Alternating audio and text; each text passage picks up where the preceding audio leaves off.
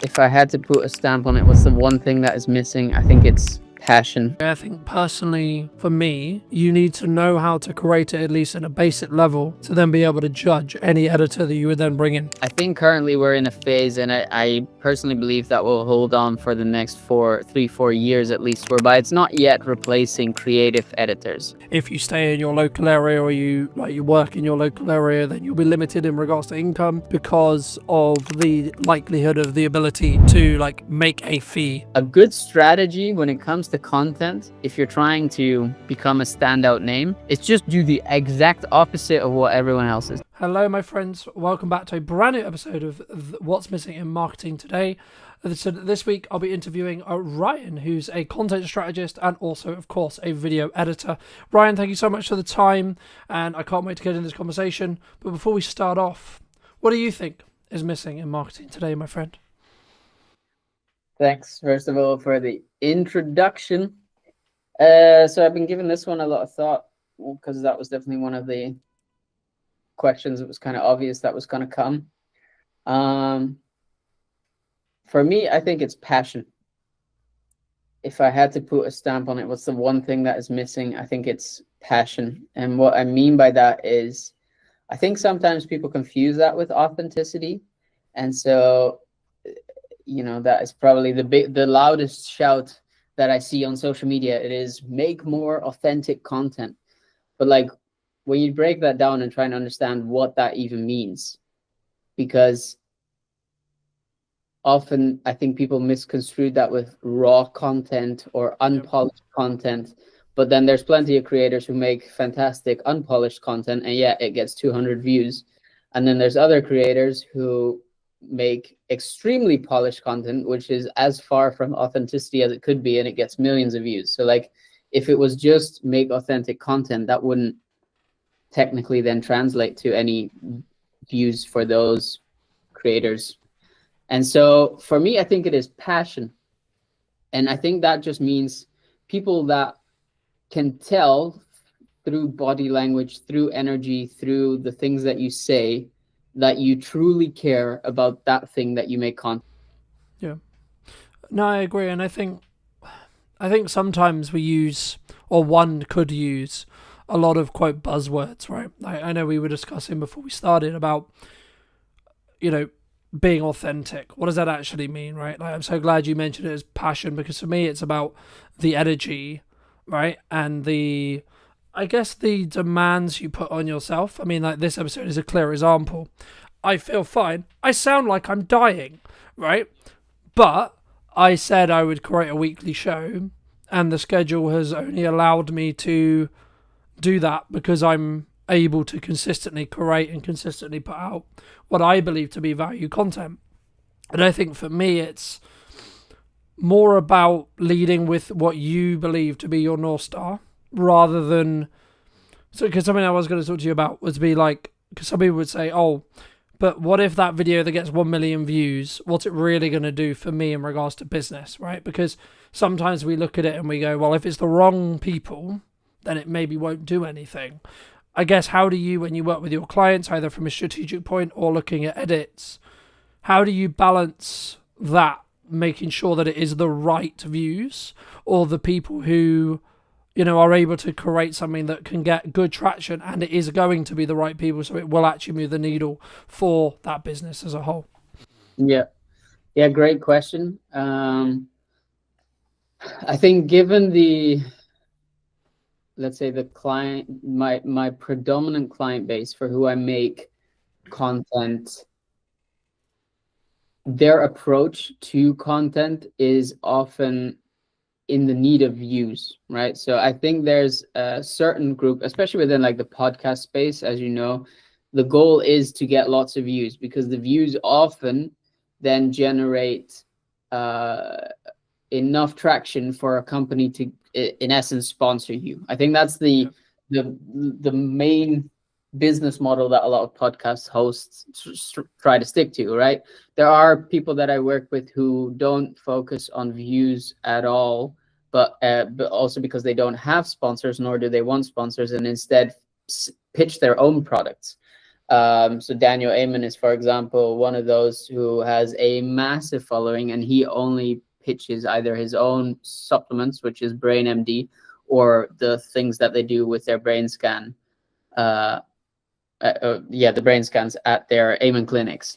And for them, that delivers way more revenue than if they would do it in such a way that they do it with brand sponsors, because those people are already, that business model is so dependent upon trust that if people are watching the podcast, that time they spend with you, the more they engage with your content, the more they trust grows. So ultimately it's easier for them to eventually buy when they're then ready to say, okay, I'm ready to figure out how I can improve my brain health. Yeah.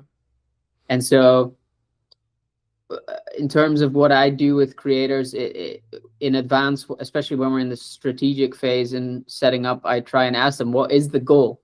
Like, how do you intend to monetize this? And when it is through brand sponsorships, for example, I understand, okay, we've got a different type of content that we need to make. We need to, for example, have way more controversial hooks. We need to have way more baity lines. Because usually that drives attention and views, and people get invested. They will feel the need to debate. And when that is gone and it's less there, we can focus more on value-driven videos, which is like in the case of the Amen clinics. Here are 5 things that you could do to improve your brain health today with supplements you have in your kitchen cupboard, so to speak. And then the rest of these like clickbaity hooks are not gone, because they still need to drive a certain amount of traffic, but they certainly become less important. Yeah, no, I completely agree. And I think sometimes the thing that people overlook is the objective, right? The thing that they're striving towards. Because if you're just looking for views, I would argue that's a business model that works for a percentage of people, sure. But if you're looking to build trust or build authority or etc. off the back of your content, then that should, in my opinion at least, come second, because you need to make sure that you're not, I'm trying to think the best way to describe it, but I guess it's twisting stuff to be a little bit too controversial, right? Like just for the sake of, it will get, because it's a better hook, so it will get better clicks, etc. But then also, like, when you, I guess, acquire that audience or get served to that audience, you're then more likely to be serving it to the wrong audience, because they're going to care about the maybe the drama or etc. In that respect, rather than the transformation that you or I could create for a business. I guess, I mean, you've had those who maybe know you through your content, etc. I mean, you've spoken quite openly on social about how good your year has been, and this is in a context for maybe longer term people who are listening, where there's a lot of people saying the creative industry is very hard right now. Being in video is very difficult, whether that's strategic, whether that's editing, whether that's production, whether that's a combination of the above. How do you look at it from a perspective of maybe what should you do, and or what do you think has allowed you to stand apart when others are maybe struggling? Yeah, great question. I think first point that I'd want to say is I wouldn't be the type of person to tell you should do anything. That's first of all. I've just done a bunch of stuff based off of what I've seen other people do. I've taken advice where I felt it was necessary, and I think where I got good is getting advice early on in my career, especially when it comes to content creation, to double down on the things that are driving results. And so early on, at some point for me, it was, I need to make money now, or else I'm going to be broke, and I have a kid on the way, and I need to do something. And that was either, and I filled out the form, and I've spoken about this before, like I had a job ready to go in a supermarket. I was 25 probably at the time, maybe 26, graduated with a master's, and here I was applying to a supermarket job to like fill the shelves. And luckily, literally the same week that I decided to do that, I ended up getting my first client, Joe Bidender, who invested who basically took me on as a part-time editor, and and because of his support and his demands, I realized I kind of found what some people refer to as their niche. And so I saw the opportunity in making more podcast trailers. I saw that podcasts were growing as a general form of media. I knew that with Diary of CEO being the leader, they will have set the standard for what you need in order to make your podcast successful. So I knew that would be more people looking for trailers. Hence, I just doubled down on that. And then kind of growing up in a hotel in Scotland, I saw in like a luxury 4-star hotel, I saw what it takes to make high quality stuff, the commitment and the dedication to it. And without tooting my own horn too much, because it's definitely what it sounds like at the moment, but like I understood that if I just cared so greatly about this each video, and not focus too much on, is my personal brand growing, am I going on enough podcasts? Like the first 2-3 years, I posted, you can track record this, there was a period in which I was posting every day on my own channels, and then at some point I just stopped because I realized, okay, I need to make money. If I need to do that, I need to become one of the best podcast trailer editors that's out there. So in order to do that, I need to put in the reps. And I had Joe as a paying client, and next to that, in the evening hours, I was just taking podcasts that were already existing, sometimes Diary of a CEO podcast. I downloaded it and just tried to replicate what they made as a trailer. And that kind of ultimately led to this point now whereby, yes, for me, it's been a tremendous year. But if you ask me, what's the hack? Just work 3 years at the thing that that people or the industry or feedback is telling you are great at, and then just produce that, and be willing that if it doesn't pay you out right away, to take that job, right? To take some side hustle, knowing that that is the kind of longer term vision to focus on. No, I completely agree. And I think, for me personally, again, I've had like another incredible year. And I guess the moment where it changed was middle of May, when I decided that my answer to marketing was yes and. Right? So, yes, you should have a podcast. Yes, you should have trailers. Yes, you should be doing ad value content. Yes, you should be doing live streaming, so on, so on, so on. And I guess the key there is, again, it comes back to that effort point we were touching on at the start, and that passion and the core. And I guess to an extent for me, it's always been, I'm going to try and lead with my brand and show you what's possible with your marketing using my brand as an example, right? Like, but also the byproduct of me doing that, of course, is I can prove to any client asking, yes, I know what I'm doing because I do this every day for me and number of clients. So I can speak in real terms rather than theoretical. And I think sometimes people, wrongly or rightly, or whatever they end up having, they speak in a really good theory, especially in the space of like video production, where there's like this subculture around like, we're going to train you to be a really good video production professional, and etc. And like, I'm not trying to smoke on those people, but like for me, it's like, if you're not in the trenches every day, what worked for you 10 years ago, or what worked for you 5 years ago, or however long ago it was, may not necessarily work now. And I guess to phrase that into a question, is there, like, do you see the podcast trailering space, which I know is where you kind of niche into, is that something that's going to die, or do you think that's going to just be like maybe the fence or the line which a podcast, if it's taken seriously, has to have moving forward, would you say? Good question. Again, I don't think there are absolutes. I don't think every podcast needs to make a podcast trailer. I think there are certain ones, especially these ones which are like an hour and a half, 2 hours long, in which it makes sense to do that, right? Like the way I often pitch to clients is podcast. You probably wouldn't go to the movies if you haven't seen something in advance to get an idea of what you're going to watch. There are some people which do that. Respect. I can't, right? If I'm going to the movies, at the very least, I'm watching a trailer. Yeah, but the majority is lower, right? There is always an exception to the rule, but the majority of people aren't unless they see some level of marketing towards that film. Yeah, exactly. So that is a little bit my philosophy behind podcasts as well. Is like, if we're going to get people to commit even an hour, but especially for the ones which are 2 hours plus of their time to watch this episode, don't you think at the very least we need to warm them up to give them a bit of a feeling in advance as if what they clicked on or what they're committing to is going to pay off? And so I think that's what a trailer does. And then there's multiple aspects of, like, trailer also makes the guests look fantastic. It positions them as an expert or at least as an interesting person, depending upon the angle of their story, which means the guest is more likely to share it.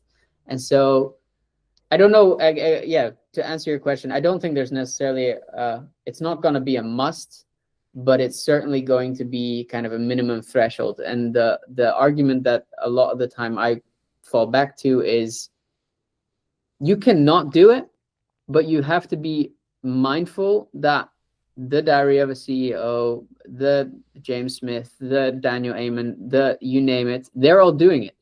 And so you're already, by choosing not to invest into that, you're already one step behind.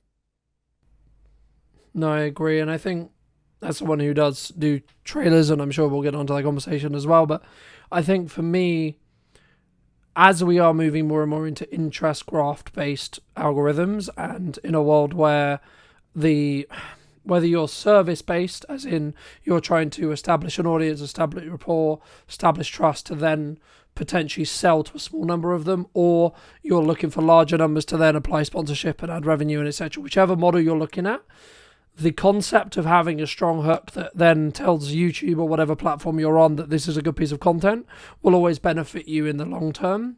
And I think for me, I guess it's some way, if you were going to put it into like A, B, C, D, T tier, you need to ask yourself, do you want to start at B and then work your way up? Or do you want to start at C or to start at D or whatever, or do you want to start at A? And or do you have enough resources, bandwidth, etc., etc.? Like, if you're someone who's just starting out their business, they've got zero budget, and they're doing all of it bootstrapped, and they're doing all of it themselves, should you have a trailer? You should have something. Yeah, right? I think. But exactly. So as someone who had a podcast, who bootstrapped it, who didn't have any resources, I just learned how to make the trailers myself. By the very thing that I just said, of just copying to some degree what other people were doing. And that copying, yes, it might mean that it's not original content, or it feels less original, whatever. But it did mean that it gave me the skills to start learning and understanding what works versus what doesn't. And yeah, you can argue that you maybe don't have the time for that. Then at some point you have to question, well, something's got to give. So you have to make choices. I agree. I think personally, for me, you need to know how to create it, at least at a basic level, to then be able to judge any editor that you would then bring in, right? Like, because for me, otherwise, and this is the same with any marketing, this is the same with anything you do, you should be able to do it yourself. A, because when shit hits the fan, you might have to, right? And B, you also are in a position where then you can judge the person you're outsourcing your ads to, you're outsourcing your marketing to, you're outsourcing your video editing to, etc. But then also, like, think about it this way. The capacity you could gain by getting someone, quote, more skilled in trailer making to come in, someone like Ryan, for example, right? And then that gives you, we were talking before that it takes you like a day, sometimes 2 days to do a trailer. Okay, cool. So you're saying to me that I can get a trailer that's 2 days worth of work for X price. Cool. Okay, so my objective then is to spend that 2 days making more than that price. That's it. That's the only objective in that respect. Unless you're truly passionate and your core is, I want to become, sorry, Ryan, one of your competitors. Right? I would say the better use of someone's time is actually developing their craft. And that could be an adjacent craft, like getting better at production, getting better at filming, getting better at marketing, etc. And then you can bring in someone like Ryan or a specialist to then do XYZ, right? But especially if you're trying to keep consistency, the reason why I live stream the show, but then also then pre-produce it, is so I can have the best of both worlds, and I can just simply have more volume, and I can squeeze each episode a lot more when it comes to the output. Now, it doesn't mean by any means that, by me doing that, I'm necessarily going to have larger views. Is potentially the likelihood is yes, because I've got more content going out around the same topic. But actually, again, it comes back to that overarching strategy and what are you looking to do and how are you looking to do it. But I guess, in the research I did around yourself, it's actually, you said you aspire to be a Netflix documentary editor, right? I mean, how does that, I guess, there's kind of a two-part question here, which is like, number one, how does that influence your mindset if you haven't already touched on it today? But then number two, I would argue that that's I won't go as far as dying job or dying field, but it's definitely not as, I would say, or harder, you could say, like to get into or like to keep, because that industry is in transition at the moment with a lot of AI and etc. etc. In that respect, I mean, has your views kind of changed as you've had that kind of want and that core, from when you wanted that at the time? Yeah. No, I wouldn't say it has changed. But main reason for that is more so because I tend to be the type of person that really enjoys giving themselves a goal, and until I achieve it, I don't, yeah, it doesn't leave my mind, basically. So another example which still haunts me on the daily is that at some point I made it publicly aware that I wanted to write a book. And I wrote chapter 1, but so far I haven't gotten further than that. And that was, again, comes back to like this period in which all of a sudden I needed to make money, and that just became more important. There's definitely still the hunger in me to do that and to finish that, especially now I'm out the other side. Like, the goal at the point was to write about the quarter life crisis, and as I was learning about everything that goes into that, now I'm out the other side and I kind of achieved what the intention of that podcast was. I feel like this, now I have the insights to write that book. So yeah, anyway, that was sidetracking. I still have the intention to do that.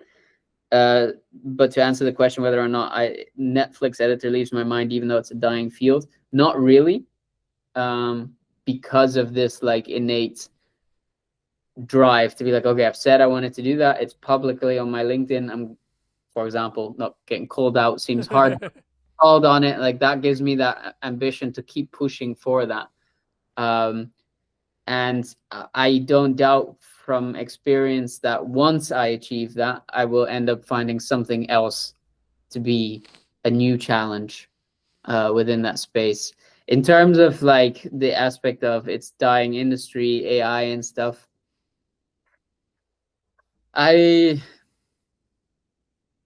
think currently we're in a phase, and I personally believe that will hold on for the next 4 years at least, whereby it's not yet replacing creative editors. So yes, it's making things like, for example, to stick to podcast examples, making a multicam cut, you now have a tool, you can do it within 10-15 minutes. Count in an extra half an hour to go through and check whether it's done it well. A task which used to take 3-4 hours. Yeah. Right? These kind of inefficiencies that were already within production anyway, it's currently replacing them, and that is phenomenal, right? But we're nowhere near yet to the point whereby I can just type into a chat GPT or something similar within the creative space what is in my head, and that it does it well. Like, you have to have a very, very in-depth knowledge of prompt engineering in order to get something good to come out of AI within a creative space. And maybe people who disagree with that and I don't know, talk about whatever. I personally don't think, like, nothing original comes from it. And so I'm not worried about that yet. That being said, I've also talked about it before. That is my intention to do this for, let's say, the next 5-6 years, and continue building and kind of see how far I get, and around that time look into pivoting to something which is more offline heavy. My partner and I have always talked about setting up a retreat center, and I could imagine at that point we'll end up doing something like that, because I do believe as AI develops, as social media becomes more and more cluttered with AI garbage, I do think there is an element of people wanting to be more in person, because it's the only thing that their eyes will believe, right? They can't believe anything on the internet anymore at some point. And I do think the like social validation, these things which are innate human psychological things, that we will default back to those more. And so rather get out while on top than kind of sit it out and then be at risk of staying at that point in a dying industry. Yeah, and I use the word like loosely when I say dying, right? Like I think like many industries will pivot, will adapt, will change, and we'll see, you know, because there's a lot of speculation around like, is AI actually going to get to the point where it can replace you or I or etc. Right? Maybe, maybe not. Right? If you talk to the people who are quote making it, of course they're going to be like, yeah, yeah, yeah. Of course they are. Right? But in reality, are we going to get there? I don't know. But it kind of, to an extent, I guess it does lead on to my next question, which was going to be, you've been very fortunate to work with, I would argue, some high performing clients, right? In regard to their clearly successful in the monetary definition of the term, but and or even like health and balance and freedom and etc. Right? What would you say makes them either different, or even like maybe some other examples that you've studied yourself, like when it comes to their either their work ethic, how they show up, what they do, that I guess has allowed them to rise above the quote average in that respect? Yeah. I think for everyone, the main thing that applies is they know one rule to be true, and that is that quantity brings quality. And so they are just unapologetic about posting insane, and it is truly insane, volumes of content, and often repeating content which is performed really well several times. And they just do that day in, day out. So like, I think currently for the Amen team, we're putting out like 300 pieces of content a week.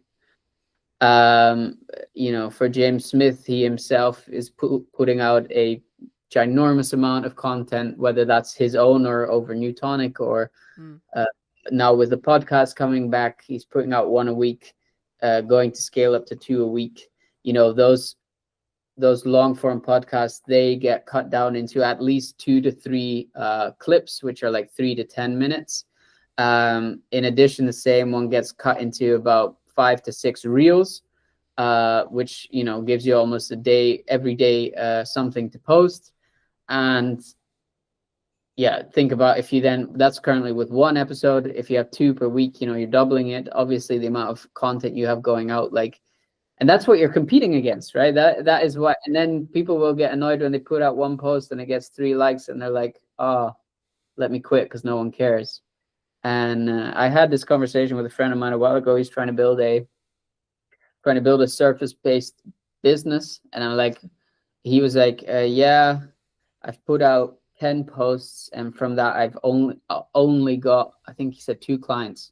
And like, do you realize like the ratio of that is insane? That's actually really good. You put out 10 posts and you've already got 2 clients on a beta product. That's crazy. Yep. Like, just imagine if you 10x the amount of content, or even just like, don't overdo it. Maybe just say, okay, from now on I commit to posting every single day, right? So you got 30 instead of 10. That means you're making 6 new clients a month, right? And this stuff is exponential. So the more you put out, the more it's going to grow. Like, and just kind of putting it out that way towards these people and helping them see, yes, maybe you feel like you were deserving of more. That could be. But I think you just grossly underestimate the amount of volume it takes. Do you think? I mean, for me, that's where I think people who are learning to leverage AI, learning to leverage creative editors, creative people, and then working hard themselves are the ones who are then going to, quote, win. And I would count myself in that for me personally. But the reason why I say that is because I have always understood that the answer is just work. right? There is no shortcut. There is no magic. There is no BS. You want X, Y, and Z. You want to times your revenue by X amount. You want to make however much it is. Okay, then you better work infinitely harder than you think it's going to be to hit that mark, whatever your mark is. The same in fitness, the same in podcasting, the same in everything. And the thing that I did wrong, I guess, last year was I wasn't solely focused on, I'm only going to do these pillars only, right? And the reason why I mention it here is because it's talking about that 1% improvement every time that you alluded to when it comes to volume. And the way behind it, for those who may not know, is it comes from, well, many things, but it comes from a pottery study, which is the most used one, which is a semester was cut in half. One was only asked to basically create one pottery item, so I think it was like a pot or etc. And then the other half was given the opportunity to create as many as they possibly could. And the outcome was the ones who created the most learnt the most from the mistakes they were making as they were creating them, which in turn meant they were able to then create the better pot. When if you just had one chance, you're not going to be able to, you're going to go make the chance, make the mistake, but then not be able to learn from it and then fix it in the next term. And that's why for me, anyone who says, oh, I'm only going to post once a week or I'm only going to post 3 times a week struggles because they don't have that compounding learning. And yes, it is hard work. I get it, right? I do. But since daily posting for the last, I would say 3 or 4 years, it doesn't, I then don't, this is going to sound horrible, I don't care specifically about each post. I simply care about, is it going to get me from point A to point B, right? Whatever that is. I mean, I guess, is there, especially when you were early starting out, was it simply just, I'm going to create a tailor today, I'm then going to create another one tomorrow, I'm then going to create another one the following day, to allow yourself to learn what didn't work? Yeah, so not quite. So just to give people, I suppose, an accurate understanding of just how long I've been doing this. I started as a DJ publicly in 2016, right? So in a couple of weeks, that'll be 10 years ago. And so I wasn't posting at the same intensity that I do these days, but that was like my first taste of social media. I was positioning myself as a local DJ, reaching out to local clubs, making my own music, putting it online, taking press pics, putting that online, making like kind of behind the scenes vlogs. So then I started the side project, which was a let's say a platform for DJs and producers to ultimately give them more exposure, especially for beginning producers. And I posted, I mean, the channels are still up, so you can always check, but I think on that channel we posted 400 videos, which I did for a year and a half. Then came the Quarter Life Crisis, a podcast, which in a year we posted over 400 videos. Right, and then that's not including, like, that's just on Instagram. If we include like YouTube and the clips and all that stuff. So like at this point, I've been in the business for 10 years. I've been doing this actively for like 4.5, and just put out so much volume, at least one post a day. And that was just for my own stuff. Let's like in the past 2 years, if we include client work, we're talking like 2,000, 3,000 videos. You can't tell, like, you're coming around the corner making your 10 videos and you're like, oh, but I don't have the same results Ryan has. Yeah. What do you expect? Like, and so help me, what was your question? I mean, it was more around, I guess, like, is there a struggle around people simply understanding that it's just going to take them time, right? Because like when I started, there is this culture, especially at the moment, which is like instant.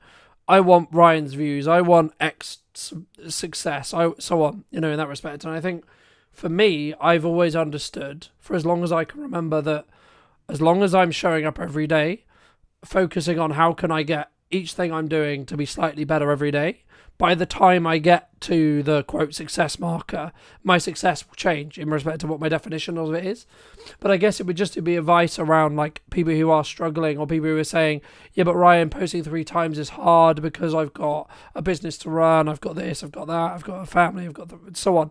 What would you say to those people? It is hard. It is. You're right. But if you want the upside of it, if you want the reward, you're needing to be willing to put in the work. And that is going to like, this is what I find tricky, because for me, the main reason why I did all of that I just explained was because, for me personally, the fear of needing to go back to my 9 to 5 as someone who is allergic to authority and being told what to do and when to do it, more importantly, like, that fear was more motivating than anything I've ever felt to this point. And so, and I still fall back to that now, whereby I think, if I don't know, if the business is like having a month whereby revenue is declining or something, I'm like, I need to do something, because I'm not going back to the 9 to 5. And I think there's a large group of people who want the upside but do not have anything driving them. They're waiting for that motivation. And sure, I could lie now and say like, oh, just put in the work and you'll eventually get the results and it'll be as motivating. But that motivating is gonna leave. Like, you have to have something that is driving you, something that you're scared of. For me, it was, and no disrespect to people who have 9 to 5s, but for me personally, that felt mediocre, and I felt like I could do better, and I didn't want to like be in that situation anymore. I was genuinely scared of it. Like, I was depressed, and so that has been the motivating factor for so long to ultimately go and put in the volume, because it wasn't more scary than that. Yeah. And so that made me come back time and time again to just put out another post. And I get some very creative comments still from people who then hate in some way or whatever on the content that I produce or whatever. And I'm like, okay, but like, I could listen to you now, or to friends or family. Like, the family who was telling me, yeah, don't you think you need to get the normal job and stop messing around? Like, until this year, my grandma thought I was just, she doesn't understand what I do. She thought I was just messing around, and she was scared for me, which is meant very well, but was not productive to what I was trying to achieve. And I saw other people do it, and I knew if they could, to some degree, I can. It doesn't have to be their level of success, but if they managed, I have to be able in some way to get a similar space of success. Like, I think we have a tendency to really downplay success. So, for example, if whether marriages, this is a good example. People say this all the time. They'll say 50% of marriages end in divorce, right? And while that may be factually accurate, the flip side of that is 50% of marriages are successful. And so you could choose to put yourself in a space whereby, well, 50% of marriages end in divorce, and so mine's going to end in divorce. Or you can put yourself in the position where 50% of marriages are successful, and therefore I will be successful. Yeah. Yeah, the risk of being some spiritual guru, I suppose, there is an element of this is mainly a mindset game. And I do know the moment I started working with a mindset coach, things also exponentially started increasing for me. So I think, well, I don't know the psychology off the top of my head, but it's somewhere along the lines of like, we will only be able to see what's possible or what's in our surrounding area, right? There's been loads of studies that show like, if you stay in your local area or you work in your local area, then you'll be limited in regards to income because of the likelihood of the ability to like make a fee, right? Me to charge you something. When you look exponentially across the internet, the actual ceiling on what you can make is infinite, as long as you understand that you're adding value to a different market and then you can target that market, etc. But I guess the thing I also wanted to mention as well, I mean, I guess in some ways, some people say to me when their content isn't performing, or maybe it's like plateauing or etc. I mean, like, are they, quote, shadow banned, or do they, because I've always been of the view that when that happens, you need to mix it up, you need to change things, because you're getting complacent with either the system which you've built to create content. Fair enough, great system, but the system is only as good as the results it creates. So if you're still making money, don't change the system, right? But if your objective, maybe if you're in the camp that we alluded to earlier, which is actually we need to make more views because the sponsors are maybe unhappy with how X episode performed, what would you recommend? Or is it just simply their quote shadow banned? Oh, I rarely think shadow band is a thing.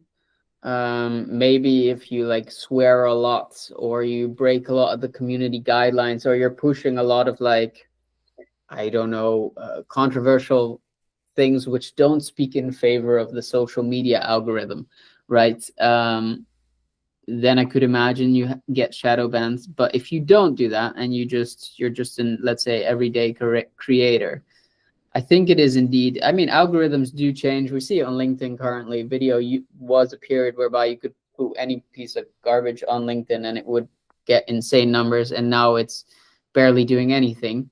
And so I do think that is in part to an algorithm change, but I wouldn't go as far as saying you're shadow banned. And if anything, if you are in your core a creator, that should be the challenge, right? That should be the challenge for you to say, okay, I got here at some point by trying a bunch of different stuff, right? At some point, I found something which worked, and so I doubled down on that and decided to focus on just that and do nothing else anymore. And people like fatigue, people's attention fatigue, and if you're not bringing anything new anymore, at some point they've seen your stuff over and over again, and so it gets boring, right? And so they're looking for new stuff. And so if you are a creator in your core and you find yourself in the position you're talking about, I say a good ratio to stick to, especially in the beginning, is just 50% test content and 50% of what you think personally will most likely do well. And as you grow, you'll see certain videos do better than others, and the ratio kind of adjusts. And so you'll at some point be producing for 75% of the content that always consistently does well. But I still think you should have that 25% of content whereby you're just testing new ideas, new formats, new iterations of stuff. And sometimes it doesn't have to be extensive. Like I produce a weekly show in which I break down how edits are made, right? And so I've been doing this now again for about 2 months. And in the most recent episode that I recorded last week, I decided to add a segment in which I basically give strategic advice when it comes to content. It's like a 1-minute thing in which I basically give a strategic tip of the week. And so that show expands, right? It's gone from just me reviewing 3 videos to my strategic advice plus the 3 videos. And then the week after, I added in a color grade segment. So I take like a scene from Stranger Things and explain these are the color elements that go into creating a scene like Stranger Things. And so the show builds, and I've given myself here with 2 new segments that I can test and see how they do. So I'll put it out on socials as an individual clip. I'll also like ask in the episode what they think, which ultimately creates engagement, causes people to give feedback. And so there's this ratio that I stick to that works very well for me, at least, of continuously developing yourself and figuring out some way to stay fresh. Because otherwise, the alternative is you become boring. And in the end, that's only going to be a downhill spiral from there, right? Yeah, no, I agree. And I think there's kind of 2 points, I guess. A, the Alex Samodi side of it, which is like outlast everyone else who is quote unquote boring. Right, so be the longest running podcast in your niche, just because you want to be the stubbornness person, right? There's that, or I would say actually probably it's more and then also adding those other elements in, like those elements you kindly shared about what can we do to make the show unique, what angle can we think about it, or just think, actually maybe I'm going to go after the guests who haven't been on shows before. Maybe I'm going to simply go after the people who are, tiny, right? So they would actually really appreciate being asked. And actually you can get more nuance, but maybe they're like seasoned professionals, right? So like they've been in the industry like 50 years, but they're so small in the respect to like they're not like a known marketer or a known name. So when you get an interview with them, it's like this completely brand new perspective. And or you then try and compete with, and I guess it comes back to your like our previous point at the very beginning, which was like, what's your like your actual reason for doing the content. Is it to make you more money, or is it to get more views, right? So if you're what I believe Stephen Bartlett's now looking to do, which he's like, I want to create the largest podcast in regards to numbers, period. He's going to have a very different guest plan, guest structure, guest strategy than, say, someone like I or maybe you have or would have, because we're looking for strategic experts that will help us position us as experts in marketing, in video, in video content creation, etc., rather than him who is looking for how much mass, I would assume, I don't know, but my assumption would be how much mass appeal is this episode going to get, because how well known is X name, and or how topical is the conversation which we're going to have, right? At the peak of AI, funny enough, he did a load of stuff about AI, Yeah. Now he's anti-AI, which is kind of funny. But what I do think the Diary of a CEO team does smartly is, I was lucky enough, I think I started listening at like episode 20, and now they're at like, I think 400 or something like that. So when I started listening, one of the main reasons I started listening was because it was about CEOs, right? And with time, as Stephen developed and got more interested into, because you can look back at the first, he was definitely not lean or muscular or like he was, it was most definitely not fat or anything, or it was just, normal dude. And over time, you can tell with the people he interviewed and the learnings he was taking from them, fitness and health and all of that started becoming way more of an interest to him. And so what he did as a result of that is started speaking to these people who were also interested in health and fitness, etc. And I think he's done it very smartly, whereby he understands there's an element, what you're referencing at is like which people get massive views. So like Michelle Obama, right? That's just naturally going to be a hit. Recently Kevin Hart, that's naturally going to be a hit, right? And then there's the element of all of the like technical experts that he still interviews, which are more in relation to health and fitness. But then there was also someone, I honestly don't remember who, but there was someone more recently that he interviewed, which was relatively unknown. Like at the time, the first time he got Daniel Priestley on, at that point, I think he had like 30,000 followers, which sounds like a lot, but it's really not if you put it into context of the normal average guest of Stephen at that time. And so I think if anything, he holds exactly true for what I just said to the ratio of like testing, right? Continue that. Sure, focus on the views if that is the goal of the podcast. Keep that in mind. But like also feel free to like get the random guest on there. And that being said, the flip side of what you were already hinting at is a good strategy when it comes to content. If you're trying to become a standout name, it's just do the exact opposite of what everyone else is doing. Yeah. And so everyone is creating a trailer with 3-hour-long episodes. Cool. You make a podcast that is maybe 10 minutes long with one core question that you discuss with a friend, for example, or maybe you just discuss it yourself, right? And you put that out every day instead of once a week, right? Or the same goes for hooks. Like everyone is starting with very controversial hooks. You start with a like colored screen and text on it, and you animate the text in with an image, and then you go into the like bulk of the trailer. Like I think if you just try the opposite of what you feel works, 9 times out of 10, I think you're going to find better results that way. I think, in some ways I hate to say this, but a lot of marketing is science, right? You have to be creative enough to think up the ideas, sure, but you actually have to then get the data to then learn from it, right? So you might have in the same way a scientist would have a theory or a hypothesis. You would go, I think this is the case. In the same when we work with clients or we're looking to try and get a client a certain objective, it's like, okay, well, in theory, we think you want to talk to this kind of person who's this demographic who lives roughly around this area. Cool. Okay, cool. Right. So now what we're going to do is we're going to test that theory and see what happens. I guess the crux and the thing that we use Stephen as an example, so I'll continue to use him.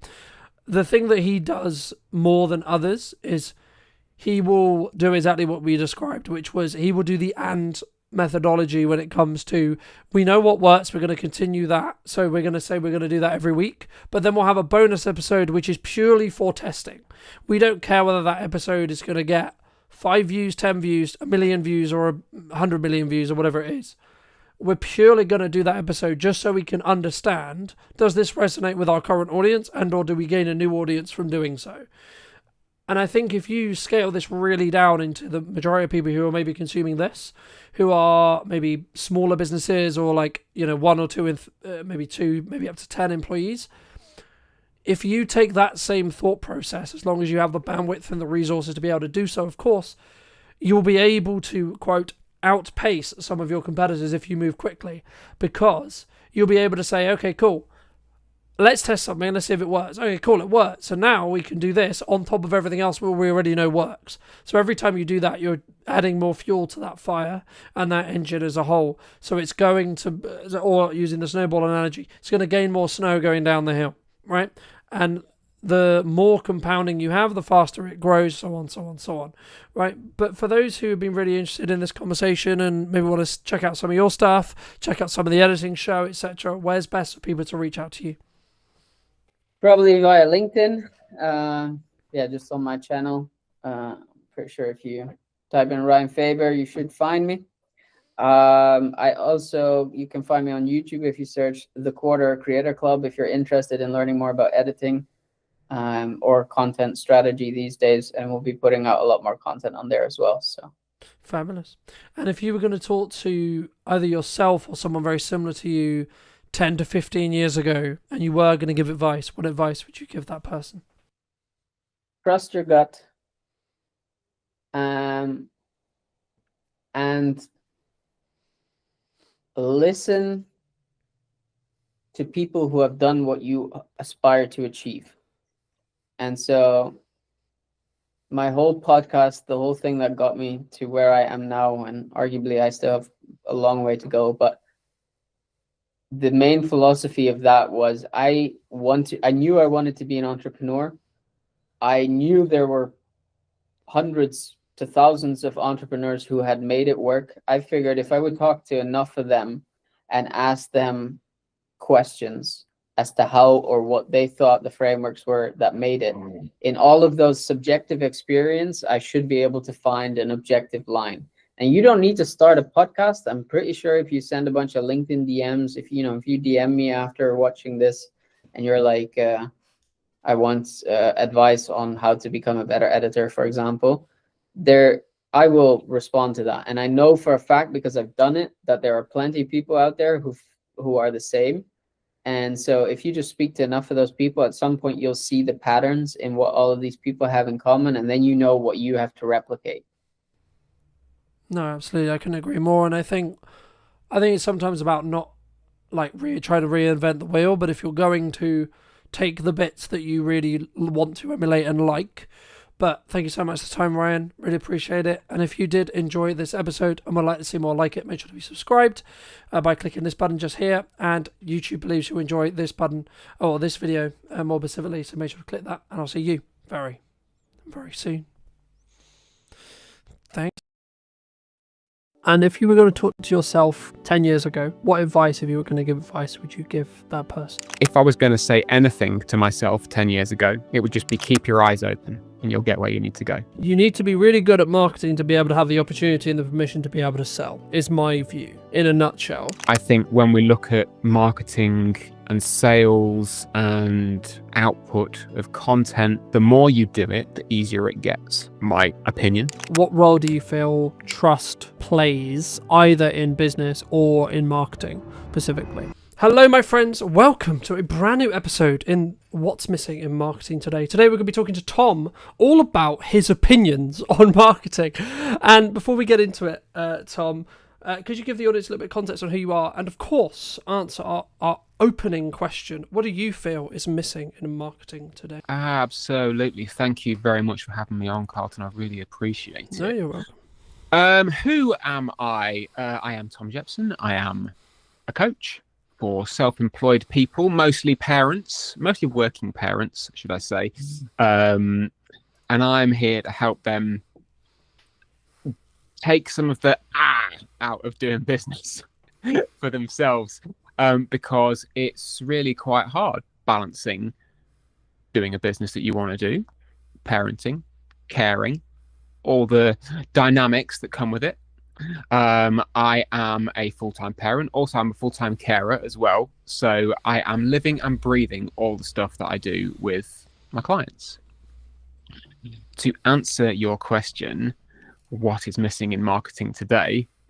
I think selling is missing in marketing today, is what I think is missing. Okay. And I'm sure we can dive down into that hot topic momentarily. I mean, just to build off that, my personal view, I personally think they're separate, right? I think they are mutually exclusive. You can't have one without the other, right? But you need to be really good at marketing to be able to have the opportunity and the permission to be able to sell, is my view, right? In a nutshell. Why do you think then, let me build off the question, why do you think specifically then it is missing in marketing then? Like, what do you, like when you say that, is it not sales driven in respect to like sometimes we don't do call to actions or we don't have that quote ask, or is it, because I would argue you shouldn't be direct selling, or would you disagree? So this is a very big topic, and I know we could go for hours just on this one point. So to give some context, I have a daily newsletter. Daily. I send an email to a mailing list every damn day. And because I'm well versed at that, I am practiced in what I offer to people, there is a call to action which could be deemed as a sales pitch every day. Yeah. It's never like buy my stuff, because I'm not going to ram that down people's throat when they're actually, what I want to do is give them something of value.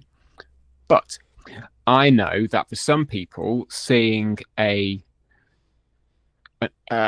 continual offer every day could be quite off-putting.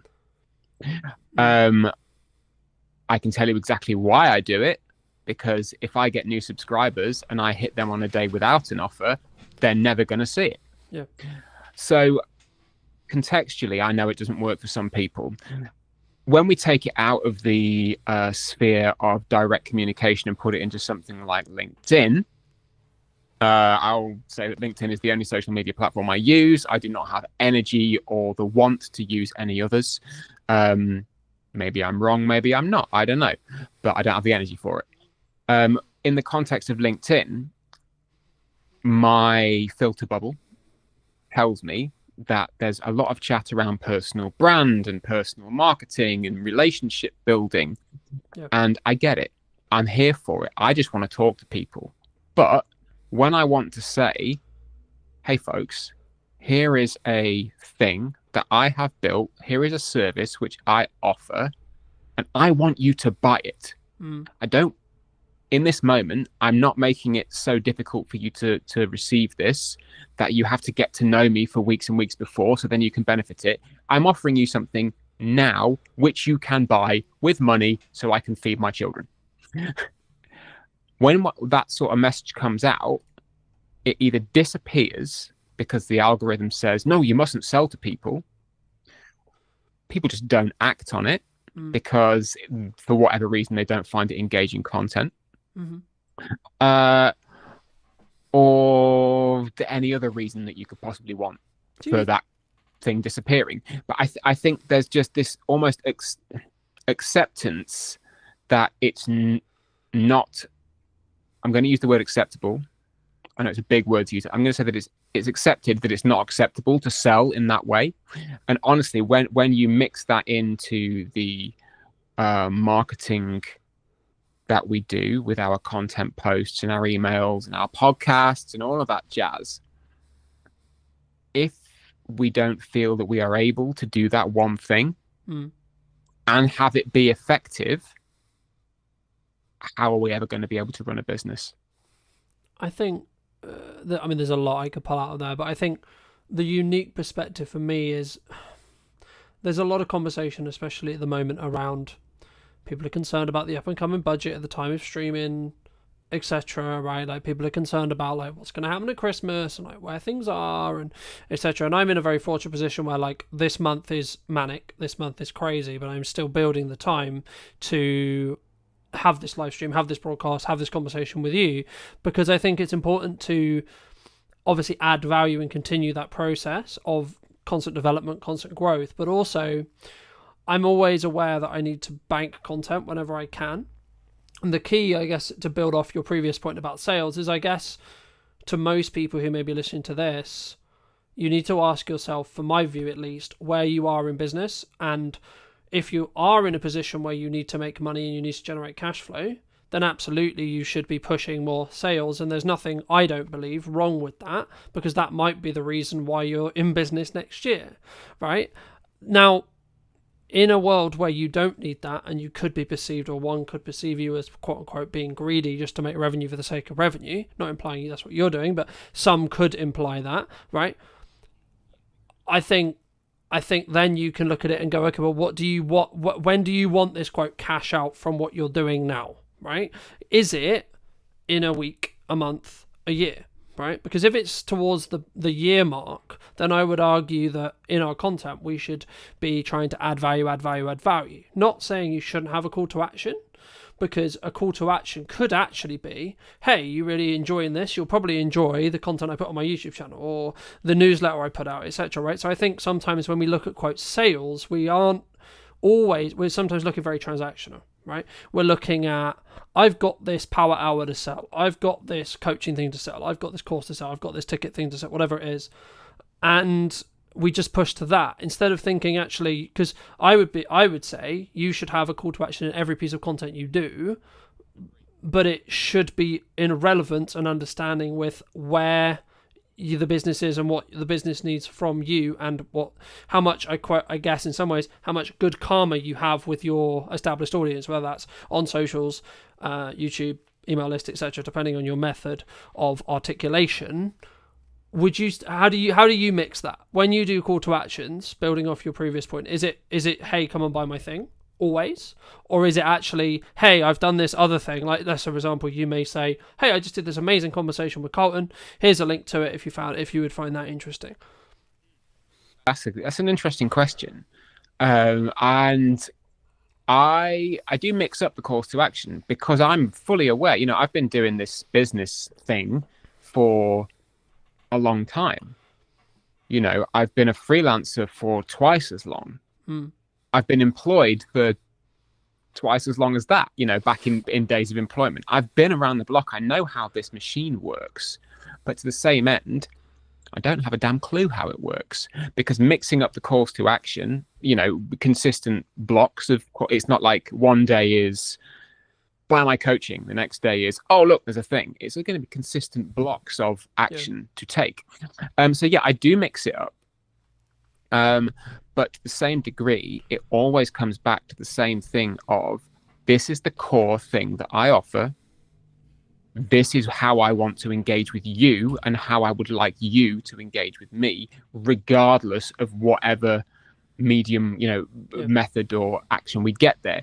If I'm posting on LinkedIn, chances are the call to action will either be connect with me here or sign up to the newsletter. Mm-hmm. Those two, because I know that if I get somebody into the newsletter ecosystem, they have actively opted in, and I can then actively let them know who I am, what I'm for, and what I can offer them, and how it will help. Yeah, and I think, I guess, go on. I was just going to say, I think for me, it's about understanding when you're serving and understanding how to serve. The point. It's, not to cut you off, but I think there's a point at which we say, should we not always be serving? Like everything, every action, every piece of content. Again, my 2 cents, big chefy pinch of salt. everything comes with value. Everything comes with a desire of, actually, if I was sat down with somebody in a coffee shop, what would I want to tell them, and how would I like them to benefit from this conversation? You know, it's not the generic, here's 10 lessons that I learned as an entrepreneur of 20 years old. You know, here's what I'm doing in Bali with my remote nomading, you know, and that's my high horse, which I'm sure we'll get onto later. But to like pull the thread of service, yeah, I believe that if you are in a business, no, retract, if you are in business, there is always going to be an element of service to your customers, regardless of whether it's paid, whether it's free, whether it's interactional, whether it's transactional. You know, put something out there, because that then is the marketing, and then you can direct the sale. Yeah. You know, I'm not an expert in sales. People know this way better than I do. It's like they make jobs out of it. I haven't. But I do believe that aspect is almost becoming culturally unacceptable because people don't want to be sold to, and that's okay, but it doesn't mean we shouldn't do it. I think the reason why I paused was because I was just thinking, do people not want to get sold to, or do we need to position it in such a way where it doesn't feel like we're selling it to them, right? What I think you're referring to there is like, I don't want to be hard sold to, right? Yeah. Like, I don't know you, but you can buy my thing, thanks, right? For some, it works for some, and that's great. You know, people. I don't think it's ever going to work for me personally, so I probably would never do it. But in terms of, I don't want to feel like I'm selling to somebody. No, absolutely. I have to feel like I'm selling to somebody. Otherwise, what am I doing? I'm not. Otherwise, it's a hobby. Yeah. Like, at some point, I need to be in selling this thing mode. Yeah. You know, I'll offer somebody 45 minutes on the phone with me for free. I will pay attention to them. I will direct that conversation in a way which is pure coaching. I won't sell to them in the service element of that call. Yeah. They're gonna know at the end of it what I can do to help them if they want to take it further. But the service comes first. Yeah. And then once that has been rounded out, I can then go, well, look, here's your call to action. This little piece is me saying, here's what you can buy if you want to. Yeah. And I think it's that mindset of, okay, you're allowed to sell what you do because you're damn good at it. And people need to know that. Otherwise, how the hell are they going to buy it from you? When did you choose daily? Because I think so many people, they struggle with, I'm going to spam people, right? Like, I post when I'm not in like crazy work mode with lots going on, etc. Like, I would post like 4 or 5 times a day, etc. across socials. Like, I'll be very visible, but I'm aware of how interest graph works rather than social graph. So I'm interested to see how kind of like you thought about daily like email marketing. Why daily, right? Because I guess some people are going to listen to this and say, well, Tom, that's spammy, right? That's too much. That's crazy, right? You don't want to oversaturate your audience, etc., etc., etc. It's not for them then, is it? That's my answer to that. It's not for them. I started, my newsletter journey began a couple of years ago as a consistent activity. It started monthly. After 3 months, it went to twice a month. At the beginning of, where are we now? Near the end of 2025. Beginning of this year, it went to weekly on a Monday. And then I got to a point in the middle of August, just before the summer holidays began, where I went, you know what? I've got too much to say. I've got too many things that I want to share with people. And I believe I have the energy and the momentum to do this. So I started winding it up a little bit. And as of the 1st of October, every day, it's 250 odd words of a story, something that's inspired me, something that I found funny or interesting, a life thing, It might be a straight sales email. They can be peppered in. It's a business newsletter. Yeah. But I found that from the beginning of October to today, when we're recording this, sorry for suddenly removing the evergreen content barrier, but we can say over the course of the last 5 weeks of doing this consistent daily activity, I have found that my writing has gotten better. Not to toot my own trumpet, but it was pretty good before. But being able to write and have a funnel and a channel for consistently telling a story, it's made me better, and the performance has done what I thought it was going to do. I gained a handful of subscribers and I lost a handful of subscribers. About as many. It was about parity for the in and the out. And I knew that was going to happen because I was sending people something daily. Yeah. I was putting an action in there daily. Yeah. So, like, having it in the last 5 weeks and actually going, you know what, this experiment's worth doing and this is worth following. Yeah.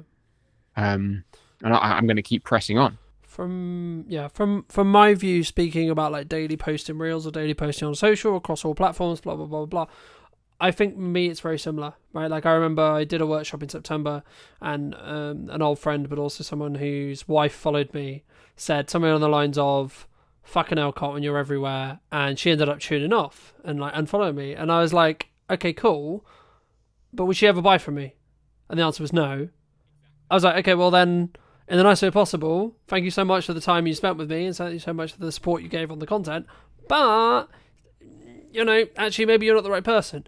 And I think that's the key. And I think sometimes, like, I could quote a million people, but the crux of like any marketing is just a shit ton of work in a window of time to get a result, right? The work as a whole is probably going to be the same whether you do it across 6 months. Like if you want the result, you can do it across 6 months and get the results in 6 months, or you can do it across 2 weeks and get the results in 2 weeks. But you have to have the same amount of like output than you would have in that 6 months, in that 2 weeks. And that is going to annoy some people. That is going to quote, "Oh, fuck's sake, Tom, you're there again," right? "Oh, fuck's sake," etc. But like also the just to pick apart a little bit what you said, the key I think for the person listening who's maybe considering something like this, whether this is daily posting on YouTube, daily posting shorts, daily posting Instagrams, writing an email, whatever it may be, writing a blog, etc.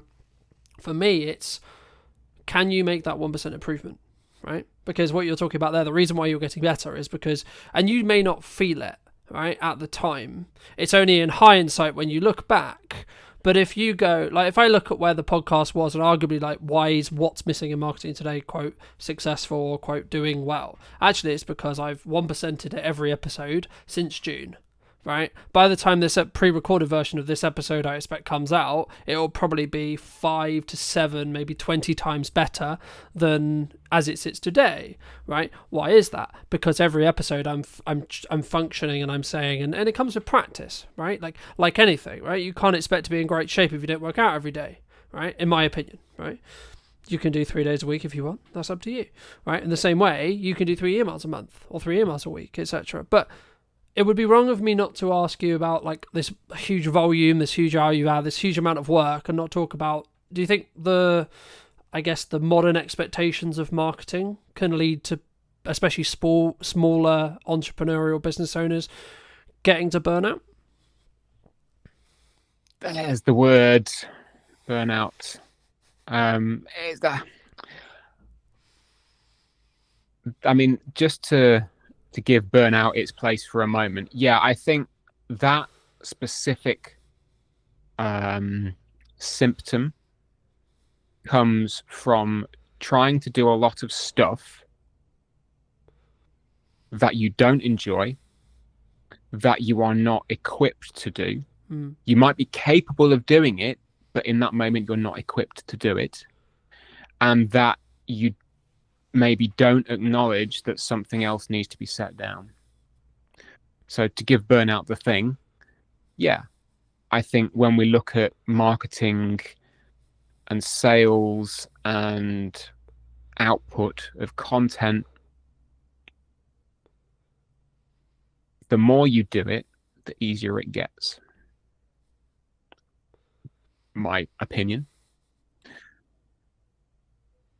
If you come to it and say, oh, this is really hard work, I don't know what to post, I don't think I want to be sold to. For a start, you're coming at it from a place of fear for whatever reason, because you don't want to do it because it might feel a bit scary to put yourself out there.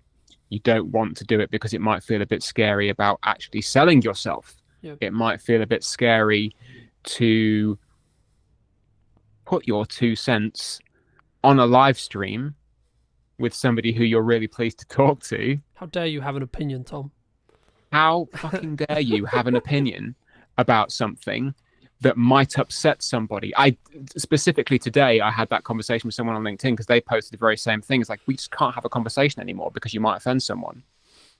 Like, it is up to us to communicate with our best intention. Whatever that best intention is, we've got to put it out there.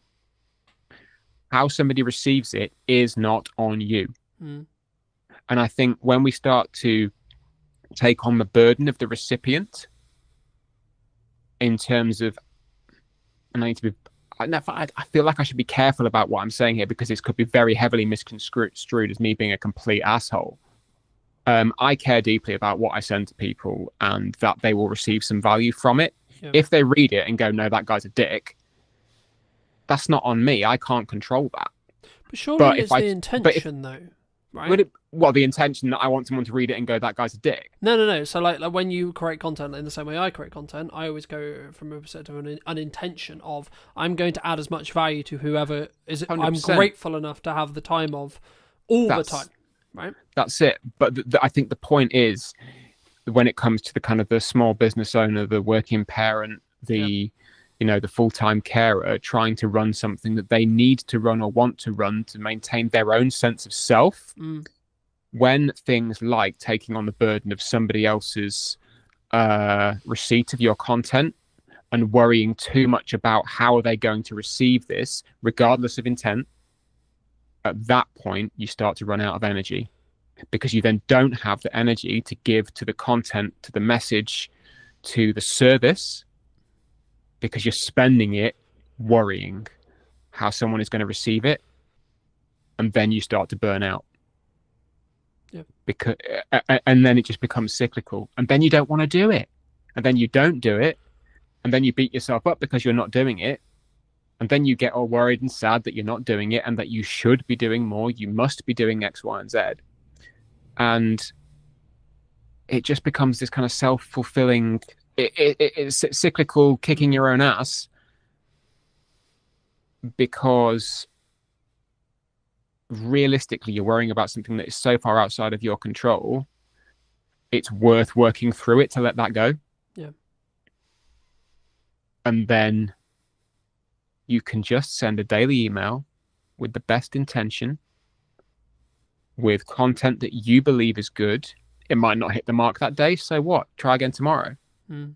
But you can do it without worrying that somebody's going to tune out, because as you said before, if they tune out, it's probably not for them, and that's okay. The same goes with daily posting. I mean, I try to post daily on LinkedIn. Presence, makes me a bit sad sometimes. But as you take away that fear of, am I going to get cancelled? Is this message going to miss the mark? Is this any other thing? Yeah. Chances are, worst that's going to happen, no one's going to see it.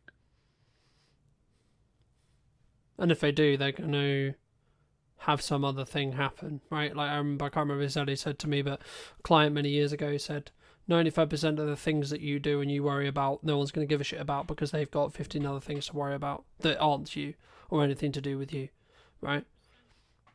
We're very internal creatures in that respect,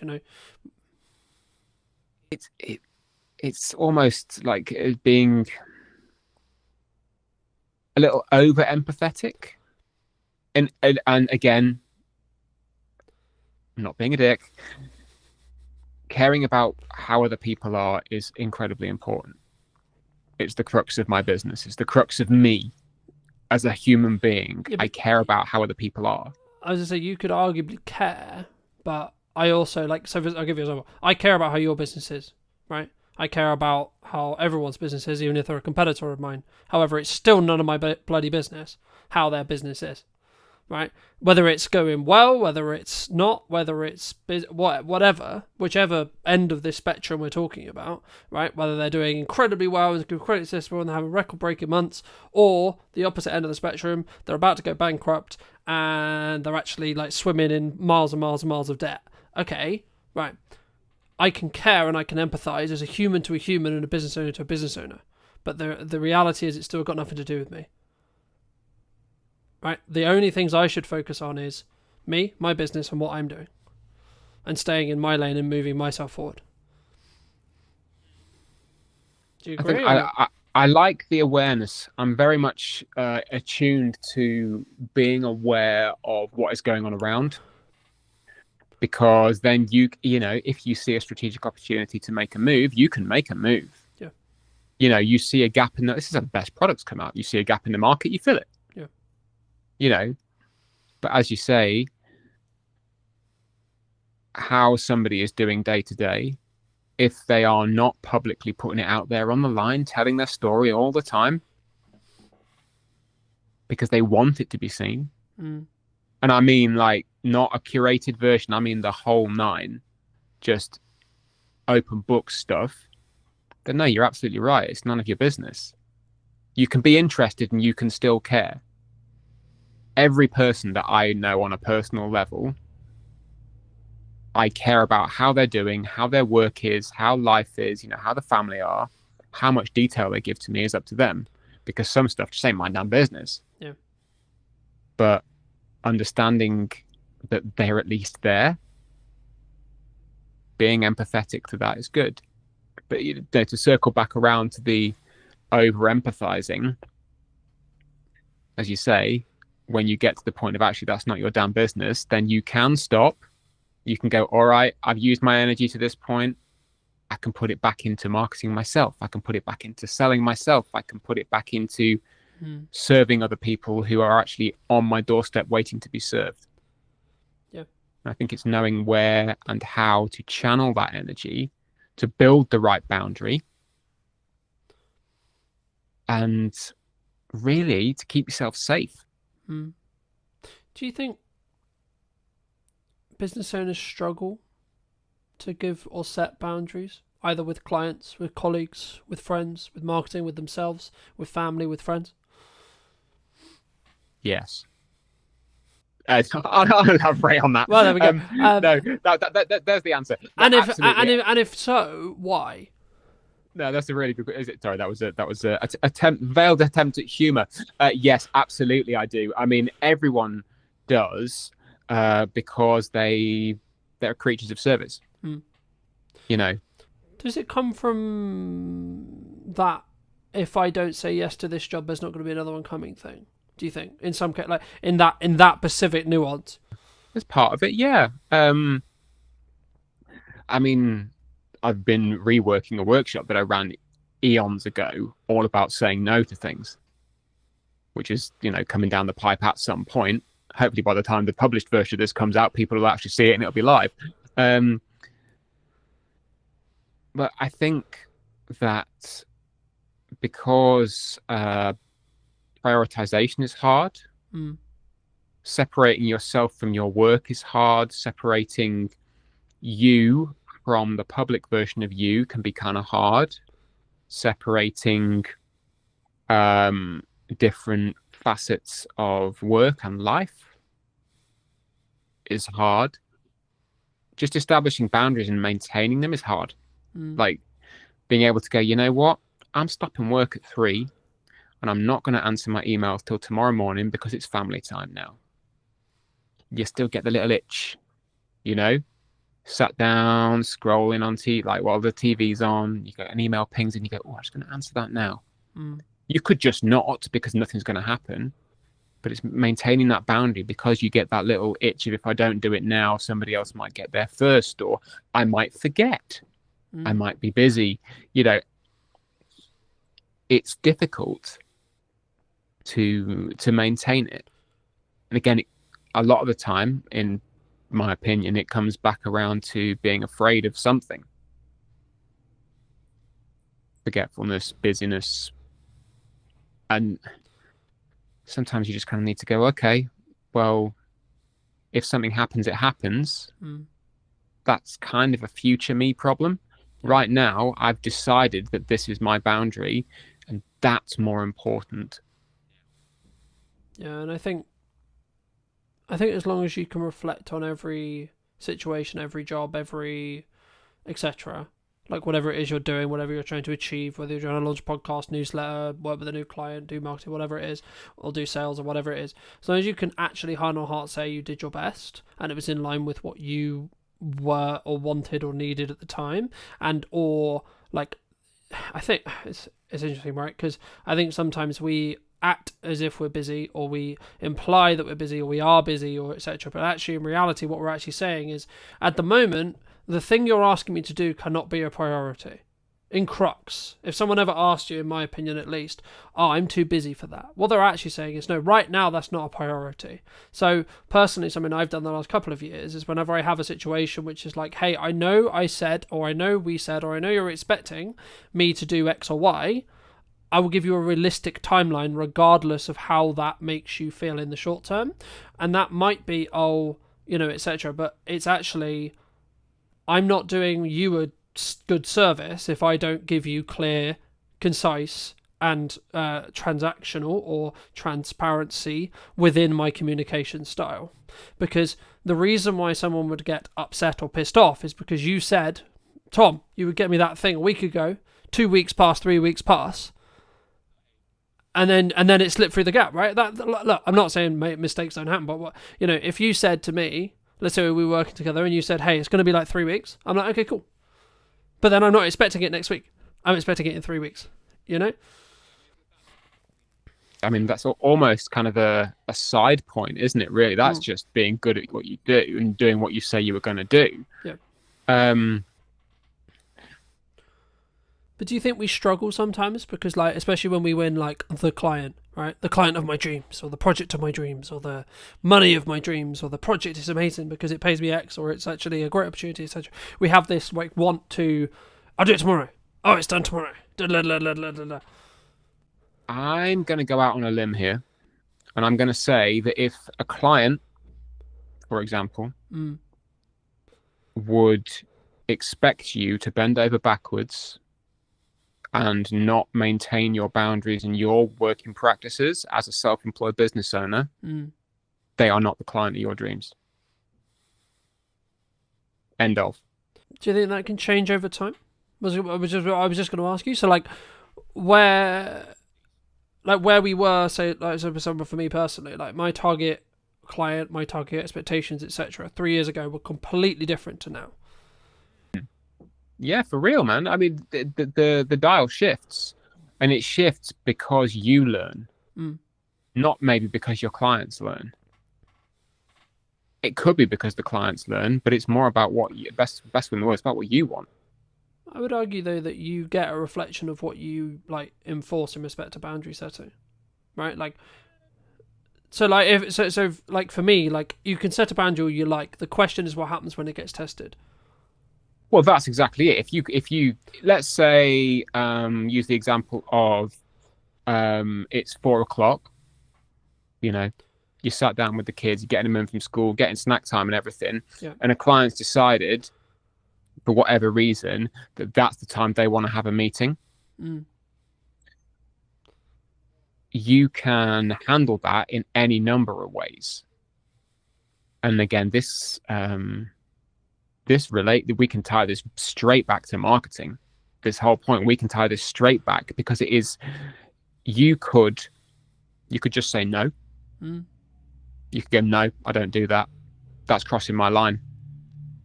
You could say, okay, I might flex this once, but I'm going to reinforce it in a way which says it's not happening again. Or you could set it up from the outset by positioning yourself with your marketable material, with your boundaries, with the expectation setting from the off that says, actually, this is never going to happen because my priorities are this, this, and this. Serving you is within those priorities. But this is the line. And as I said before, if their client decides that that's not good enough, they're not your client. Well, yeah, and then also possible they can go somewhere else, you know. They can go, somebody else will flex for them. Somebody else will flex. And I know that context is everything. Yes, there have been times when I have had to completely smash down my boundaries because the project scope of something has changed. Like, it's happened recently. It was very painful for me. Like, it wrote off days of time, weeks of time that I thought I was going to be able to spend with the family, but I had to do it. I had to because money would have been lost. And in today's economy, at some point, yes, you do need to go. I was going to say, does that come back to kind of what I opened with, which is like, you need to understand what the business is required for you? Like sometimes you need to eat the shit, so to speak. Sometimes, but at the best one in the world, I'm 42 years old. I've been doing this for eons. I ain't eating shit for anybody. I'm not doing it. Yeah. But in this occasion, I went, you know what? The scope of this has changed. You've acknowledged that it's changed and that the work you're asking me to do is borderline unreasonable. But I'm going to do it because A, I'm not a diva. I'm not going to throw my toys out the pram and say, oh, screw you guys. That's bad business. But the acknowledgement from everyone is that actually this is crossing a line. So yeah, context is everything, but being able to control that yourself is what is important in this. The client, because they know how I work and they know my boundaries, we've worked together for a long time, I marketed that to them from the beginning. Yep. I don't need to sell them on that. They already know. So having that within your control, I think, is also very important as to how you can put yourself out there and say, I'm the one who's saying when this line moves. Yeah.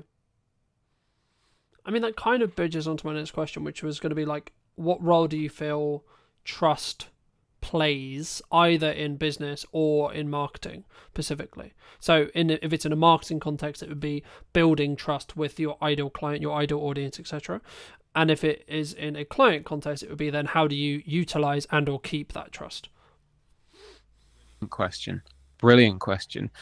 So I'll put my coaching hat on now. So for me as a coach, through my marketing, people need to know a small number of things.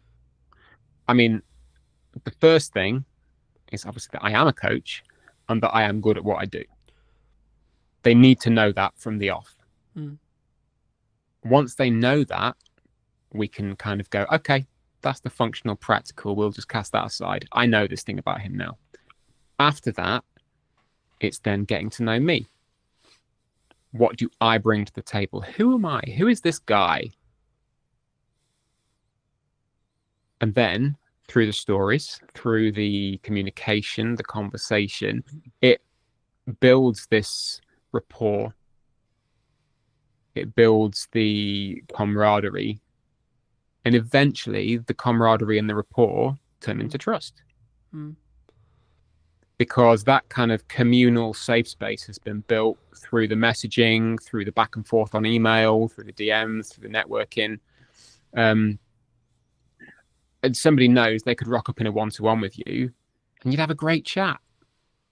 Because at least the space you hold there together for that 30 minutes or whatever, you've established that and it's good.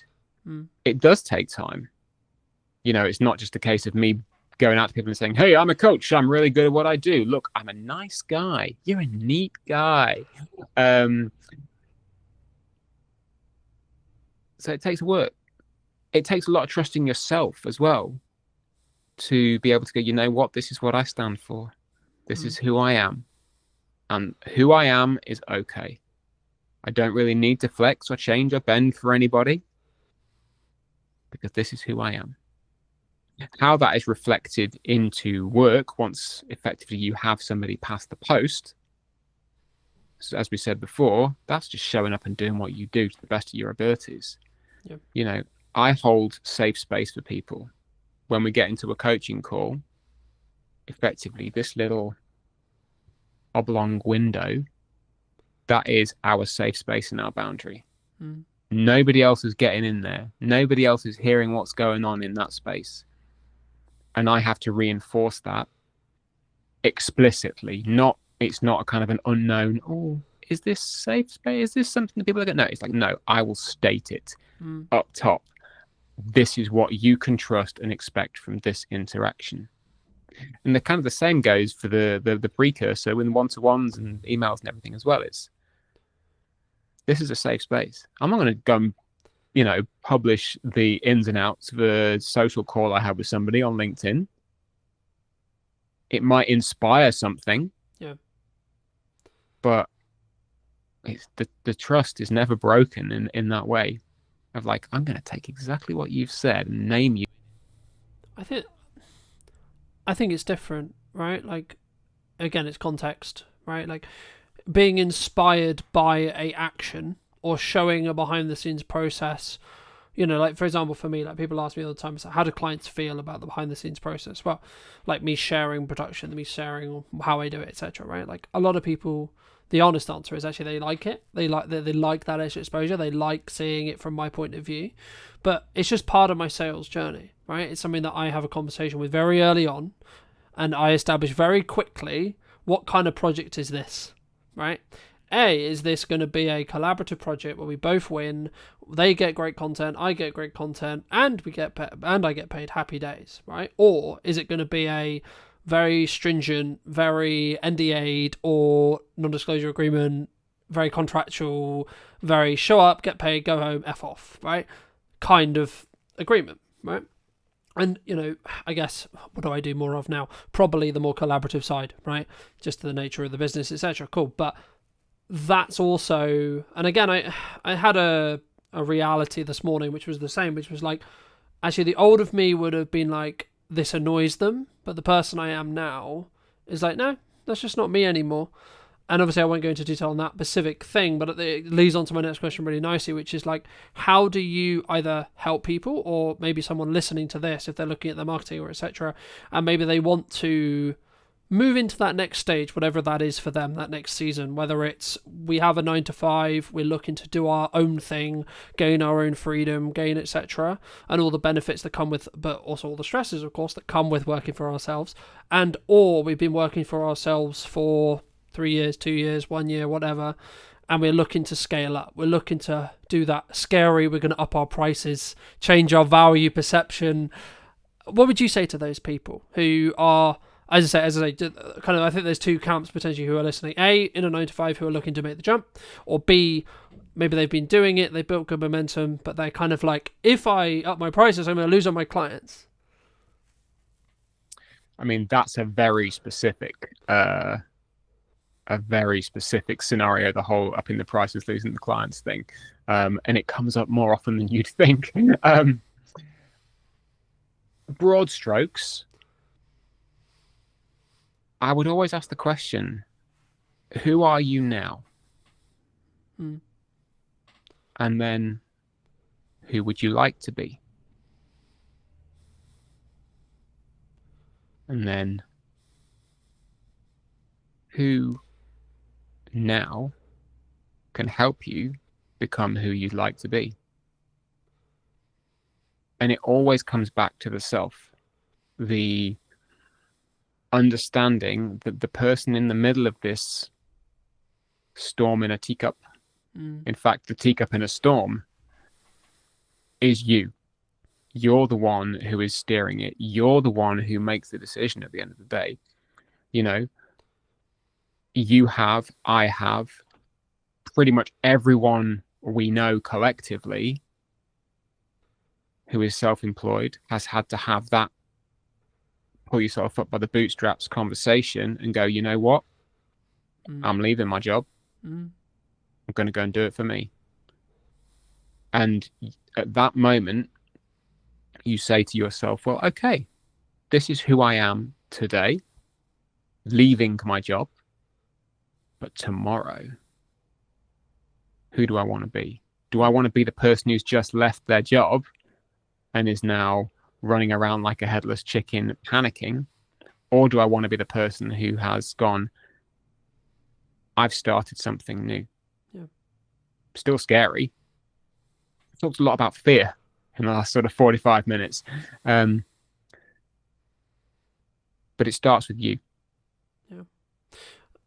And I think just to build on that from a marketing context, I had a realization yesterday when I was talking to a client at the time of broadcast, and they were like, it's how they react. So we were talking about their brand in specific, and for obvious reasons I won't go into detail, but we were talking about how I perceive their brand. And what really stood by to me was then how they reacted to my feedback on what I was saying about their brand, if that makes sense, right? Because it was like, hold on, this person sees me as a pinnacle marketing voice, and that's why they value what I'm saying, right? It doesn't actually matter, in a nutshell, what I said, right? It was actually, and it was something along the lines of, hey, we really appreciate that because you're a strong marketing voice, etc. And yet, like, clearly, and this is the thing I was going to bridge in when you communicate, when you market. If you want the clients that are going to send you around the country, you want the larger scope, you want the larger projects, you have to ask yourself from backwards, and this is exactly what I did, that's why I'm bringing it up. You have to ask yourself, what content would they consume? How can I get their attention for long enough to build trust with them? But also, how can I show them that I'm worth the call? I'm worth the investment. I'm worth the, because etc. Not even like, first it's the time, then it's the money, right? And I think for me, that's the key. And that's where I think, speaking personally in my own marketing from previously, that's where I potentially was wrong, or where I was doing things unoptimally or wrong. And that kind of bridges onto that thing of, if you're going to post daily, it won't be for everyone thing as well, right? Like, especially if you're looking at socials, you have to have a level of volume to be able to rise above the noise, to be able to show up enough so that people realize, okay, yeah, you are serious. And regardless, I guess in some ways, as maybe like a footnote on that, a sign of success sometimes is actually other people talking to you in a more negative connotation at times, right?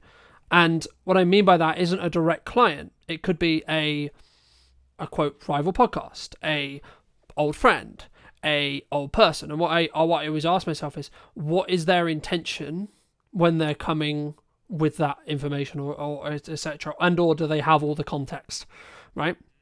But I guess the question that comes from that is, kind of, we've answered it in regard to hate comments, but I guess it's, I've had it personally in my own personal network at times where people have said, like, especially when I'm trying to build like a side plan marketing wise, or a side like revenue stream potentially that hasn't started making money yet, it's like, yeah, but you should be doing your client work, yeah, but you should be doing the thing that previously worked, especially if that comes from your mother, your sister, your brother, your friends, your close people, the people who are close to you. I mean, how do you, or would you say to someone, if you're going to, talk to them about that, how would you recommend they, I guess, challenge that, deal with that, articulate that, reflect on that, etc.?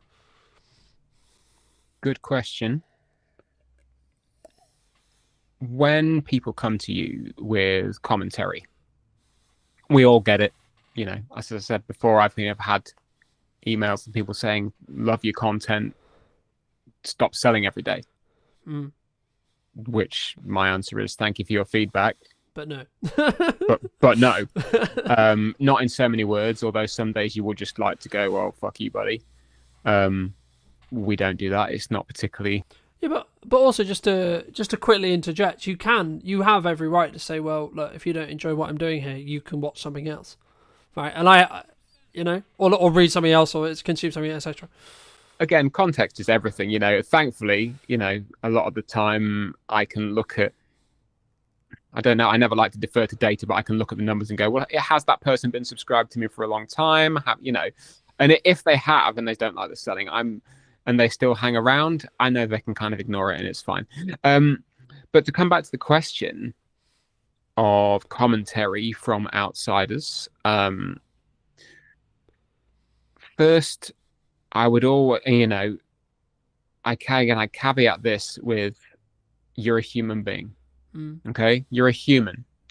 Humans react to things in very, very funny ways, whether or not you are a trained coach who knows how to be impartial, or you are a rocket scientist or an astronaut who is actually trained to be out in space when things are on fire.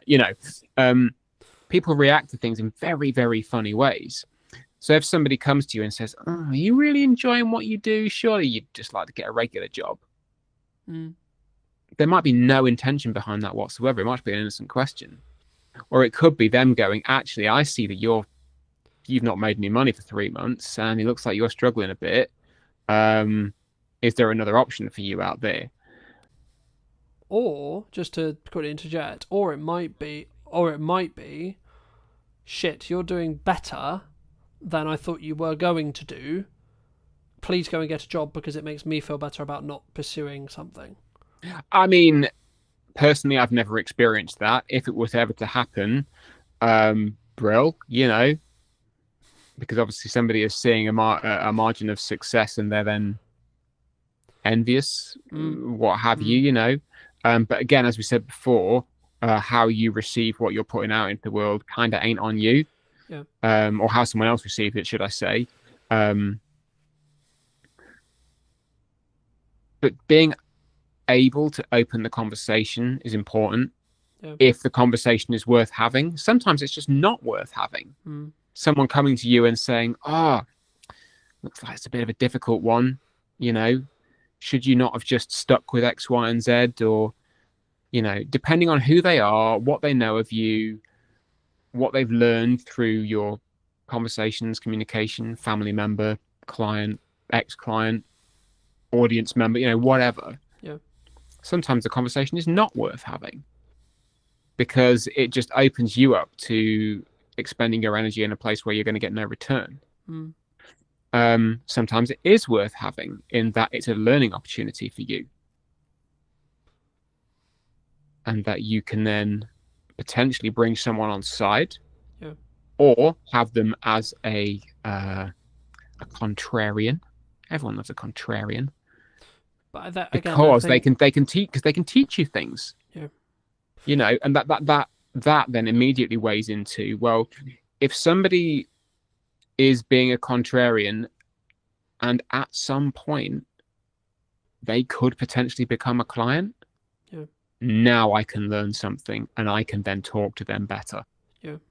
And well, that's what I was going to add. I think it's really contextual, but like for me, if it was maybe someone you connected to personally, like family or someone really close to you, in the nicest way possible, you need to, like, I always strip that line personally, where I want to make sure they're heard, but also in the nicest way possible. Again, it goes back to that, it's not really your concern, right? Like, what I do with the business in the nicest way possible, unless they're like directly involved in it. But like, if it's just like my mother, or like, and this is not aiming at any of these people, like, but just examples, right? If it's my sister, or if it's my brother, or it's my mother, or girlfriend, etc., boyfriend, so on. Normally it comes from a place of care. Normally it comes from a place of, hey, shouldn't you be doing something that pays money, right? Or shouldn't it be like, in some ways they're saying, actually, hey, that thing you're currently doing, I don't personally believe it's going to do what you think, right? Because they look at the evidence, and it's ironic because at the start of a business, when I remember when I was having the idea of product media in my head, I was like, everyone was saying to me, "Oh no, go get a job. Oh, it's not going to work because you don't have the track record." But now I have the track record of making it work across the period of time I've made it work. I'm like, I just personally ask myself, is this going to move what I'm trying to do faster, forward, or is there a level of learning that can happen, or both, right? And when I ask myself, I mean, I'll give you an example. At the time of broadcast, it's incredibly busy with client work. There's lots going on, blah, blah, blah, blah. And I'm like, okay, nearly every single day is uncomfortable. This morning it would be like, actually, me doing this conversation with Tom, however valuable it may be, it's uncomfortable because I should be doing other things related to client work right now. However, in December, in January, when I'm going to look back and go, in November when you could have done that, when you could have weaved it in, and yes, it would have been uncomfortable, but you didn't.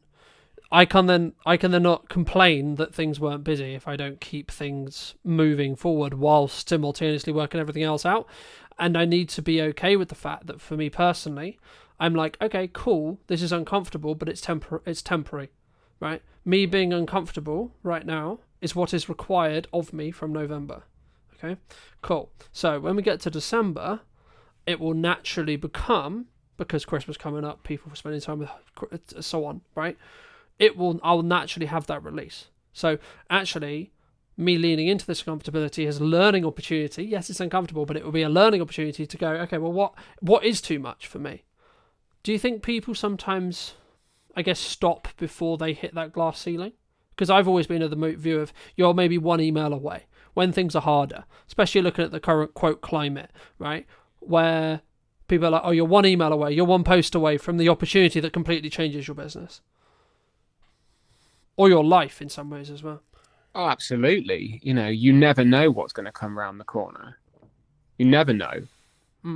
Because you are never around the corner till you are round the corner. I have hit the wall a number of times. Overloaded with work. Overloaded with life. Bogged down by terrible employment, whatever. And again, this cycles back around to understanding who you are today and who you would like to be tomorrow. It comes around to a boundary. You could say, okay, well, heart of hearts, this is what I want, this is my boundary, and this is what I'm going to stick to, having not lived it. And that's okay. You'll never know if it is or not because you've not lived it. Again, context is everything. I can safely say that I never want to be without a pair of shoes and having to live outdoors. I've never done that, but I'm pretty sure I can say that I never want that to happen, Yeah. But things like saying, actually, I never want to be in a position where I am, quote unquote, too busy. I never want to be in a position where clients demand of me more than my time is, more than my capacity. Because at that point, I've then lost a boundary. I've then, I've given away a little bit of me.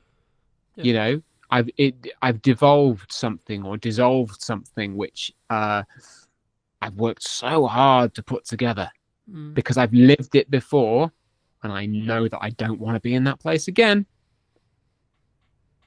So it takes a lot of consideration to uphold those things, whether it's sending daily emails, whether it's posting daily on LinkedIn, however you do it and the message you put into that. It all comes from who am I today and who do I want to be tomorrow?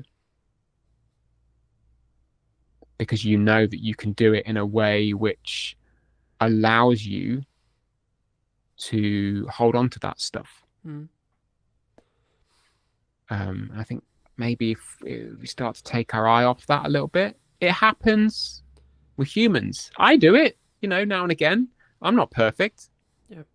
Far from it, If you've got long form content, and this is why you and I, or all three of us, love long form content, is that you have so much more opportunity with it. If you've put it through, I don't know, Riverside or whatever, and you've got yourself 50 clips, why would you not put all those 50 clips out? For people who maybe don't know you, what starting advice would you give them if they're looking to build their, I'll use your terminology, ecosystem, right? Or they're looking to start out on video? What should we do? First people advice. What are you trying to achieve? All right. What do you want to do? Because we're never going to tell you to do something you don't want to do. What we are going to say is, though, regardless of those things, you do have to lay your foundations down. And this is something that a lot of businesses don't do. If you were going to give advice to either yourself 10 years ago or the other person 10 years ago, what would you say? Be memorable. Be as memorable as you can be. And if you think you're boring, you possibly are, not being rude, but that will be memorable in its own way. You can still find your audience.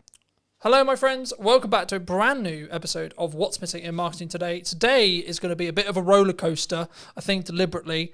Today I'm with Alan and Emily from Yellow Tuxedo. Welcome to the show, guys. How's it going? I just can't believe you've got us back for a podcast all these years later after knowing the first time. It was great. I loved the first one, so I thought we'd want to do it in person this time. It's just, you know what? It's just exciting. We like talking about what we do. We like chatting with other people. So this really is a kind of a no. And we let you out of the house. We had said that. We were just chatting to the others here. We're like, we don't get out of the house much. So when we do get out, it's like we have to remember to stop talking at times because we just sit opposite round our dining table working. So yeah, it's like we've escaped. I love it. I can't wait. But before we get into it too much, what do you both think? It might not necessarily be the same thing, but what do you think is missing in marketing today? Do you want to go first? No, you can go first. No, because we have this conversation quite a lot. And I think in terms of what's missing in marketing is simply the human touch. And I think we've got to the point now with a lot of small business owners where it gets quite formulaic because this is like how you market your business. And we forget sometimes that actually to be a bit more human, to realise to talk to people on a two-way street. You're really good at that, aren't you? Yeah, well, yeah. I think you just basically handed it over to me because you ran out of what to talk about. Yes. I think there's two things, actually. I think there is that human touch. There's still there's a large desire to broadcast. Let's broadcast. When actually the conversation needs to happen. We still, audience growth is what we're talking about. And I think audience involves an interaction. I mean, this is all buzzwords, but the principles sound, right? So we want as businesses to grow an audience of people who want to follow us, fans of our brand and everything else. So human kind of touch is an important part of that. And you see that, I'm not going to diss any social media platforms, particularly LinkedIn, but LinkedIn's very broadcasty. I've done this. And you sometimes go through the comments and they might have 5 comments and they've replied to 1. And it's like, take the time to reply. We're all busy. Take the time to reply. The other thing I think's missing, and human connection is like the big thing, like this art, that's what we call it in Yellow Tuxedo. The other thing is what we call and. It sounds stupid. But I think so many people think they can do one thing. It's like, I'm just going to go networking. I'm just going to do LinkedIn. I'm just going to go on Instagram or TikTok. And you know what? For an extremely small percentage, that will be fine. For everyone else, it's what else are you going to do? I'm doing this and I'm doing that. And one of the kind of realizations, I'm gonna pick on LinkedIn a little bit. I'm okay with it, right? But it just gives some very good examples. But you see the LinkedIn kind of coaches, they go, oh, LinkedIn's this, I'll teach you to that. It's brilliant. I did this one post that got me 5 leads and all of this, but they're also on TikTok, on YouTube, on Thread, and that's fine, right? And when I say and, it's not just about and other social platforms, it's and collaborations, and macro, and email, right? You have to do more than one thing. And now I won't mention names, but we were chatting to an owner of a networking group where I'm really gutted, I can't remember the numbers, right? But they said quite a large amount of people had left recently. And of that amount who had left, a large percentage had left because their business had closed, right? Sad times for them. But in talking to them, the vast majority had only gone networking. There was no, I nearly said online ecosystem, but I got punched under the leg because it was like straight in with our jargon. But there was nothing else for the people they were connecting with to explore.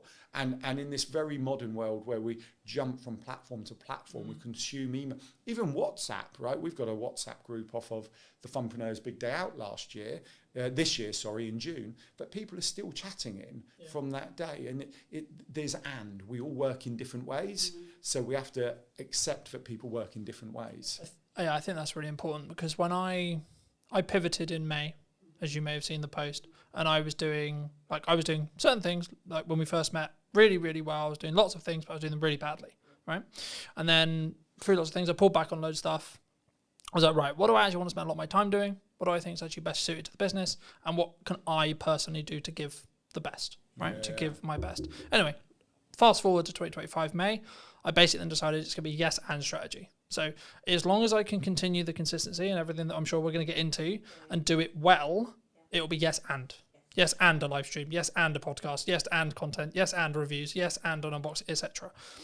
And the key that I found was that's why I'm now successful. That's why I'm now busy, right? Yeah. It's not just a binary, oh, someone told me a networking meeting and that's why, right? I personally only do content now, but that's just because of just the nature of the business, time and leveraging. It's efficient. It's efficient. It's totally efficient. That's why I love the fact when you said we're going live in this one today. I mean, absolutely. Why would you not? And if you can get past the confidence of being live on camera, you do that when you're talking to your customers directly. You don't go, sorry, can we just record this and send you this to you? You know, you would have that conversation. You'd have that in a shop. You'd have that in an office. So doing it as a live stream is so efficient. You get people who are watching live now, hopefully, lots of you. Thank you. Hi, nice. Hi, Mum. Can't even get onto an internet, let alone. That is true. But you do. But then you've got the content after that. Then you're going to slice and dice it and do what you do best. Why would you not be efficient like that? It makes total sense. People asked me the other day, they were like, why do you just not live stream it? And I was like, well, I want my source. I want to add, I want to have the trailers on the front end. I want to be able to multi-cut. I want to, etc. I want to be able to either utilize AI or do my own clips, etc.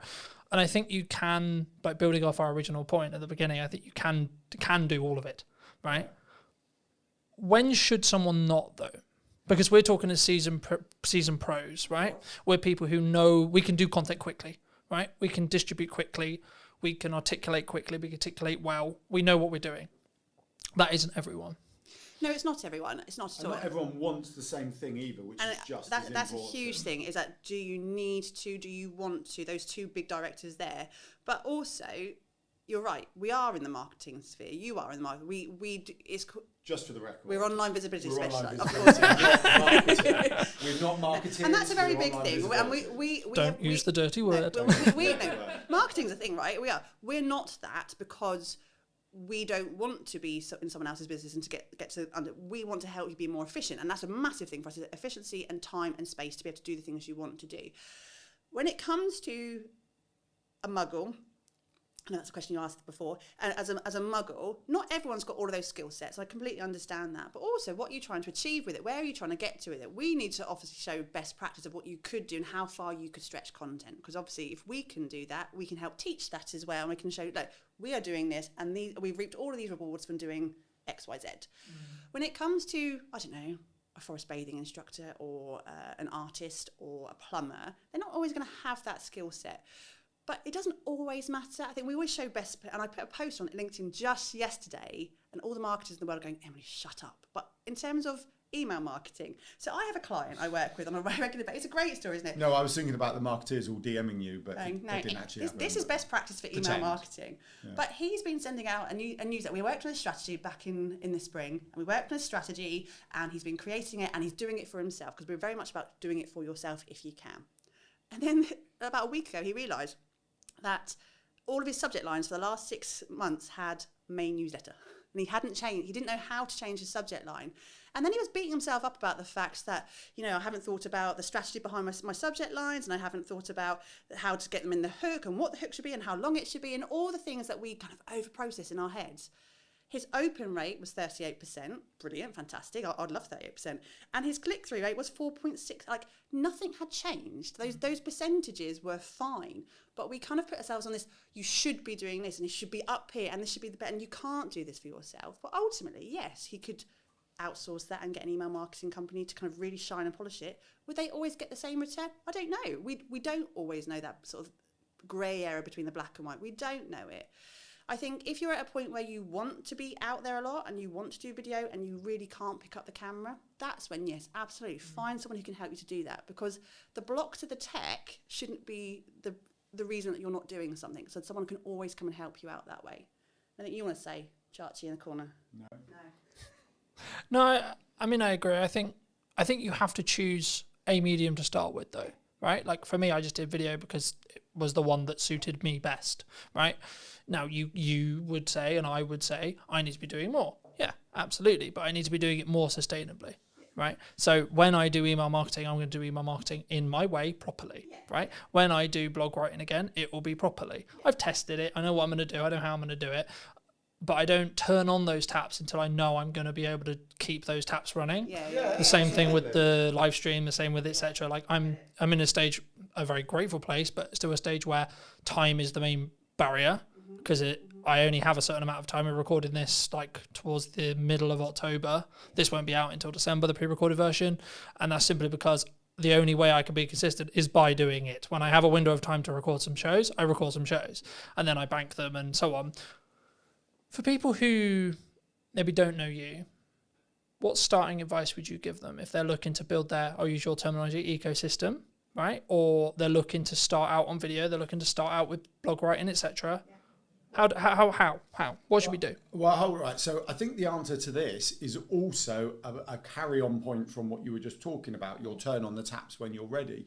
And that's really important. So it has to, you have to start with what are you trying to achieve? Yeah, that's the first thing, right? What do you want to achieve? Because if you go, I want global domination, then you get a list like this, right? And if you go, I just want to, actually, we got someone we can talk about. So Callie, client of ours, member of the Digital Circus, the team community we founded.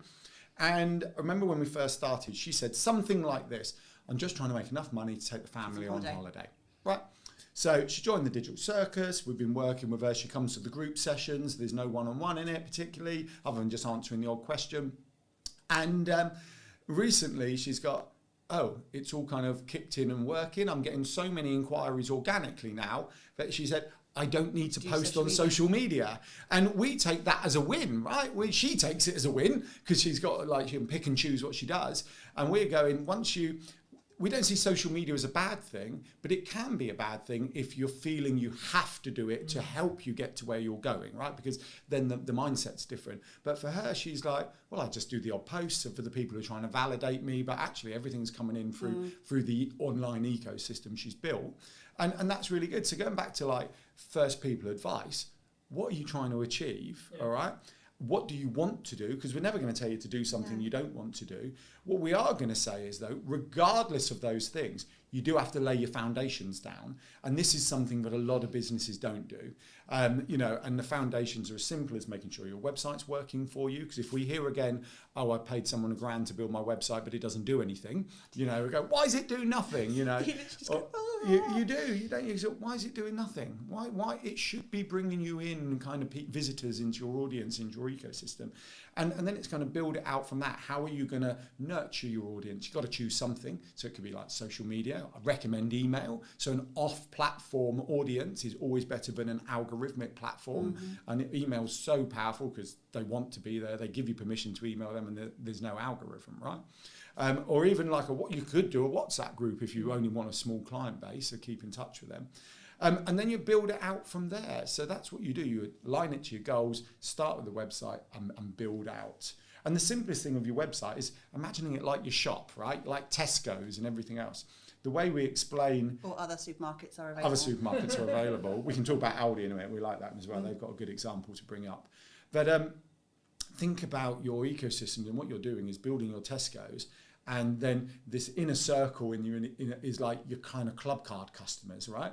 And then the outer circle of this ecosystem is all of the Tesco's advertising, branding, touch points and everything else, which we would call virtual doors into your ecosystem. You're just building it out like that.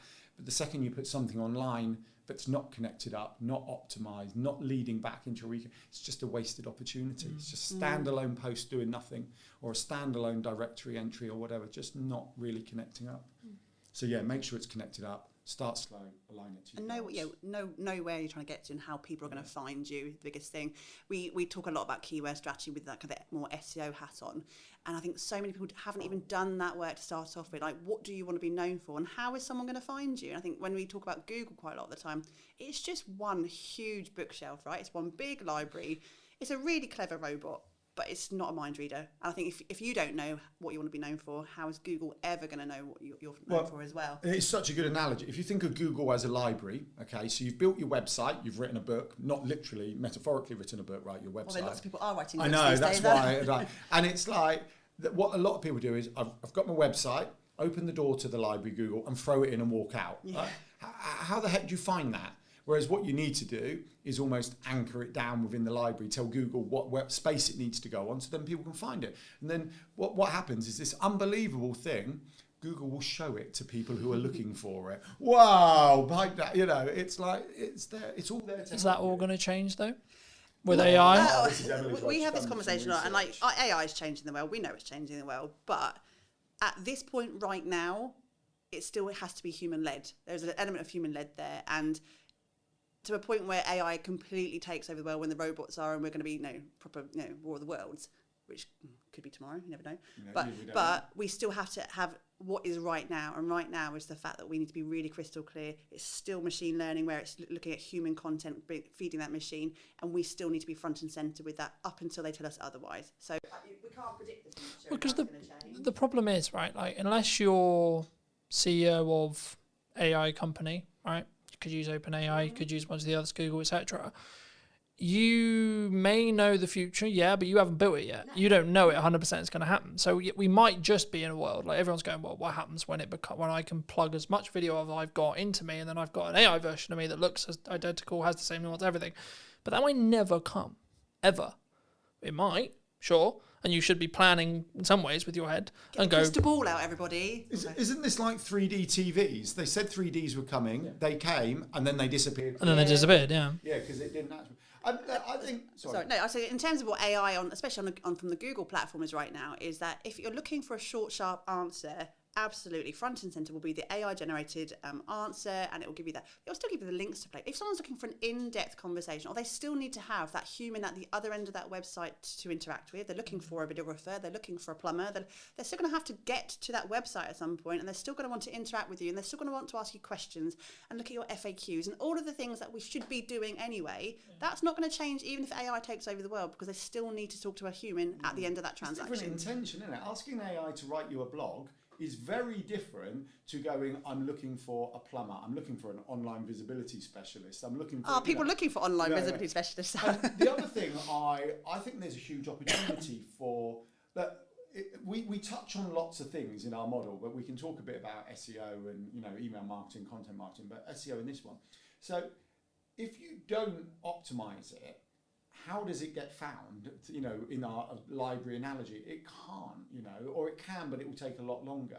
The other thing is I saw a fascinating post about AI shopping, which, to be honest, I hadn't quite explored until I read this post. And it was like the opportunity for the small businesses from AI shopping, because the AI is using different search terms. So when you go local glasses to me or something like that, rather than it going glasses, it's going best glasses for 2025 in Hampshire and things like that. So it's using broader search terms, which is the world of the small business, because the big businesses own all the short tail keywords. Our small businesses, we want the long tail, because we get a narrower audience who will be more engaged because we're answering their search query. Whereas, supermarket, going back to supermarkets, will be owned by a supermarket, right? So a small supermarket won't own that, but a supermarket specialising in local produce in Hampshire, best in 2025, all of a sudden AI is liking that. So there's a huge opportunity by ensuring you're there for when AI is looking for these answers. Yeah, that AI shopping was new to me. I find it quite interesting. Do you think marketing's too complicated for solo people now? We make it complicated. I think business is complicated. It's so much bloody noise, isn't it? This is why we started our business, is the fact that it's a really noisy space. And my LinkedIn or Instagram or Facebook or TikTok now is filled to the brim of adverts for marketeers who are telling you what you should be doing, or buy this here. And I don't bloody well know. I don't know. It's too much. And if you are a muggle type person who's not really into marketing, it can feel really overwhelming. It can. I get overwhelmed, and I know what we should be doing. I feel it oppressive is what I've been saying. Yeah. It's like if you're a business owner, like small solopreneur, freelancery type business, I feel that the kind of narrative and noise is like an oppressive cloud of you should be doing this. Yeah. And you've got, people like, I'm trying to think of big business, Alex Hormozy, Gary Vee, the big influencers going, you need to do this. You've got coaches on LinkedIn going, you need to do this. You've got marketeers telling you to do this. Yep. We're telling you to do something. And it's like, which one do you listen to? Because some are similar, some are not. It's like, it is. And I think it really is simple. You can extrapolate as much as you want. You can be really simplified. You can do everything like we were talking about earlier. You can do all of the things. No one can tell you you're wrong to do that. That's why I always get quite frustrated when you hear the influencers just do one thing and do this. Well, that's fine if it works for you, but you may want to do more. And if that's out, fill your boots, crack on, do you. And I think what's missing these days is that we're so focused on the structure of marketing that we forget the creativity of marketing. And like, I look at our social, not ours, we look at other people's social media, and it's like really transactional. Small business world is, I have a thing to sell, buy my thing, I'm going to target my ideal client, talk to my ideal client, and hopefully you buy my thing. But you look at the big brands, like we were talking about Aldi before, weren't we? Or any other big, they're so creative and fun and not taking themselves seriously, or just connecting with you on that human level. They don't overthink the fact that they haven't done 5 LinkedIn posts this week and done this over there and sent that email. They don't do that. So we need to actually look at those bigger brands and go, how can we make our life simpler, show up the way we want to show up, and stop worrying about the fact that, TikTok's done this new algorithm change this week, and that's done over there, and that person's telling me to do this, and I should do this. Like, breathe. just breathe and do you. Done's better than perfect any day of the week. Well, that example of the email Exactly son, he got it out ultimately. The message in his email was brilliant. He still got people clicking through in that email. Yes, he could have been shiny with a really profound, opening statement. I got really excited on our email. So we send a weekly newsletter on a Thursday. It's a kind of, we share some thoughts on kind of the business world and what we do with some hints and tips and some other and community news and blah, blah, blah, it goes out. And I started adjusting the subject line, and I noticed the open rate went up by 10%. I'm like, Emily, I've worked out how to increase a 10% open rate. You hadn't. No, I hadn't. And so the next week I followed the same formula, 10% increase, next week 10%, week after 10%, and then week after, same thing, no, back down to normal. So I was like, well, hold on, what's going on here? Look, the 6 weeks that it had gone up with the 6 week summer holidays. So we'd increased the 10%, So the point is, the subject line did nothing, but the summer holidays, people were sitting there reading our email who were usually rushing around. And it's like, that's fantastic. But there's me thinking I was really clever, securing the best kind of subject lines ever, taking ours up from about 38 to 48, when the reality was, it was just the summer holidays, which is good. I think people, they don't, because sometimes people use it as an excuse, right? I'm slow because it's Christmas. I'm slow because it's the summer. I'm slow because da da da da da. But then I have a conversation with someone, and I'll just use MySpace as an example. So I have a conversation with a videographer. They'll be like, I haven't had any jobs in, things are really slow. Da da da. I was like, okay, but when did you last show your work? When did you last write a blog? When did you last make a YouTube video? When did you make a passion project? So on, so on, so on, so on. And I guess there's a level of a self-accountability that you need to have yourself. So like for me, regardless how busy I am, Brunton Media will be the top paying client in respect to my output, because I know, unfortunately, right or wrong, some clients will still work with me. Other clients will choose to go different ways, go different paths, whatever. So I need to make sure there's a bloodline constantly, refilling that pipeline. And even though now, as the time we record this, I'm basically not looking for any more work to a 25 at all. Not really at all. But grateful place to be. But I still should be having the marketing turned on so that when we hit 26, I'm busy still. Right? It's not going to be magic. It's not going to just appear. And I guess that leads into a question of like, is it just doing those things and building those reps that you like, I'm going to commit to doing video because I love video, I love etc. Or I'm just going to do email, etc. And do we sometimes get dragged away from shiny things? Like, oh, shorts are really strong right now and I need a podcast. And everyone's got a podcast. And then people are doing live streaming and da-da-da-da-da. And that's the conversation we have so often with our clients, especially clients within Digital Circus as well, is that there is no magic bullet, right? There is no, but what you do need to do... There isn't a magic bullet, realistic. I know we've said and we've said human connection. It's doing the bloody work. It's just working hard, right? And like, you can, like, we're all adults. Well, majority of us are adults. A lot of... Hello. Adulting is the biggest con in the world ever. Well, we can tell. We have a structure and it works for us, right? And we're not going to say it doesn't work because we spend a lot of time doing those things. It does take time. And yes, there are 2 of us. I get that. But it still takes time. We still run a family around it. We still try and do other things. We have to make twice the wage. We have to make twice the wage in our business. There is no plan B. So we have to do the work. And like, I can repeat it over and over to someone going, yeah, but you haven't done that. And you keep saying, I will get round to it. Just have some self-discipline and do it. And if you do the thing and it doesn't work for you, at least you can come back and say, I've tried, and then I'm going to maybe work on the next shiny thing if you really need to. But until the point where you just sit down, commit, and go, this is going to take time. I have to find the time in my week. I only have these amount of hours in my day, but I'm going to have to sit down and do it at some point. Just do the thing. Do the thing. And then stop getting blindsided by, TikTok or Clubhouse. Is Clubhouse even still alive? No, it's not, is it? But we all run to it. But it's okay when it fills a space, because we know people who did quite well out of Clubhouse. Of course, but it's fine. But it's not long. Thing is, I think it's a bandwidth thing, though. Right? Like, I had this conversation with Chris a couple of weeks ago. We were talking about, like, you should be doing the authenticity, the add value piece, etc., stuff like this. But if you can trend jack on top of all of that, then absolutely you bloody should. Right, because it will add into your overarching the number of views I can obtain, which means conversion, blah blah blah blah.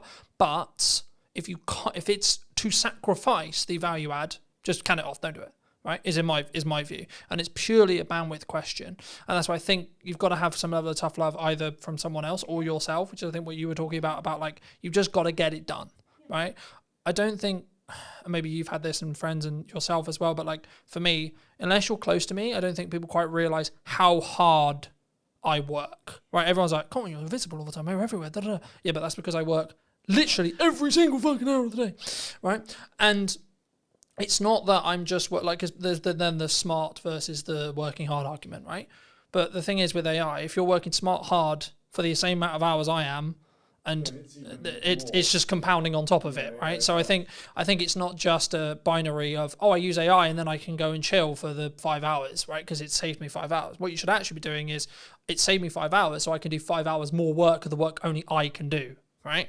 And then you actually 5 times more, or etc. Right? Yeah, or the thing you love, like within it. So networking's a great example, and it's like actually even driving here. So we live half an hour away, and we're chatting to you for an hour, let's just say. And so that's 2 hours, but that 2 hours doesn't factor in walking, parking, popping out, so it's 2.5, it's possibly 3 hours. Yeah. It's actually, if I'm brutally honest, an inefficient use of our day, right? Yeah. Because we squeeze everything in the school run, but actually we want to do it, we want to do this. And those systems, those automations and the AI, whatever you're doing, allow the things you want to do to happen. So whether you're replacing it with something else or adding more in, or you're going, actually, I just want to talk to people. So I was chatting to an AI guy, James, I met from Ireland the other day, and we were talking about an AI CRM that looks at your entire online Stop presence. giving the idea away, because someone's going to go and build it. Yeah, and but we're I'm quite gonna miss happy that someone one. else built. We're not about to build it, right?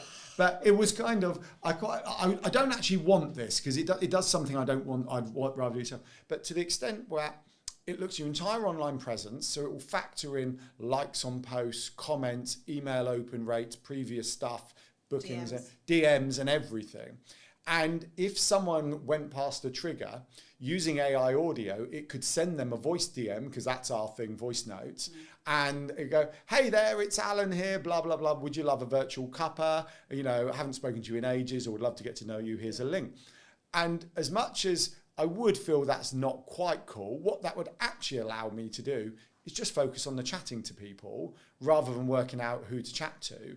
And I really like that idea. I don't know how happy I would be with it sending a voice AI note, but we've played with it. At least to trigger who you need to go and send the message to. Absolutely. So if someone wants to build that, just give us a shout when you've done it, because we've got other things to do, like go on adventures, take people to Ponce Park for the day.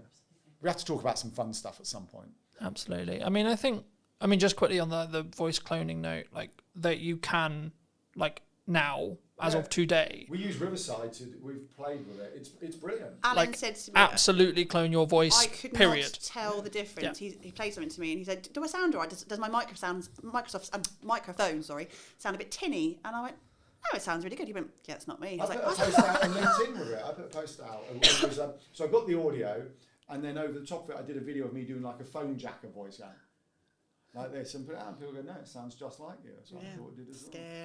Scary. So I think, moving back to what we started the conversation on, we might get to there with video, right? We might, right? But the thing is, then I go back to my previous conversation about working smart. Mm-hmm. Okay, well then technically, if we've all got that ability, I could technically script this entire podcast if I wanted to, or get AI to, and then we could have a 45-minute podcast we weren't even there to do.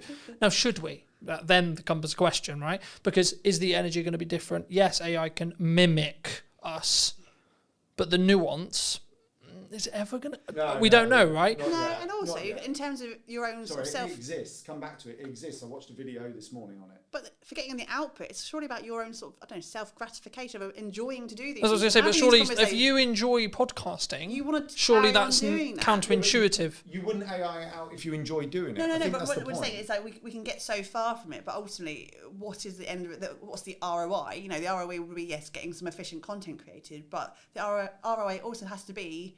You're so businessy. I'm sorry. You said ROI and ideal client today. I wrote a blog ROI this week and I kind of felt dirty. Honestly, who even are you? You've changed.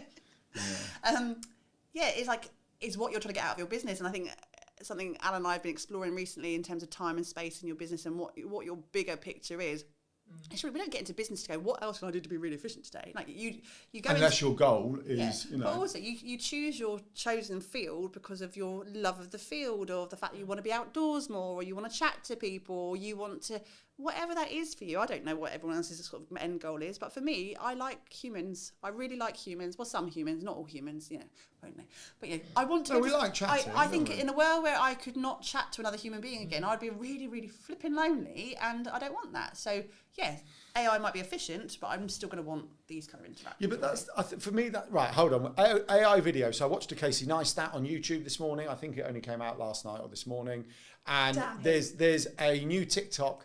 I think it's called Saru or Sura or something like that, by OpenAI. When you start it up, you scan your face like this, and then you go video of me, 1930s James Bond style thing, and then you get an AI video of you. And he did a whole video of it, and he was talking about it's cool, but it's slop, and he explained why. And he said I'm not anti it actually, but so go and watch that. That's worthwhile. So it does exist. Whether it exists for 1 hour long form, I don't know, but that'd be interesting to see. It's how you take that and use it, isn't it? It's like if you're taking the piss out of yourself, absolutely. That's a great example of being able to use that kind of filterage type thing. We've had filters on your phones for bloody years.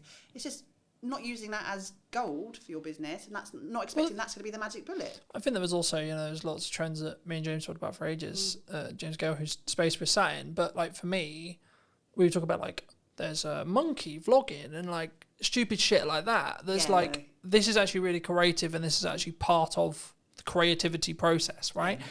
And that doesn't take away from like me AI and myself. And I think actually, are we ever going to get to a world where we're completely AI? Probably not. I don't think society will accept it, to be honest. Are we going to be? Will we have the tech to do it? Sure, probably, yeah. I just feel like we're going to be, you know that Disney film WALL-E, when actually they're in a spaceship, there's big fat blimps just going around because they haven't. That's how I feel we're probably never going to get to, but maybe. Our kids can tell us. We won't know. What's the other thing I was going to say? You're not the interviewer, by the way. No, I know. It was just following on the points. But the AI thing, I think, it's there for the things that aren't in your zone of genius or you don't want to do. And I think that's no different to outsourcing, right? No. People outsource their social media because they can't get their head around it, don't know what to do, don't know how to do it. Or just have no interest in doing it. Or don't have any interest. But they understand they need it for the business, right? Yeah. They want the visibility. They understand that opportunities will come if they're on it. Yeah. But the idea of them doing it is like, no. Especially as, going back to, like, whatever your goal is probably the most important thing, with your why and everything else. And if you've got, Emily mentioned forest bathing, we've got a client who's a forest bathing instructor. She wants to go forest bathing, right? That's what she wants to do. She wants to take people forest bathing. Does she want to sit there doing short form, blog, SEO?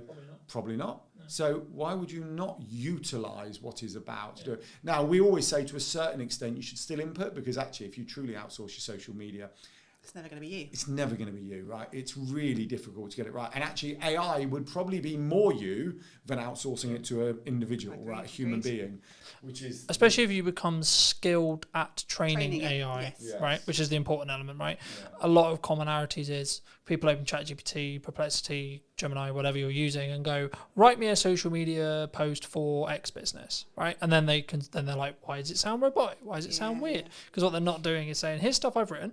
Here's what I've said. Here's my terminology. Here's the words I use. Here's the word I don't use, etc. And then once you do that, it's like, well, it actually will be pretty close. You should tweak it and you should read it and you should adapt it, right? And you mentioned Gary Vee earlier. He still writes 95% of his posts, right? Now, right? So yes, he's a big influencer, he has lots of team, but if he's capable of doing it, what's really your excuse for not doing it? Like, really? Yeah. And this is exactly it. He's like probably the most hard-working person on the planet. I don't think he ever sleeps, does he, at Gary Vee? He never does. Don't know. But it's like, do you live with him? No, close to one with the energy level. Thank you very much. I don't even know what my point was. Oh no, it's like, yeah, there is no excuse. And if you want it bad enough, you bloody well just do it. Thing is, I think he does, because he talks about sleep all the time. He says I get 8 hours, but that doesn't matter. The 16 hours I'm awake is what matters. That's what is mattering with it, right? exactly. His output within the 16 hours is so efficient and so well done that he can outperform. And he's also been doing it a billion years, right? There is that other point, right? If we're going to talk about social media for a second, and you know, okay, so I'm one of the believers that volume is key. Actually, I'm okay with vanity metrics. I think they're an indicator. So if you've got one like and you've got 1,000 likes, I think it's fair to say that there's a potential that your 1,000 like account may bring you in more kind of inquiries. Could, right? Probably will, could. Depends on how engaged that one person is. I know, because someone will prove me wrong. You are right. But if you were taking a broad generalization, you would say if I'm hitting 100k, like I am right now, roughly every month, and someone's hitting 10k, I'm probably going to have more inquiries, probably going to have more people talking about my brand and my business and me than someone who's 20 or 30k. I think that's fair to say. What was my point? But I think one of the challenges, especially if we're going back to small business owners, solopreneurs, is the long post, right? A lot of posts are long, whereas going back to Gary Vee, lots of his are extremely short, and they're a repurposed piece of content. They're not fresh content. They're a video he did 5 years ago that, whether he's got AI editing it or he's got an editor editing it, he's bringing back out, he's repackaging and everything else. And we shared some online visibility Christmas tips in a newsletter, just to help people get their heads around it. And it sounds unbelievably crazy, but coming up with some optimized content, so content that will appear when people are looking for an answer, that could be around something Christmassy, will work for you on your socials, on your newsletter, and in the kind of search engine results every single year. Every single year. So it's once again, we're back to efficiency. And it is efficiency. And I just think we, in a small business bubble that we all kind of sit within, there's this kind of, almost we protect our mental health. It's okay. You're going there. You're brave. No, it is, because we protect it from being. I went to vanity metrics. You're going to mental health. Protecting your time. You know, you don't want to overload the system. Don't do too much more. You don't need to put 50,000. Quality over quantity, all those things that we hear. Is that an excuse, though? It's not an excuse. No. I don't believe it is. The anti-hustle noise drives me up the wall. And I just think if you've got, and it comes up to being efficient, so if you've got long-form content, and this is why you and I, all three of us, love long-form content, is that you have so much more opportunity with it. If you've put it through, I don't know, Riverside or whatever, and you've got yourself 50 clips, why would you not put all those 50 clips out? So hold on, let's break that down, right? You do one video, okay? So you film an hour-long conversation, you put it on YouTube, gets 10 views, okay? Fine. You live stream it to 4 platforms, okay? All 4 of them get 10 views. You've now got 40 views, right? If you then take the recording, do a bit of tidying up and put it on YouTube in December, like you said, you've now got 50 views, right? You take that recording, you chuck it through, whether you want to do it manually or an open AI thing, you're sat here going, what the heck do I put on social media for the next month? Yeah. And let's say you come up with 10 shorts that all have 10 views again, and 10 views on each of the 3-4 platforms you repurpose it onto, which you can automate. All of a sudden, your 110 view has got 1,000 views. Yeah. And if they're the same 10 people multiple times, then you're hitting multiple touch points with those people, so they're more likely to convert into warm audience. And I don't think people should demonise doing more if you want to, because if you have capacity and you want to, fair play to you. There was also a lot of noise, wasn't there, for a while? For a long time, it was just like do less and be more efficient. And but I'm not hitting my goals. But if you're only putting 3 posts on Instagram a week and you're wondering why you're not getting sales, mate, come on. Again, what else can you do to amplify? And I think, when we were advertising the Funpreneurs Big Day Out back in June. Thank God, I've been working out how to crowbar it in. But I'm there telling your close family and friends, could you please, if you see a post, share it. But the stuff you do as a small business owner. My mum's like, Ems, when are you going to share it? I can't find it. Like, even my mum can't see that post because they don't see it, and we know what algorithms are like. We know it pushes you further away from people, so you have to do more because that person may not see that one post out of your 3 that week. But if you are consistently putting stuff out, that is still quality because the original content is quality. But it's also like, what is value? That's down to the market to choose. That's quantitative in regards to like the person watching it, not you, right? Me giving as much business advice for an hour, you guys giving the business advice for an hour. If you're not a business owner, it's not very valuable. Yeah, but they have that thumb. They can scroll. It's just like, don't watch it, especially on an interest card base. You just won't be served it. It's you won't even see it, right? So you don't even know it exists. But yeah, people are not going to be offended because they've seen that one short 3 or 4 times. They've already seen it or not seen it. They are just going to scroll past. I think we take it far too personally that we're interrupting people's lives.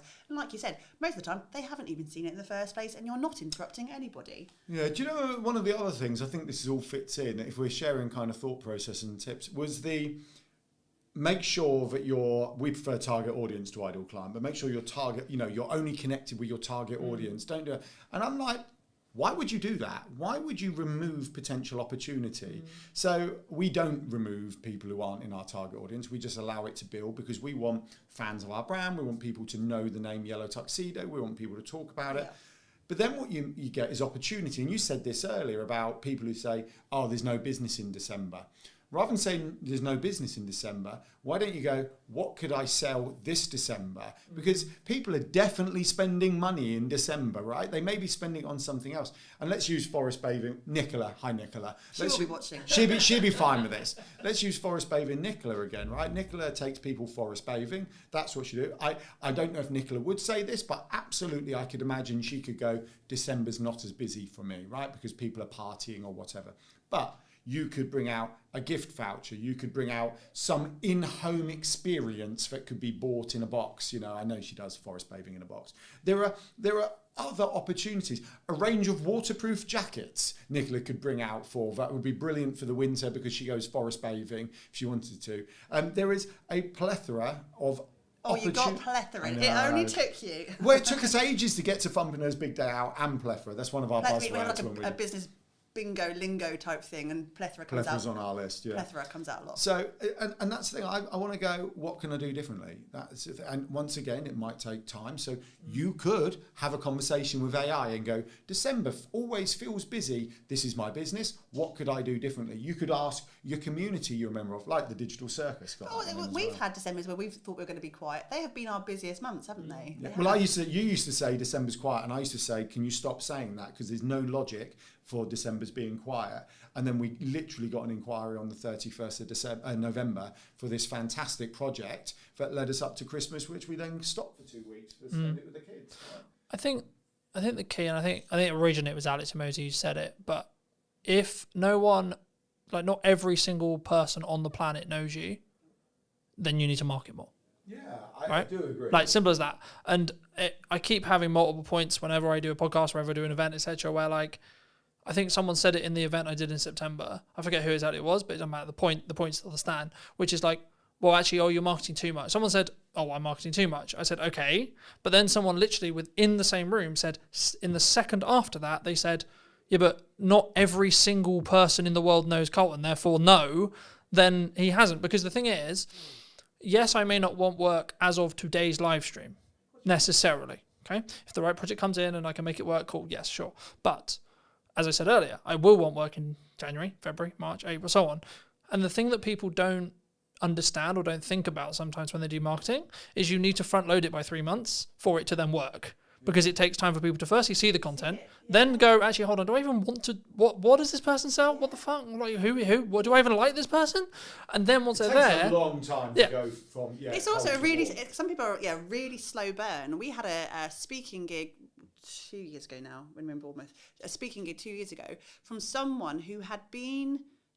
She'd known us from our previous business, which was in the events industry. That was back in 2012. She'd been following us. She's one of those lurker type people who had never interacted with us, had never liked or commented but we weren't connected on any platforms. But she'd gone, I see everything you're doing. I really want you on my stage. Will you be there? And like, that was a 10-year burn, man. Like it was a really long, but you can't, work out when those opportunities are going to be. But you could have stopped 2 years. You could have stopped 2 years ago, and it wouldn't have. You wouldn't have, quote, hit the glass ceiling with it. Yeah. Totally right. Going back to the Alex Hormozy talking about, does everyone in the world know? Look, we have to go, right? We are huge advocates on aligning it to your goal and business on your terms, right? So some people are not going to want everyone in the world to know who they are. But there was this other one I quite liked, another quote from an influencer who basically said, if you are not full up, market harder. If you are full up, increase your prices. Yeah. And I just feel we all get caught up in the noise, get caught up in the narrative, get caught up in all of this. And I think there are some someone once asked us, we were talking about our online visibility model, and they went, how much time a week would you spend in this, doing this? And we went, as much spare time as we have, because that we are putting into our business. Because if we're not doing that, then we should only not be doing that because we're full up, or we're at the capacity we are choosing to be at. And when we're at the capacity we're choosing to be at, then we're going on holiday. We're going to the park with the kids. We're going on adventures because this is our, that's what we want to do. So but that's your decision to make, right? Absolutely. That's your life choice. And that's why it irritates me when people go, I don't have the work-life balance I want, right? It's like, well, especially if you're an entrepreneur, it really irritates me because I'm just like, then take on less work and be okay with making less money. Adjust what you do, change your business plan if you need to, come up with a slightly higher ticket item, potentially, right? That might help with that. I mean, there's a reason we're not in Barbados just yet. No, of course not. Yeah, but do you want to be on Barbados? Do you want to be? I'm not going to say no if someone buys me a flight ticket.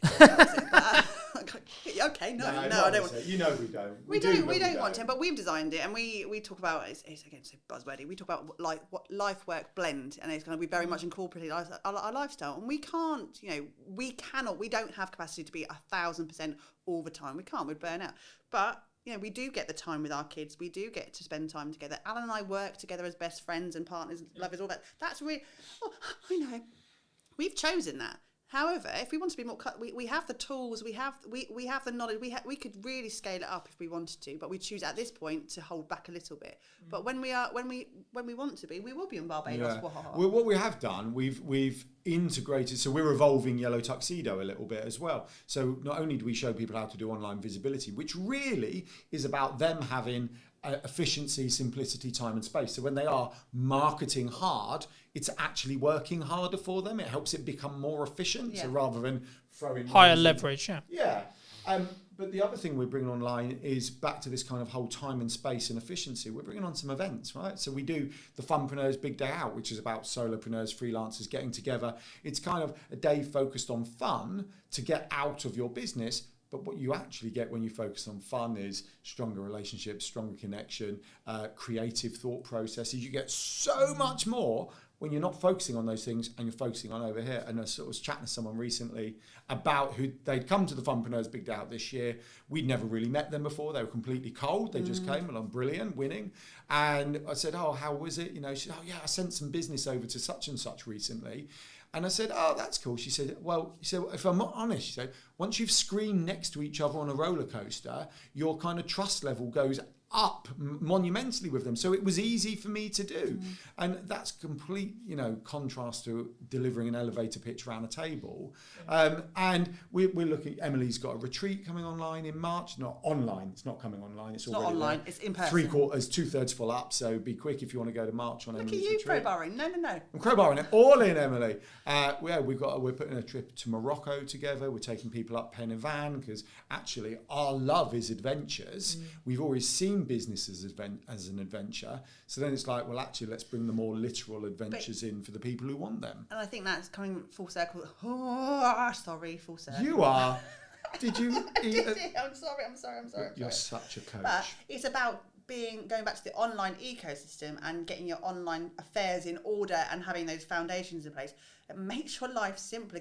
Once you've got that in place, you can go to Morocco, right? But you need to stop whinging when it's not working because you're not taking that time to build what's going to lift you up. And you have to put that effort in, and it comes right back to...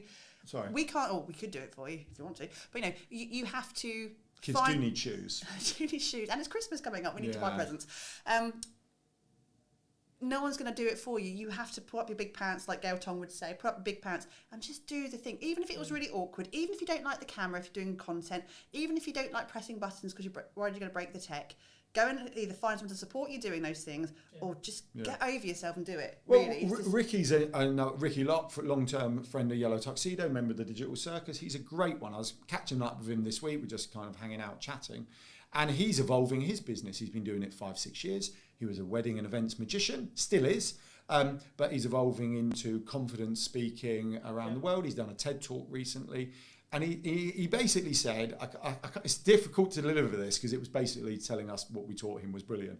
But he basically said, the years hanging out and kind of proactively building his ecosystem have allowed for him to evolve his business now in the direction he wants. Because what he's seeing is, on a random blog post that he optimized 3 years ago, he's getting 3 inquiries a month just off that one blog post as an example, on top of everything else, because he's done he's done and some collaborative stuff and some social media over the years and completely built ecosystem. It all has its place. As people need those multiple touch points, they get to watch a video, listen to a podcast, read an email, do X, Y, Z. So his conversion rate's gone up, his inquiry rates have gone up. He's over here doing his TED Talk, becoming a confidence coach, working with, I can't remember the other team, he's CEO of the Confidence Club. How could I forget that? And all this other stuff, it's the direction he wants to evolve to. But his magician stuff, his wedding stuff, is just ticking over nicely for him. Well, I think the equity you gain by being visible and being on marketing, you know what will work in the market because you've got feedback from yesterday. Right, so I can tell you what the best performing reel of this week is because I look at it, because I put them out and I see the views. But also, in a time, I think Gary Vaynerchuk said this mostly, like in a time when things become harder, right, economically, either like where you are or just your own business because of XYZ, are you willing to put the extra work in to make sure that that is not the case, right?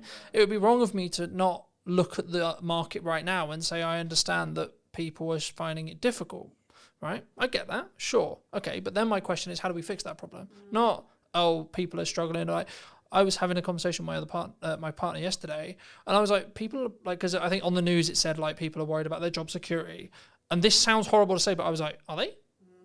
And it's not that I don't understand. Problem, you watch the news, just don't watch the news. Well, there you go.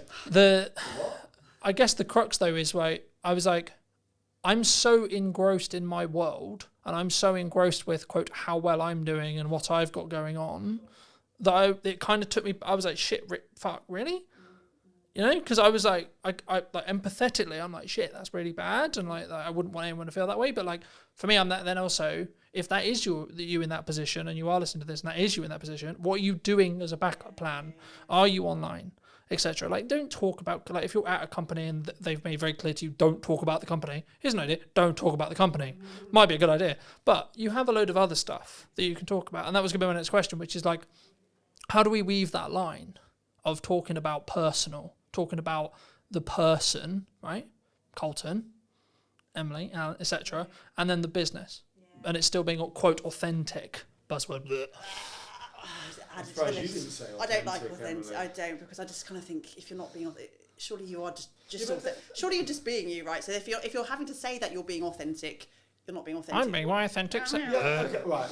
So I'm going to be devil's advocate here. So let's be honest. Some people don't find everything simple and easy, right? Clearly, we are happy being ourselves, sitting around the table, chatting, right?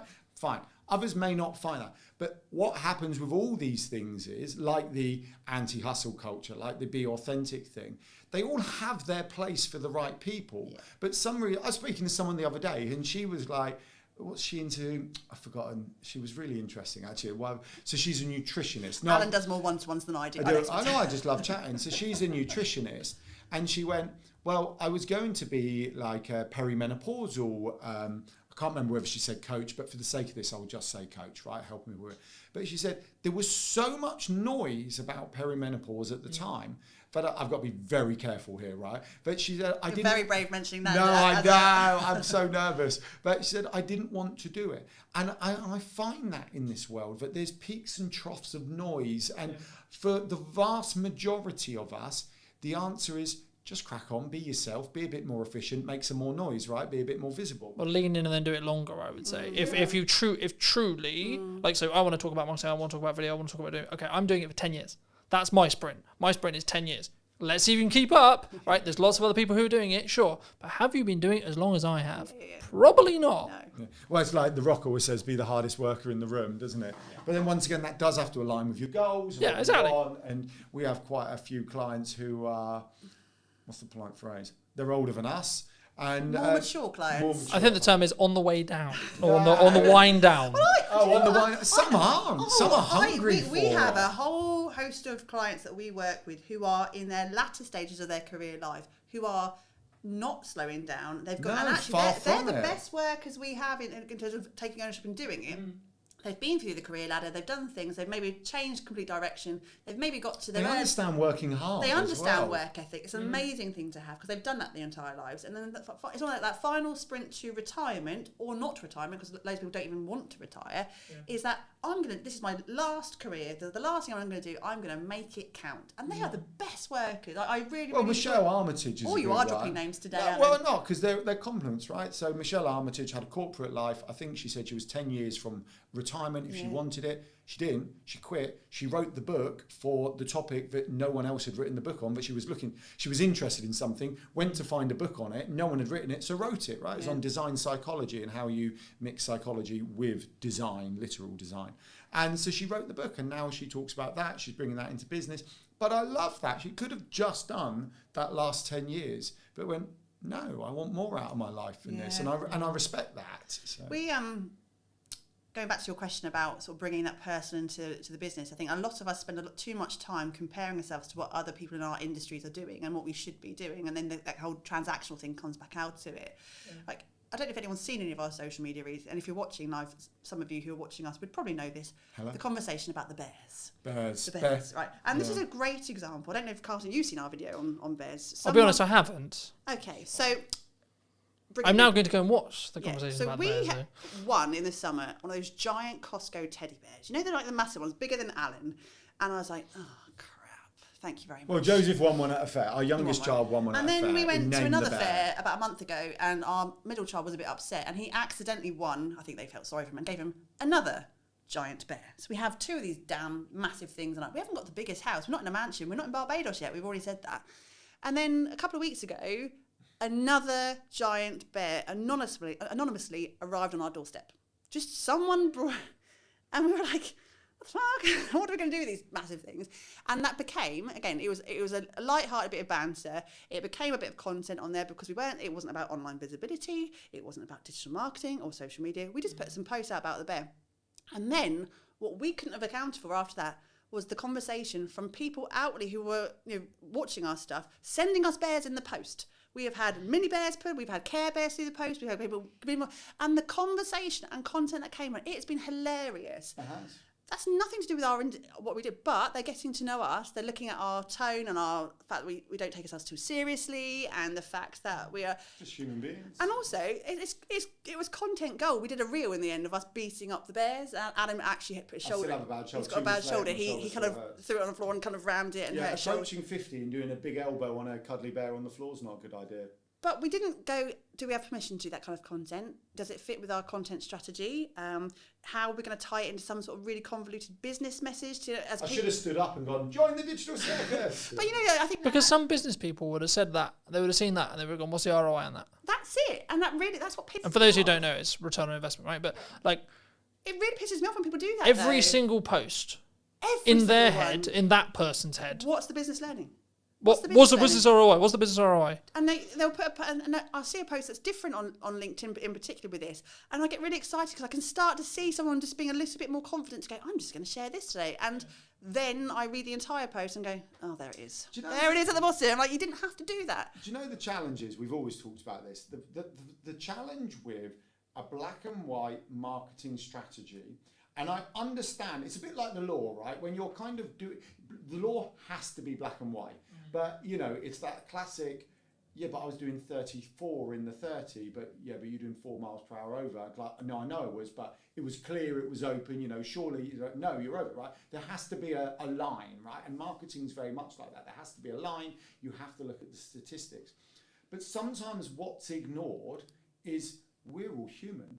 When you're telling your story, it's not about you. If you are sharing something that you've been through or you're going through, it's self-indulgent unless you're doing it for the people you're speaking to. You work with, I would say, a lot of thought experts, a lot of people who have a story to tell. Why do you think so many people struggle to A, tell their story, or B, actually help that story connect to an audience? Because people don't value their own stories. The number of people that say to me, but I don't have a story, who'd be interested in my story? What do you think is specifically missing in marketing today? What's missing in marketing today? I don't know, I was thinking about this, and maybe there's an element of trust, I think. I think, of course, we don't know, AI changes every day, etc. But I think as it stands right now, the time of broadcast, the time of recording, I don't think it will ever replace a human in the concept of strategy, strategic thinking, etc. Hello, my friends. Welcome to a brand new episode of What is Missing in Marketing Today. Hope you're well. And today we're going to be talking to Jackie. And Jackie helps people with, I guess, is it more speaking confidence, and is it like actually understanding like how to get a story?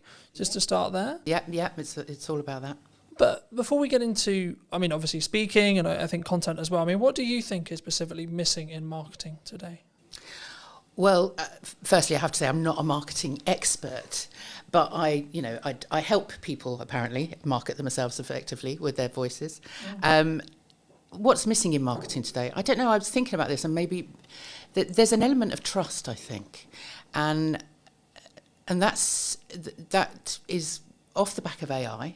You know, nothing against AI. I love it. I absolutely do love AI, but I think people are just a little bit wary of what it is they're watching, because I think there's quite a lot of disinformation and lots of people trying to be somebody that they're not in order to impress.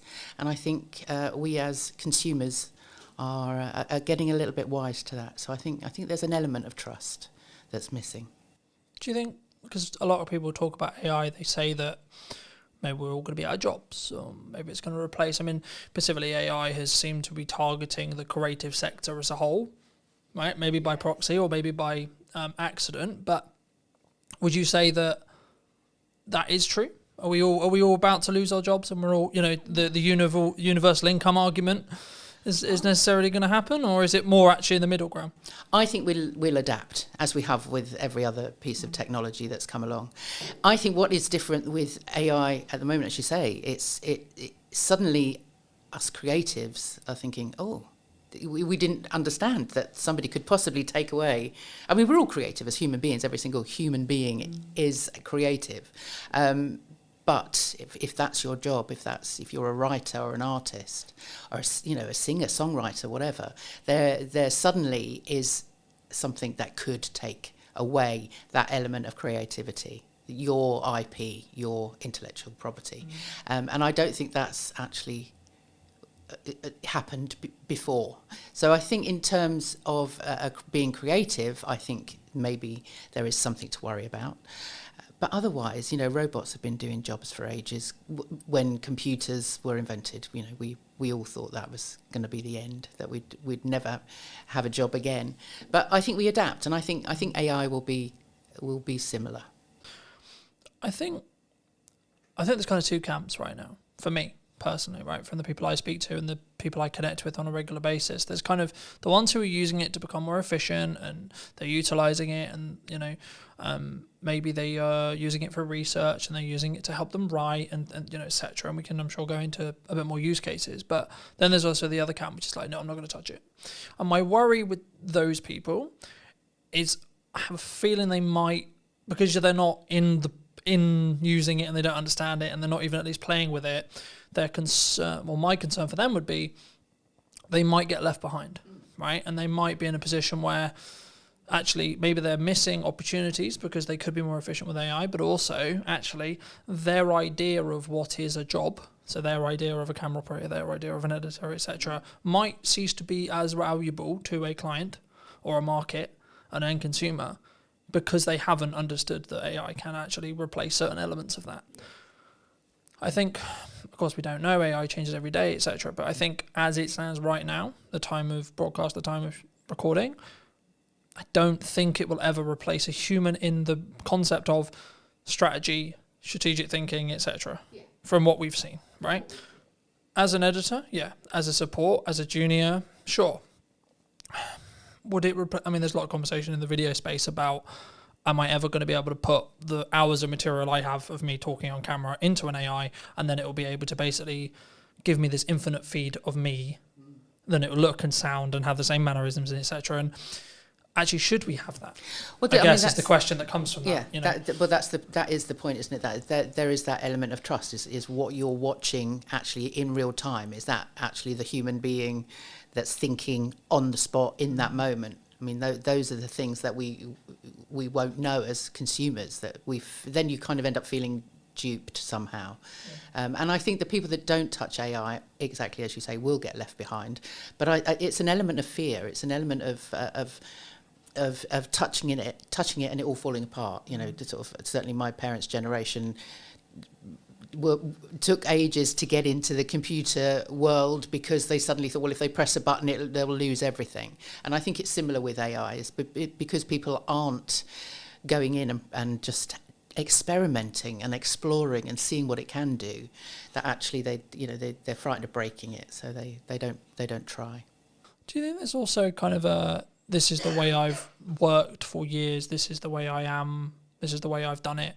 You know, I've been hired as a camera op for years, I've been hired as an editor for years, so no, that couldn't, you know, I mean, is it a level of pride, I think, or a level of like, oh no, this couldn't be replacing me, you know? Well, yeah, I'm sure there is a level of that as well, but I think people are frightened of change, you know, and especially if there are people out there that have been in the same, doing the same job day in, day out for years, and it's kept them safe and it's kept them in their comfort zone and, you know, family fed and all of that. If suddenly something is threatening that, then that's when people kind of, there's a fear around it, and then they would rather fight it than actually understand it. You work with, I would say, a lot of thought experts, a lot of people who have maybe experience or a story to tell, perhaps. I mean, why do you think so many people struggle to A, tell their story, or B, actually help that story connect to an audience, would you say? Because people don't value their own stories. The number of people that say to me, but I don't have a story, who'd be interested in my story? But the part of my job that I absolutely love is going, okay, well, let's see. Let's start unpicking what it is that makes you, you. And once you start getting underneath what they think they should be, that you suddenly then find these amazing stories. And then one of the very first questions I always ask when I'm working with clients, no matter who they are, what experience they've had, you know, the age, gender, whatever, you know, culture, whatever, it's, you know, what were you playing when you were 9 years old? What were you doing when you were a child? What lit you up then? And usually I find that whatever that is that they were playing in the playground, you know, whatever they, you know, for me it was grabbing everybody and, right, we're going to put on a play, let's, you know, and I'd write it and direct it and star in it, obviously. And then we'd play it, perform it to the class at the end of the week. So that was what I was doing, and that I can see that progression in me from that moment. And I think everybody has an element of that, no matter what they're doing, even if it is a sort of a day in, day out kind of job that they've done forever. There's a reason that they get up in the morning. And usually, especially with thought leaders, thought experts, subject experts, they are expert in that area because there's something in there that lights them up. There's something in there that they're passionate about. And you can follow that story. But they don't value it until they speak it out loud to someone like me, that I can then go, now that's interesting, and I can see that I can then join the dots, and you know and then I start drawing out the stories, and so then when they get in front of an audience and start sharing their story, they can relate it back directly to what it is that they're doing, and why it's important to the people that they're speaking to. Do you think? Because a lot of the conversation I have, especially with like accountants, lawyers, etc., right, quite dry businesses perhaps, they go, well, yeah, but my day-to-day and my story is really boring. Yeah, but what I do is actually really boring and really dry and really just, I look at spreadsheets, I look at law, I look at etc. Is their story boring, or is there elements maybe they're not seeing? Do they feel that other people find their jobs boring, so therefore they're, you know, but you could I would say nobody works in a business like that for 20 years. Nobody spends all those years getting qualified to do something that they're bored with. And so I think that's a cover. I think they say to other people, "No, I have a boring job. You know, Oh, no, don't talk about listen me to me. because Yeah, it's don't listen- boring, It's boring. you know, I just look at spreadsheets." But inside, there's going, "I look at spreadsheets. So, I'm so excited. I look at spreadsheets. That's what lights me up." And so there's a reason for that. And I always love to get to, what is that? What is it that makes you get up and do that every day? And there's always a story. Always a story. Do you think we sometimes, does it come from that I don't want people to look at me like, I've never really personally struggled with this, but I know many people do, which is the like self-promotion, especially as a business owner or an entrepreneur. We try and put ourselves out there a lot and say, well, that's what we should be doing in my view. But, it's the reason why I get the opportunities I get. It's the reason why, quote, I'm as successful as I am, etc. But like, is there a hurdle there? Do people just like, oh no, it's a very British thing, right? It's very, I couldn't possibly put myself out there. Yeah. Do you think that's why? Yeah, that's why we have a deflection of like, oh no, I just have a boring job and I look at spreadsheets. Is that because maybe it's deflection to say, well, that's why I'm not doing it? Yeah, a lot of people don't like blowing their own trumpet, do they? I certainly don't. But there's something in people's. People, you can be an introvert, and there are obviously, introverts and extroverts and people that are somewhere in between. But generally, the introverts are the people that don't necessarily socially want to sort of get out there and connect and be in loud spaces and all of that. But actually, they still have a story to tell, and they still have a reason for promoting their business and promoting what it is that they do. So I think it's not so much about them sort of getting out of their comfort zone, but just taking baby steps. What is it that they can do that will just take them a little bit further forward, and find a story or something that they can tell, even if they just start with a camera and just talking to a camera, just in little, and talking to family and friends and just starting to explain what it is that they do to other people. I mean, I have so many people say to me, my sister, constantly, "Well, I don't really know what you do." It's like, well, let me explain. And everybody has that opportunity to explain what they do to somebody else. Just get used to doing it, and you will discover it's not until you start speaking your story out loud that you get feedback from other people. And that's really useful. Back when I started Power to Speak 4 years ago, I made the conscious decision to get feedback on what were my superpowers, what other people thought were the great things that, what was I really good at, but also what am I really bad at? Where could I improve? And I thought, well, I'm going to bite the bullet. And so I asked, I think, 4 or 5 friends, 4 or 5 former clients, and 4 or 5 networking buddies, say people that I knew through networks. And so I had about 15 different versions come back to me. What do I do really well? What do I, where can I improve? And I was amazed at that. And I don't think it is quite a brave and vulnerable thing to do, because you don't know what you're going to get back. But I wanted them to be as honest as possible.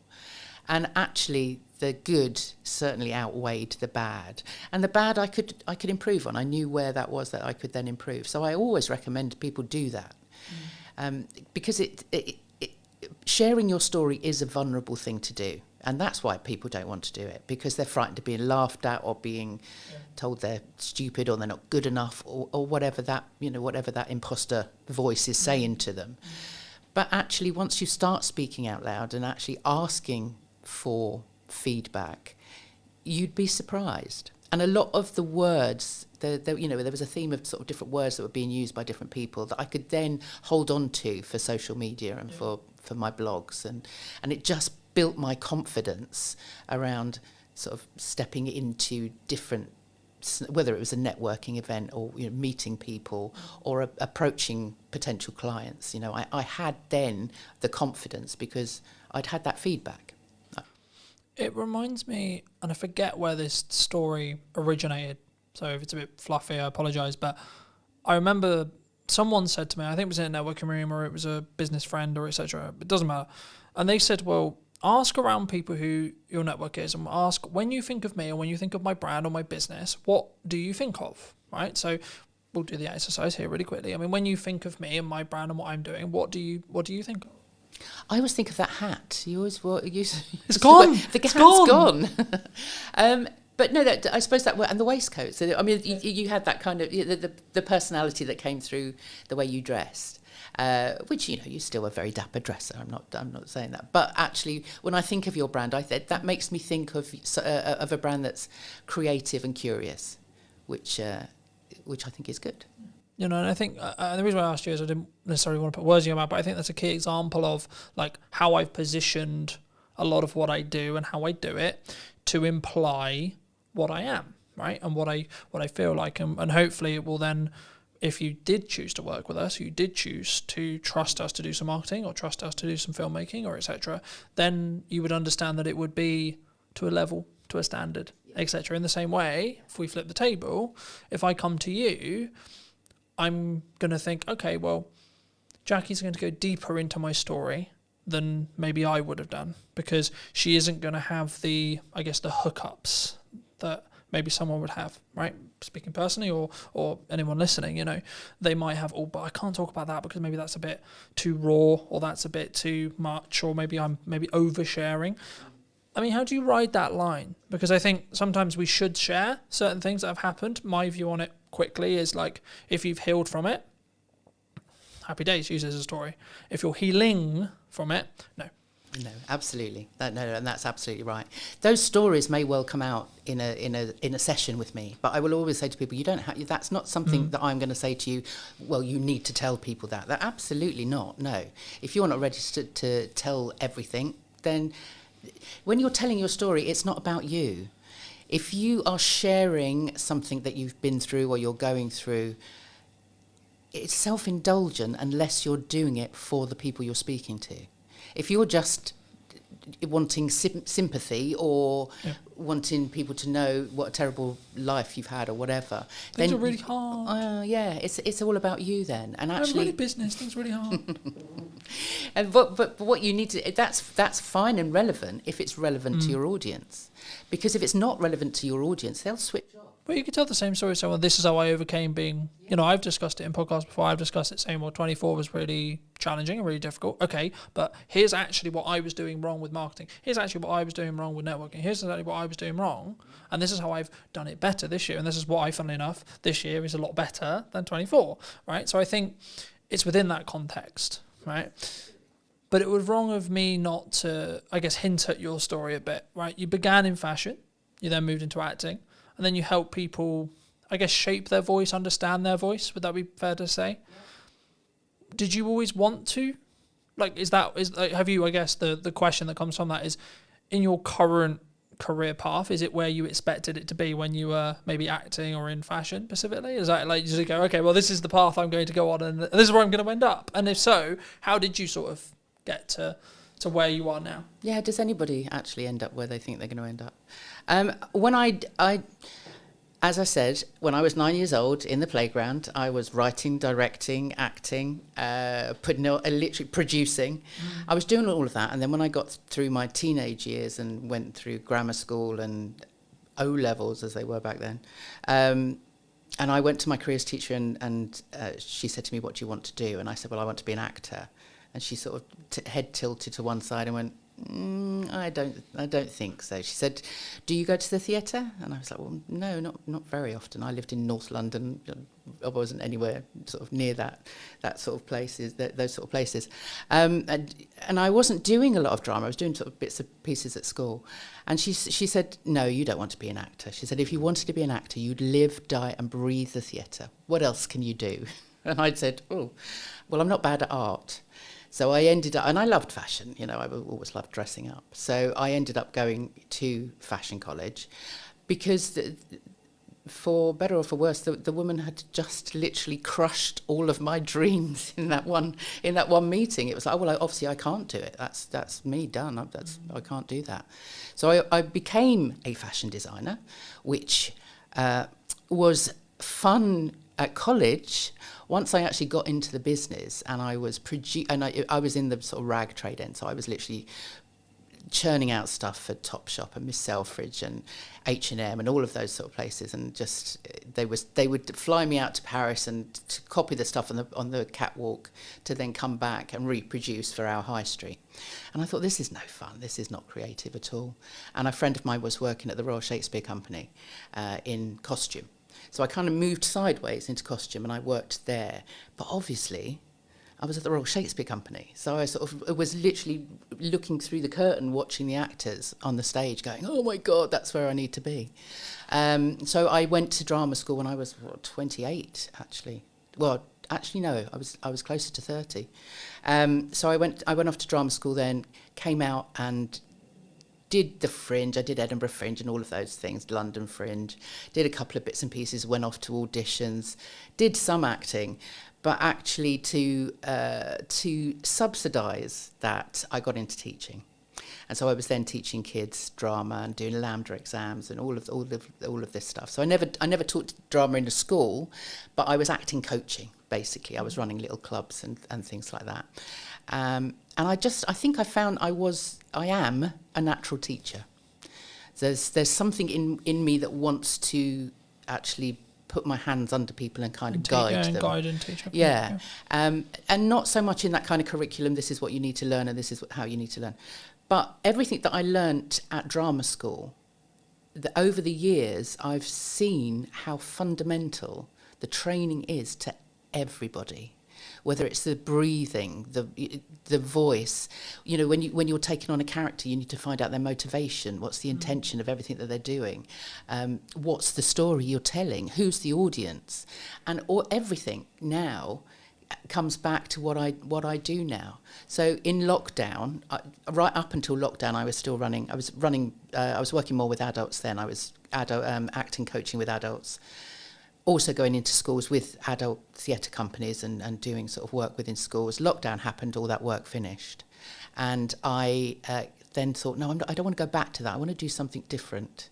And so I took a coaching course because I knew, as I say, there was something of the coach in me. And it was during that course I was in a breakout room and we had to explain. By then I was working with people, thinking, how do I work with people with their voices? Because I'd been in lots of Zoom calls with business owners. I think we met on one of those, in one of those sort of networking spaces, and everybody was like, "Oh no, we have to make video now. We have to put ourselves in front of a camera. We're on Zoom all the time. People want to know what my 60-second elevator pitch is." And I could see that there was a fear there. Yeah. And so when I did the coaching course, I knew by then that that's kind of where I was going. And the exercise within this room, there was only 3 of us in this breakout room, and we had to explain to each other what it was we did for work, or what we were planning on coaching. Mm-hmm. And so I explained what I did with people, and I said, okay, that's my minute. I've told you what I do. Now explain back to me, what did you get from that? What did you understand from that? And one woman said, you help people market themselves effectively. And I thought, I hadn't even considered that I was helping people actually market themselves. And the other woman said, you help people show up powerfully in the world. And I thought, I like that. and so power to speak. It was then all around, the fact that it is empowering when you give somebody that voice. And certainly in the 4 years that I've been doing it, it's just the transformation that I see in people when that kind of penny drops and they go, actually, I can just be me. Yeah. They take ownership of all of those stories and all of those experiences. And when they show up with that courage, then the confidence and the excitement of actually sharing that comes from there. It jumped to mind while you were speaking, so I think I'll mention it, but I remember watching a YouTube video a while ago that said, like, during COVID, when there was a lot of money floating around, working in the arts seemed to be like just the thing, right? There was a lot of filmmakers, there were a lot of marketers, a lot of speaking engagements, etc. But like, I think the thing that sometimes people misunderstand or misthink about sometimes is actually being in the arts, whatever your definition of that is a privilege, right? Working for yourself is a privilege. And I think for me, having the work-life balance is a privilege, right? Like, and I can go a bit deeper into like privilege, right? We live in this a part of the world where I don't have to worry about a bomb landing on my house. I have clean drinking water, etc., etc. I can go down that road as well, of course, but I think for me it's really important to establish when you are in a privileged position to be able to upgrade your kit, to be able to invest in the business, to be able to first come at it from a point of view of saying, I am in a privileged position and I am grateful for the privileged position I'm in. I guess the question that comes from that, though, is in marketing, in when people speak, in when they come across, maybe they don't mean to do it, but do they sometimes come over, not maybe at the start or maybe in their own way, but maybe they don't come over with that level of understanding, that level of privilege first, or maybe they should someone lead with that level of understanding that level of privilege first, or being grateful for the opportunities that they have? Oh, that is deep. because I think sometimes I use the word entitled. I paused because I didn't know what word to use, but I think the best way to describe it is some people can be very entitled. I'm entitled to people watching this. I'm not entitled to anyone watching anything I do. I hope they do, and I hope they take value from it. But that's actually down to the quality and the value that I add, which is subjective upon the audience, not me. My job is to do the best I possibly can in the grateful opportunities I have to hopefully add value to someone else. Yeah. I mean, I don't know how many people creating content in a privileged environment really understand that that's the case. I don't know how many people are actually. I think maybe with what's going on in the world at the moment, people are now kind of thinking, well, actually, my life isn't actually that exactly. bad, Yeah, I'd much rather be here than there, kind of thing. So yeah, maybe we are becoming more aware of that. I often get people say, if we're going through a talk or they're speaking to an audience, I mean, generally their audiences are potential clients, potential customers. That's the reason they get up and they speak to people. But they don't want to be seen as arrogant. But what I say is, it's more as long as you're confident, you're doing it. What you're speaking about is, like you were saying earlier, people don't like to blow their own trumpets. They don't like to sort of say, look at this. But actually, in some cases, you need to have that. I don't want to say arrogance. Arrogance isn't the right word. I think it's belief. But it is a belief, yeah. But it's arrogance with humility. Has this kind of it's the confidence to know that what you're sharing is of benefit, is of value. To know that the experiences that you've had and the accolades, awards, whatever it is that you're sharing, it's not. You're not showing off. You're actually saying, look, this makes me credible. This means, and hey, I worked for it. Yes, yeah. You can trust me. I have the discipline to get myself to the. I am running a 5-day. I have done for the last 2-3 years now, a 5-day acting course for stunt performers. Okay. So stunt trainees, people that want to get onto the British Stunt Register, and actually. On day one, they come in and they're very, very nervous, as they would be, because they don't want to be actors. They want to throw themselves off buildings and get into fights with superheroes. That's kind of why they want to do it. But they have to act. They're on set. They have to be able to act. So on day one, on the Monday, they come in and they're very, very nervous. They're like, oh, but these guys are athletes. Guys and girls, they've been through the Olympics. They've done, these are like proper gold medalists. Some of them in all sorts, gymnastics, horse riding, all of that stuff. But ask them to speak and tell you what they've done, they don't want to do it. So on the Monday morning, it's like, it's like, hold on a minute. On Friday, I'm going to get in a stunt coordinator to talk to you on a Friday afternoon. By Friday, you need to have your 60-second elevator pitch. If you got in a lift with Steven Spielberg, what are you going to tell him that's going to make him want to work with you? So through the week, so by the Wednesday, they have to do it again. By the Wednesday, they're now speaking their stories out loud. So we're now finding out that they are, gold medal. One guy had been training with Tom Daley for the last 7 years. Got to got to the Olympics, gold medal, parkour, European champions, all of this. And as soon as they speak that out loud, they get the reaction from the rest of the group going, wow, that's amazing. Didn't know that on Monday. Yeah. And so by Friday, they've now taken on all of this feedback, and they've seen people kind of go, lean in and listen. They want, the people want to know more. And so it's not arrogance. We always say to them, name drop. Don't name, if you've just worked on Tom Cruise's film, don't go into a pub and start mouthing off about how great you are and you've worked with Tom Cruise. That's not the right place to do it. But if you're on a lift with Steven Spielberg and you've just worked with Tom Cruise, that's going to impress him. Not like, oh, aren't you great? But actually, I can trust you, because if you've worked I think they'll with that, see them as a colleague. Then it's that quick. Yeah. Can I see you as a colleague, or are you just a person? Yes. Right. Yes. Yeah. But it also is that credibility. If you've worked on a certain amount of films, and it goes any business, if you can prove or if you can mention a name that somebody else knows, then they can ask that person how you are to work with.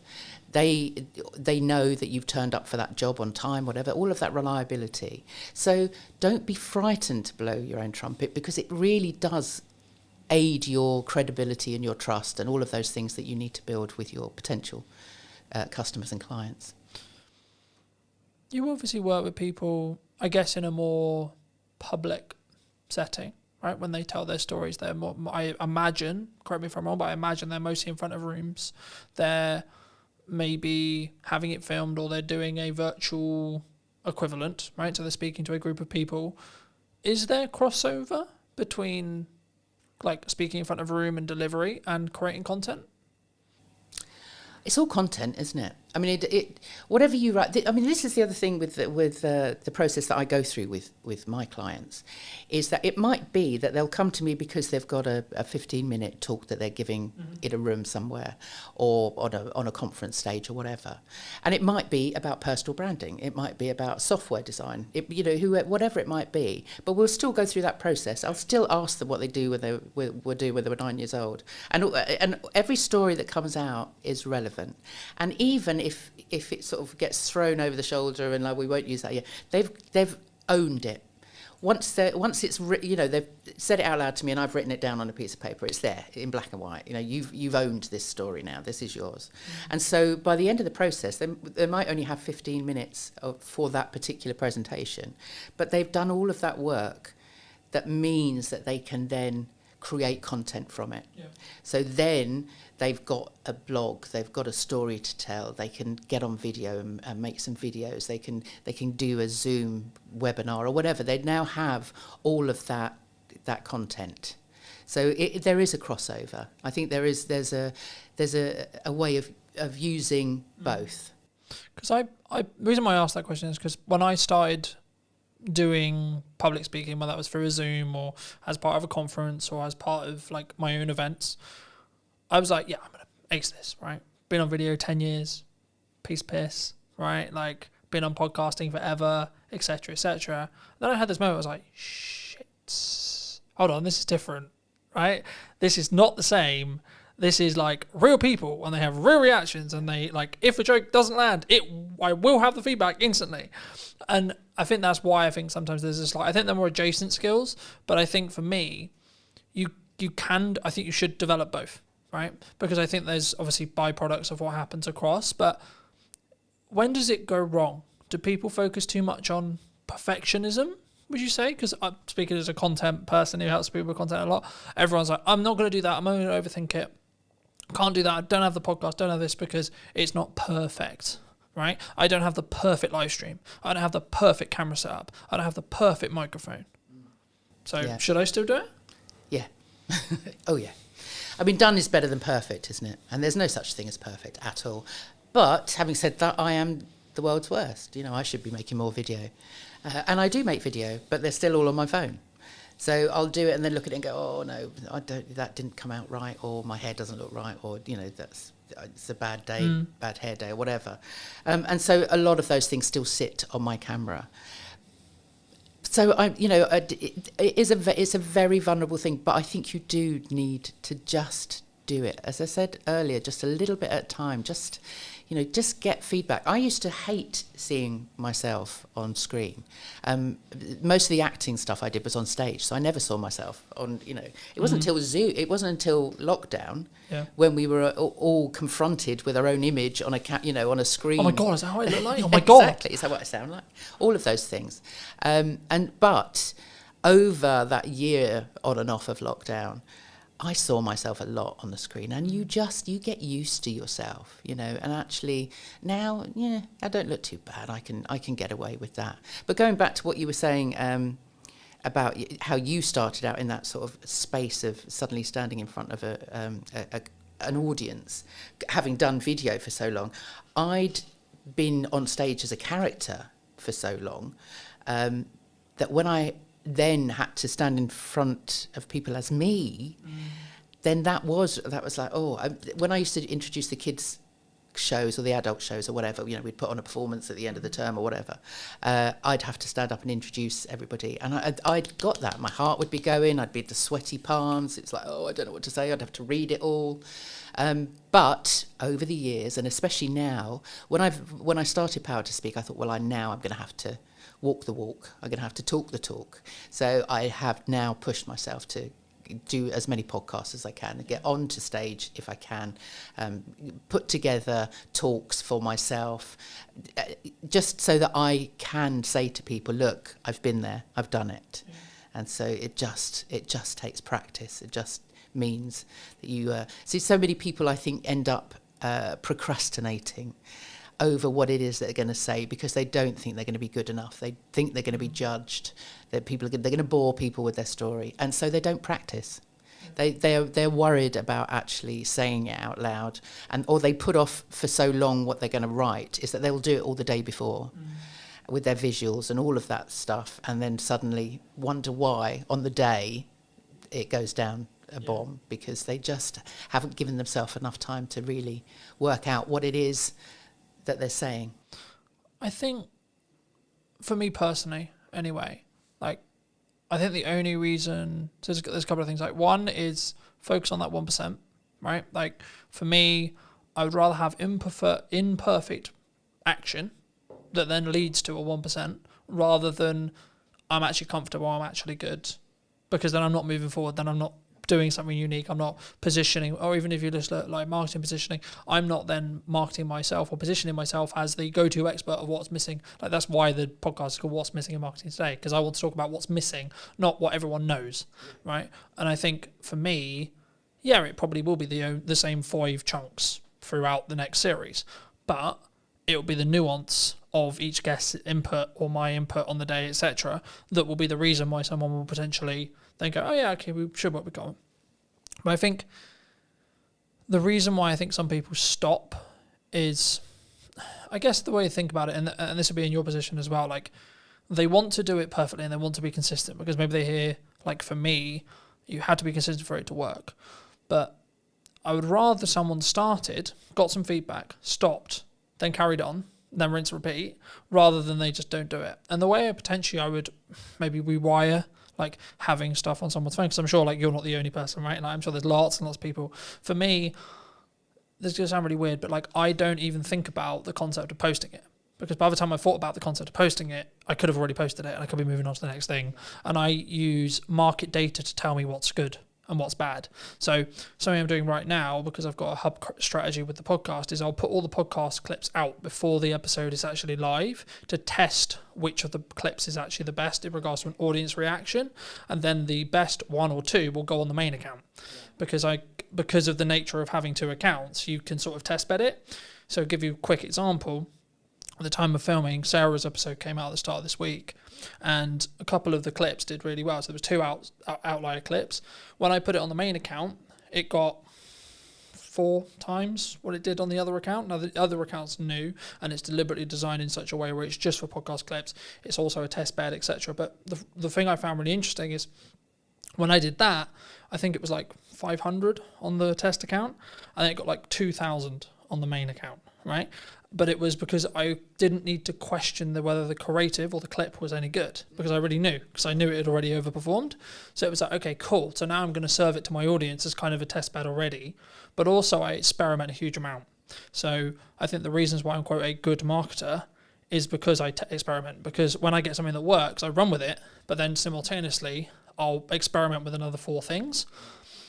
I guess the question in your space is, if someone's listening to this and maybe they have a talk coming out and they have maybe an instinct during their talk performance. So they have their prep, because they have that preparation, they know that they should be preparing, but they have an idea, right? They have, maybe the audience, this would be really valuable, this idea would be really valuable, but I haven't prepped it. Should they use it? No. I'm thinking you've done that, haven't you? I have. and it so I'm partly asking selfishly, because I have done that. Yeah. And lots of people have.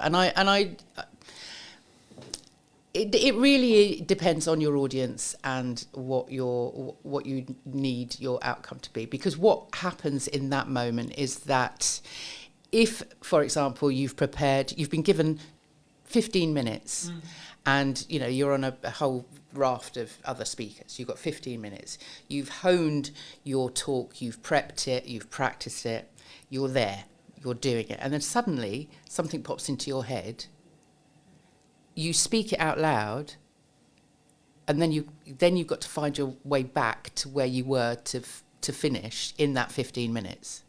Because time is really important. Yeah. And people don't seem to understand that actually, either they'll think, right, I've got 15 minutes, I need to cram in as much as I possibly can in that 15. I need to tell everybody everything.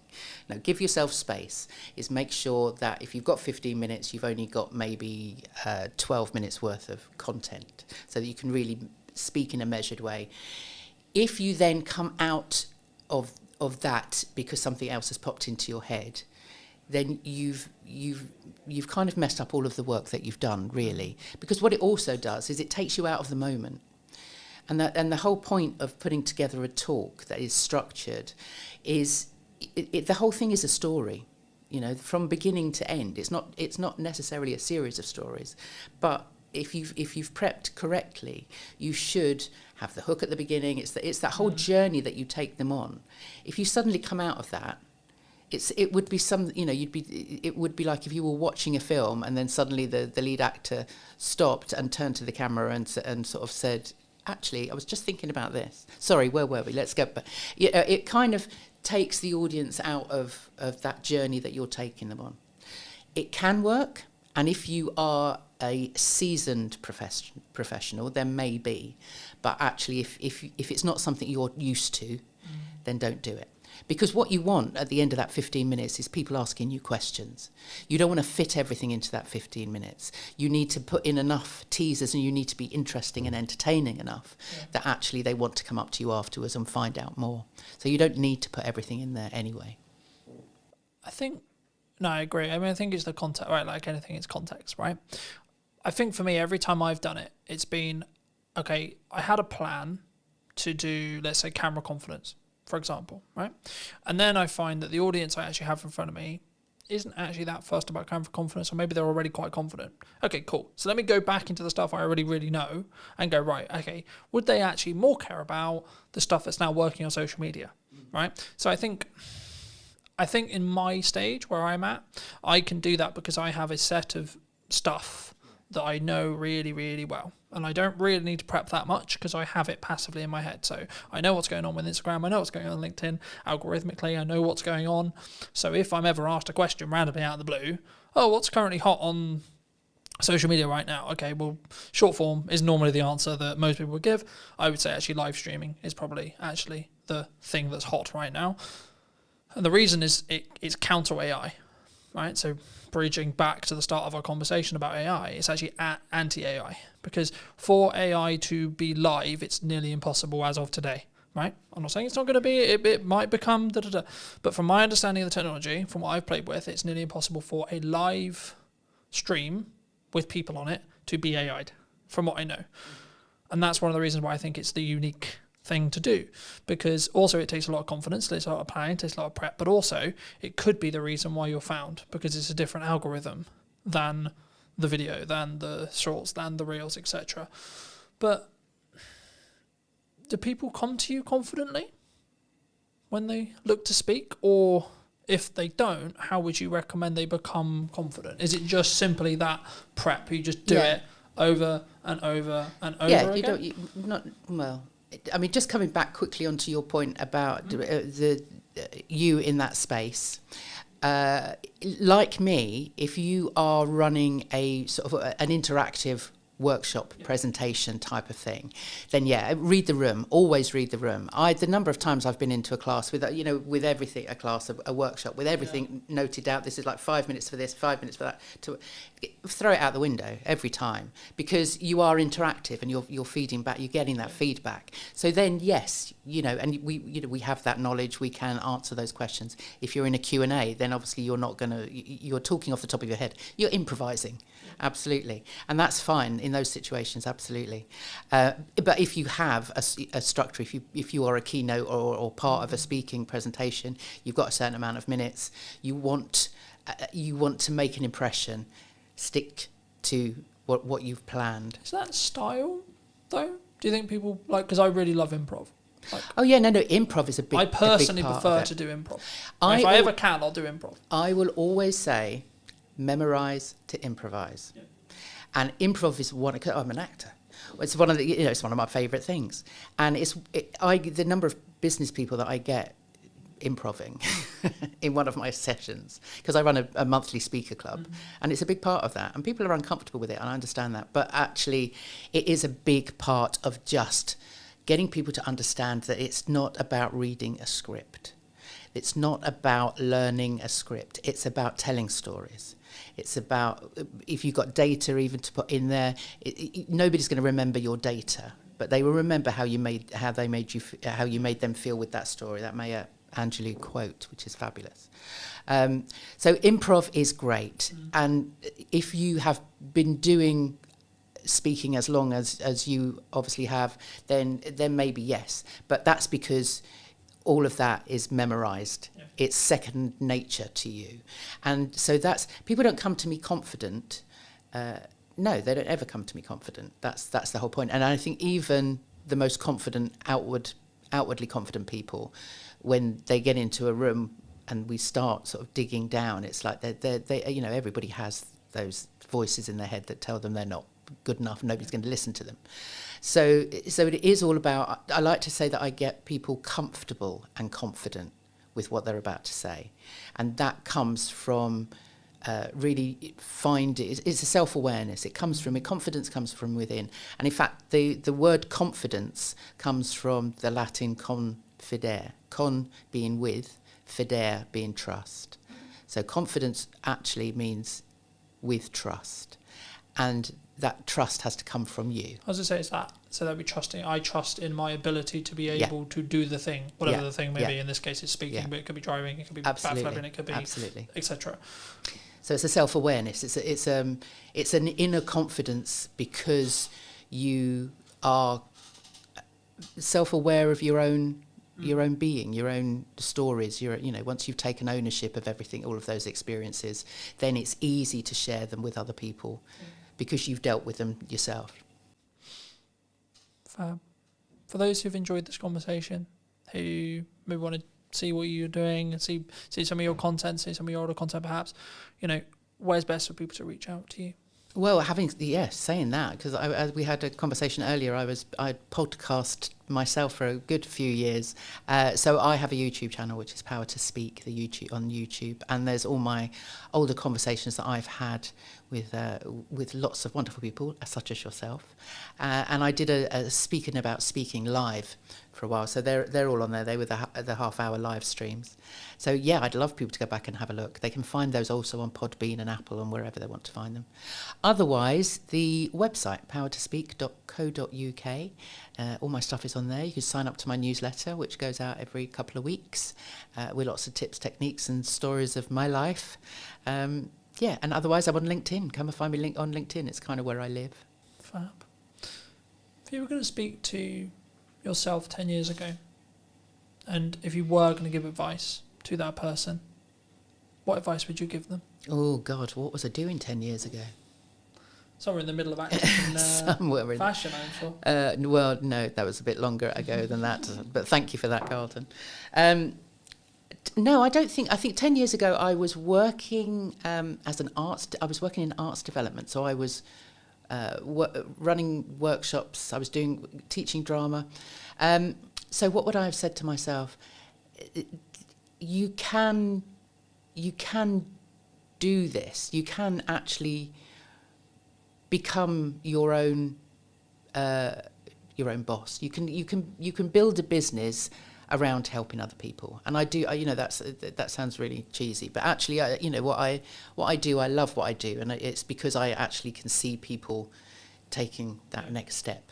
And I think I don't think I ever envisaged myself 10 years ago with that ability. And maybe that goes back to that breakout room and just having somebody say to me, you get people to show up powerfully in the world. And I would never have known that 10 years ago, but that's not advice I would give to myself, but I'm very glad it's happened. Thank you so much for coming on. You're welcome. Thank you for having me. And if you did enjoy this episode and would like to see more like it, make sure to be subscribed to the channel. YouTube thinks you enjoyed this episode, so why not check that out? And I'll see you very, very soon.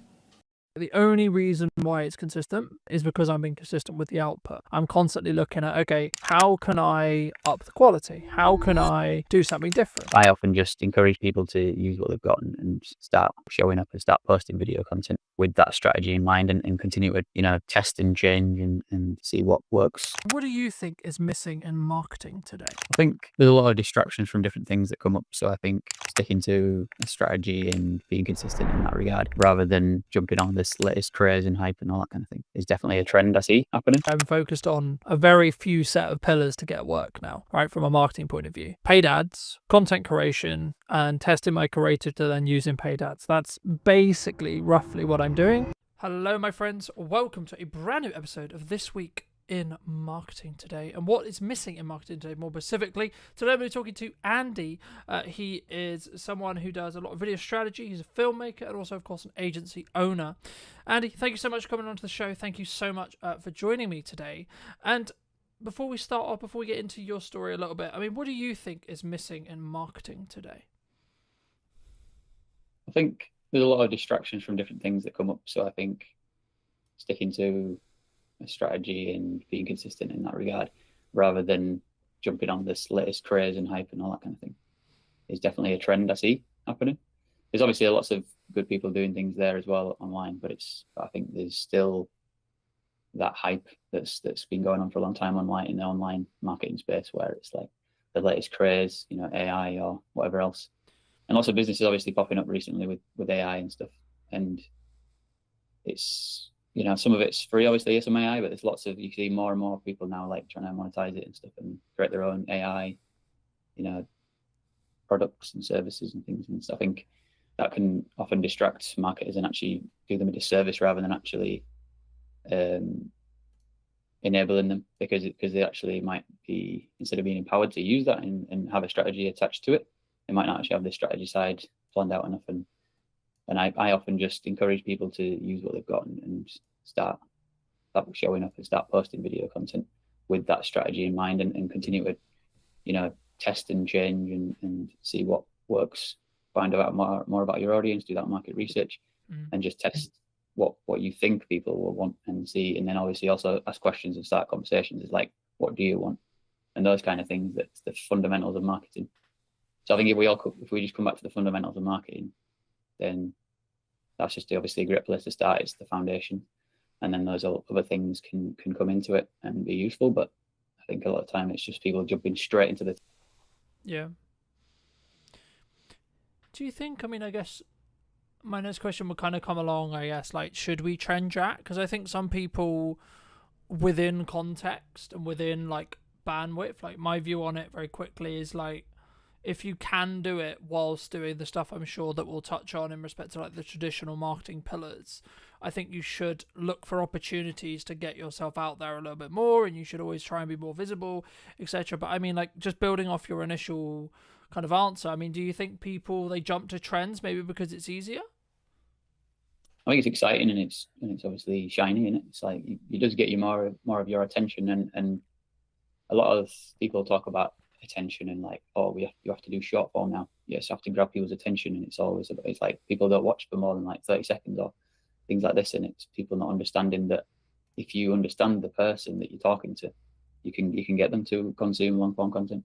And I think there's just different things like that that are going around, and it's been going on for years. Obviously, like people talking about their perspectives of what they see working, and it's like, yeah, that does work, but it doesn't mean that you have to always do short form. And it's like other audiences will want to watch that long form content, especially when they're like really interested in that one topic. So I think sometimes those different things that come into it, they're like different advice from different people. It just distracts you and gets you off the path of actually doing the most fundamental stuff, really. And it's not necessarily, to me it's not about traditional versus modern advertising or anything like that, because everything's kind of combined now anyway. So yeah, outdoor advertising is digital, radio is digital, and all this stuff. And like these are the things that I've learned from Mark Ritson. So it's like I'm kind of just really talking back what he talks about here, but I just really resonated with the stuff that I learned from him. And I did his mini MBA back in 2021. And that's what helped me to understand marketing and understand the importance of strategy. And also it's like it goes from diagnosis to strategy to tactics. But then, you know, some of these content he talks about how it's just oftentimes jumping straight into tactics and things. So yeah. I think the tactics side, right, is like this new shiny. It's like that. Oh, we're gonna do video, we're gonna do live stream, we're gonna do etc. I'm sure, like, because we're both video creators and etc. I'm sure we'll get on to like the reasons behind why video, but and then maybe even why you should do live, etc. But like, I think for me, the reason why some people don't do like the strategic stuff is, I hate to say it, but it's like it's the boring stuff, right?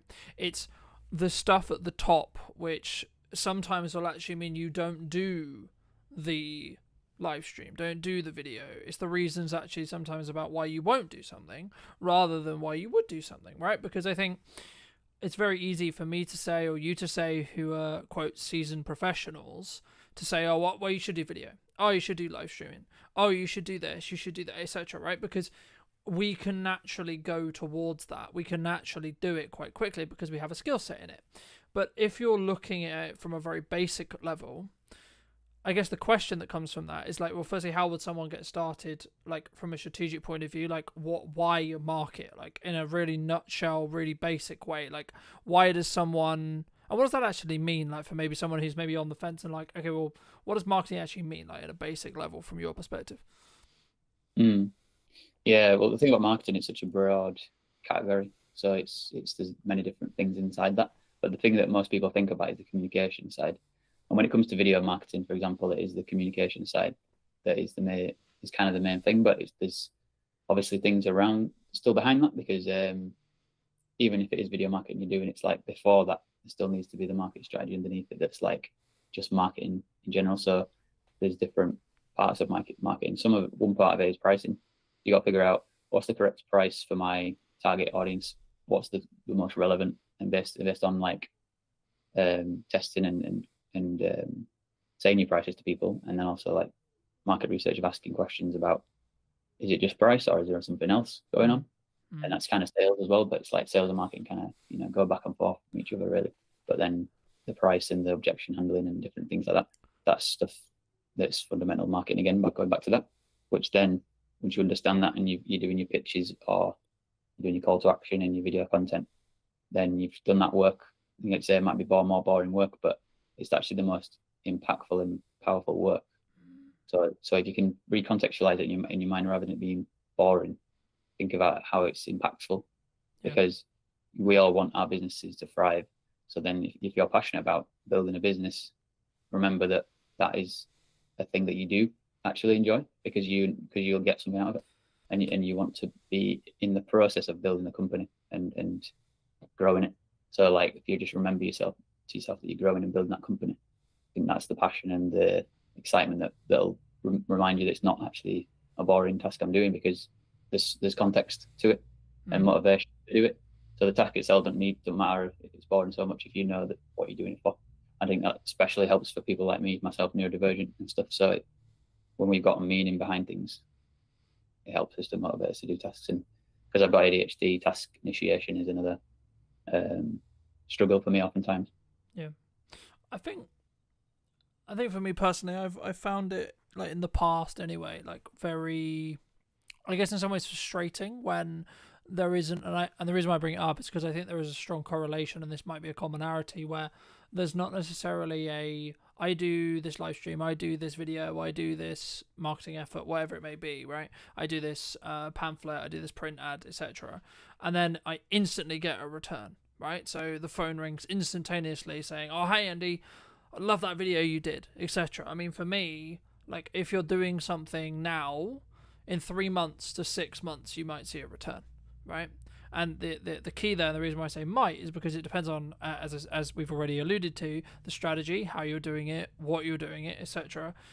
But what would you say are like I guess just focusing a little bit on video then, why should, I guess there's kind of a two-pronged question here, like, what, number one, like, why should, in your view, someone do video as a whole, right? Why, as a medium to create content, put themselves out there? But then number two, what would be the reasons behind A, why they shouldn't do it, or B, what are the hurdles they might run into when it comes to their fears, their worries, their concerns, in respect to actually like doing this thing that we call a video, right? Because I think so many people don't do it because they're worried about it or because they're concerned about it. I mean, from your perspective, just to reiterate the question, why should someone do video? And then secondly, like, what kind of are the fears and the worries that they might run into? I think because something stood out to before what you said, I think I could tie it into what you said before, because obviously what you talk about before is ROI. So any marketing thing we're doing, obviously ROI is often a motivator to do marketing, but then that's usually a short-term thing, return on investment. But then it's like something like a sales activation, or where you do a discount, or you just got like a campaign that's like short-term and you're trying to like get people to buy that particular product. And then there's also long term, which is the brand building. So there's those two sort of objectives, like categories of, like, we've got objectives in building that brand and long term value, and then we've got the short term of like just getting this product sold. If we've got loads of a particular product to sell, for example, it's like a physical thing that we want to get that sold, then we can, obviously one strategy is to do discount, but that's kind of like the last option you should really consider, because you want to think about what's relevant to the audience. Like we were saying before with pricing, if you set the pricing originally, then you'll know that it's the right price and you can just keep it at that price and keep just pushing it. And then this brand building side is more emotional and more what it feels like of the brand and what you stand for, values and all that stuff. And that needs to be a message that's communicated over time, and a story that people understand who you are and what it feels like to experience that brand, either in the marketing or in the product itself. So I think those things are important in whatever marketing you're doing. But then if you were using video, there's some of the benefits are that if you're a person like talking on camera like we're doing, it's like it can humanize the content rather than just text on a screen. Personality can obviously come through text as well, but it's like, I feel like it feels obviously more real. It's like a simulation almost of like real life. So I think that's one of the benefits of video content, and aligning that with the marketing stuff, with either focusing on sales or sales activation or brand building. Yeah. Usually a combination of the two is the best approach. And then just to tie. I mean, I agree. I mean, I think for me, whenever you look at maybe doing like a short-term campaign, as you like alluded to as well, like the video strategy or the ads or like the specific creative, so the thing you're going to be showing that audience, is going to be completely different in how it's designed, in my view at least, of like how we would create it if the objective is actually short-term sales. Like, we're recording this and it's going out live at the start of October, and you know, a lot of people are thinking about Christmas, right? Like, now, to be honest, I'm pretty much booked for Christmas, right, in respect to the campaigns I'm doing and the stuff I'm doing, etc. And the reason why that's kind of happened is because I did a lot of the Christmas marketing beforehand, right? So to give the audience some more context, I mean, for me, like, I start talking about Christmas, and there's kind of this joke in marketing, I'm sure you've heard of it as well, and others would have heard of it, where like you're starting to talk about Christmas towards the middle of the summer, because by the time you've done the prep and etc., and like maybe the actual production isn't until October, November, but all of the planning and everything else that goes into it will be towards that summer transition. But I think for me, like the point that I really wanted to, I guess, echo but also add to is, what is your objective? Are you in a position where, for whatever reason, you're trying to develop cash flow quickly, you don't have a strong pipeline, etc., then actually maybe marketing isn't the solution. And that for that specific case, I think for me, in that case, it should be more cold outreach. It should be reaching out to your, creating an ideal offer, creating a glance time offer, that kind of thing, and more looking at that, because that will have a shorter return window in respect to the amount of cash that can be generated and collected by a business for work done. So let's say, for example, I'm in a cash flow crunch, and I'll go, okay, so I'm going to do a video, promotional video deal, for example, for X price. Cool. And then I'm going to go to like 150 people within my network and say, hey, would you like this thing? Right. And if it's kind of more a binary yes or no. But for me, the role, and this is why I think sometimes people get things wrong when it comes to marketing, is because like they don't see them as separate tasks, right? You've got to do marketing to get people to the point of sale. And I think for me, like, the overarching perspective when it comes to video itself is it humanizes, as you say, of course, but it also allows people to get to know you and build that parasocial relationship faster than like us. Like there's kind of there's two ways, and it's about the depth of connection, right? So you meet the person, you have meetings with the person, you go to networking, etc., which will lead into my next question, or you consume their content and you build that parasocial relationship.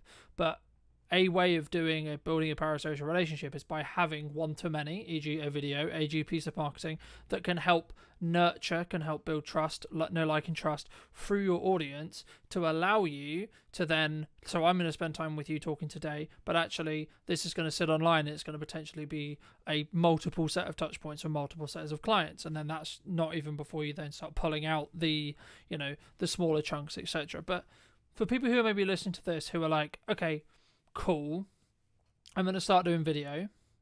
How should we start? Should we just jump in? Should we just record a quick video on our phone and post it? Like, what do you think? It all starts with diagnosis, basically.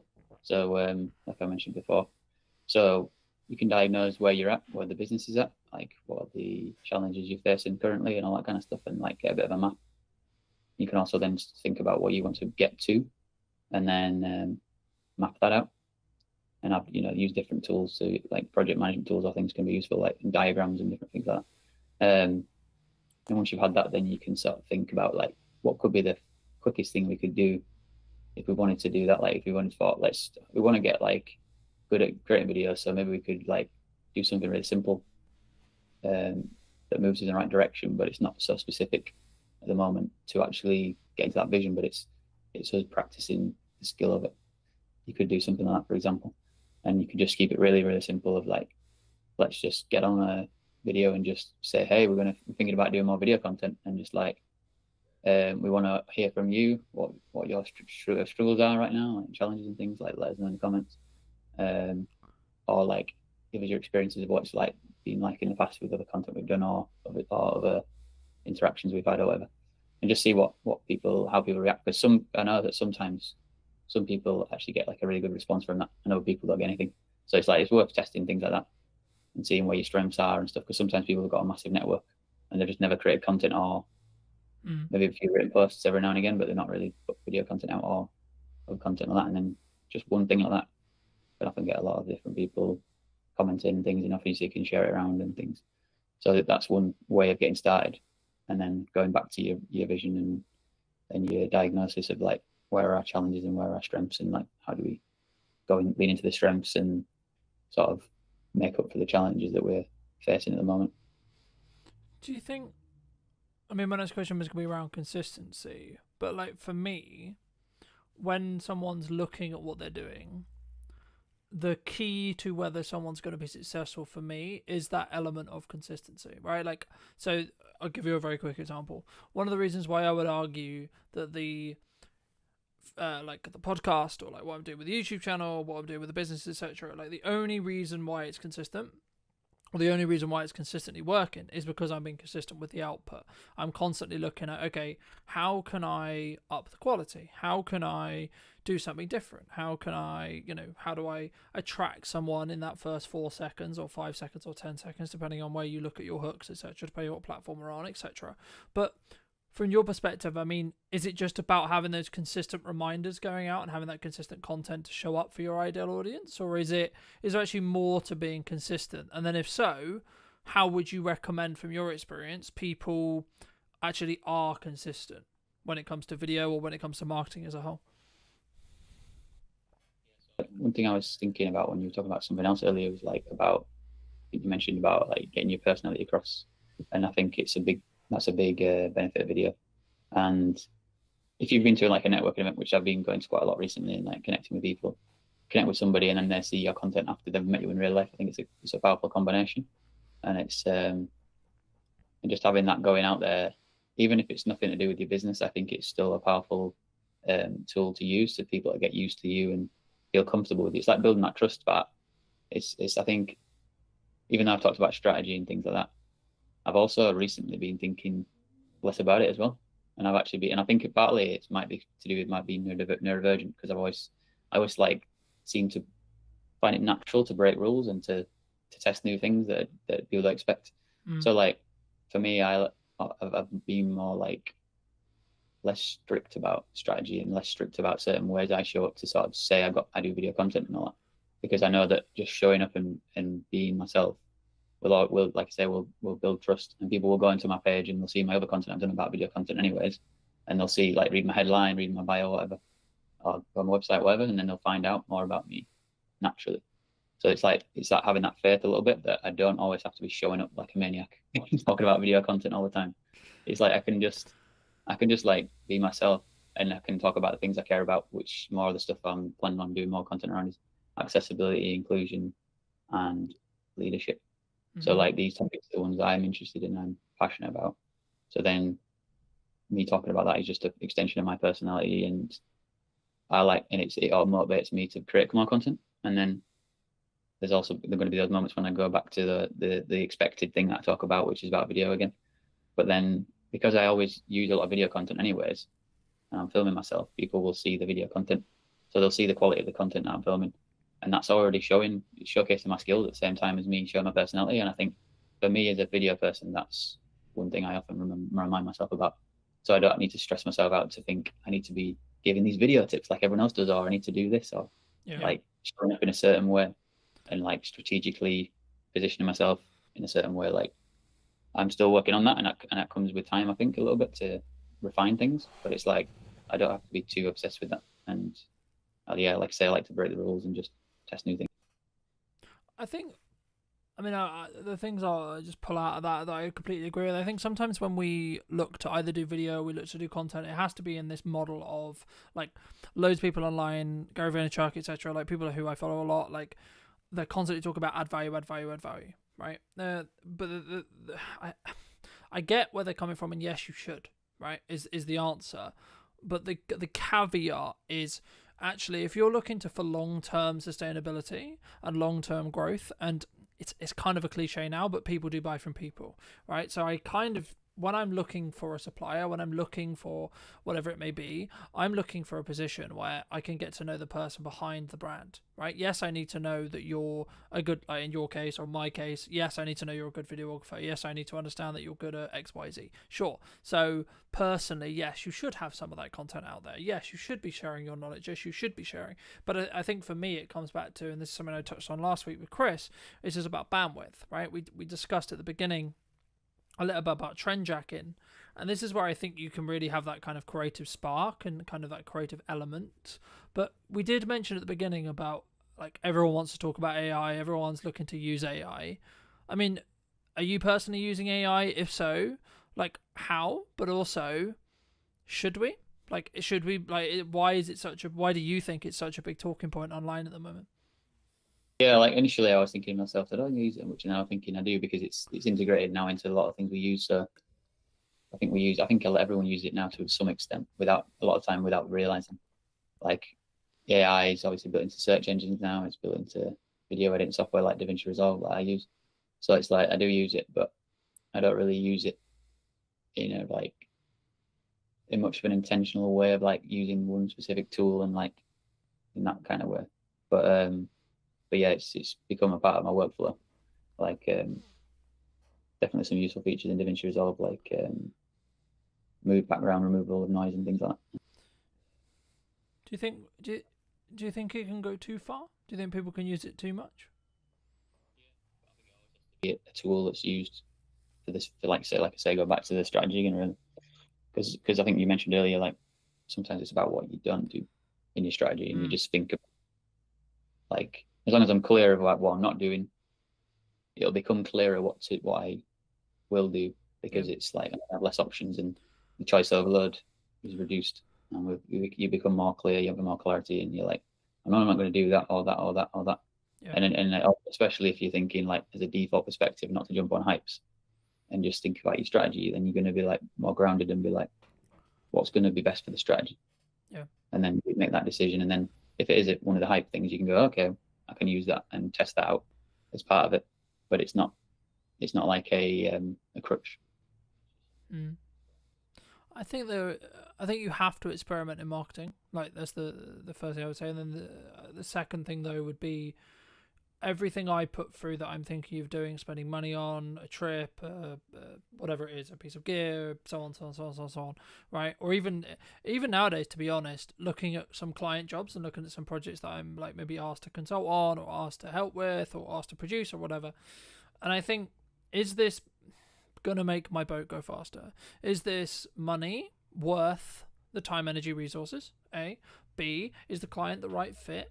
Right? A, B, or C. Like, how does their attitude, like how do they work, what is the value exchange good in respect to either how much you're making or potentially the benefits that client could potentially work with you, etc. Like but also do you like them as people or person, depending on how you're working as well? Because I think sometimes something that I definitely struggled with in the early days was doing a load of things, like all the things that we say we should be doing as business owners, right? I need to be super visible. Okay, so that means I'm going to go to 100 networking meetings, I'm going to go and do 15 one-to-ones a week. I'm also going to do content. I'm also going to do this. I'm also going to, put some banner ads out. I'm also going to do some paid ads. I'm also going to do this. I'm also going to like put letters through or leaflets through people's doors, etc. But the issue is, actually what ends up happening in my experience is you end up doing nearly all of those things badly.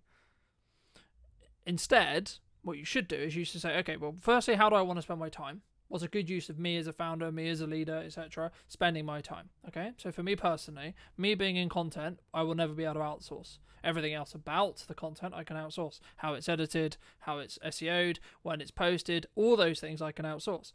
Me personally being in the content, talking to you today, I cannot outsource. I never will be able to outsource that unless we get to a position where, of course, AI can generate my content for me. But again, I would argue those who already have an established brand will be the ones who win from that, because actually it's me AIing myself, if that makes any sense, but it would only be used in a context to allow me to accelerate what I'm doing. So it would still have my nuance, it would still have me, but that only matters because of the years of work I put into building brand, right? But I guess the question that comes from that is there an opportunity with AI to potentially, like, I guess, infinitely scale? Or is it something which you're looking at as, okay, I can look for efficiencies, but actually, because I'm seeing kind of two camps. One is, yeah, let's use it, let's optimize it, and then let's use it to go out in volume and use it, etc. But also people are going, actually, no, we're not going to use it, and we're going to stand and say, I mean, I was on a very marketing websites, an old marketing person who I used to know a long time ago, their website today, and they have an AI policy. I didn't go into it, but I assume what that says is either this is how we use AI, or we don't use AI at all, right? I mean, looking forward into 26, 27, 28, do you think that more companies are going to do that? It's about adaptability, really. Like we're saying with marketing, you do have to see what's going on and adapt. And whenever something makes sense, like I say, if it fits with your strategy and you think that could work to help us, that's a good thing, as long as you're not scrambling around and don't know what you're doing in the first place. Like with the overall strategy, you're all right to test and adapt. And I'm trying to think, what was the other topics that you are AI and it's specifically, I think, for me, like, about, do you need to be doing everything, right? Like, I gave that story of, I was doing loads and loads of things, and then I was doing them really badly. So for me, I'm focused on a very few set of pillars to get work now, right? From a marketing point of view: paid ads, content creation, and testing my creative to then use in paid ads. That's basically roughly what I'm doing. I'm dabbling in a bit of blog writing, etc., etc. Like, that's one of my unique kind of like testing things. And then I'm building out the YouTube channel potentially as another revenue stream, but also as another marketing source. So that's personally what I'm doing. Do you see people going down that route, and just doing a small set of things very, very well, or do we think does one think that we need to be a bit more diversified as a whole when it comes to our marketing? I think it's more the first version, but also thinking about, with your company, Brunton Media, it's your name, but at the same time, I think your content could be still not featuring you because it's a business. Yeah, and I think that's the way I look at my content. Is in the future I want to get other people involved and it be a team effort. And I do enjoy doing it, but I don't feel like it has to be always me on camera. And as I go forward, I want to do more collaborations with different people. I'm going to be like putting more events together and things like that. That's definitely a part of my journey going forwards in the vision of what I've been putting together. And different communities I want to target and create those movements together in a way that gives back, and then also to where to get my name out there and promote myself. I think it's a good thing when you can find ways to do both those things together. You're having a positive impact and you feel satisfied by the interactions with people, networking and being creative together and things, collaborating. But then you're also obviously putting your name out in the brand building side of things. And that's what I'm thinking about, is like things like podcast episodes, but also like creative sketches, like comedy sketches is something I want to do more of. And I'm going to be working more actors and things like that. And it kind of goes into the filmmaking path, which something I've always found tricky to actually execute on, because you kind of need like a bit of a team generally to make that work. Especially obviously you're working with actors or whatever to really bring a story together. And it's something I want to experiment more with, and at the same time like be building my brand and stuff like that. So yeah, excited to do that. I think for me, this is something that I've heard a lot commonalities through episodes and etc. before, which is, I guess, the founder weakness, which is clients get to know, like, and trust you, right? So they get to know Colton rather than they get to know Bronte Media, right? Now, I was having a conversation with a client yesterday, and he was talking about the image perception of a Gmail account, right? Now, this is the first conversation I've ever had with a client where it's been actually like had a conversation or etc. with me about kind of, is there a level of perception? But for me, I can see it as when it's like Colton is the company, the Bronte Media, right? Like that's the main face. When you're starting out or when you're building it as a family business, then you should lean into your personal I guess, nuances or who you are as a person, right? Because the likelihood is that when someone rings you, they're going to still ring you. When they connect with you on shoot, etc., or like when they hire you, they're going to work with you, right? The interesting step will be what potentially I do or you do or one does when they step beyond that, right? So first employee, second employee, third employee, etc., and getting to a position where, yes, Colton is the, quote, managing director or the person who is the top of the company, but actually it's how you, I guess, manage that risk from a, like, if they're speaking about on behalf of Bronte Media in videos, for example, like how would one, because I know there would be a side of my head from like a comms manager point of view, which would be like, can I trust this person to represent the company, right? And I guess, would it be as powerful as me saying it in a video, like just building off your point, or is there a risk for that? So I guess the question that kind of, is that something you're thinking about? Is that like a risk that you can see other companies potentially run into? And if so, how do we maybe eliminate that risk or maybe bring that risk lower? Would you say? So the risk, what's the risk again? The risk. So I guess the risk, I guess, like in crux is me as a founder. I have to be in the content. I have to be on the shoot. I have to be on the sales call, right? Which then can be, and also as a founder, I was just thinking when you're talking, as a founder, you create the kind of blueprint of the company and brand and everything because of your personality. So all your values become the company values, which then, and you're the leader. So then what you stand for and what you care about is how you create a culture. And then that's something that I've become more interested in, the idea of creating cultures, and become more passionate about. I wanted to step into that and be a leader and stuff. And like in my past, I never saw myself as a leader. And over time, I've seen like what leadership really is and understood it more. And now I see how I already am a leader, because we all are a leader in some way. In like a leader of yourself is one part of it. A leader in your family, because you influence everybody, whoever you interact with, friends and family. Like you are leading situations, or sometimes avoiding leadership decisions, and you know that you can look out for the opportunities and to step into that. So I think if you have that blueprint of your business and brand and stuff, and the values, it just ends up coming across in your content if you speak. But then if you clearly communicate with the people that you work with in the business, and they're already in the business and understand the culture and everything, then when you point a camera at them, hopefully it's going to come through. And if not, you can. I think it's a new skill set. That's something that I've found as I've learned, like I've got to work with new people, and whether it's freelancers or whether it's internal staff, etc. And this is also true when you work with clients as well, right?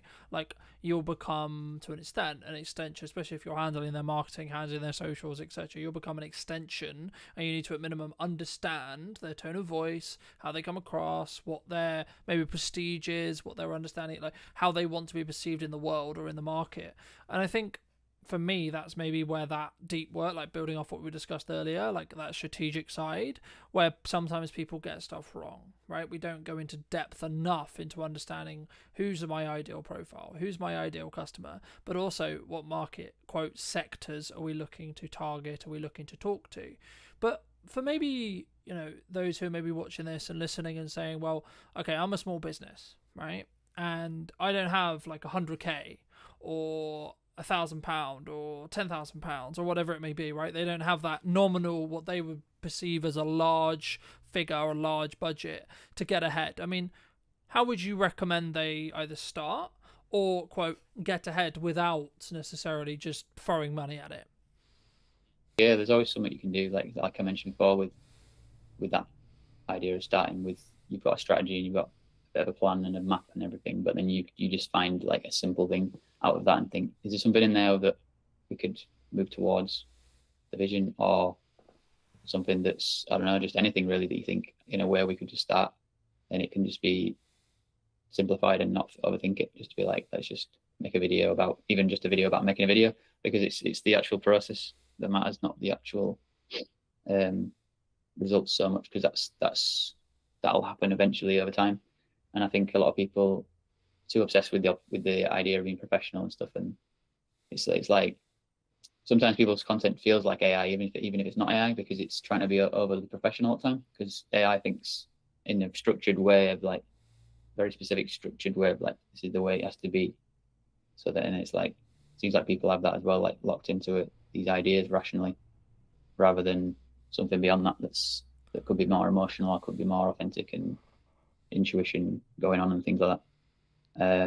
We step out of the fear and we just take action, and we just see how it goes, and showing up in a way that's not that you're not scared, and you're just empowered to take action.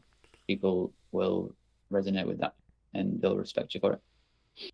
Yeah, I agree. I mean, I think I just what I was thinking while you were talking. I mean, I think for me, it's about what do you want to optimize for, right? Are you trying to optimize for the algorithm, right? So getting that click-through rate, getting that high watch time, etc., or are you actually trying to, quote, optimize for the human, right? For the connection, for the person who you're likely to connect with, even if it's one or two or three. And I think sometimes we don't feel great, right? We don't start the podcast, we don't do the video, because the nature of it is going to be, when we start, it's only going to be 5 views, it's only going to be 3 views, it's only going to be, my mum and my friend and Andy who likes my content, right? But actually, in reality, if I kept going for 2 years, I kept going for 3 years, number one, I'm going to get better every single time, I would hope, through time. But also, is going to slowly build momentum, right? Those 3s will become 5, those 5s will become 10s, those 10s will become 100, then thousands, and so on, right? If you're consistent, in my view, right? And I think it's consistent in how much you're posting and what you're posting, but also like how you come across. And this is why being authentic to yourself is really important. I'm aware of times, I think, let's wrap up soon, but for those people who, have really enjoyed this conversation, who, really want to connect with you, where's best for them to do that? Say LinkedIn, it's the place where I'm the most active. So yeah, just connect with me on LinkedIn. Fair. And if you were going to talk to yourself 10 years ago, what, if you were going to give advice to that person, what advice would you give them? Well, I think the biggest advice would be to get diagnosed for ADHD. Because I didn't know that back then, that I had ADHD. So that's the biggest impact that's been on my life, is to understand my ADHD. Yeah. And then in terms of business and things like that, I think learning about the fundamentals of marketing earlier on would have been a big help. And then also like about the time things you talk about, like putting your energy into things that are specific about, what your strengths are, putting time into that, and then finding like support systems around other things to get help with. Like I'm working with the VA now, so like if I'd have started working with the VA earlier on, I know I would have, been able to accelerate growth quicker and become more effective with my time and energy. And I also don't think of time, and I don't think of it as time anymore. I think of it as just energy. So I just think like, what energy do I have in this moment, this present moment, and use that based on what I want to get, what I want to achieve and stuff like that, and what are the priorities and different things like that. So I'm like sometimes I'm just thinking of like, even like when I'm out and I'm at a networking event, I'm thinking, should I take longer and get a bus? Or should I just get a taxi and get back? And recently I've just been getting taxis because I'm thinking energetically, I'm thinking, let me just get the taxi and get back into stuff. And I've still got the momentum to finish work I'm doing or whatever, rather than saving money and do it and getting the bus or whatever.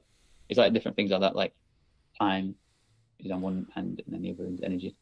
And I've been sort of like noticing the difference when I'm making decisions based on what feels good in the energy. Well, and that's also like my personality too. Yeah, it's just as a final thought. I mean, for those who've got this far, I mean, thank you obviously for listening. But like something that really stood out to me from what you were saying, that also agrees with like someone else who I really respect business wise. He said, well, you need to specifically understand it's about fit efficiency, right? But also about how you set your mindset up when it comes to like what you're going to do. So there's kind of like two modes, the way I see it in business. A, we're trying to cut costs, we're trying to limit our risk, right? We're trying to bring down that overall cost. Or B, we're trying to push forward. How can we make more sales? How can we bring in more revenue? And I think once you're in that growth stage, now this isn't to say don't have cash discipline. This isn't to say don't have a cash cushion, don't do good money management, etc. But I think it's a different shift in your mind, and that kind of builds off like what you were talking about, the bus versus taxi thing. For me, the taxi thing is obviously a more efficient thing when it comes to time, but also it's about flow state, right? If you've got, say, this really great networking meeting, or you come off this live and you're like, actually, hey, this was a really cool takeaway, etc. Like, then you should potentially put yourself in a position where you can like get back to the studio, get back home, so you can then film that video while that energy is there, rather than, oh, I'm gonna have a downtime, chill, go on the bike. So, but also you might want that decompression, and I think they're the two differences. But come and relax straight away, and it's relaxing to have a taxi. It's more convenient. I get in it, go straight there. It's less complications going on, or risks of things going wrong, or whatever. And then I can actually decide to rest or work when I get back. So I like having that because it's flexible, and it's like for me to figure out how to work flexibly. That's been a big part this year for me, knowing that I'm neurodivergent and realizing I need more time to process things and I need more space and flexibility and that kind of stuff. So that's like a massive learning this year, which I would have told myself 10 years ago. Definitely those kind of things. Fab. Anything else you want to mention before we part ways, Andy? I guess going back to just reiterating the part about energy versus time, and like thinking about what the energy and how it feels like, and following that can be a powerful place to sort of leap into, rather than us thinking about time all the time. Because sometimes I'll be pressuring myself through the day thinking like wanting to do things all the way through the day, like, because I'm thinking of it based on time, like I should be working from this time to that time and this time to that time, you know. And it's like, but then I don't need to think of it that way. That's just a structural way I think. I can actually change that and flip it on its head and be like, what energy do I have in this moment? And then flip into that. And then do I need to rest? Let me rest. And then when I come back into things, I've got more energy again now. So then each task I'm doing I can be more effective at doing it. And yeah, and then having other support systems around me, I've asked people to do things for me that I don't really want to spend my time doing, or I have resistance. Like some things that are like reading documents or things where I've got to think like that stuff, and it's very serious stuff. Whatever. Some people are a lot better than me at doing that, and for me, I'll just get overwhelmed, and I'm like, I want to avoid it, and it's hard for me to actually face it. And they can do it really quickly, and it always surprises me because I'm used to doing it myself, and how much of a pain it is for me to do. When I see them doing it, I'm like, whoa. And they finished it and sent it back to me, and I'm like, that was crazy. So yeah. Magic. Well, thank you so much, ladies and gents. I hope you took value from this episode. If you did, well, be subscribed. YouTube thinks you enjoy this video right here, so why not click on that, and I'll see you very, very soon. Take care. If you're not getting much back, you're learning something. So the more you put out, the more you're learning. It may be a slow process. Don't take the negativity too seriously. What do you think's missing in marketing today? I've really doubled down on social media. I've been posting every day. So if I look around at similar sized places, you find that they are not dedicated to social media, which I can totally understand. How do you personally either deal with or look at hate comments or trolls, or is it, because we post stuff on the internet. The internet can be anonymized, can be keyboard warrior, can be trolly, etc. How should someone deal with a hate comment or a hate, etc.? Some of the stuff is disgusting, what they say. But I embrace it with love. Unless they have said something, like racist or used extreme foul language, I'm not going to delete it. Hello, my friends. Welcome back to a brand new episode in What's Missing in Marketing Today. Today, we're on location, obviously, and we're here at the New Inn in Amesbury, and we're going to be interviewing Nathan or Nat, which would you... Nate is good. Okay. Nathan is good. And we're going to be talking about his marketing. It was, I think, I wasn't necessarily going to start here, but I think the main reason why I reached out to you about doing this is because you've clearly been doing something, because I think 5 conversations with me, but like, well, these guys are really shit on marketing. Mm-hmm. But before we get into that, what do you think's missing in marketing today? If we take the New Inn, for example, I've really doubled down on social media. I've been posting every day. So if I look around at similar sized places in the area or even further afield, you find that they are not dedicated to social media, which I can totally understand because it's time consuming. If you're going to do videos, you need a bit of self-confidence. It's scary putting stuff out because there's so much negativity in social media. So I totally get it. But I just think so many more places could benefit from concentrating on social media, being consistent, and not worrying if it's not perfect, because it's never going to be perfect. You just have to get something out and it will develop, it will snowball. So I think that is the main thing that is missing from similar businesses in our field, in the area. Do you think, I guess it's a commonality, like people say to me, like, it's a lot of work, and maybe it's the ROI question or return on investment question around, like, I'm going to put all this work into social, I'm going to put all this work into posting, and then what's it going to, like, return me back? Do you think that's why people maybe don't? Probably, because in the short term, you might be posting, not getting anything back, not getting any traction. So I can understand that's why people may not do it as much. But people just got to realise if you keep on, then it will happen. And just by the very fact that you're putting stuff out, if you're not getting much back, you're learning something. So the more you put out, the more you're learning. It may be a slow process, and don't take the negativity too seriously. The negativity I see now as it's gold, because if someone's a negative troll person posting on your content, well, they found it. It means it's getting out there, and also the good people, which is I'd say 99% of people are good, they would come back and reply underneath why they think that they are wrong, and they'd stick up for you. They might come back, but every time someone's commenting, more people are seeing it for what it is. So we're just honest, and people can interpret it how they want.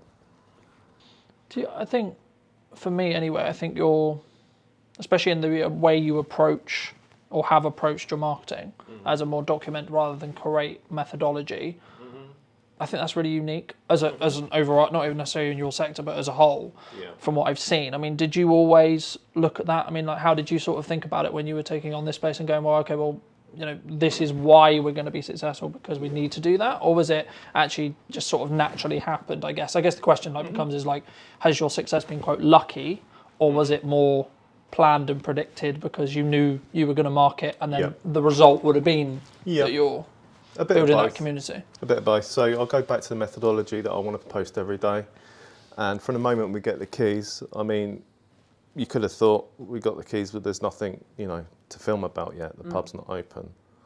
But every day something's going on.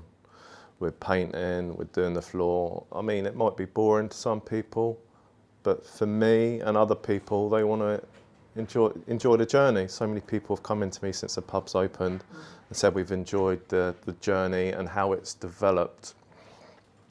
And some people have even said, well, we missed that part of the process.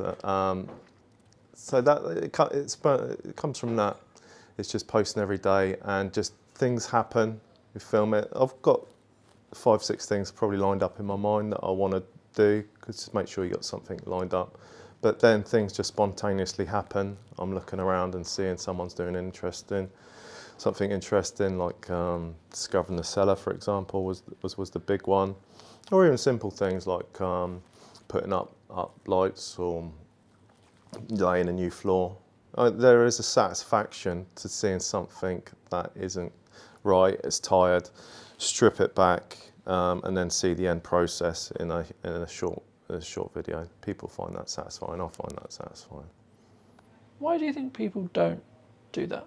And then you can either target this at your sector or in general, I think, because I think there's so many opportunities to document rather than create necessarily. Because you're in it and it's every day, it might be boring. People thinking, who's going to be interested that I'm painting this wall?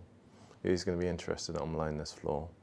But when you frame it and you look at it, and even the wall in the car park, a tired old wall, but to see it gone from a tired old wall to being brilliantly whitewashed, I mean, that's satisfying. And then the hanging basket's going up. And then that's just a small piece. And all these small pieces make up from a pub that had been closed for a little while. So it's tired, it needed a bit of work, it needed some love. So every one of these pieces of jigsaw, which is interesting in itself, slot together, and then you can see the whole picture. And people have said that they've followed the whole journey, every video. So that is nice feedback and motivation. And also it feeds into itself, because people are coming back, making nice comments, and then that gives you motivation to keep going. So there's a synergy that is feeding off each other, which leads into the fact, like, the community is what has made this happen. Me sharing a journey and a community coming together, understanding what we're doing and getting behind it. To the fact that people brought in gifts, beautiful gifts that they've made, stuff that's up on the wall. Even people have brought back stuff that they've stolen from the New Inn from 15, 20 years ago, saying, oh, we really buy into your story. Like, it reminded me that I took this when I was younger and I want to bring it back. So all around the walls and shelves, it's going to be gradually full of old stories and histories from the local community and the people in there.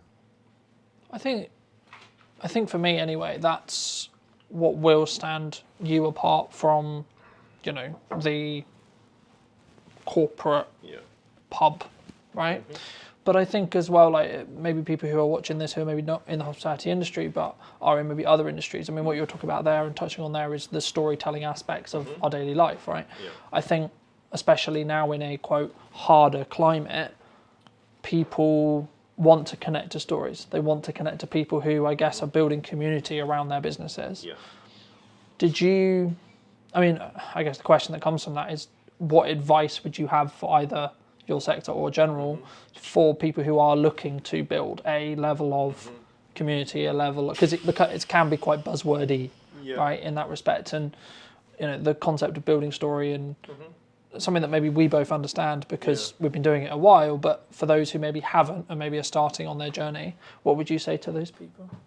I'd say the advice I'd give people, I did it myself, is especially at the start, I don't so much now, is like look at people that are telling the story well in your industry, in your sector, and look at it from the outside, because a lot of things that you think might be mundane are actually interesting. If you're not confident on video yourself, there's plenty of people around you, the bar supervisors or even customers, that there is people that will go on video, and that is part of your pub as well. That's part of your story. So try and find those people. There will be someone around. I think you just have to sometimes put out that intention, right? You said very early that I'm going to post every single day. Right? That's, for me, that's something which I've done for many years, but I think that's rarer, right? I think people sometimes struggle, like the keys that I hear from people I work with or etc. is like, we don't know what to post, we don't know how to post it, or we don't have the confidence to post it. Yeah, they're the key things. How would you, I guess, fix those problems from your experience? So maybe either pick one or three, and I'd be curious to hear how you would personally recommend people try and fix that if they are looking to maybe daily post, or is it actually, go to weekly posting, get that done for a couple of months, then go to 2-3 times a week, and so on, and build it up from there. I'd say go into posting daily and commit to it. I mean, you can write a list of stuff that you think's interesting. You can ask people, and you can work through that list. The thing is, if you're going to post something, if you've got nothing to post that day and you just randomly think of something, you may not think it's that good, but post it anyway, because that's happened to me before, and it's been like one of the most biggest posts. Just because I've put something out, I think, well, I don't know if it's that good or people are interested, but I've just posted anyway.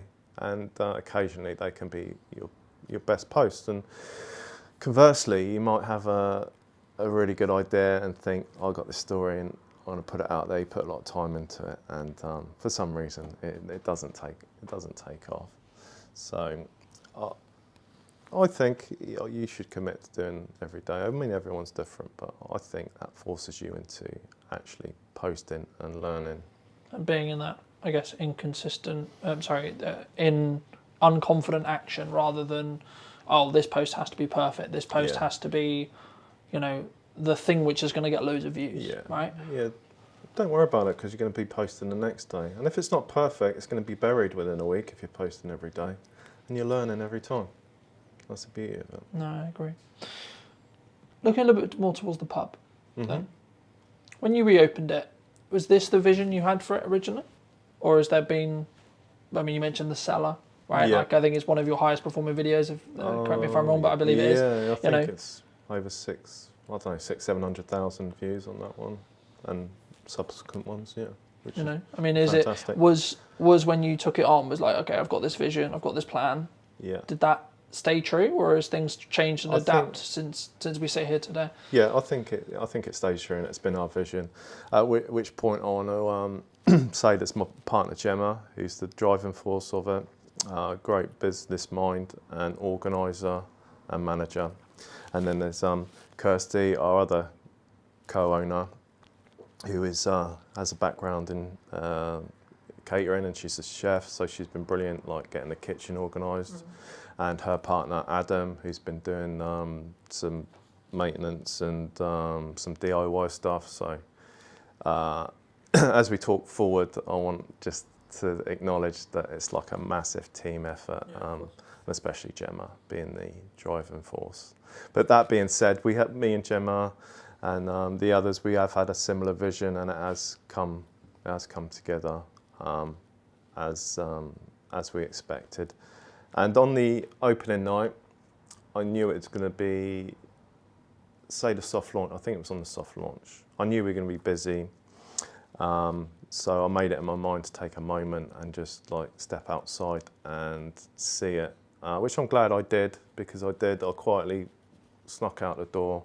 I went over the road and the pub was lit up for the first time, and you could see people in the windows mingling, enjoying, and you could hear the quiet sound of people laughing and talking come across the road.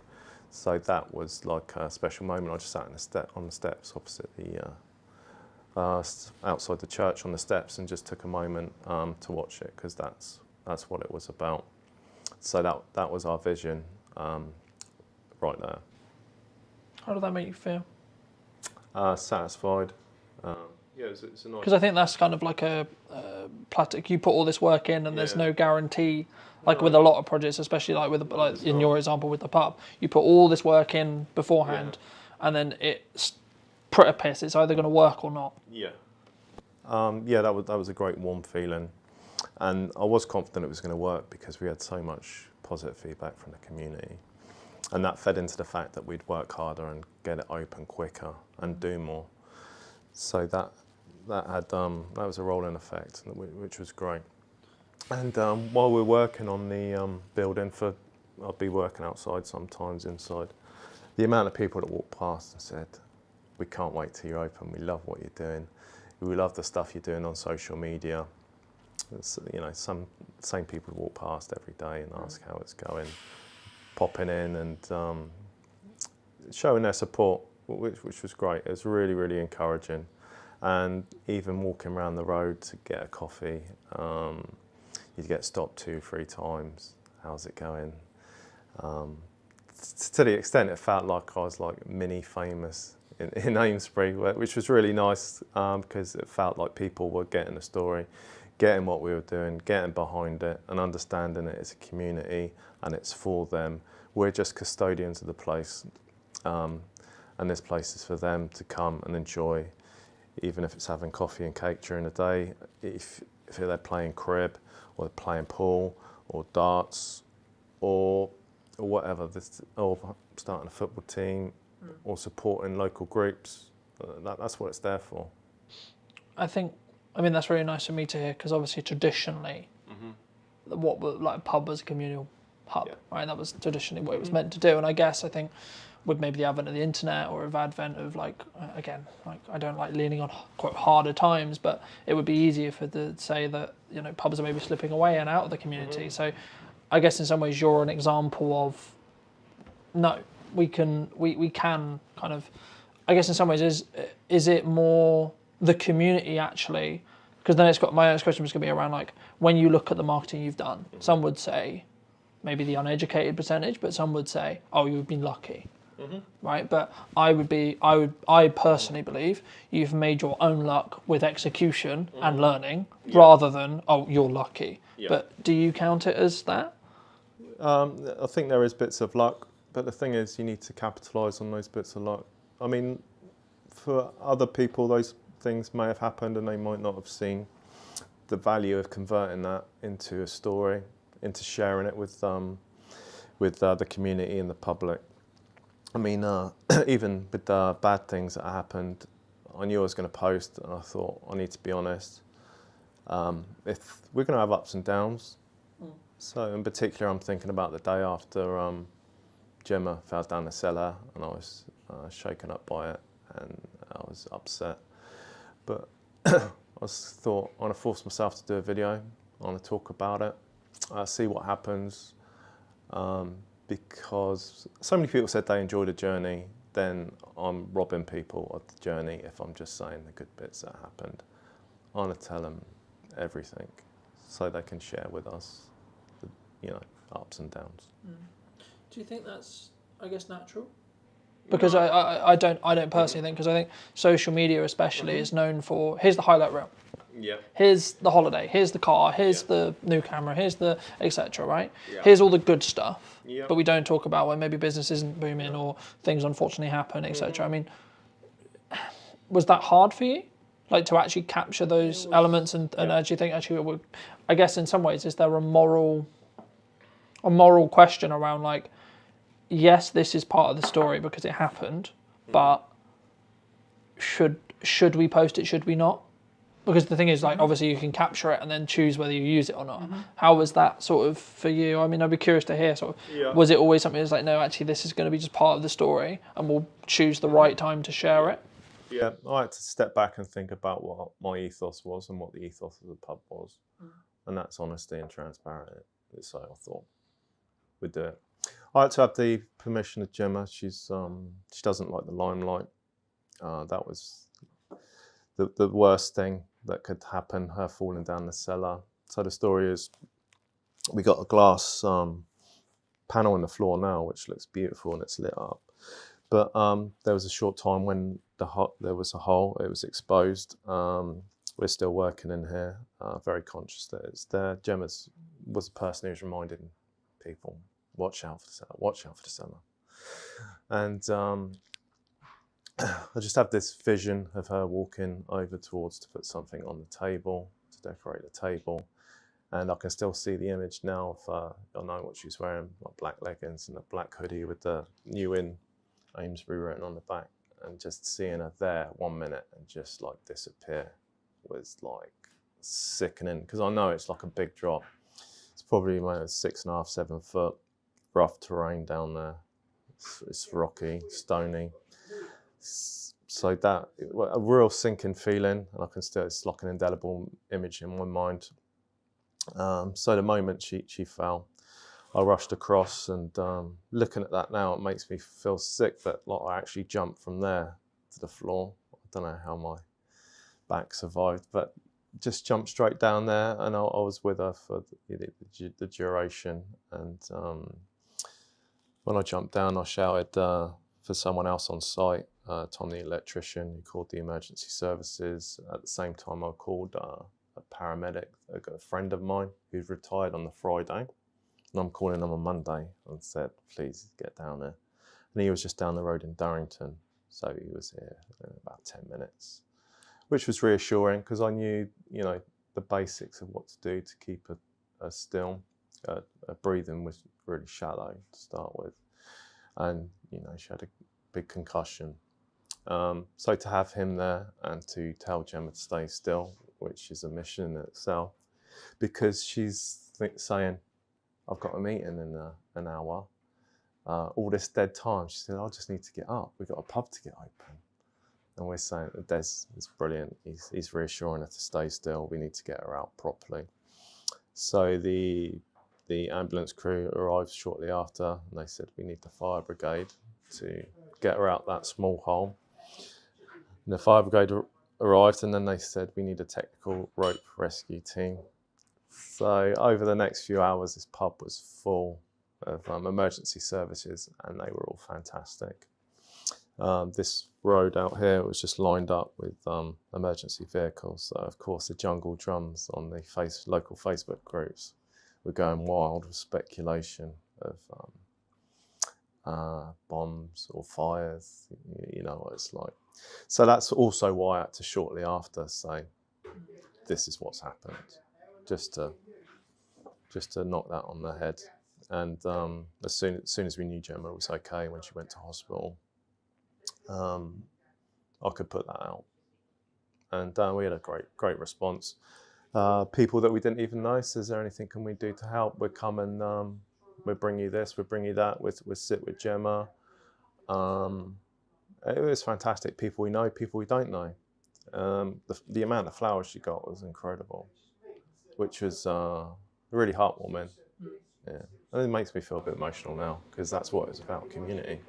Yeah, thank you so much for sharing that. And I think, I don't know if the response, I mean the initial response as a human is always, oh my God, this thing's happened, is the person okay? Mm-hmm. Right? But then I guess it takes another level of, leaning into your values, your trust in your community to say, well, this has happened. Mm-hmm. She's okay, but, this was obviously an accident, etc., in that mm-hmm. respect. And I think it takes a level of, I'll use the word trust, mm-hmm. to tell that to your community. Because in another world, in another way, your response was very positive, but there could have been a world where the response could have been very negative. Yeah. Right, and it could have been very, oh, this, that, you know.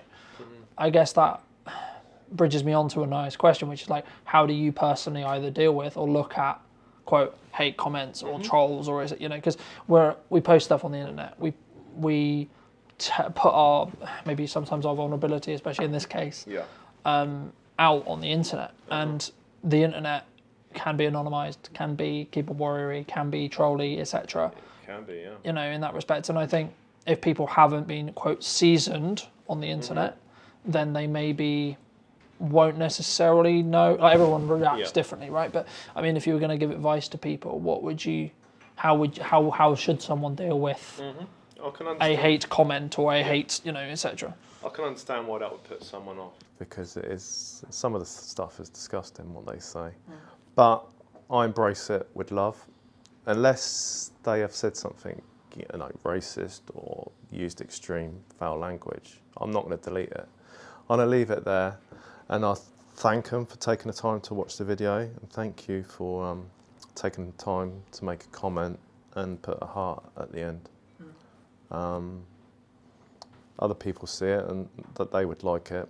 I mean, your initial reaction is quite different, but over the years, that is the way to do it. Either they don't say anything more, or occasionally they say, sorry, that, you know, oh, I didn't mean that, or they twist it back round. Very rarely do they double down. I mean, they can, but I'd just like double down on the love. And it's all good. You have to understand that some people are not, have problems in their own lives, and maybe they're using that as an outlet. Do you think that's a common reaction? To, quote, kill them with kindness? I don't think so, but it's the only way to do it. Because it'd be very easy from an emotional reaction point of view to go, well, I'm going to start having an argument in the conversation now. It is counterintuitive, but it is 100% the best way to deal with it. Then don't give them the power to make you feel angry.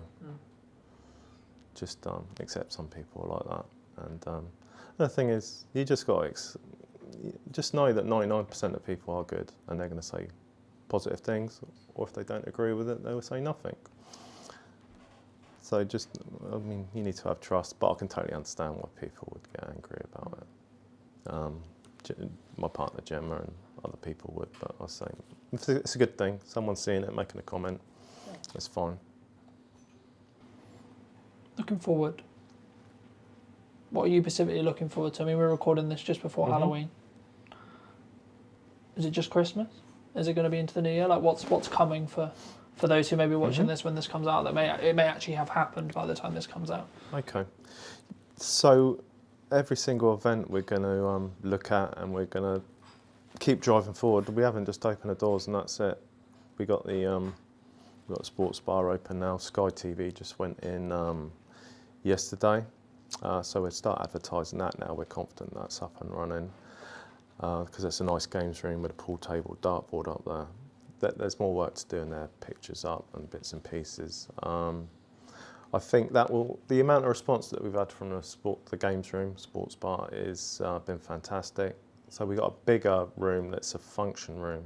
So that'll be the next project. So potentially we'll start clearing that out. And I think that may be at the new sports bar, because it's bigger. We'll be able to get a lot more TVs in there, dartboards. The response for darts teams has been unbelievable. I think, you know, potentially we could have 2 or 3 darts teams and a pool team. So that's another thing to look forward to. And then over the summer, I showed you the garden, which we just made serviceable for now. It's all overgrown. That's a nice space. And by the time spring comes around, rocks around, then that'll be a beautiful beer garden. So that will always be stuff going on, and we're also led by, you know, what people want. So as people buy into it and spring comes around, we see what people want. You know, maybe a pizza oven out there, or do a barbecue, put the marquee out there, have an outside bar. All these stuff, you know, we got lined up in our mind. But if people are going to use it, then, you know, we'll do that. Do you think people, I mean, you're clearly investing time, energy, resources, money, etc. consistently here. Do you think that's rare in the hospitality industry, especially at the moment? Because it would be very easy for you to go, well, I put in X, so now I'm going to start wanting to pull some profit back. I think maybe. I don't look around too much what other people are doing, but there are some people that are doing what we're doing. Specifically in Amesbury, there's a new owner down at the Kings. He's investing some money in it, making it better. That brings me on to, with the pubs, you need each other. Coming into this area, I thought I'd need to work on everyone to like work together. Because I know in previous years there's been a lot of backbiting and people competing each other in Amesbury. But the thing is, if you just have the new inn by itself and there's nowhere else, people want to come to a pub and have a meal and go to another place and come back or go to another bar. So you need the whole of Amesbury to be working together. And I want to make Amesbury busy again with the help of everybody around. Because we're not competing against each other, we're competing against people going further afield, out for a meal and a drink. We're competing about people staying in and buying cheap supermarket beer. We're competing with the cinema, we're competing with so many things, the internet, everything. But Amesbury needs to work together because we're not competing against each other. We need 4 or 5, nice venues, which we have got here. And everyone has been so helpful. When you open the doors and everything's brand new, no matter how much you plan, you forget something. On the first day we opened, someone asked for a bottle of wine, and we were like, oh, we ain't got a corkscrew. That's one basic thing that we've got. So I popped over to the George over the road, and they were like, no problem, here's some, have these. And same with the other venues. I'll try and list them all, like the Kings and the Dunkirk and the Anthropos and the Bell, and sorry if I've missed anyone, Piazza. They've all helped us with things that we might have forgot or change or support or sending people here, which is great. Even the offer of, we'd take some menus, and it's been fantastic. And that everyone buys into the same thing. It's been a great community amongst the bars, as I say, do you think that's? I personally think in some cases that's maybe more true now because things have got harder, because people need to band together a little bit more.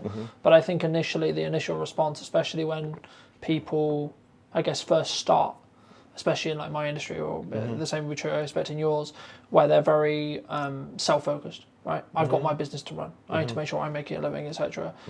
And I guess in some ways they don't appreciate or understand the reciprocity of, hey, there's other options, and hey, you should go and check out these other options. I mean, did you always have that mindset? And if you did, do you think that's rare in your industry? I think it's rare. I'm always trying to sell this point. Our background is security.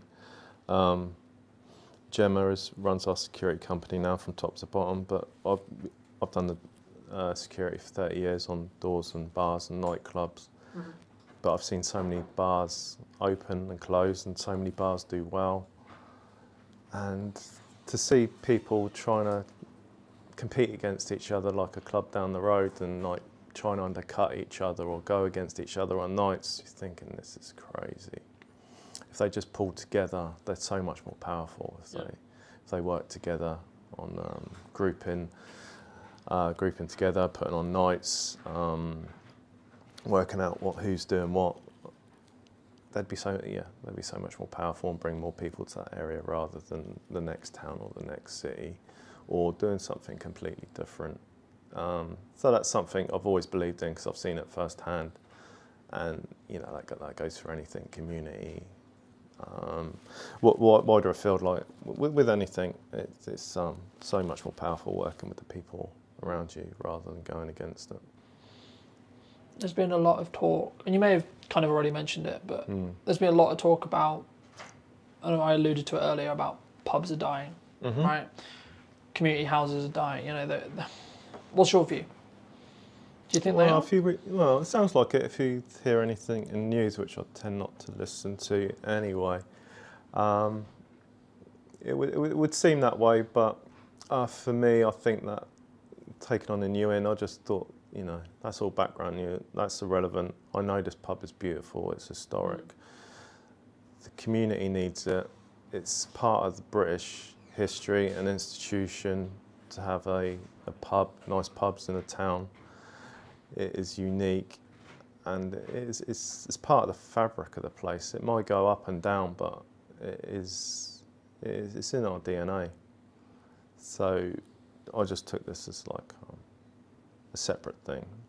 I mean, it may not have worked in other places. We live quite close to here, so we have people that we know in nearby villages and people in Amesbury we know. So we did have a head start in that way. So yeah, I think that's important. What do you think traditional or other pubs potentially get wrong with either marketing or in general? I find it difficult talking negatively of people or things, but Or maybe what they could do better then. In general, you think the big brands lose something. I mean, they've been successful and they've done fantastically well because they got to that status. But when you get bigger, then you do lose some of that independence, and you might go into a big chain and you may see different bar staff every time. That's the beauty of having an independent pub, when the landlord and landlady and you have consistent bar staff and owners, and they're actually there on site, because that is a big part of the pub. Following that journey, getting to know them and the characters, and knowing even if you walk down the road and you're just going to pop in for a pint by yourself, you've met your friends or people you know may not be in there, but they know the person behind the bar, or they know the landlord, and you probably wouldn't get that in a big high street chain. Probably not. You may do, but less likely. If people are interested to see more of your journey, where would you recommend they go? The big one has been Facebook, but also we've got Instagram, YouTube and TikTok, and they are all the New Inn Amesbury. Under that should come up top if they search for that. It's all documented on all four of them, but Facebook is probably the most popular. So yeah, they can follow on any of those 4 channels, and that'd be much appreciated. We've had people following from all over the place. A lot of American people said they've seen it and they've liked the journey, but you know, it's a bit far. And some people even said, like, when we come to England, we really want to come and see the place. And over the road to George Hotel, they have a lot of foreign visitors stay there, and they've been coming over to look at the cellar and some of the history. The history's always been here, but no one, well, maybe that's unfair, but no one's sort of showcased it for a little while. I've started to put pictures up on the wall of old pictures of landlords, landladies, what Amesbury used to look like, so people can come in and enjoy that. Well, thank you so much for coming on. And if you were going to talk to yourself 10 years ago, what advice would you give? Yeah, that's a difficult question, because you think if you told yourself something, then you wouldn't be in the place that you are now. And I'm happy. I'm really happy where I'm now with the pub and the people around me. How this has panned out. With Gemma, my partner, extremely happy and very much in love. So if I went back and changed something, then you know, I probably wouldn't. Thank you so much. And if you did enjoy this video or this podcast and you'd like to see more, make sure to be subscribed. YouTube believes you enjoyed this one, and I'll see you very, very soon.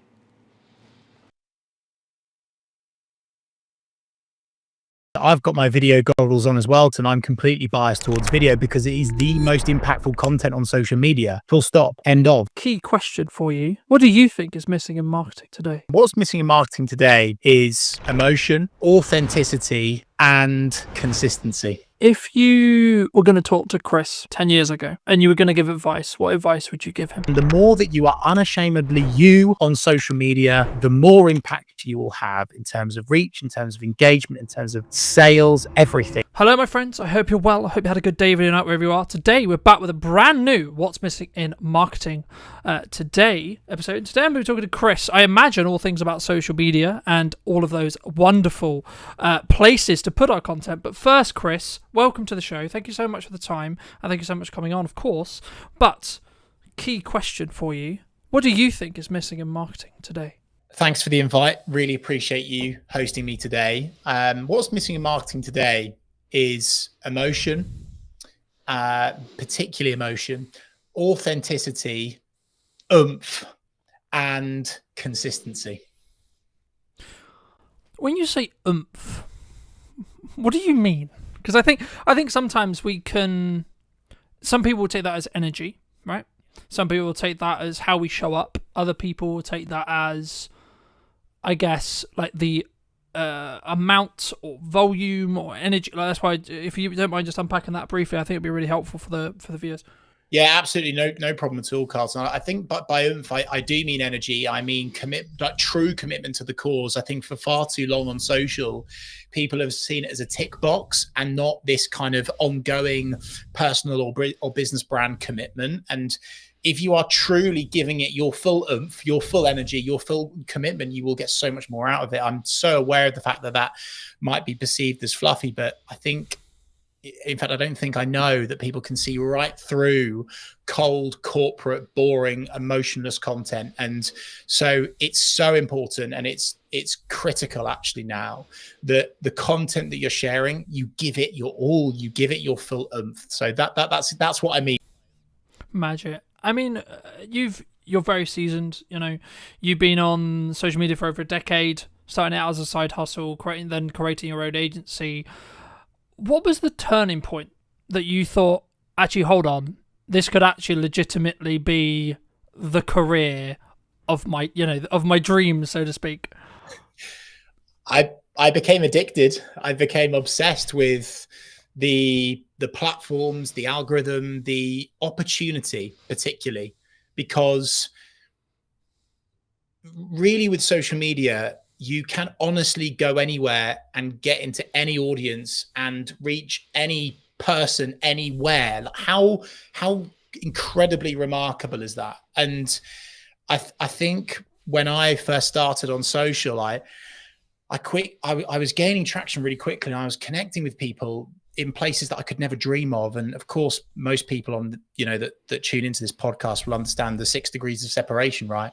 And I think that process is sped up so much more because of the power of social. And so I am just obsessed by it, and I'm excited by it. And I just truly believe that anyone can create impact for themselves or their business through organic social media. And the opportunity of that is bigger and better than any opportunity in the history of the internet, in my humble opinion.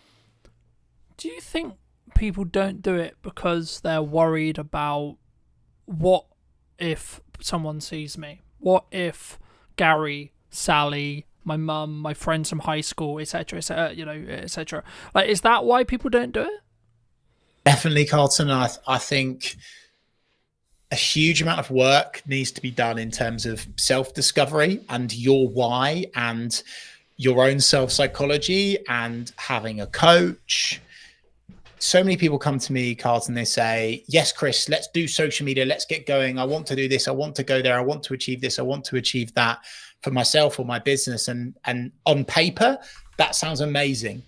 But often comes the stumbling block of getting themselves out there, seeing themselves on camera, being okay with how they sound, understanding how to, have some confidence in your conviction, and being okay with people judging you. And that's something that is really, really tough for so many people. And I actually think is a great place to start this conversation with Carlton, because before you get into all of the technical, geeky social media strategy, tech, platform, algorithm stuff, content creation, how are you showing up?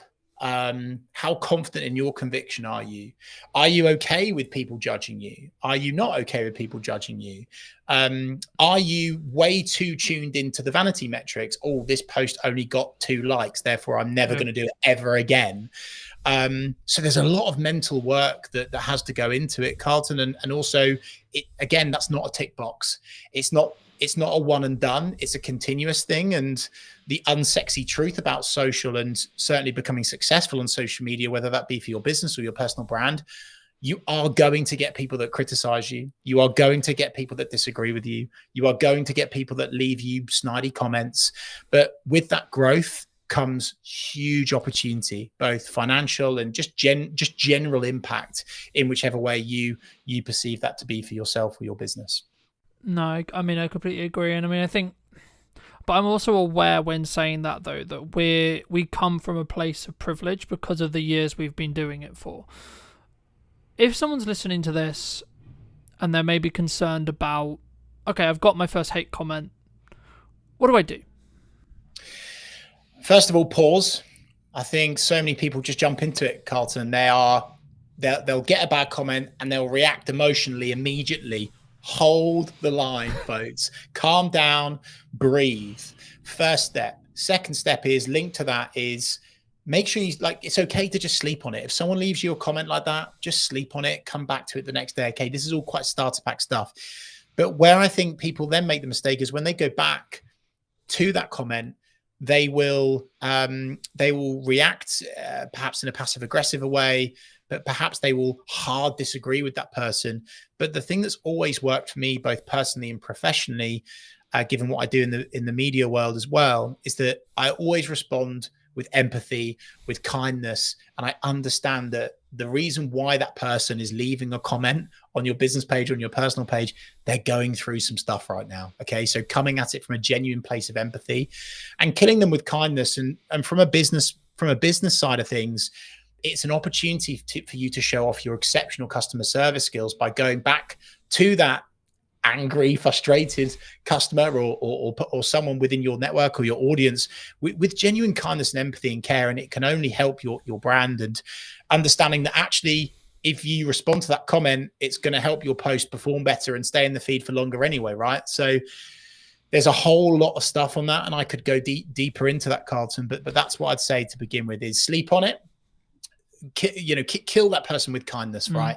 And don't make any harsh, strong statements and react emotionally. Just create some space, have some digital downtime. I also I completely agree, but just to add to that for those who are listening, I think for me, it's about like whether you're willing to give that power back to them. I forget the initial quote, but it was something along the lines of when someone drops a comment on your post, on your video, wherever it is, if you respond to them, you're giving that power back. So if you can see it as kind of a power exchange, when they comment, they're giving you that power to see how you react to it, etc.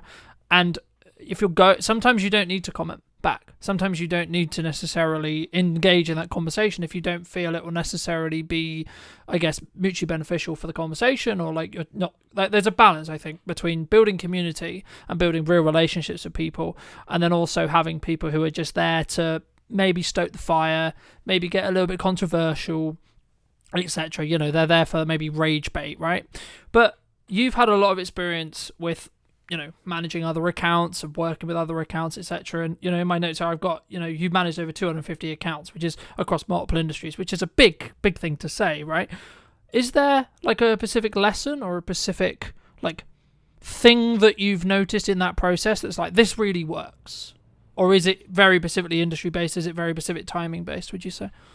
In terms of content, in terms of responding to criticism, what do you mean? In terms of, I guess the question comes is like what because then it's like maybe someone's listening to this and go, well, why is everyone on social media, right? Like we want it to work for our business, okay? But some people have said to me, you need a niche, right? You need to niche down and do just content about X, okay? But at the moment, and this is a video I have up and coming, I'm going to talk about a hub strategy very quickly. You have a core Instagram, same is true in every platform, but core YouTube channel, core Instagram that you put your flagship content onto. Then you have spear or supporting accounts. So I have one for this podcast, I have one for my aerial work, etc. And they all then get invited as collaborators whenever there's a main post principle. But for me, like, you can niche, but because we're an interest-based graph now rather than social-based graph, in 95% of the case, I think LinkedIn's the only exception. Correct me if I'm wrong. I'd be interested in your thoughts on it. But like, for me, in most cases, we're interest-based, especially on short-form, infinitely scrolling feeds. In that respect, actually, followers become irrelevant. So actually spinning up these other brands, spinning up these other accounts, you could actually get some decent numbers. And even if it's just awareness traction to push to your main account, where you can then have more value-added content or, quote, conversion content, etc. And that's quite techie. But I think for me, that's like the key, I think, to understanding what content, like what this piece of content, what a piece of content serves. So I guess to like reframe it into a question, in your experience across all of those accounts and across all of your industry, do you find there is commonalities when it comes to strategic content pillars? The unsexy answer and the truthful answer, and I would be waving a big red flag if someone said that there would be something that works for all 250 plus accounts, right? I think that's a little bit disingenuous. In fact, it's massively disingenuous. And the reason why, Carlton, is on social media, there are thousands of variables, thousands. And we're talking like the algorithm, we're talking about the type of content, the headline used, the question, the value, the audience, the timing, the media. I could go on and on and on and on and on and on and on, right? And so I think what I always like to do with our clients is, to begin with, you have to understand who you're talking to, the audience, right? There's no point getting going and serving up content that's not going to convert because you don't understand who your audience are, right? So that's the first step. Who are your audience? Who are your people? And then the second thing, and maybe the thing that could apply to the majority of those, is having this kind of mindset and oversight and umbrella, if you like, of serving and not selling. I think that's really important. Of course, there's times in content where you would add in a call to action or, send someone somewhere to do something. We have to do that to make money, right? But having that mindset of serving, not selling across a board of whether it's a business account, a personal account, small, medium, large organizations, that's something that I would say works for the majority of those accounts. Of course, execution of perfection, consistently turning up, not getting bogged down in this kind of perfectionism mindset. I think people have this misconception with social, Carlton, that the perfect social media post exists. And I'm holding my head because it just it happens all the time. And someone's like, "Oh, well, that wasn't that good," or "That didn't work." Yeah, but my feed looks beautiful, Chris. And we're now away from that, right? And I think and I'm so happy, Carlton, that you have the understanding around interest-based content and followers being almost not applicable now. Like, they look good, they make you look more credible, but ultimately, if you are leaving a consistent digital footprint, I'll call it, across a variety of platforms where your audience are hanging out, using keywords within your copy that people can hang on to and find you via, that is where the impact comes with social. I think across the board, some other things in terms of actual, you've mentioned, I think they're content pillars, Carlton. I always like to add in storytelling, tell a story, because people can connect with that. Brands don't do that enough. Make sure that at some stage you are telling someone to do something. If not, they will not do anything. Okay, so that's important to add in. Social proof is always good. So adding in, again, like what's worked, why has it worked, someone else talking about how good you are rather than you. I call it weeing everywhere, which is quite cruel. We do this, we're the best of that, we are number one, weeing everywhere. People are weeing everywhere all the time. Stop weeing everywhere, okay? And make it more your, and really address the reader. So that was quite rambly, Carlton, but I hope that answers that question. It's quite hard to give you a specific answer, but hopefully that.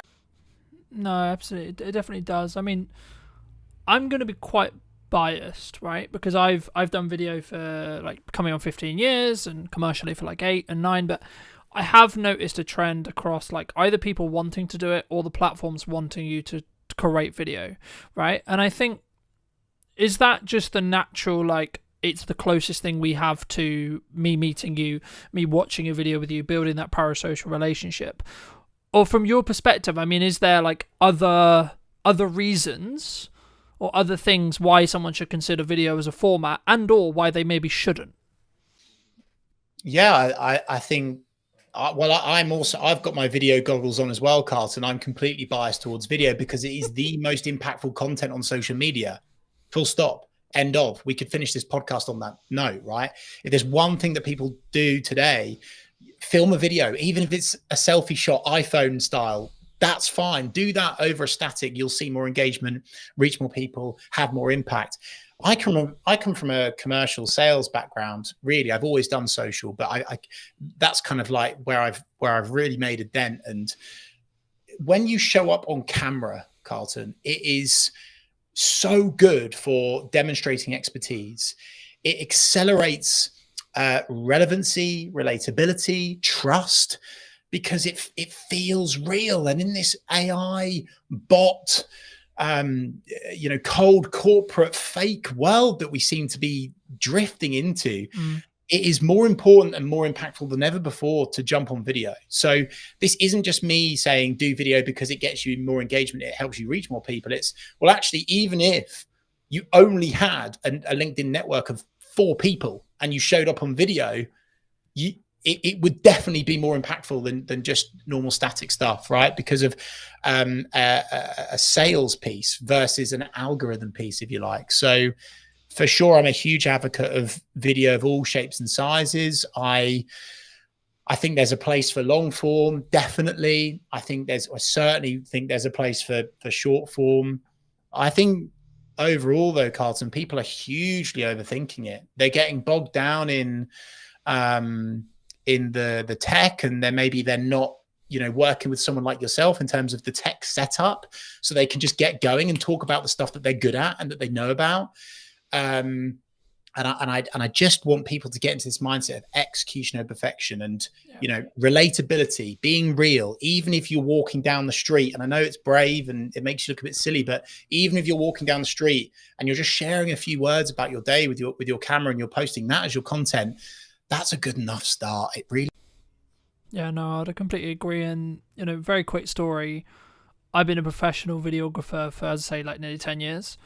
I do a couple of phone videos every now and again, and I'm almost willing to bet, I haven't checked yesterday's one, but nearly every single phone video, I think, it's really bad for me to say, but I think it over-indexes in respect to views for, like, on Instagram especially, but even on LinkedIn and other places as well. Like, I've noticed there is a algorithmic boost for phone content if it's executed well, right? Granted, right? And in the one that I'm specifically thinking about, I did tell a very cohesive story. I did give a very specific setup and then a very good resolution, but that was because I'm in the process of creating good content consistently and doing those reps.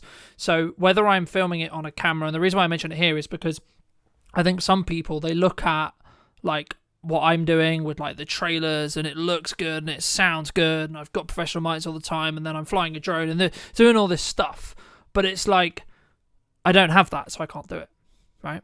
I don't have the microphone. But you do have a phone, right? And I think if you just, it's more of a psychology thing. That's why I love to talk about the psychology behind video, because for me, it's the main barrier for someone not wanting to or not being willing to put themselves out there, because actually you find about some insecurities, and it's actually a really strong self-belief and self-esteem and self-growth perspective yourself doing video, which is a kind of a byproduct of actually all the business benefits that we've already kind of alluded to.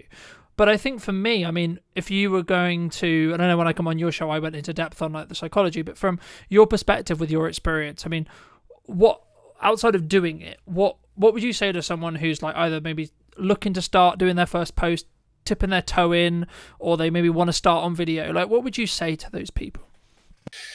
Talk about something that you're genuinely passionate about. Don't overscript. Don't write everything down. Be okay with ums, buts, and maybes. You will stumble. You will stutter. You will. There will be a moment where you accidentally say something you shouldn't, and keep it in. Keep it in, because it's real and people want real. Again, back to my previous point, AI, robot, cold corporate world that we're drifting into. people are craving real more than ever before. And this is why influencers do incredibly well, because it's so real. It's so genuinely authentic most of the time. And so I think if I was to say to someone to start out, like of course, you know, press record in your office, whether it be, you know, in the workplace or at home or whatever, and just keep the camera on and record your day, and maybe record some of your meetings from an alternative angle, and see if there's a snippet from that you can take out. Maybe you're not looking at the camera. That's okay, because doing something is better than nothing. And I'm like so far on the other side of the fence with this. Like, some marketers are like, oh no, you know, it's got to be absolute quality, da da da da da. But the problem with that is it's too slow. It's a lack of speed. And just like a balanced diet, Carlton, like I'm a big advocate of doing professional stuff as we are right now, but then also for speed. If you are walking down the street, if you are, you know, out and about somewhere, if you've just walked out of a networking event, whatever, and you've got that moment, that spark, that energy, that inspiration to get on camera, don't wait, get going. I just think so many people are overthinking it, Carlton, which is quite basic starter pack advice, but they absolutely are. I'll tell you a quick story on this. One of my consultancy clients, I was going through this process with her. We were running through various static. We'd established our top line strategy. We had images, we had graphics, we had design, we had some polished video. And I was saying, hey, look, Cassandra, I think we should really shift more towards this kind of real, relatable portrait selfie shot style content. And she sent me a couple of videos. One was her at home, and one was her at the beach. And the one of her at the beach, you could barely hear her, to be honest with you. Like, you could hear what she was saying, obviously, but it was quite hard to hear. However, when she shared that one, you use that word over-indexed, it was so real. The wind was in the background. You could hear the waves. And most people, they wouldn't have used it. They would have gone, it's too difficult to hear me, I won't share that. Whereas actually, I would say, if there's a car in the background beeping, if there's an animal, if there's a bird tweeting, if someone walks in, you know, like it's like the classic BBC Reader where the kid walks in, right? Like, use that, you know. I just think so many people are overthinking everything, and it's I mean, maybe it's a wider societal, deeper issue, right, around our own self-image. I think it's getting worse because of social. That's maybe like the dark side of it, but if you can just be okay with who you are and unashamedly sharing who you are with the world, then you will reach so many more people and be able to spread your message and create more impact.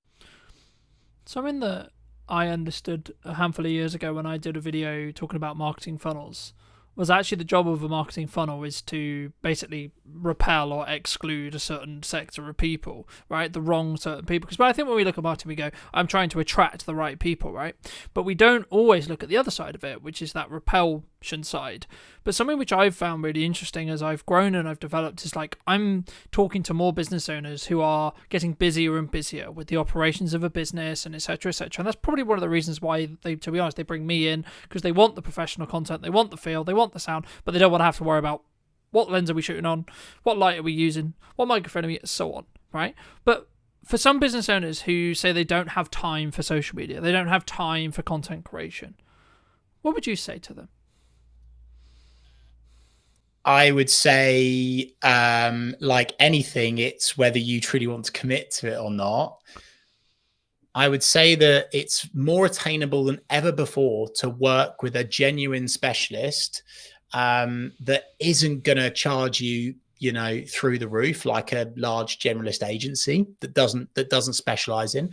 And you, as long as you go through an appropriate in-depth onboarding, consultancy, strategy, agreement process, if you like, and you're able to define exactly what you want to achieve, where you want to go, how you want to do it, your tone of voice, then you could outsource it. But I also truly believe, Carlton, with the tools and technology that are at our disposal today, I've got a lot of concerns around AI, right? But then also, I am an advocate of using AI in terms of ideation, in terms of building out content pillars, headlines. There's so many things that we can get from it. So it's easier than ever before to get consistent on social, whether you do it yourself through tools, through techniques, learn techniques, or you outsource it. You know, you don't. I think there is this kind of there's this real thought with most people that it's like this huge unattainable expense to work with a specialist on your social now, but that's certainly not the case in my humble opinion anyway. So again, not maybe a one and done answer there, but an honest answer, which is that you can absolutely commit to it, whether it's yourself or whether it's through a. I think for me, my answer would be like leverage, right? Like, it's what are you leveraging? How are you leveraging your time, assets, resources, etc.? Like, you could, using like what I did for a long time, hire someone to follow you around with a video camera and document rather than create in a Gary Vaynerchuk style, and or actually, like as you've already mentioned to it earlier, record what you're saying in a meeting. And this does one of two things. A, it gives you infinite content opportunities, especially if you're going to use things like Ops Clips to do the editing for you, because you're only doing it for short form. But also, it actually means you're going to show up better for that person in the meeting, because you're not going to spend time talking about how's the weather, how is the dog, etc. You're going to go, okay, how tangibly can I add value to you, right? How can I tangibly add value in that hour? Because A, you're creating content from it, so you want to add kind of generalized information, and you want to create the most valuable content you can. But also, I found personally, people take more value from the meeting because you are kind of in that performance mode, I guess you could say, right? But this does kind of link in, I guess, and it'd be wrong of me not to ask you around, you know, you've been very fortunate to speak on stages, you've been fortunate to, I believe, correct me if I'm wrong, but like run your own radio show on the BBC and co-host it and etc. I mean, like, for people who are maybe listening to this and that's maybe like an avenue of their business, so maybe they have a speaking opportunity or they have been invited on the radio, but they're not sure, well, like, what's it going to do for my business, and like, why should I? And like, do you see that as important for you personally? Brought that up, Carlton, because it links with your response to my last answer, right? Which is that if you're going to do public speaking, or you have a media appearance, or you're guest writing, or you're doing something like what we're doing now, okay, the reason why I'm committing to this is, of course, not just to share my expertise and my experience and help serve, not sell, really just help people reach new audiences. It's getting content as well. And you've mentioned Gary Vaynerchuk, huge advocate, very grateful to have met him a couple of times now, a really real massive inspiration for me. And one of the things that he talks about is content pyramids. And many people just, and it again links back to your having the time bit, Carlton, they don't realize that us doing this, what is it now, half an hour, 45 minutes, we'll do maybe an hour today together. This will give me content for weeks. I could pull out of it a long form video. I could pull out of it multiple blogs. I could pull out of it, I mean, with your help, especially Carlton, so many short form video snippets, right? That I could run evergreen on my personal or business account for maybe the rest of this year, for goodness sake, right? And it's a massive frustration of mine, actually, Carlton, as well, because when people get these opportunities, public speaking, media, podcast, etc., they don't maximize the opportunity and they don't use it to their advantage. So they do it, they reshare it, and that's it. And it just kind of dies or fizzles out. And they don't realize that actually by doing this today, I'm getting loads of content that I can use over and over and over again. And that is an incredibly useful trick that so many business people are well, not just business people, all people are missing out on the opportunity from. And of course, by me doing this appearance with you, it's going to highlight me as the expert, the person of expertise. Whereas if I'm doing this on my channel and it's just me and it's on, here you go, me, we, all of this again, people don't quite believe it. But the fact that I'm doing this on your show can actually create so much more trust, so much more respect, and really build you as the key person of influence. I think a book that I'd highly recommend to, and I'm sure loads of your community already know it, Carlton, but Key Person of Influence by Daniel Priestley is a brilliant book to read, to really understand and simplify personal brand. And it gets you in this thought process and concept and strategy of, using these opportunities to build you as a key person of influence so people trust you more. And if they trust you more, they buy more of your products and services. It's a simple mathematical equation, if you like. And so again, that's why I would hugely recommend that when you do these appearances, you really, really milk them for as much as you possibly can. And also, I think, sometimes people see like filming a talk at the front of a room or filming a podcast as like just a cost. And until you break that framework down and you look at the visibility that you're potentially going to get, and I think at the moment we relaunched the podcast account, I think it's now like 24 or 22,000 or so within like 2 weeks or so, just under 2 weeks in regards to like monthly views. Now, yes, we're using a strategy which involves a level of volume to create that, right? Each reel is maybe only getting 300 or so views at the time of filming, sure, but the point is, how many people, even if we take 1%, okay, that's close to 2,000 people that potentially could convert in my business within the next 3 months, right? And that's just on Instagram alone. You then add the potential revenue opportunities that come from having a monetized YouTube channel and etc., and like building side revenue, especially if you're in what I would call a up down business, so like you're very project by project based. You could build yourself an opportunity, and I'm personally doing this with the brands I'm building and in the content I'm creating, where you could have infinite marketing content because you're going to put it out on all your social media, linking out to your YouTube, etc. But also, if you strategically think about it enough, and you can build a strong niche for that YouTube clarity, which is what YouTube specifically cares about in all the research, all the people I've spoken to right now, and that's why I have a different channel for the podcast rather than Brighton Media, etc., is because algorithmically YouTube wants to have clarity over who to serve those videos to, right? But the key there is once it gets to the point where the YouTube channels are big enough, they will become their own revenue stream. And it might be £100 a month or etc. Sure. But that what does that do to your business? That changes your baseline revenue. So if you are project by project based, that means you can potentially pay for another SD card, or you can pay for another microphone, or you can pay for a bit of lighting, or you can pay for a bit of consulting, etc. Or just hold on to the £100, right? And it's about, I think for me, how you think about that from a longer term. But do you think people sometimes underestimate like the other opportunities that could come from like either that or the lurkers that could come on social media from creating content? Chris, do you think? Yeah, for sure. I was going to say, though, something that you've brought up there, which is a huge gap for the majority of people. Unbelievably, they are not using and making the most of the second biggest search engine in the world, which is YouTube. And YouTube Shorts right now are so hot. They are absolutely flying.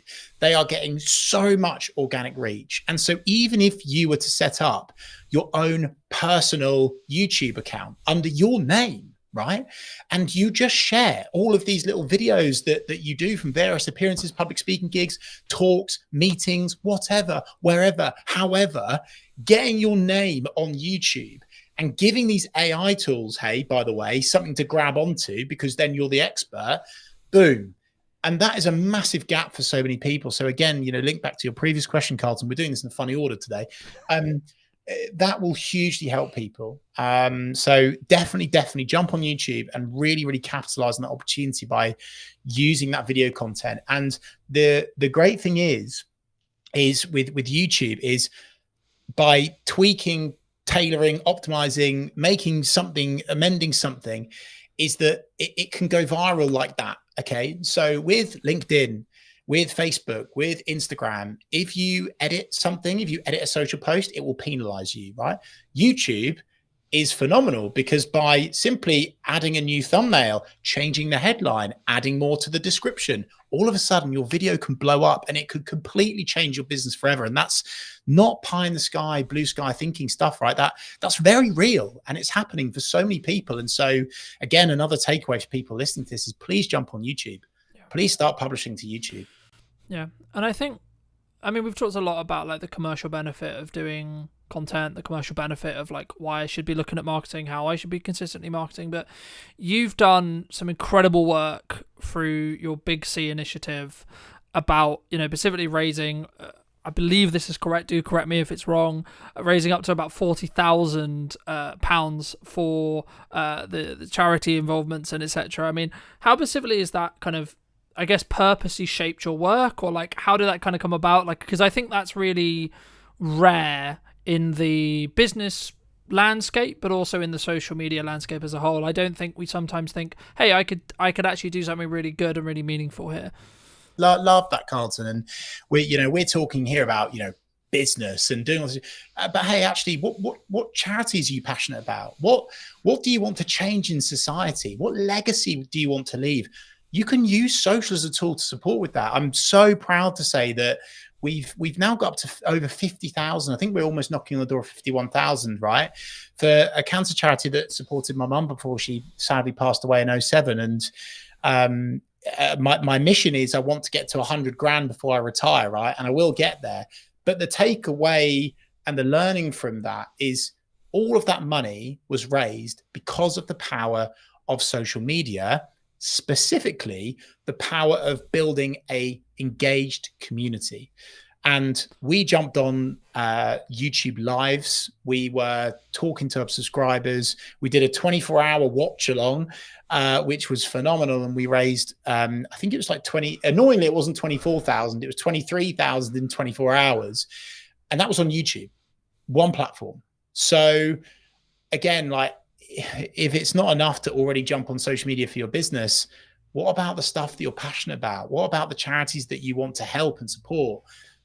It's definitely the right thing to do.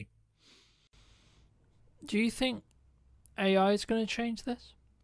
Yeah, I do. I think AI has already changed a lot of social media. And I think that it's one of those things that you can either lean into, you can sink or swim. And I think that many people are already swimming with it, but then also some people are unintentionally sinking because they're using AI. They are they're really rubbish with their prompts, Carlton, and they're just kind of spewing up stuff and throwing it out there. And the algorithm is understanding and picking up, that's AI content. And there's certain things that you see and you're like, you've swallowed a thesaurus overnight. You're using the rocket emoji on every single post. You're using multiple line breaks in weird orders. It doesn't feel like you anymore. So I think AI has changed it, but not just for the good, but for the worse as well. And honestly, not even just saying this because I'm on your podcast. It's why video. I mean, I didn't think video could be any more I didn't think it could be any more valuable. AI coming in has made video work even more valuable for you and your business. Because of course, AI tools are developing all the time, right? And it's going to get scary really quickly at what it can do, even in video. But right now, there's this opportunity where doing video as you, for real, there's going to be this nice soft squidgy stage where you can get so much impact now before these tools and technologies catches up with it and are able to dupe you to a quality where you can't tell the difference. I don't think that's going to be long, by the way, and I'm quite scared by that, to be honest. For the world, not for me or my business, everyone. But for the next year and a half, 2 years, I think there's a real moment where you can jump on video, make loads of money, create loads of impact, help support causes that you care about. I think AI has made things really good in terms of getting people going, ideation. But I actually also think it's really showing people up, and it's making jumping on video even better for showing off your expertise, your knowledge, your wisdom, your skills, because that's something that AI can't do. Yeah. How shouldn't we be using AI? How shouldn't we be using it? Putting it. I'm not going to try not to swear, just in case you're monetizing this. By putting a rubbish prompt into ChatGPT, copying and pasting any old nonsense, right? If you put rubbish in to ChatGPT, you will get rubbish out of it. And people aren't even proofing, Carlton. It's so scary how lazy humans are. It's so scary. They're literally putting a rubbish prompt in, getting a rubbish answer response out of it, copying it, whacking it in LinkedIn and sending it. Yeah, that'll do. Fact checking it. And some of the stuff I've seen, it's like the worst thing to do for your personal brand. It can literally destroy your personal brand in an instant because the facts are wrong, the stats are wrong, they're not right. And it's because partly of the prompt, but also what AI is currently still latching onto. So as I say, I'm not an AI denier by any stretch of the imagination, but I think that's where people are getting it massively wrong. They are not understanding how it works, and they are shortcutting it. They're thinking it's accurate, and it's not. It's actually, you spoke earlier, Carlton, about, a video / social attracting or detracting for your personal or business brand. And my goodness gracious me, is it detracting from some people's businesses right now? Algorithms change constantly, right? There's constantly a new thing, there's a new trend, there's a new, like, Reels have just launched, Stories have just launched, Snap Spotlight has just launched, etc., right? Like, it's a full-time job on its own, right? That I'm sure we both spend quite a lot of our time because of the nature of our business. But to the person who's maybe not in the space every day, what advice could you give them as we go into 2026 and say, okay, well, this format, this trend, this idea, this concept, this thing is underrepresented and is the quote opportunity right now on social?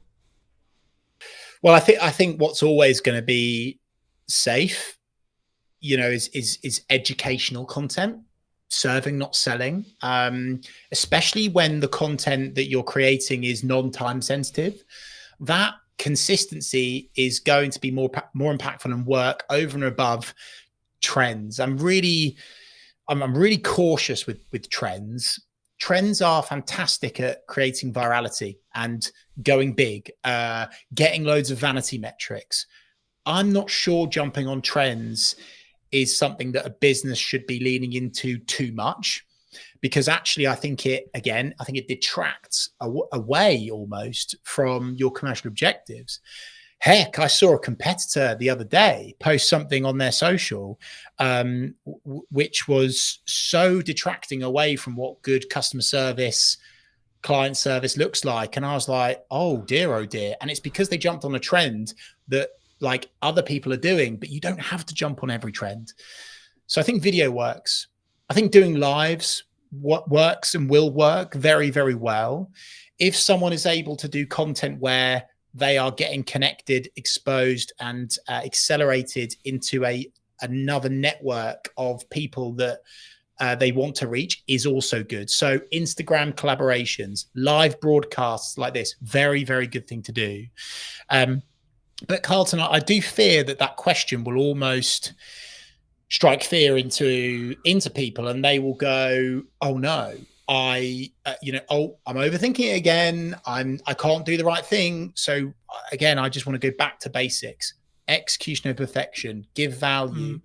I'm creating now, as we speak, 52 videos, and I'm going to do one per week for the rest of next year. Like, I'm practicing what I preach on that. And I'm not worried about the trend at the time, because I want to leave a digital footprint. I want to leave little magnets, branches for my audience to hang on to with keywords of service areas that I want to sell more of.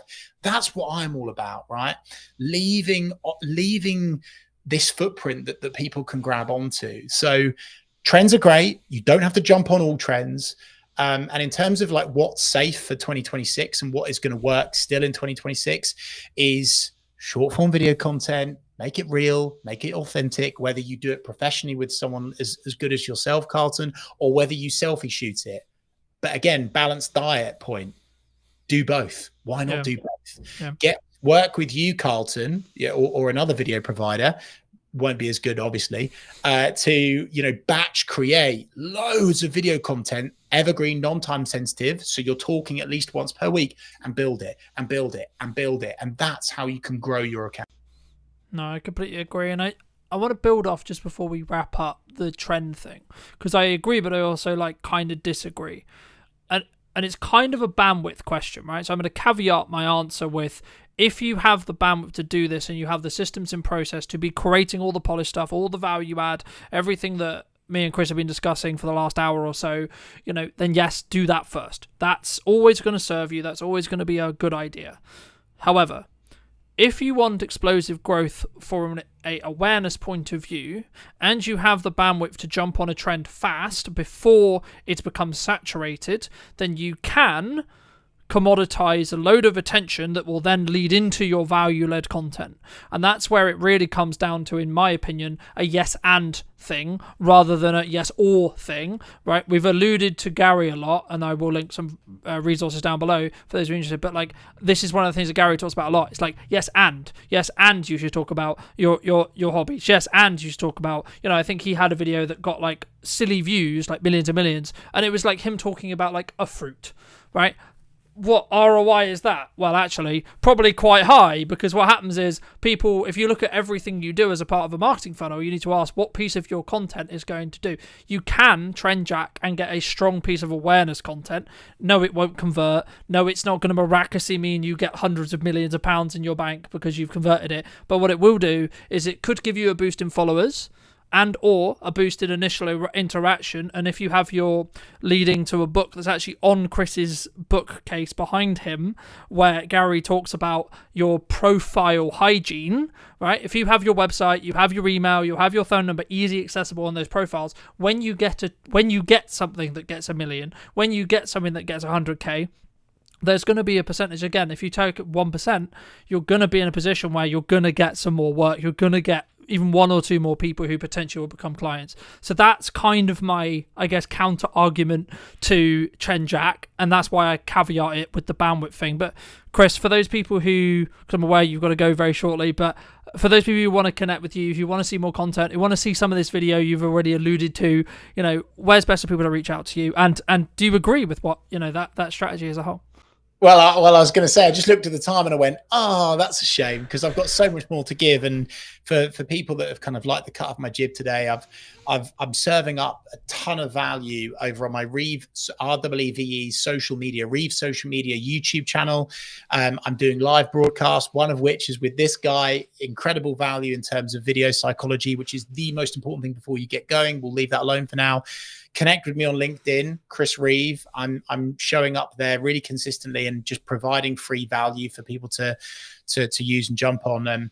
And yeah, just back to your previous point to, I guess, sort of somewhat finish on, Carlton, in a funny old order again, is we could have done an hour-long Gary V loving, couldn't we, right? But this attention thing, right? And I think that's something else to tap into, is without attention, nothing else happens. And so I would just say, like, preach to your previous answer, Carlton, bang on the money. I'm saying yes, and I'm not saying only do proactive, non-time sensitive evergreen content. This is my tap, by the way, that I'm turning. But I'm also saying turn on the reactive tap, which is the trend tap, the reactive tap. Just don't do only one or the other. Do both, but it has to be attainable with you and your business, Carlton, which is where I think we're totally in the agreement of. I'm just so fearful that some trends that people are jumping on detract and they turn off your ideal customer profile rather than turn on. But I'm in total agreement with you. Do proactive, non-time sensitive, evergreen video content. Do trend content as well. And hey, in that book, Attention by Gary Vee, his latest one, it's full of geeky social video, psychology of social content that can work incredibly well for you and your business. Carlton, I just want to say thanks for your time today, but also I want to take the time to say on behalf of your network and the audience and the community that you're building on your podcast, thank you, because this is really rare that someone is taking the time out of their day to genuinely share so much just purely because they're passionate and that they want to help. And I really wish that there were more experts in their field that committed the amount of time that you do to actually just helping people. So thank you, sir. No, that's so kind of you. And thank you so much for the time. If you were going to talk to Chris 10 years ago, right, and you were going to give advice, what advice would you give him? Be more you. You cannot be anyone else. Stop trying to be someone else online. Stop copying your competitors. Stop just doing what the other people in the industry are doing, because actually, if they go yin and you go yang, if they go black and you go white, that is really, really impactful. And the more that you are unashamedly you on social media, the more impact you will have in terms of reach, in terms of engagement, in terms of sales, everything. It all comes back to the more you that you are, the more impact you will have on social media. Thank you so much for the time, Chris. And if you did enjoy this episode of What's Missing in Marketing Today, make sure to be subscribed and all that lovely YouTube stuff and etc. as well. But thank you so much for coming back and joining me. I'll see you very, very soon. Do you think that filmmaking either will continue to change and or has already changed with the advent of AI? If you're getting into filmmaking now, it's potentially quite challenging. It's going to be very difficult for juniors coming in to know whether they can even trust AI. It is a big question mark at the moment for me. We'll get to a point where we truly won't know what's real and what's not. Marketing is for a specific job to give you the permission to sell to someone. And then sales is the ability to add value at a monetary balanced cost to you. And I do think as a creative, especially if it's a project you're not being paid for, you need to be brutally in line with what your voice is trying to say and not be swayed. Hello, my friends. Welcome to a brand new episode of today's podcast. Today we're going to be talking to Phil all about filmmaking, his journey in filmmaking. And I guess, Phil, I mean, I was going to ask you specifically like how you got started, but I think why should someone specifically care about filmmaking as a whole or video as a whole right now, would you say? Well, I mean, it seems to be that video is everywhere, and it's a really powerful way to sell or to get a story across and just to generally get a message. And I think people are, well, I mean, the fact that we've just at our fingertips got video content that we can just scroll through and on tap, it seems. I just think it's probably the most effective way to get a message across. Do you think that filmmaking either will continue to change and or has already changed with the advent of AI? And equivalent, like to give you some context, I was watching a video earlier today all about the fact that like junior editors and getting into filmmaking, like we're both like I would say probably more established, but if you're getting into filmmaking now, it's potentially quite challenging in respect to like those you don't necessarily have those junior roles because they are being commoditized or replaced by AI. Yeah, it's an interesting thing. I was at an event the other day and they drew attention to the fact that, as you described, those junior level roles are being filled with AI. But what's interesting is that those at the latter parts of their careers, once they disappear, the experts that actually know and have the knowledge, it's going to be very difficult for juniors coming in to know whether they can even trust AI, because they haven't got some old fogey next to them that they can vet it and check if it's correct. But in terms of AI, it is a big question mark at the moment for me. However, I'm starting to see whenever I speak to people about LinkedIn, they're frustrated at the fact that every post seems to be AI.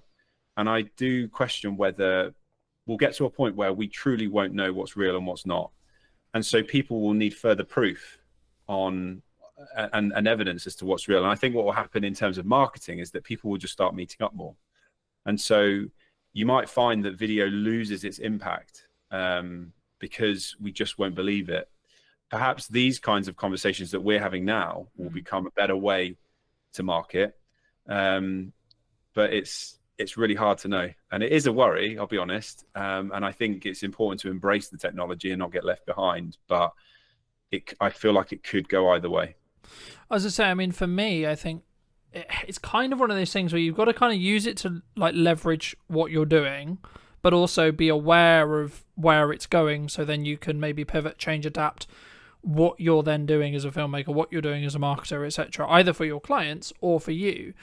I mean, I agree with your like the perspective or the analysis, I suppose, that people are more pushing towards in-person events and more community-based stuff, because I've noticed that with my own in-person event, but also in general, people really seem to, I guess, resonate more in some ways with in-person connection as AI becomes more dominant. But I guess maybe the longer-term thought process is, Like, is there a marry?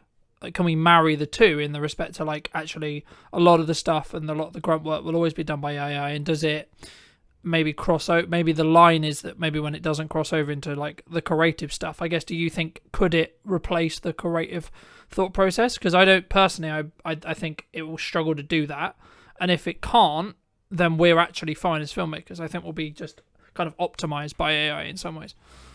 Yeah, there always has to be in some form some sort of director or operator, and I just think what will change the most is the location at which we're doing our job. So rather than like today going out and filming in person, it might be that we're sat behind a desk and we're the ones providing the prompts. But we can only really get our heads around what we know today. And if you consider how advanced it is already, give it 20 years, it's just going to be so radically different. And I do believe that it will be advanced enough to do all of the creative legwork, but it's just whether we as a race will choose to accept that or not. And I think that's where we are unique, is that we'll be emotionally driven, and I don't think, and morally driven as well. I don't think, and people will buy into it and will accept that we're not needed anymore, and it will be automated. And I think something will come through, and it will mean that AI doesn't have the same impact as it does. But at the moment, embracing it and helping and using it as a support mechanism is really useful. And I'm using it all the time. ChatGPT is just, I'm every single day. Sometimes I'm using it for personal therapy. Sometimes I'm using it for my work, and I'm finding it's helping me to speed up the process, but it's not replacing me, because I still have to be the one to then decide, is this decision it's made or suggestion made, is it suitable? Yeah, I agree. And I think, I don't know if it will ever, because the problem with like large language models, right, is if they start embedding mistakes and they have mistakes in them, then they'll learn from those mistakes and then repeat them, right? And I think to an extent that's kind of why I'm maybe slightly more skeptical of whether it will become this all-seeing power. Is it going to be in a world where we have it and we use it? Absolutely.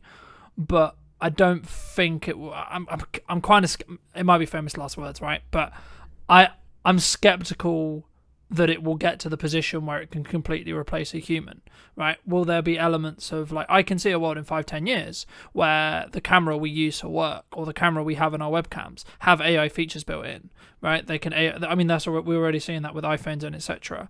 when it comes to like beauty filters and etc. And I guess in some ways the vulnerability maybe if you're already in the beauty industry, I can see as a specific industry that will potentially struggle with this, because they already try to beautify non-reality, if that makes sense. The thing that AI will struggle with, for example, is like the detail on my beard, for example, at the moment, right? And I think as we move forward, I guess the question comes is like, is that a regulatory thing, do you think, of like stopping it from just completely obliterating like the entire industry as a creative industry? Or is it actually just going to be people will eventually just say, yeah, it was kind of a gimmick and we kind of use it as quote work, but actually we're going to draw a line and sort of say, well, we're not going to, it's not going to be used for this. Do you think? I feel like we are in such a capitalist society that sadly I feel that the need to create revenue will be so strong that I don't even think, I think it will just happen and we won't even notice. And for people like you and I, we know a world before AI, whereas in 20-30 years the next generations coming through won't know any different, and so it will just be part of their life. So I think that's when we'll notice the biggest difference. But I do feel strongly that we will just require that real human interaction, and for as long as we don't know, we'll crave it. It's just hardwired into us as a species to want real connection. So I do think in some form we'll seek it out, and I reckon a new art form will come about from it. I don't know, or it might be, as we see quite commonly now, things that are retro coming back in. It's because even the younger generation are looking at simpler times. My daughter is 13 and she's taking a break from her mobile because she doesn't like what it represents in her life, and I think that's an incredibly mature choice that she's made. So it could go either way. It's so difficult to know, but what I do know is that we can't be those that turned our nose up at, back 100 years ago, the car versus the horse, because it's just inevitable. And you have to be, rather than just rolling with it, what I'm realizing is that I still feel like I'm behind the times. Whereas what we should be doing is being a pioneer. We should be the ones perhaps steering the direction of AI, making use of it. And rather than sitting back and waiting for it to dictate our life, we can be the ones to say, well, this is how I plan to use it. And we can make choices now that then steers the direction. Yeah, no, I agree. And I think for me, the key is whether you're in the driving seat, right, or not, which is kind of what you're implying there. But I mean, I guess, like, getting it back to basics, I mean, a lot of what we do is tell stories, right? I mean, how did you get started in either filmmaking or like telling stories as a whole? So I went to university, started in 2004, and I did a 3-year course, video production in Gloucestershire. And it wasn't until the last year that I really started to get a sense that I could direct. And so I did that in the final semester and really enjoyed it. And then I left university and spent 5 years working for a video and photography studio, worked my way up to producer level. So I wasn't really telling stories, but I was starting to get a sense as to what it meant to create content for clients, understanding budgets, their needs and things like that. And then I set up my own company in 2012. And that's when I started to get that itch and that need to want to make content for myself, or to prove that I was more than just a corporate video producer. So I made a music video in 2014, which was my first ever real creative, in inverted commas, personal project after university. And then I made a Christmas film called Love is a Gift in 2014, which went on and did very well, oddly, when I re-released it in 2018. And that's when I started to get a bit of a reputation for being a storyteller and a director. So since then, it's always been in my head, this sense that I want to tell impactful stories. When I'm doing my day-to-day job as a head of creative, it's a catch-22. So I've got this desire and need to tell impactful stories, but sometimes the projects don't need it, or they don't need the amount that I want to put into those projects. So I have to be careful not to overinvest and drain myself emotionally on every single project. But I do have a need to, at least once or twice a year, tell a story that I feel resonates with my viewers. Do you think a lot of people struggle, like, I guess in some ways they're always in the rat race, especially as filmmakers, right? They're in that corporate kind of revolving wheel of, I need to create something, I need to create something, I need to create something for a client. And maybe they don't step back and say, well, why should I create something for myself? I mean, is that something you've always done, or was that just to like sharpen your craft and lean into that more creative side that maybe didn't necessarily fit the client's vision, would you say? When I started making... Yeah, kind of the reasoning behind, I guess, why you still create, or why you did create your own stuff, rather than... Because I guess in some ways some people would say, well, you don't make direct money from it, so why would you invest the time, energy and resources in doing so, right? Yeah, it was a twofold thing. So when I made the film, it was because I was, I guess, sick to death of doing interviews, and I wanted to demonstrate that I had more to give. So there was a personal need there, but it was a marketing piece. I truly believed that if I made this Christmas film, it was going to promote my company and push us into new territories. I wanted to create TV adverts and music videos, and I wanted to be paid to do them. So I thought, well, if I just make something that demonstrates my capabilities, well, then I'm doing that's the best thing I can do. And it's paid off. It took 4 years for that film to gain the traction that it did, but I've had some successes off the back of it. So I think it's really crucial that creatives don't just sit back and wait for the brief to come in from the client. They play their part in steering the direction of their careers, and then that influences who then approaches them and the briefs they receive. It's like a self-fulfilling prophecy. They'll receive the briefs that they want to receive because they're demonstrating what they can and can't do. Do you think, I guess, I mean, that's always been an approach that I've had, which is like, if I want to make the step into a specific area of work, I need to kind of do spec ads or free ads or etc. around that thing, or a personal project to sort of prove, I guess, in some ways to that industry for me to have the right to then potentially pitch for stuff.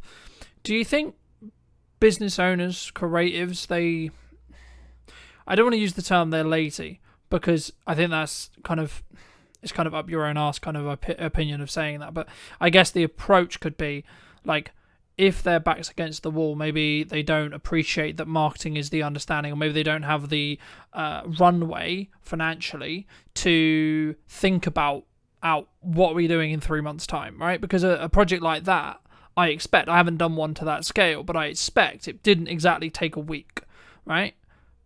I mean, did you specifically plan like, oh, I've got this 3-week window and I know I'm going to be good for client work, etc., and then make the decision to do it? Or was it in a down period? Because I think sometimes we can go into this spiral of, oh, I'm just going to go get a job, or oh, I'm going to play video games and sort of wait around and wait for the phone to ring, right? Yeah.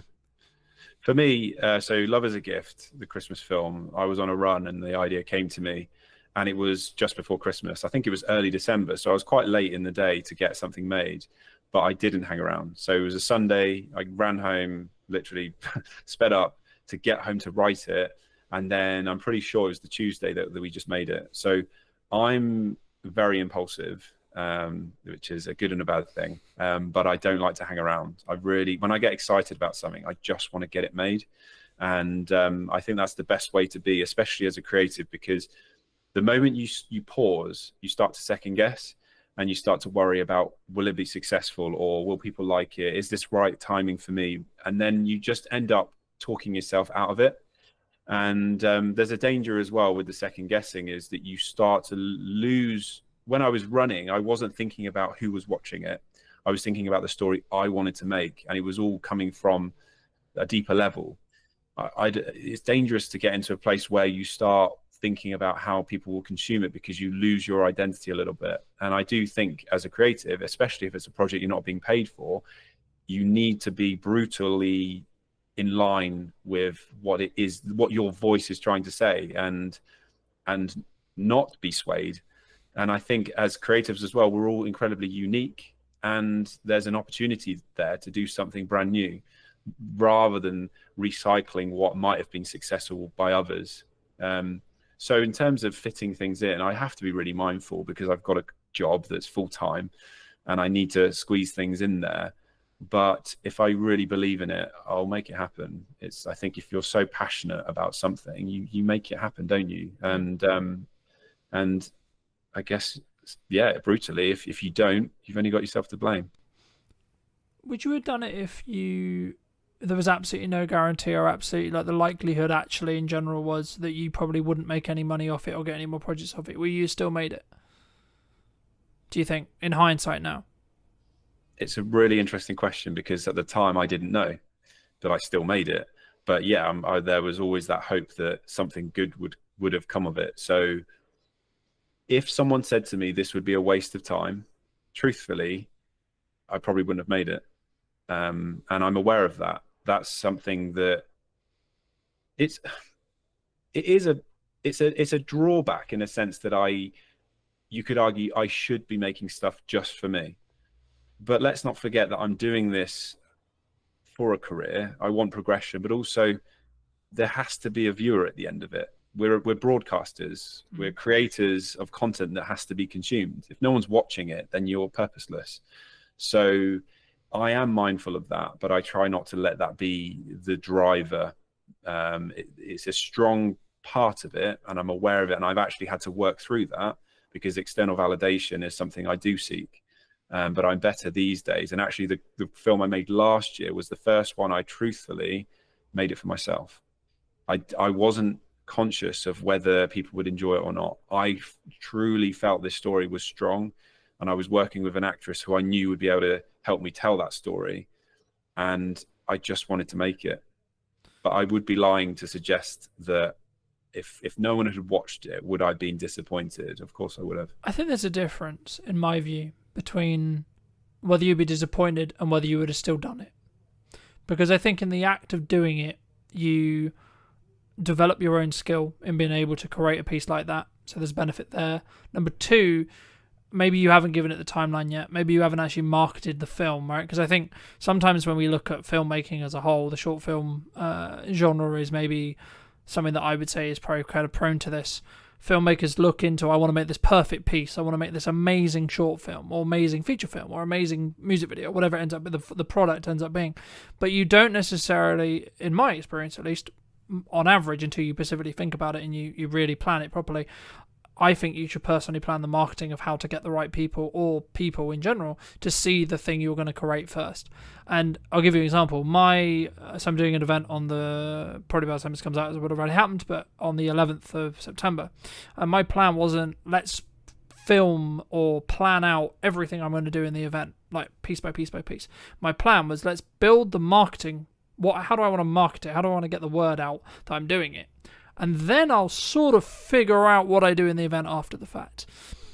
Do you think, to phrase it into a question, do you think filmmakers, people in general, especially like solo operators, video production companies, maybe less so, but especially solo operators or people who are starting to get into the space, maybe they don't look at that marketing piece enough? Do you think? Massively, yeah. And I do think it's a missed opportunity as well. I've worked with many production companies. I've had my own, and there's a lack of strategy behind the content that's being suggested, and thought as to who's watching it and why, and how does that fit amongst a much broader marketing plan.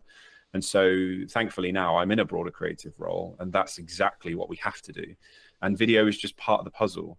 And that's been a real eye-opener for me, because video was always my world. But now I've realized it's not the be all and end all. There's so much more that surrounds it. And so I do feel that production companies should be way more vocal, or should be understanding of that broader marketing plan, so that when they're pitching ideas, it's not just, this sounds nice, let's hope for the best, because the client deserves more than that. So that is a trap that solo shooters, and actually lots of production companies that are well established, fall into. They focus in on just that one particular project they've been asked to produce, but they're not thinking broader than that. And I do think clients should demand that as well. It's really important. Do you think that would be a way for us to protect us from like the future of our income, the future of our business, the future of our career from AI to an extent, if we focus on that strategic side? Potentially. However, ChatGPT is incredibly strong at coming up with marketing plans and content strategies. But again, there has to be somebody, I suppose, that controls it. That I question whether a business owner would have the time, I suppose, to be thinking, well, what is my marketing plan? What strategy am I going to be putting into this campaign, especially if there's lots of campaigns? So yeah, that's a really good argument there. If video producers can get on board with that and bridge the gap, so that perhaps you don't want to get rid of marketing agencies altogether, but for those smaller projects where they just need a video or a suite of videos, yeah, that's a really good way to add value. And whether they charge for it or not, I don't know. But then a client or a customer would come to them seeking that value. Because for me, when I saw, and I've been very honest in content before, I'll be very honest with you and everyone listening. I mean, I saw what AI was doing, and I saw what AI was becoming capable of, and I'm seeing some of the stuff coming out of Google VO and etc. And I was like, shit. All right, was the honest truth. And then I was like, actually, hold on. There is, and that's kind of why I focus on that middle ground, because with the strategic side, because I think everyone wants to chase the golden goose, right? Everyone wants the large projects. Everyone wants the big paychecks, etc., etc. In the years of experience I have personally, they only happen if you can be ROI focused. And for those who don't know, ROI means return on investment, and it's basically just focusing on, because at that point, if you can, no one can ever guarantee like a strong ROI, right? You can't. But what you can do is you can stack the odds in your favor, right? So something that I'm trying to do a lot of at the moment is be very omnipresent in my marketing, right? Like, this is the first one that was streamed, right? I'll be curious to see where the podcast is in a year when it comes to the quality of streams, how I stream, how I record it, etc. But the key for me is to either utilize strategies from either older content to distribute on other discoverability platforms to give me the opportunity to potentially reach a larger audience, for me personally, and or potentially everything I'm experimenting with, everything I'm trying to move forward with, I can then, when I work with a client, I can say, well, actually, this is working for me. Have you considered doing this, this, and this? I mean, is that also, I guess, part of the argument or part of the thing you would personally say about why someone should make a music video, should make a short film, should make, you know, their personal documentary, their personal project, etc.? Not necessarily about them, but they should make that personal thing that they're not necessarily getting paid for, would you say? Yeah, I mean, arguably, then you're kind of looking at yourself like a client, I suppose, aren't you? Rather than, that one big shiny video or whatever it is, asset that you think will win everybody over and go viral. Like, that's the term that everyone seems to sway towards. Like, will it go viral? It's like, well, it's impossible to gauge that. But yeah, if you can demonstrate how you can add value across multiple platforms, or if you've created content to then repurpose it and recycle, then that's definitely going to help you. But I've never really thought about that, to be honest, because I'm guilty of just coming up with ideas and making it and then moving on. It's a real short attention span that I have for my own content. But drawing up your own marketing plan sounds like a great show. I feel like we should be having a conversation offline. I don't know whether I'm just unique in the way I think, right? But I've always treated and continue to treat Brunton Media as the highest paying client, right? Now, the reason why I do that is because it allows me to be what I believe and where I am as the cutting edge of what I know is working in marketing, and then using video as a vehicle to do that.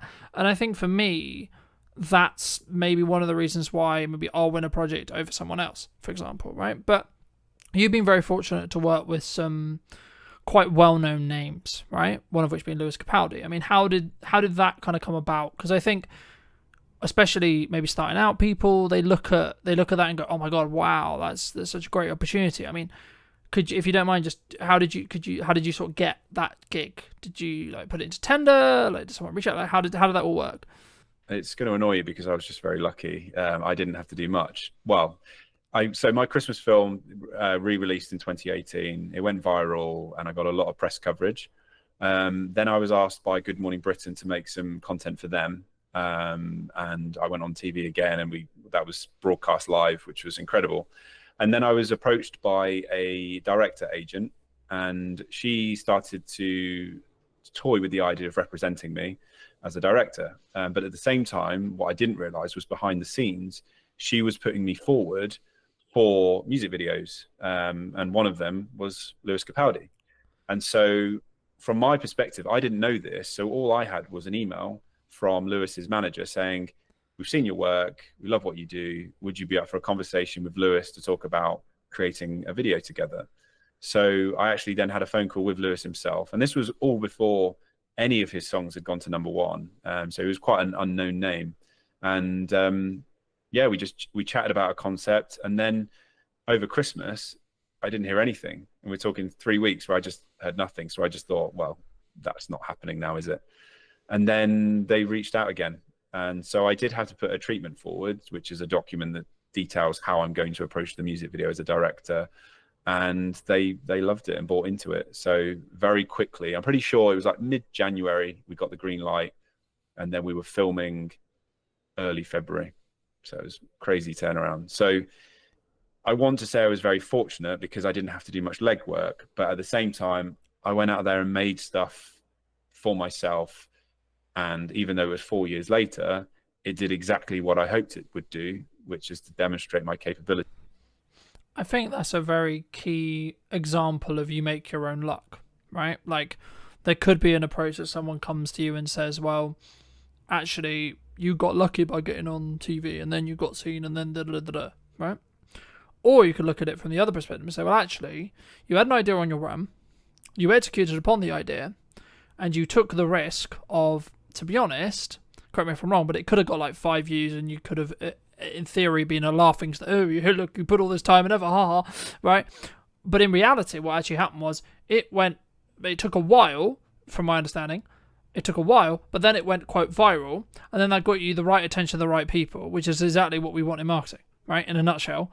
And I think sometimes, especially maybe people who listen to this, hopefully will take that as an example to say and have permission to actually do those projects that you're like, yeah, but this is a massive time sink. Yeah, but this is actually So for me, I think you make your own luck, and that's always what I've believed. And it sounds quite egotistical to say, but the reason is because you can do work now that can then showcase and highlight. And that's why I treat my marketing in the way I treat my marketing, because every single time I'm live, every single time I'm moving forward, yeah, my video or my live stream might only get 2 views, but you don't know who those 2 people are, right? And then in 6 months, 12 months, 18 months, they might actually be the next big client. They might actually be, because they might have watched your progression and watched you tinker and watched you try and watched you fail, and then actually, hold on, he got back up and he did that, and then etc. I mean, how have you dealt with failure?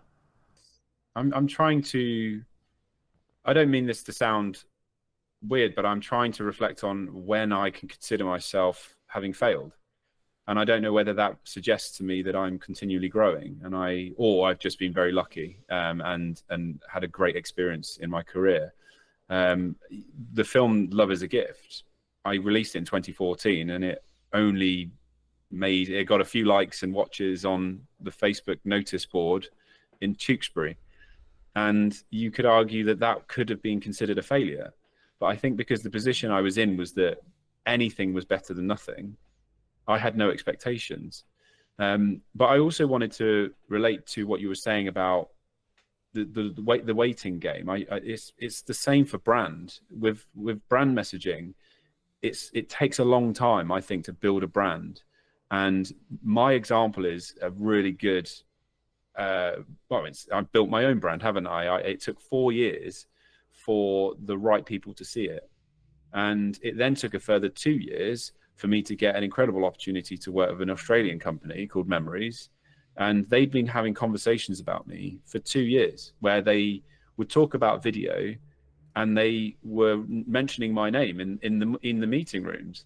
I didn't obviously know this. And then 2 years down the line, so that's 6 years on from the film being made in the first place, I then got reached out. They reached out to me and offered me a 2-year role. So it is really important to just be patient, I think, but not chase the quick wins. It's very common, as you probably know this yourself, that you've got the financial directors thinking, well, what's the return that I'm going to see next week?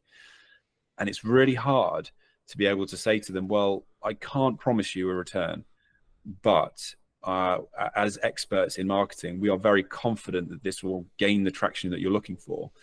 But this is where data comes in really handy, because if you can demonstrate that you've done it before, then they're much more willing to take a leap of faith. And I think, again, as video production companies, which they don't tend to do, they need to be desperately clawing any form of data that they can get to show that what they've created actually had an impact. And without that, it's just pointless. And I've been in those rooms where I'm saying, yeah, I feel so great about this idea, but truthfully, in my head, I'm like, I don't know if it's going to work. I hope it does, but I didn't feel confident in that. So now we're really hungry for data, because it just gives us that extra bit of confidence to be able to say, well, check this out. We've done it before. I reckon we're going to do it again. Yeah. And I guess in some ways, it sounds really weird to say, but sometimes the litmus test is turn off stuff, right? Like, let's say, for example, you've got a client, and maybe you're not in the position to say this or do this, but like, I've had it previously with clients. I'm sure I'll have it again with clients where they're like, well, what's the ROI? We're paying you all this money, etc. Like, we haven't made any direct sales from it. And I'm like, okay, right, let's break that down. So you haven't got a trackable outcome necessarily. Okay, we can add something trackable into the video to see QR code, discount code, etc. Right? B, we can also look at it as a top of funnel understanding of, if you're consistent and you're consistently having a load of visibility, actually it's then not actually going to directly actually give you the ROI as in the sale, because it's not designed to do that. What it's designed to do is get you seen by a load of new customers that then take 3, 6, 12, 18 months to then convert. But then actually, and I guess the issue or the thing that marketing and sales always has is sales always gets the credit for the sale, even though arguably 70% of the work was done by the marketing, right? And I think as video creators, that's why we need to specifically structure our proposals, structure like how we work with clients to be I guess in some ways for them to understand, it doesn't mean that you're necessarily going to 100% like keep the client forever, or you're going to keep the retainer, or people are going to understand the content, because there is a window of time, unfortunately or fortunately, depending how you look at it, where you will just, like, you've added the value you can, right? Like when they've got the story videos, they've got this, they've got that. Maybe they don't need the ongoing support. Maybe they don't see it as valuable as they did, say, a year ago. And actually maybe you've grown as well. And I think, just building off what we were discussing about like the failure thing, I've always been in the view you either succeed or you learn. You don't technically failure. Yes, it exists. Yes, the word exists, but it's not something to focus on, because for me, if you fail, it's because you did something wrong. You should take self-accountability. To phrase it into a question though, in your career and your experience, do you think people, either you personally, should have taken more self-accountability in the past, or do you think more people should do as a whole? And do you think they would have a better outcome when it comes to what they're looking to do with their business, potentially? Yeah, 100%. And I think it goes back to what I said about seeking external validation. I think if you're constantly measuring your success of other people's metrics that come from your external viewer, then you aren't taking any accountability. It just becomes a bit of a blame game. But it's totally agree with what you've said about failure being learnings as opposed to actually deemed a failure. And it's quite empowering to hear you say that, and for me to reflect on the fact that I cannot pinpoint a time in my 20-year career where I consider myself having failed. And that's actually the first time I've reflected on that. So that's a big win for me today, to be able to feel quite proud of that. But yes, we're all in charge of our destiny, and I think we should be taking accountability. And if there are moments where things don't quite go the way that we planned, well, we just reflect and move forward, don't we? And it's the same with all aspects of life, relationships, and just personal stuff. It's every obstacle is just it's something you can look back on in later life and almost be grateful that it happened, because it just gave you some further clarity. That's how I. No, I completely agree. And I think, we talked a little bit before we jumped on the actual show, and I said that 2024 was really difficult. And I look in hindsight now, and I blame myself for why it was difficult. Right? Now, some people would say, well, that's a bit harsh. That's a bit mean. But it allowed me to understand what I was doing wrong. And now I can look in hindsight and I can look back 6 months and go, okay, well, the reason why I'm where I am today is because of the work I did 3 to 6 months ago, right? In regards to marketing and output. So the thing that people struggle with, clients and like me and potentially you as well, is we do a load of actions. The analogy that's always used here is like the gym analogy, right? You show up, you do a good workout. Cool, sick. But I look the same. Okay, we'll go again tomorrow. Right, cool, sick. Do a good workout, cool, feels great. I still look the same. Repeat. There is a day, though, where that compounding effect will get to the point where you actually see results, right? And that's then a motivator, of course. But I guess in some ways, is it the same, would you say, in filmmaking, in marketing, in output, in outreach, in any skill set that we're trying to build when it comes to business? Like, do we just have to keep going for long enough for them to reap those rewards across time with consistency, would you say? 100%. And I think being present and for a long period of time is, you're establishing yourself as any good brand should and does. But I do think you're being hard on yourself, because you're just one aspect of what might steer you in the direction of success, whatever that looks like for you. You can't control other people's behaviors. You can only control your own. And I think there of course is going to be projects that you've created that might not have necessarily gone where you'd hoped, but there's going to be all these other people that will influence that direction. So I think as long as you're proud of the values that you have and the behaviors that you put into your work, I think that should release you slightly from, let's say it doesn't work out the way that it did. You can always stand back and say, well, I gave it my best shot and I used the tools that I had to my disposal, and I put my best attitude into that. It's like kids, we say that if they got an E or an ungraded on an exam, if they tried their hardest, that's the important bit. So I do think you should release yourself from some of that stress and blaming yourself for whatever it is that happened last year, because you're just one of billions of people in this world. And I do think we get lost in that a little bit, which is that we, as perfectionists, which a lot of creatives tend to be, imposter syndrome, we come down on ourselves like a ton of bricks, but that's not fair. And it's not, yes, there's many aspects that feed into why something might go the right way or not. And sometimes it is just bloody luck. My Christmas film in 2018 did very well because I was lucky in the way that I worded it, which was the Elton John Lewis Christmas advert. People didn't like it. And so what I said was, off the back of the John Lewis Christmas advert, here's one I made 4 years earlier. So the reason my video, I personally think, went viral is because they didn't like the John Lewis one and they were more receptive to something else. So the whole narrative was John Lewis, this guy creates a film for 50 quid that rivals John Lewis. There was that story there. I couldn't have dictated and controlled that. And I probably would have put the same type of post out had the video been successful. I wasn't deliberately writing it in that way to say, well, I know it's shit, therefore they're going to love mine. It was just good fortune. So I don't think I could have truly controlled that.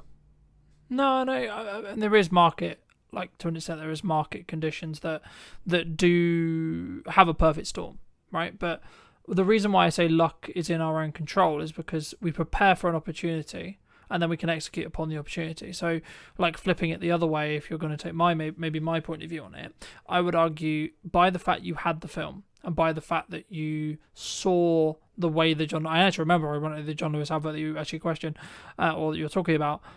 You maybe, I don't know whether you saw it and that's why you made the post, or whether it was because I don't know timing, but like in a world you could make the argument to say, well, actually you saw the market's reaction and then you went, actually, let's put this post out and see what it does. I would say actually that's your preparation towards you so that's your preparation related to the opportunity. So we can't control necessarily the opportunity, sure, and that's the element that is lucky. But to give you some more context, and maybe the audience who don't know, in 2024 I was marketing mostly wildlife stuff and etc., which is still a passion and still a good thing, but I wasn't truly focused on who I was serving, right, as a whole, in respect to how I can help you with marketing, how I can help you with video, what's the ROI on video, all these things and these key things. And I think for me, in hindsight, of course it's in hindsight, right, then of course that would then have a knock-on effect to potentially the work I got. But actually, arguably, with that hindsight, I picked up a couple of clients who were in the more nature realm space that I'm still working with today. So actually, I don't regret it in that respect. So I think you have to look back to see what lessons you can learn, but don't hold yourself to this perfectionized constant. I mean, in business we're like constantly known for it. It's like, I turned over X amount this year and I'm going to try and do better next year and I'm going to continue to move forward and forward. And I guess it's at what point would you say then there's more to life, right? Is it just covering your expenses? Is it actually developing a emergency fund or having some investments in building for the future, etc.? Or is it actually down to the person, would you say? Talking about like actually the focus on where we go. I think it stems back to purpose and having a sense of purpose and feeling that you're adding value back to society. I do feel that we're in an interesting time at the moment where even back at school, we're being fed this idea that we can all be exceptional, and it narrows it down to that one individual. Whereas we are a successful species because we were built on communities, and so what I want to feel in my life is that I contribute. And I get a real sense of purpose from this idea that it's not just about me, it's about how I contribute to society. But going back to what you said about preparation, you nailed it. I was thinking that word preparation and then you said it, because that's all you can do. And it's the same I'm well into my fitness. I used to be a pretty established runner, and training is all about just preparing for that race. I can't necessarily control what the weather conditions are going to be, how I'm going to feel that day. And there's lots of factors I can't control, but I can be very prepared. And again, using that as an analogy, every time I suffered in a race, it meant that the next race, I literally would be able to say to myself, I felt this pain before and I survived.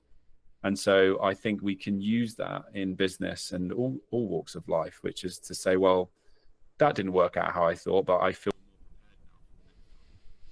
Yeah, and I think when you change your mindset around failing, right, and that is your mindset when it comes to potential failure, I think it frees you.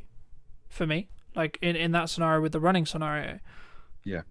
But I also think failure is often dictated by other people, and I think if there was no one around to tell you that it failed or to give you any sense that it failed, I think we wouldn't feel so bad. And so that's why it's important not to measure your success of other people's drivers or what other people are doing in their lives. It should be based on what's relative to you. Yeah. Do you think that comes from a self-belief, self-esteem, like in here thing? Like, this is more general, this is like not necessarily filmmakers, but do you think that the reason why we look for external validation constantly is that, or maybe like we want a film to go viral, right, but putting it back into our industry, do you think that's why, like, we there's something we're trying to fix in us? Potentially, but I think it's because we're taught the wrong lessons. We're taught that success comes in the form of finances and how many likes and subscribes we get and popularity. Whereas if we were fueled this idea that success came from making someone smile, it's just a whole different vibe, isn't it? And that's raw human nature. And I do think we all have it in there, but we're just being fed this dopamine hit constantly, and the need to want to be popular, which is just that again is a human natural thing, an instinct to want to be popular. We want to survive in our community. So I do believe that from an early period in our life, we're taught the wrong lessons.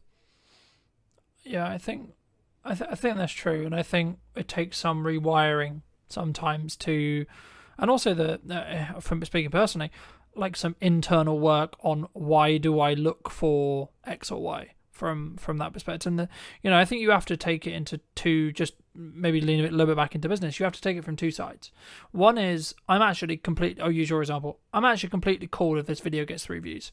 I've spent tons of time in it. I'm really proud of it, and I'm not going to tie what I believe to be a successful project on what the internet or the output or etc.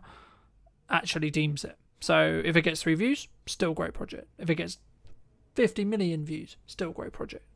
Fabulous, right? And then there's the other side of it, which is like I'm doing it for a client or I'm doing it for myself, which is like, cool, I need it to push a needle somewhere, okay?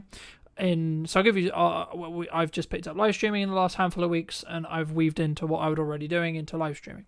So I'll give you an example. A handful of weeks ago, I knew that I got a couple of private texts from a couple of clients that I would call maybe on the fence, right? We don't have any open projects. We've done some projects previously. We're in between projects, etc. Cool. And the part of the text that really stand out to me was like, oh, your videos are really connecting with me, right? And I was like, okay, hold on. So I don't know what you watched. I don't know where you saw it. I don't have any context at all outside of he watched a video, at least one, and it meant something to him. It connected with him, right? Now, if I'm looking at purely transactionally, that probably means they're more likely to use me in the future, or they're more likely to do a project with me sooner rather than later. Sure. But actually, on a nice level, actually, cool, I just made that guy's day. I made that person's day. I added some value to them. I helped them move forward, or help them pre-context or re-understand something related to the video. And I think for me, when I started really focusing on that bit, how much can I help, how much input can I give without not necessarily expecting anything. Now, it comes from a place of financial planning and financial health, sure. But actually, once you can get there, you can then actually probably make more money. If you're just looking tangibly and that's your objective of success, you can probably make more money by continuing to do that, because you don't have to constantly ask for business, right?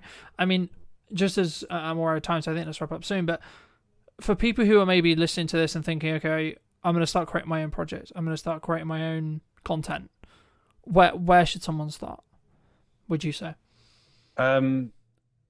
well, I mean, we've all got smartphones that are very capable now. We've seen it with 28 years later. Obviously, they had some pretty sexy lenses on it, but it was shot on an iPhone. So we can all be going out and making our own content.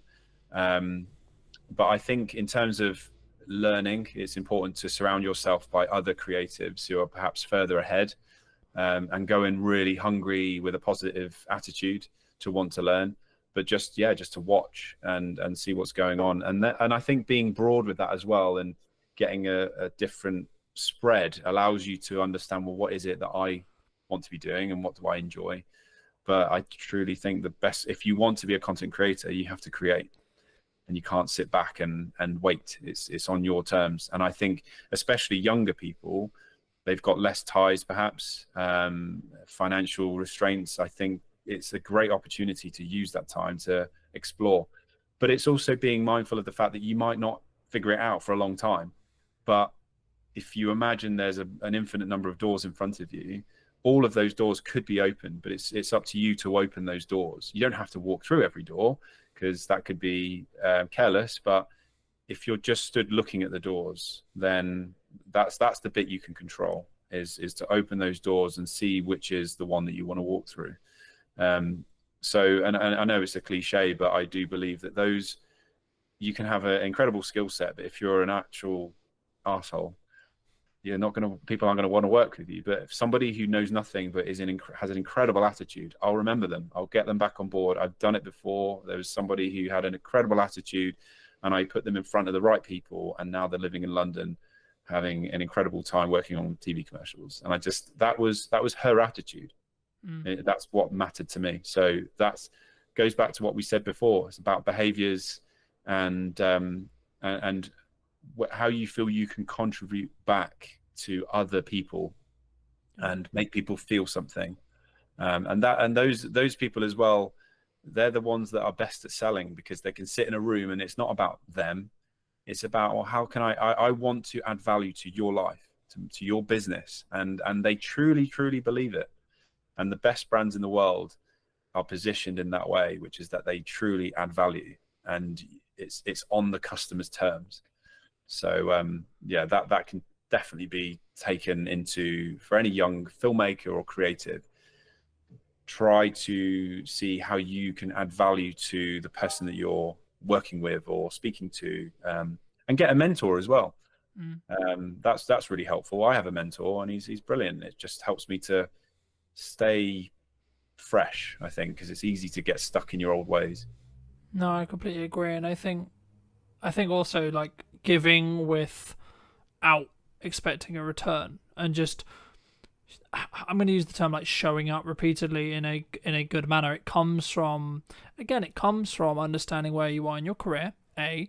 B, financial planning, right? Like, there's something that I didn't get right in 24 that I am getting right in 25, and that's why I'm in a stronger position, and that's why I can act the way I am. But also understanding the building it off the marketing and sales thing. Marketing is for a specific job to give you the permission to sell to someone, and then sales is the ability to add value at a monetary balanced cost to you. So you're adding value to someone, and someone is then rewarding you with a monetary gain. Sure. Right, but what people sometimes get wrong, in my view, is they don't understand what camp they need to stand in most of the time. Because if you're really strong at marketing, you actually can be less strong at sales, or have an easier time selling, because you'll A, have more qualified leads, e.g. people who actually want what you sell, and B, they'll have less questions or less objections, right? And this is where you should know how to objection handle to an extent, but I find it a bit corny where there's a lot of content online going, this is how you objection handle, because that's just about, in my experience at least, pressure selling people, which in turn means they're probably not really going to get the value, and you're going to, like, the fuse on that client is going to be a lot shorter than someone who's consumed your content for say 6 months or 12 months, and then understands completely what value you could add to their business, and then be like, actually no, we're going to give this person like 6 months to before we actually, like, they'll always look at ROI, they'll always look and judge it, sure, but they're going to maybe give them a little bit, like me or you, a longer window to actually add that value, because that's how long it took them to potentially convert, if you want to go down into the business road. But for those people who've enjoyed this conversation, for those people who want to connect with you, want to reach out to you, want to talk to you, want to maybe hire you to do stuff, etc., where's best for people to reach out to you? Probably the best starting point is to go to my website, which is philbeastall.co.uk. Phil with one L, Beastall's BEASTALL.co.uk. Magic. And if you were going to talk to yourself 10 to 15 years ago, what advice would you give to that person now? Chill the F out. I don't want to swear on this. That's the big F bomb. Yeah, just enjoy the ride and stop overthinking. Stop worrying about what other people are going to say. Do what feels good for you, but continue to work hard and show up. And thank you ever so much for coming back and joining me. If you did enjoy this episode and you would like to see more like it, make sure to be subscribed, follow, all those lovely things, and I'd love to hear what you think in the comment section down below. And I'll see you very, very soon. I think that's a really interesting observation, because a lot of people, I think, are maybe subscribing to the fact that things are maybe hard. A lot of people are finding or saying that the creative industry is hard, right? Or it's challenging. Have you found it challenging? Rejection is a fundamental within business. Then that's going to serve you within sales scenarios. That's going to serve you just generally in your life, right? I think it's a very fundamental just within life, just rejection in general. Do you think that many people struggle with that emotional side of video, like having it in there and or thinking about how to add it in? Because that's, for me, that's the key sales metric. Ultimately, how do you capture that moment? It's impossible because you don't know when that moment's going to happen. So it's very important to have as much coverage as possible, basically. It's what we always say to people is like, yes, one videographer or one camera operator can come and cover your event, but you are limited in terms of the moments that you can capture and the things that we don't know are going to happen, but will happen. We know they're going to happen. We just don't know when, we don't know where, we don't know how. Hello, my friends. Welcome back to a brand new episode of this week's podcast. Today, I'm going to be with Oliver, talking about all things video and also starting off with niching, because it's something that we actually both kind of do opposites, I would say. For those who don't know, Oliver, like, firstly, I guess, like, what niche do you operate in? And then secondly, why did you choose to go into that niche? Yeah, it's a great question, man. So first off, happy to be here. Thank you for inviting me on.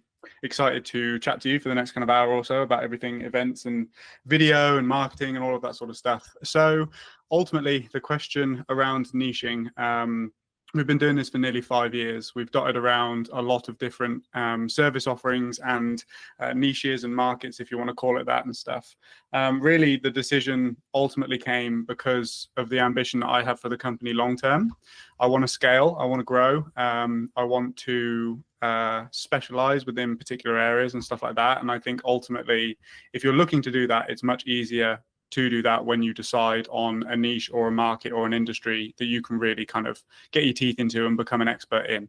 I know that it's cliche, but it's kind of that classic saying of like GP versus brain surgeon, you know, who gets paid more. And it's the person that is a specialist. I think if you had a problem with your brain, you would much rather go to a brain surgeon than a GP, and you would probably pay the money because you know that that person is going to be able to solve your problems, basically. Yeah, I mean, I completely agree. I mean, I guess the critical part of my head is like, so how was, obviously we didn't predict COVID, no one could predict COVID, right, in the respect to like how drastic it was in respect to maybe how it changed the event industry, etc. But like, I know that the event industry as a whole was maybe one of the ones that was hit harder. I mean, how was that from a, because that would be like the counter argument to like, well, you kind of got a risk in that respect. Like there is an argument to be made about the specialist, absolutely. And I'm sure we'll get into that a bit more, but did you in some ways, I don't really use the term regret, but did you regret that during COVID? Well, COVID was kind of the birth of the business, right?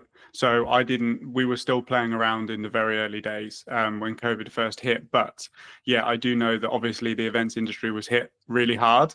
From a video perspective and a video production perspective, I do know that a lot of the agencies or production companies, shall we say, who made the pivot to hybrid production and live streaming and that sort of stuff, when they kind of had that as a string in their bow, let's say, they did really well because it was kind of a select few companies that were doing it and doing it immediately. So yes, I think you can make that argument. There is the other side of the argument that is that the events industry came back stronger probably than most industries, I would say, as well. I think that a lot of industries, let's say like high street and product and e-commerce and that sort of stuff, that was hit really hard after COVID, just because it was very much like a paradigm shift in people's minds, like they didn't need to go to the high street anymore. Whereas the events industry is ultimately built on human to human connection. And we hadn't had that for so long that I think it really bounced back quite strong. But I just wasn't involved in the industry at that point, so I couldn't really comment on kind of what I saw from a business perspective. Mm-hmm. I think that's a fair assumption. I mean, I guess I was going to bring in AI later, but I think now's a really great time. Do you see maybe an increase in demand? Because I think people are kind of going two ways with AI.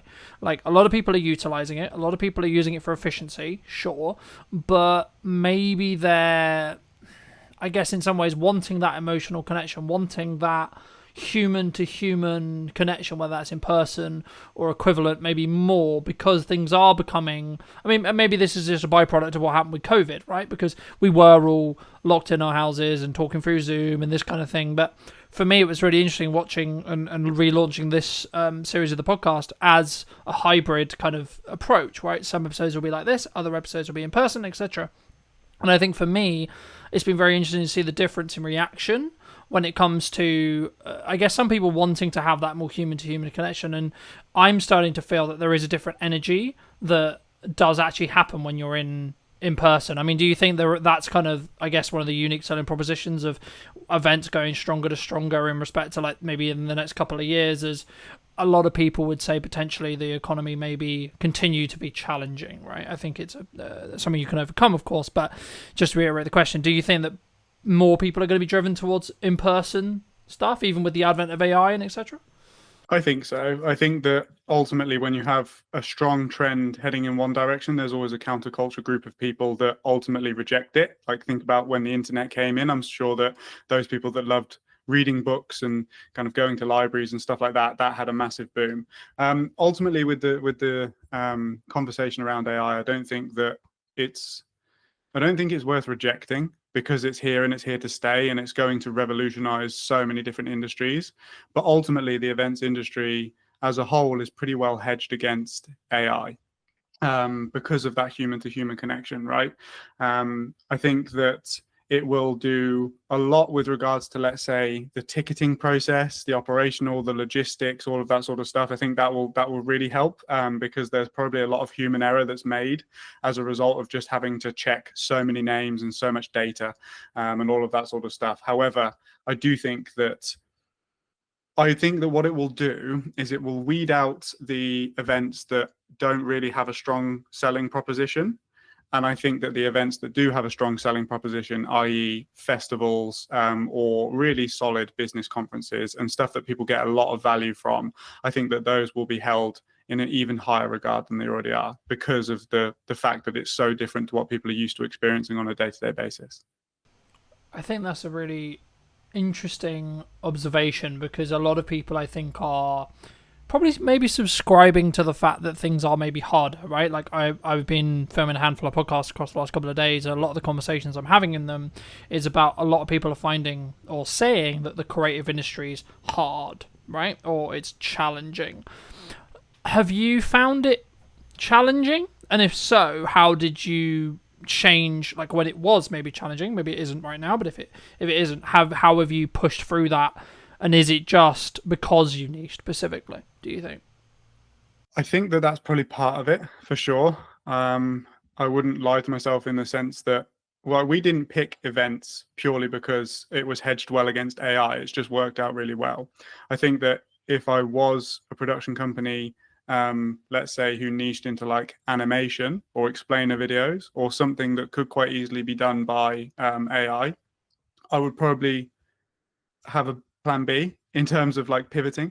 But I don't know. I think it's an interesting question. A couple of things that I'll say is that I think that your mindset and your perception around things can entirely dictate how hard things are for you. So if you believe it is hard, then you will unconsciously do things that affirm that belief. So I think that's something that people have to look out for. Ultimately, there is going to be, and there already is, a gap in the market for people that do things not with AI. Like some of the YouTube series and stuff that I watch, at the start of the video, they have a disclaimer that says like proudly produced by humans and stuff like that. And for somebody that values that and values the human input into creativity, for me, that's an even stronger reason to continue backing and watching that channel, right? So that's kind of just like a micro abstraction just there. What it's definitely done and what I've seen is on the post-production side of things, we're certainly less involved than we used to be. So I feel like internal marketing teams are utilizing, let's say, like AI short form editors. But in terms of being on the ground and actually filming the events, I think until it gets to the point where there's like robots and, you know, Elon Musk Tesla bots and stuff that can kind of run around with cameras and stuff like that, I think we're pretty safe for now, to be honest.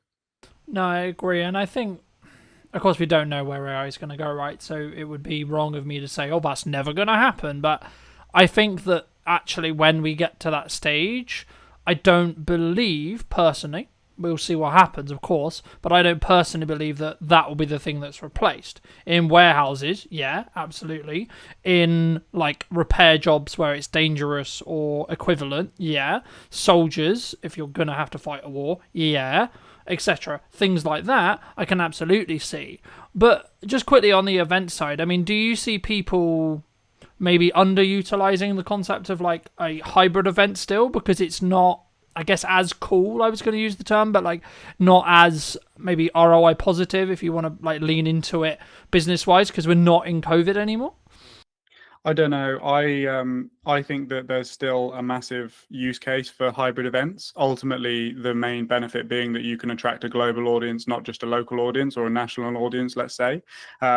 If you look at some of the people that are top of their game, Alex Hormozy, Tony Robbins, they always do virtual or hybrid events to a really high-end production standard, with the huge Zoom screens in the background, and you can see how many people are on the call and stuff like that. I think that ultimately, if you're going to produce a hybrid event, it can't just be 7 people sat on a Zoom call talking about stuff. I think you really have to go the extra mile with regards to like all of the energy that you would have put into the logistics and the in-person experience. If you take that energy and you put it into, okay, how can we make the hybrid experience better?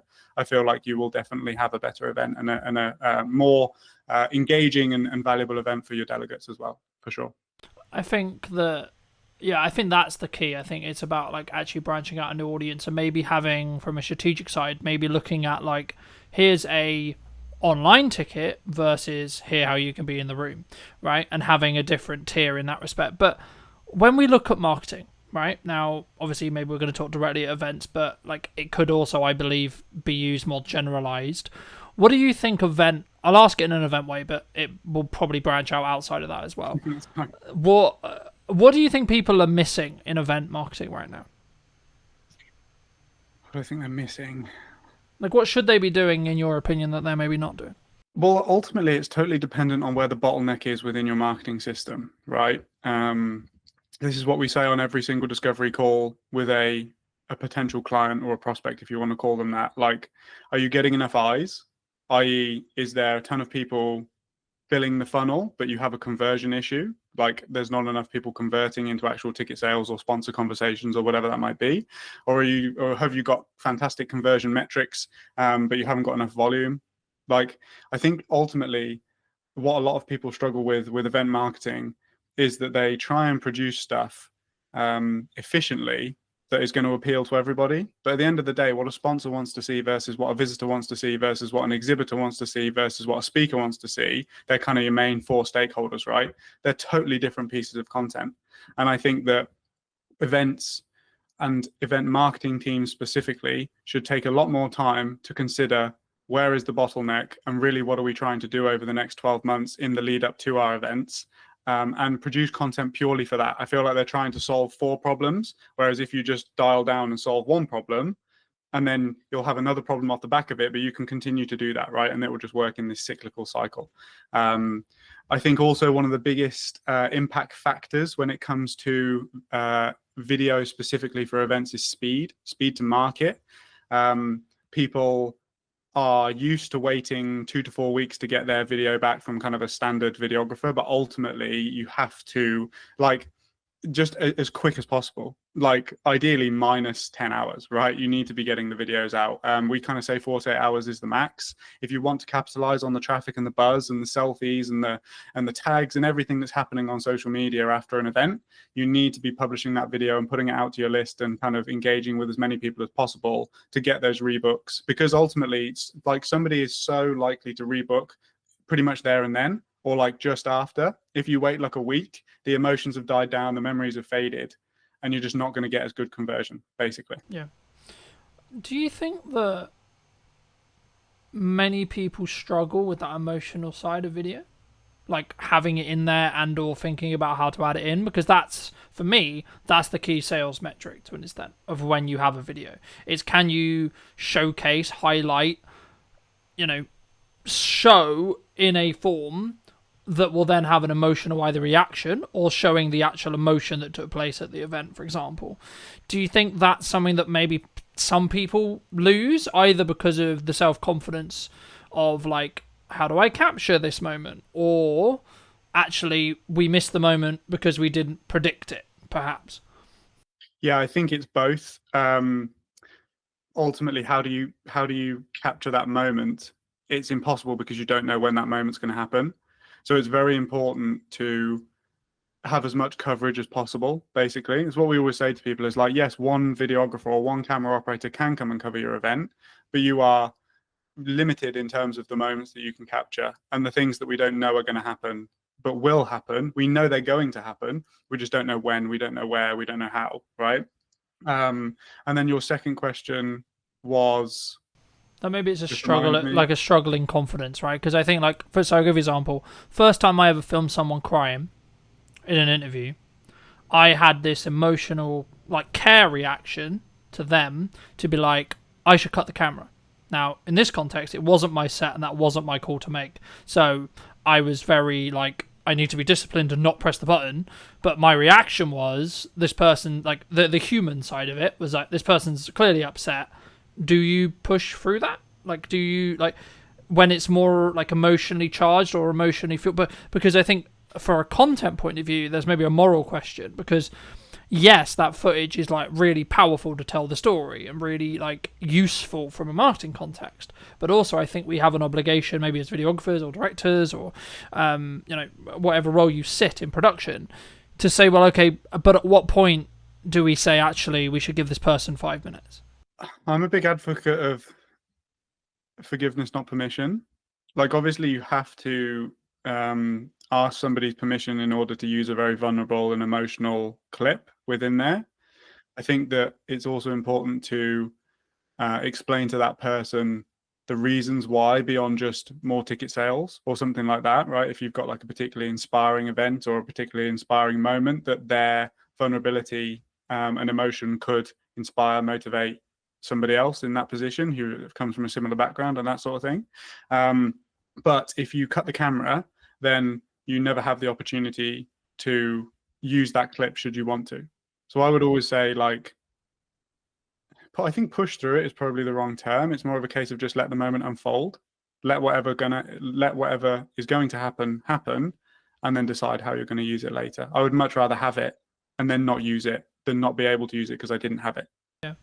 Do you think, I mean, I know we discussed briefly when we were setting this up as well, and I'm going to get a little bit into mindset to give you some clarity, but for me, I think I've always been a very disciplined person, and I think it bridges quite nicely onto what we were discussing there about like the emotional stuff, but like I agree with you in respect to like if it's not, because you can get retroactive permission and with the context you're potentially going to use it for, and actually that's probably a nicer way of saying how you're potentially going to use it, but is in more generalized term, when you're looking at business or when you're looking at maybe touching back to when things are harder, perhaps, and you need to do the extra hours, you need to do that one more rep on the sales call or do one more sales call, one more discovery call, one more piece of content, etc.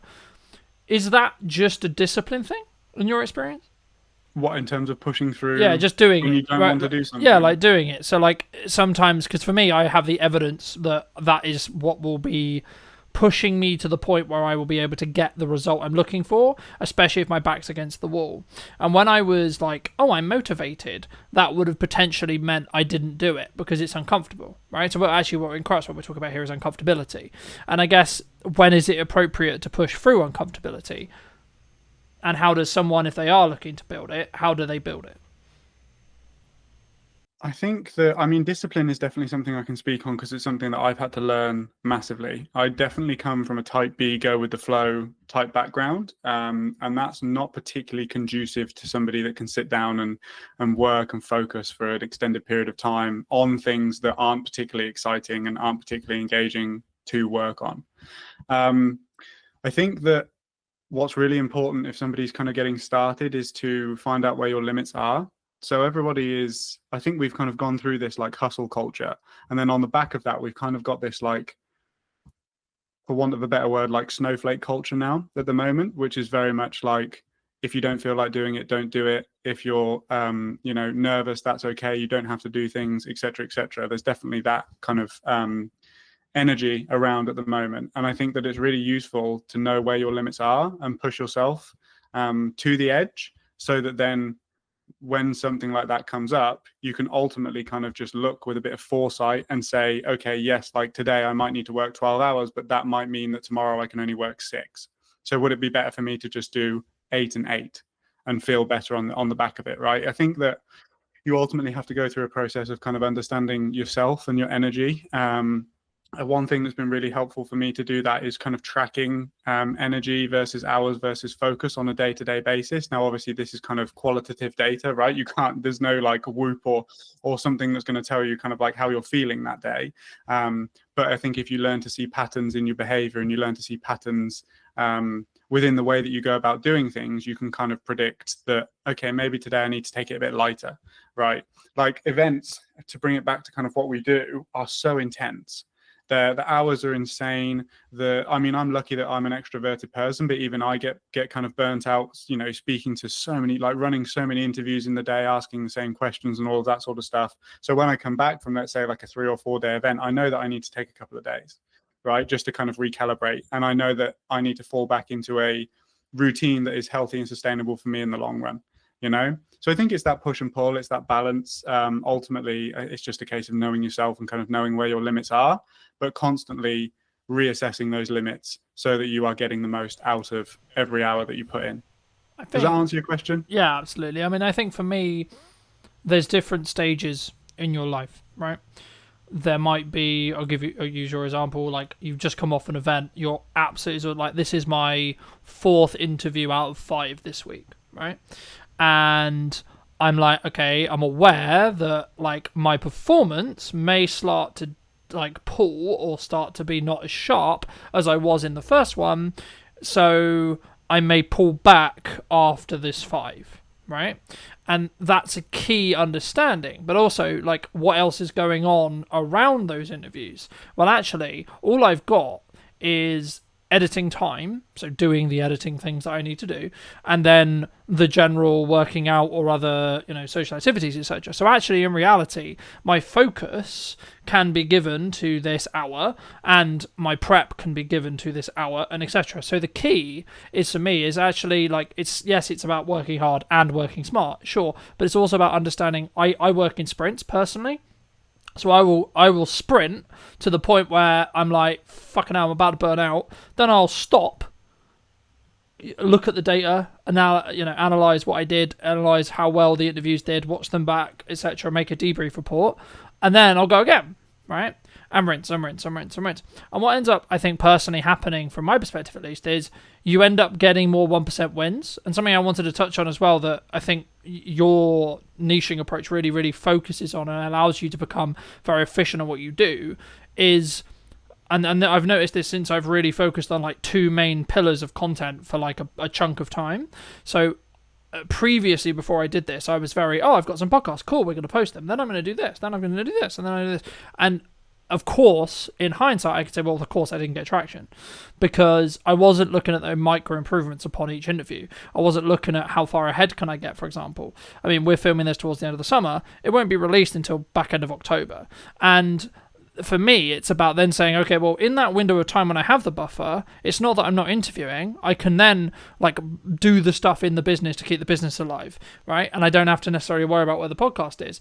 But just like looking forward specifically on ROI, because I think people will look at a podcast and maybe like think about, well, what's the ROI? And it bridges into how do you look at it from a perspective of why should a sponsor or a event provider or etc. Like, is it just a marketing budget that someone has for the event in your case normally? That's how they do the video work with you?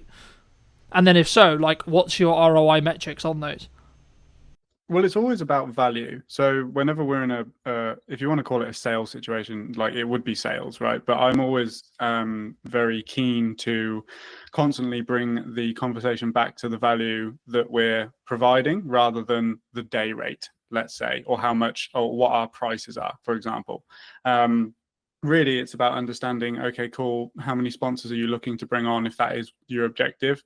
What's the standard ticket price? What's the tiers? Okay, so reasonably we can expect that if we did bring on, let's say, 3 new sponsors over the next 12 months, that contributes to X amount of revenue for you in the long run, right? So then you compare it against the value. And ultimately then the marketing budget might expand a little bit because of the potential that can come off the back of it, if that makes sense. Now, in terms of ROI, I've always found it, and it always will be, I think, relatively difficult without the advent of kind of paid ads and stuff like that to track the ROI on video content. Like, how do you do that? You just can't really, and it's always been a struggle that we've kind of faced, because ultimately there's a lot of inference that's kind of involved in those conversations. But yeah, a sponsor could want lots of different things from an event. They could want straight ROI, let's say, like if it's a bank and they just want people to come and bank with them and they're going to put all of their money in and they're going to generate the interest, off of the fact of that being there. It could be brand alignment, right? It could be the fact that a sponsor is looking to tap into a different market, a younger market, an older market, and aligning themselves with a particular brand that carries that audience is going to do that. And then in the long run, they can expect XYZ returns for that and stuff like that as well.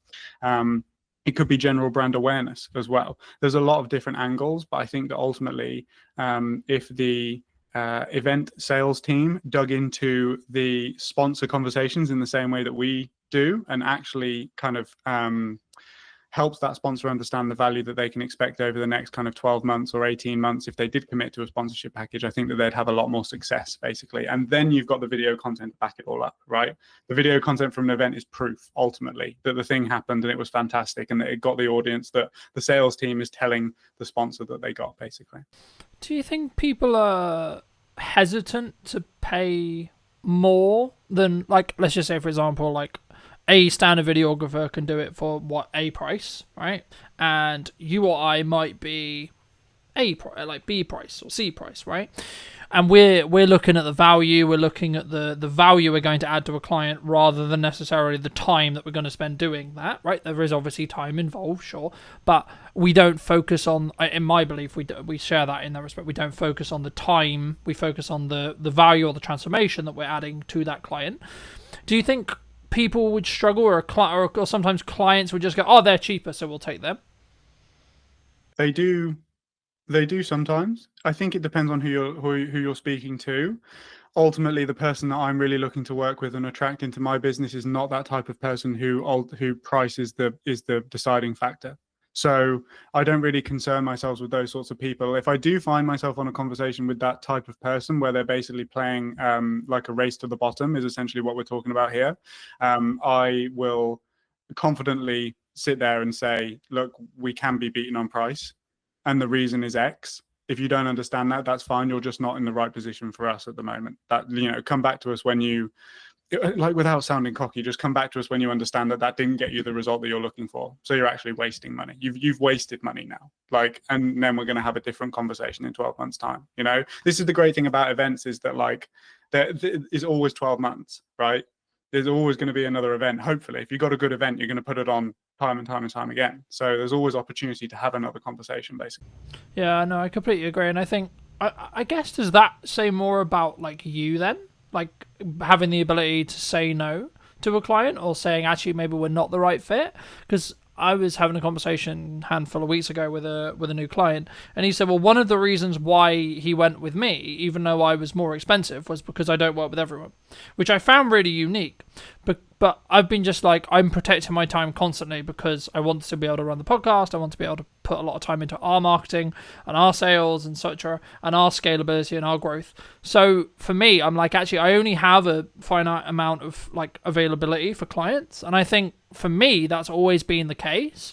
But I didn't always, I sort of had to grow into the confidence, I guess, of saying, well, actually, I can say no to this client if they're not the right fit. Did you personally always have that, or was that a skill that you've developed through, however many years? I don't think it's a skill that we've developed. I think it's a confidence that I've grown purely just because we've got good systems. Like, we've got systems that book calls on repeat.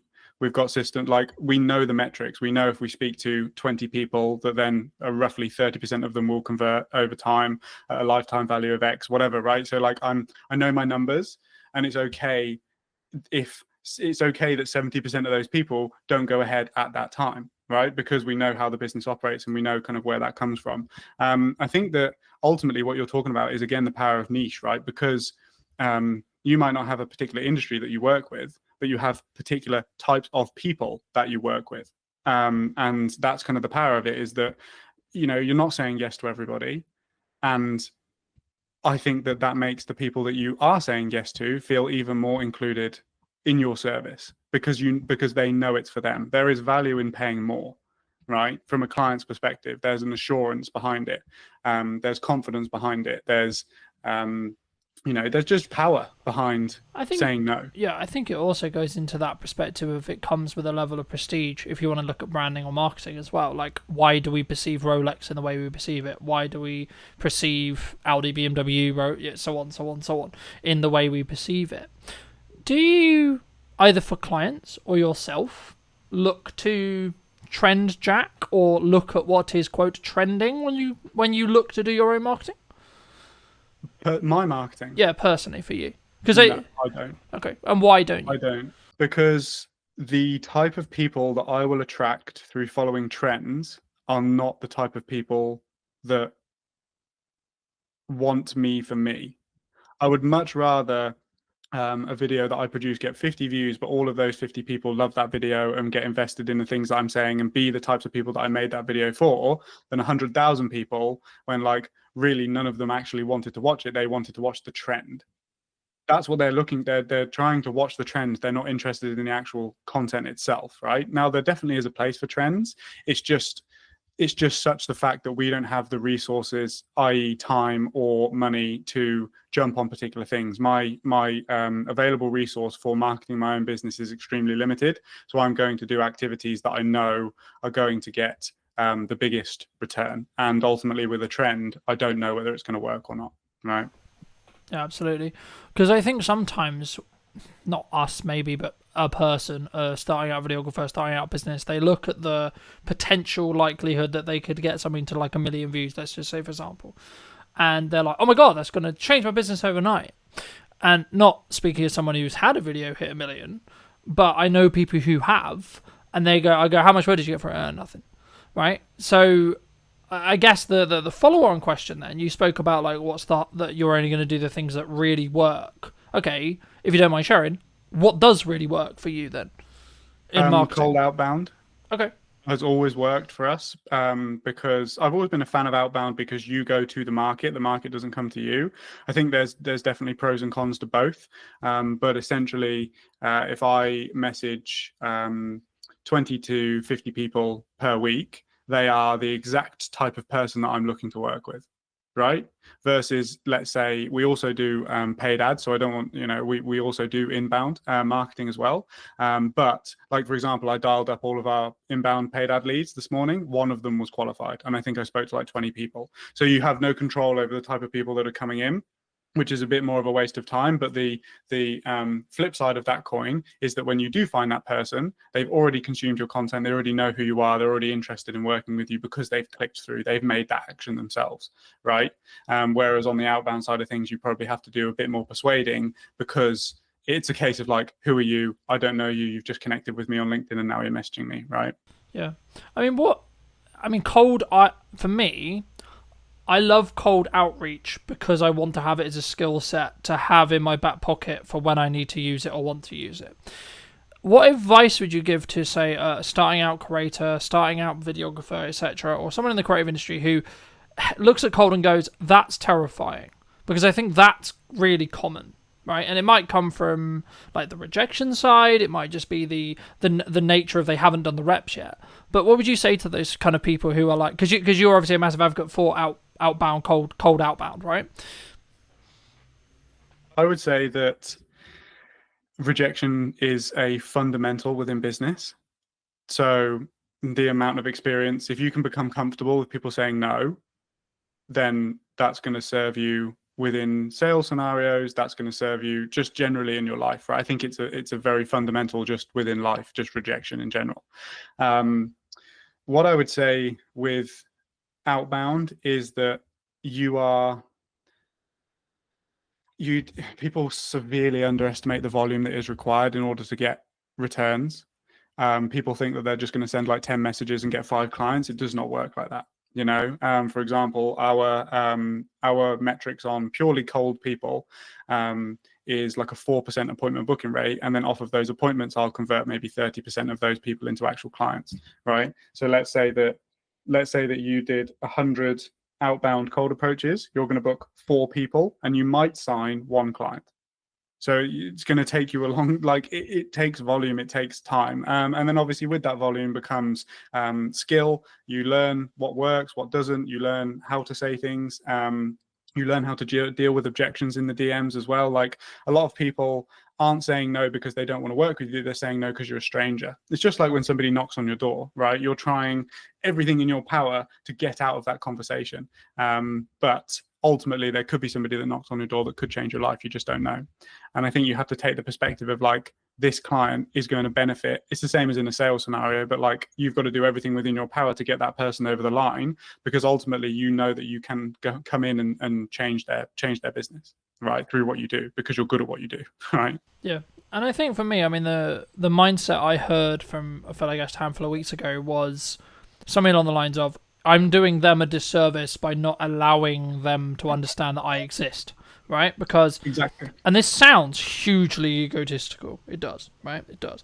But the key is I know I'm really good at my thing, and I know I can create really strong results. So actually what I'm doing by making it appealing, obvious that they should work with us is actually I'm making sure they don't make a mistake on who they hire, because I don't want my potential client to lose money.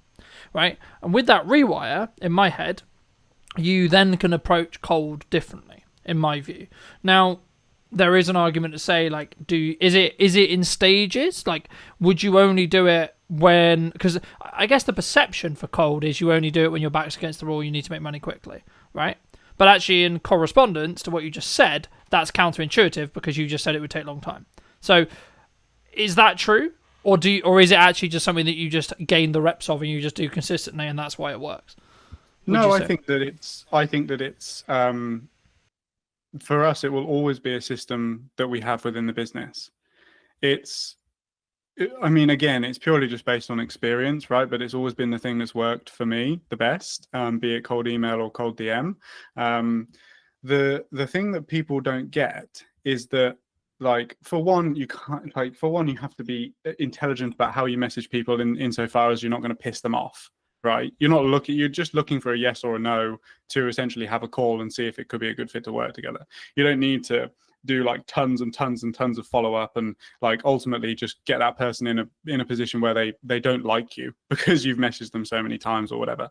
But you have to look at cold in a sense that it's contributing to a larger overall system. So if you have content systems in place, inbound content systems, like let's just take somebody on LinkedIn, for example. So somebody could connect with me on LinkedIn. I could message them. That could ultimately be, no, I'm not really interested right now. They would then get drip fed my content over the next kind of 3 months. And then in 3 months, I will go back to I will basically then go back and I message all of the people who are now somewhat warm to what we do. And it's just that constant thing over time. It's like Chinese water torture. You're just slowly drip feeding stuff onto them so that they get more familiar and more familiar and more familiar. And don't get me wrong, 4 times out of 100, somebody will book a call cold, and that's fine because they have a low action threshold. But ultimately what you're doing is you're putting them into a maybe system that's converting them into a yes over time. And I've had tons of people reach out to say, hey, I know you messaged me 6 months ago, but I'd love to jump on a call now. And that's great.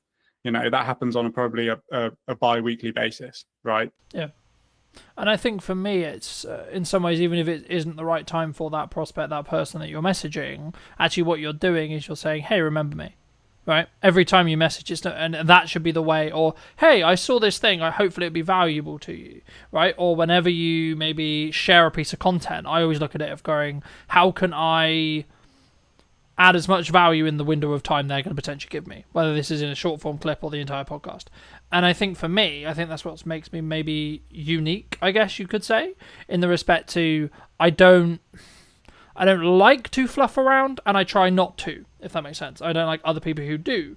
And it's simply because you just don't respect the other person's time, right? But I guess the key, you mentioned Alex Hormozi earlier, and I wanted to ask you something specifically about, he's very well known for, you need to focus on doing one thing for an extended period of time.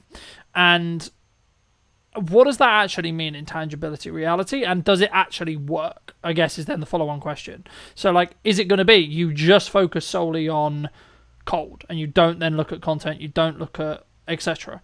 Or actually is it you get to a certain level of doing it consistently, you have a system, and then you can add another thing?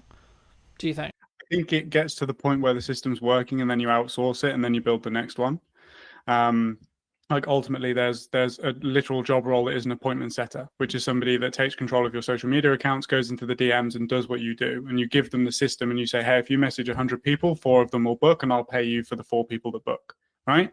So I think that's kind of the process. I don't necessarily agree with this whole thing of do one thing and focus on it for a long period of time, because there are gains that you are probably missing out on by not having an inbound system. Like if you purely just do cold, right? Really, content is one of those things that we've always struggled with, purely just because I do it so much for the clients that then when it comes to doing it for myself, it's kind of you know, you're not you're not as open to doing it, right?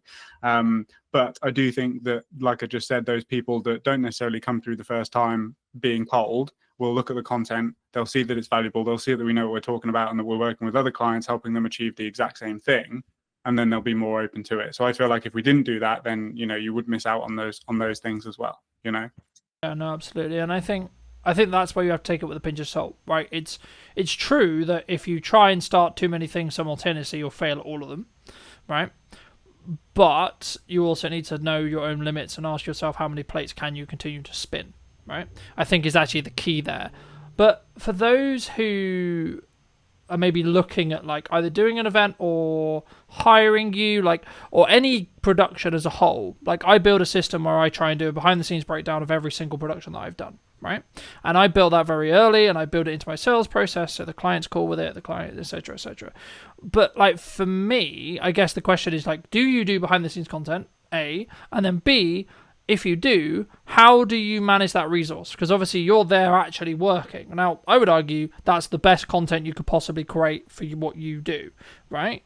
Because it shows you in your element, shows you problem solving, etc. Like, is it just a matter of like hiring another videographer and maybe you take a little hit on the profit to follow you around specifically, or like is it in more depth than that? Yeah, for sure. It's basically that. We have experimented in the past with purely trying to get behind the scenes from the crew that's already on site to do the job. But ultimately, I think that you're doing a disservice to your clients and to the crew by doing that, because that's not what they're there to do. The client hasn't hired you so that you can make an amazing behind the scenes film using the camera operators and crew that they've paid for, right? So you're going to piss your clients off by doing that. The best way that I've found is to essentially just have somebody whose sole job it is to take behind the scenes imagery and behind the scenes video of everybody doing their thing. And yes, you do take a hit on your profit, but you have to look at it as a long-term marketing resource. One thing that I want to experiment with doing that we haven't done just yet is to cut out the talking to camera aspects of the behind the scenes video, because no matter how hard I try, I can't focus on two different video projects at the same time, right? It's very difficult for me to think about how the behind the scenes video is going when I just need to be focused on the client's work, essentially. So what I want to start doing is bringing somebody whose sole job it is to do that, have me mic'd up the whole time, and then have those clips of the problem solving and have those clips of us working on a day-to-day, bring that back in, and then probably review it with the camera in the studio, and basically just say, like, look, this is the context, this is the situation, here's what happened, here's how I dealt with it, have a look, right? That I think is going to be a much more valuable resource. And I think that we'd be able to turn one behind the scenes video into probably 5, because there'll be multiple instances of problem solving over time. So that's something that I've discussed with the team, and that we're going to start doing moving forward. I think I think also it protects your bandwidth, right? Like just looking at like that approach, because you're not then thinking, oh, I've got to do a piece to camera because they're about to do this, and then I've got to do that, etc. Like, yes, in an ideal world, that's what you would do. But actually, I think potentially you could think about it as this way. Like, actually, if someone's listening maybe and thinking about doing that, are you doing your client a disservice? Like, whenever I do mine, I've wrapped.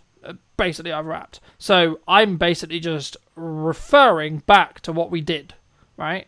So my initial focus, as I think everyone's focus should be when they get on set, especially in an event context, but in any production, is, hey, what problem are we here to fix? Remind myself of that problem that we're here to fix, and then focus on making sure that the content does that job, right?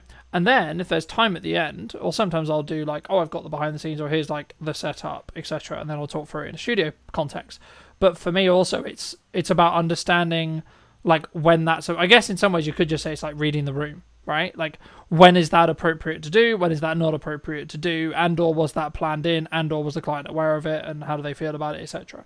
And I think it's about how you manage that. And actually, maybe if that's something you are going to do, maybe look at, like, especially if it's a returning client, maybe look at it saying, well, actually, and this is really counterintuitive because you're sacrificing profit and then sacrificing profit, but maybe add a percentage discount because you get the marketing out of it. But then also you have to then pay someone, which in turn means you're kind of losing money again. But if you've planned it in, you'll still make good profit, in my view, right? I mean, do you think that's an approach or not? For sure. I would always try and not have to pay first, right? Not have to give the client a discount in order to do it, because, like you said, you're kind of losing double money at that point. We write it into our contracts, so it's a line item within the contract of like self-promotion. We are going to use the opportunity as and when appropriate to capture behind the scenes content and promotional content for our own brand. Obviously, like, if people have a problem with that, I'm not going to not do a job because they won't let us do it. And obviously certain jobs are also a bit more, certain events are a bit more, how would we say, like, they don't want to be as publicly facing. Yeah, right? so, yeah, sensitive, so right? Yeah, sensitive, great word. So that is that's a, something that we consider as well. And it's really just, like, we have solid relationships with our clients. The fact that in the events industry, we have long-standing relationships, and I can just have that conversation with people. But as you said, it's a part of the sales process. It's a part of the contract. It's expected. And I think that most of the points of contention within capturing behind-the-scenes content come from a place where it was a surprise. They didn't expect you to whip out the camera and start filming yourself, Yeah, and it would also be kind of a reaction like, what the fuck are you doing, kind of thing, in some respects. And some clients love it. Some clients are like, it's almost double videos for them because it's showcasing their event and the way that you're capturing it and the behind the scenes and that sort of stuff as well. I feel like if you've got a good personality on camera, it's almost like having a promotional piece kind of for the event as well. But also other clients don't, and that's totally fine as well. Yeah, I mean, I mean, to give you the audience some context, I mean, I've done jobs which I can't even speak about because of NDAs, but also, like, it was just a conversation with the clients, like, yeah, this kind of isn't appropriate, the day's gonna be really busy, and actually half of this stuff, like, I'm not even gonna be able to use anyway, or I'm gonna have to heavily blur, like, half the stuff in the background because of where we are, etc., etc., etc., etc., etc. So it's just like, at that point, you're just like, it's not really worth it. But for those people who really enjoy this conversation, they want to see more of your content, they want to connect with you, maybe they want to hire you to do an event or talk about that, etc. I mean, where's best for people to reach out to you? LinkedIn, best place. That's where I am most active in terms of the content. You'll find me there. It is me that runs the accounts, so you are actually speaking to me if you message me. So yeah, just send me a message there. Like, we're very easy in terms of the way that we go about things. If it's right for you and it's right for us, then we can talk about it. Magic. And there's a final question I'll add on, but it just jumped to mind as something that maybe you're challenging that I'd be curious on your perspective on, because I've watched some videos where you're talking about it. I mean, a vulnerability potentially of both of our businesses, we are very founder led, right? Clients want us involved in every single stage of the process. Is that just like the nature of it sometimes? Are you just like, okay, it is what it is? Like, that's, I guess, what I'm going to have to live with to be able to make the money I make and be able to run the business I run? Or is there a way you can transition it? I think that you can transition it for new people. I know that you left a comment on my YouTube video that I made, which is basically, it's just like, it's not an expectation that we're there. But I think ultimately, if you have a strong personality that people connect with, and half of the reason why they go with you is because it's you, then you are going to run into issues doing that with certain people. I think like pre-existing clients who have always known you to be the one that's there, but then also certain clients are totally okay with it and they understand it's a natural progression within the business process, right? It's something that I can't necessarily speak on too confidently right now because it's something that we're still figuring out. Obviously, if we're looking to scale to the point that we are, then I can't be involved in every single project because I just don't have unlimited time. And I think that's my hypothesis for this, is that the brand, whilst it can still be founder led and come from the vision and the mission that the founder originally had, I think that the brand has to have its own characteristics and qualities and quality assurances for the clients and stuff like that as well. And I think that's where the leverage is with regards to me not having to be on set every single time in order for a client to sign with us, basically. Yeah, and I also think to an extent in that respect you need to be overly transparent with the fact that you might not be, right, especially in your space, because obviously an event may be happening at the similar time to another event and actually you may want to actually serve both, right? And I guess, I mean, feel free to weave that your next answer into this as well, like that might be just like an advice piece that you need to give to some people of how you manage that. But I like to end the podcast by asking the guest, and you in this case of course, what would you say to 10 years ago to the younger version of you now? What advice would you give them? I would say that it's going to be a lot harder than you expect it to be, and that the people that you look up to online probably aren't giving you the most accurate depiction, as I don't, of the reality of running a business and doing this. But ultimately, it's the most fulfilling thing that you're going to do. Like, I love this. There is not a single thing that I was having this conversation with my cousin the other day because he's 19 and he's trying to figure out whether he wants to go to university or what he wants to do with his life. And I said, well, you have to ask yourself, and ideally you're getting yourself in a position where you would continue to do the thing that you do every single day, regardless of whether you get paid or not, because I would still do this, right? There's certain things that we wouldn't do, right? Like dialing paid ad leads and stuff like that. But, you know, Yeah. like ultimately the goal and the end destination, I would continue to do regardless of whether I was being paid or not to do it. So yeah, it's just set expectations to my younger self that it's going to be way harder than you expect it to be, but it's going to be more fulfilling than you could ever think it could be. Magic. Thank you ever so much for the time, my friend. Pleasure. Thank you ever so much, ladies and gents. If you did take value from this video, you'd like to see more like it, I'll be back next week with a brand new episode. And feel free to let me know in the comment section down below what you thought. And I'll see you very, very soon. If we're doing things that push us outside of our comfort zone, we're naturally developing more and more resilience, strength, courage, all of those things. What do you think's missing in marketing today, from your perspective? I think what was missing then is the same as what's missing now, and that's really the understanding of buyer psychology and the way that buyers make decisions. Do you think trust can be built quite quickly, or is it just the nature of you spend time with someone, whether that's through content, actually physically with them in meetings, etc.? Is that where trust is rooted? The way I build trust is understanding my customer really, really, like, what are their needs? What do they care about? What's their mission in their organization? How can I help them be successful? Did you know that 93% of you are not subscribed? So if you could please do me a favor and you're enjoying the show, then subscribing would mean the world to me, and it would allow me to grow the show and continue to get larger and larger guests and continue to bring what's missing in marketing today. Thank you ever so much for joining me, and I'll enjoy the episode. Hello, my friends. Welcome back to a brand new episode of What's Missing in Marketing Today. Today, I'm going to be talking to Mel about mostly pivoting, but also how we build resilience in business as a whole. Welcome to the show, Mel. And before we start, I always want to open the podcast with, what do you think's missing in marketing today, from your perspective?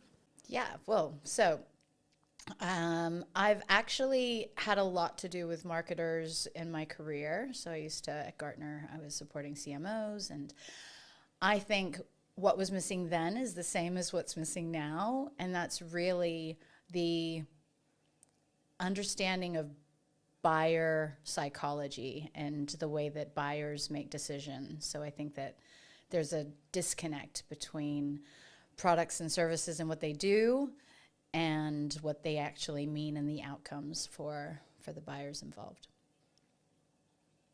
Do you think that's overlooked? I'm sure we'll get into the actual psychology, but when someone looks to set up their business, do you think they overlook the human psychology element because they're more interested in the shiny camera, the shiny marketing technique? Do you think? And are you so I think the majority of organizations don't consider marketing as a key strategy. Often it's an afterthought. So the people setting up the businesses are usually excited about the products and services or the technology. Very rarely are they sales marketing kind of led unless their products reflect that. I think the majority of them are not thinking about marketing from the beginning. Do you think that comes from a lot of people we work with are very founder-led, so founder person-led? Do you think that comes specifically from their identity as a whole? So putting their identity out and, quote, supercharging it with marketing? Do you think that's where sometimes people get wrong? Because maybe they are not confident at coming across, or maybe they don't want to put necessarily, they're not sure how they feel about putting themselves out there? I just think that, so I work in prop tech. Presently, that's where my startup is.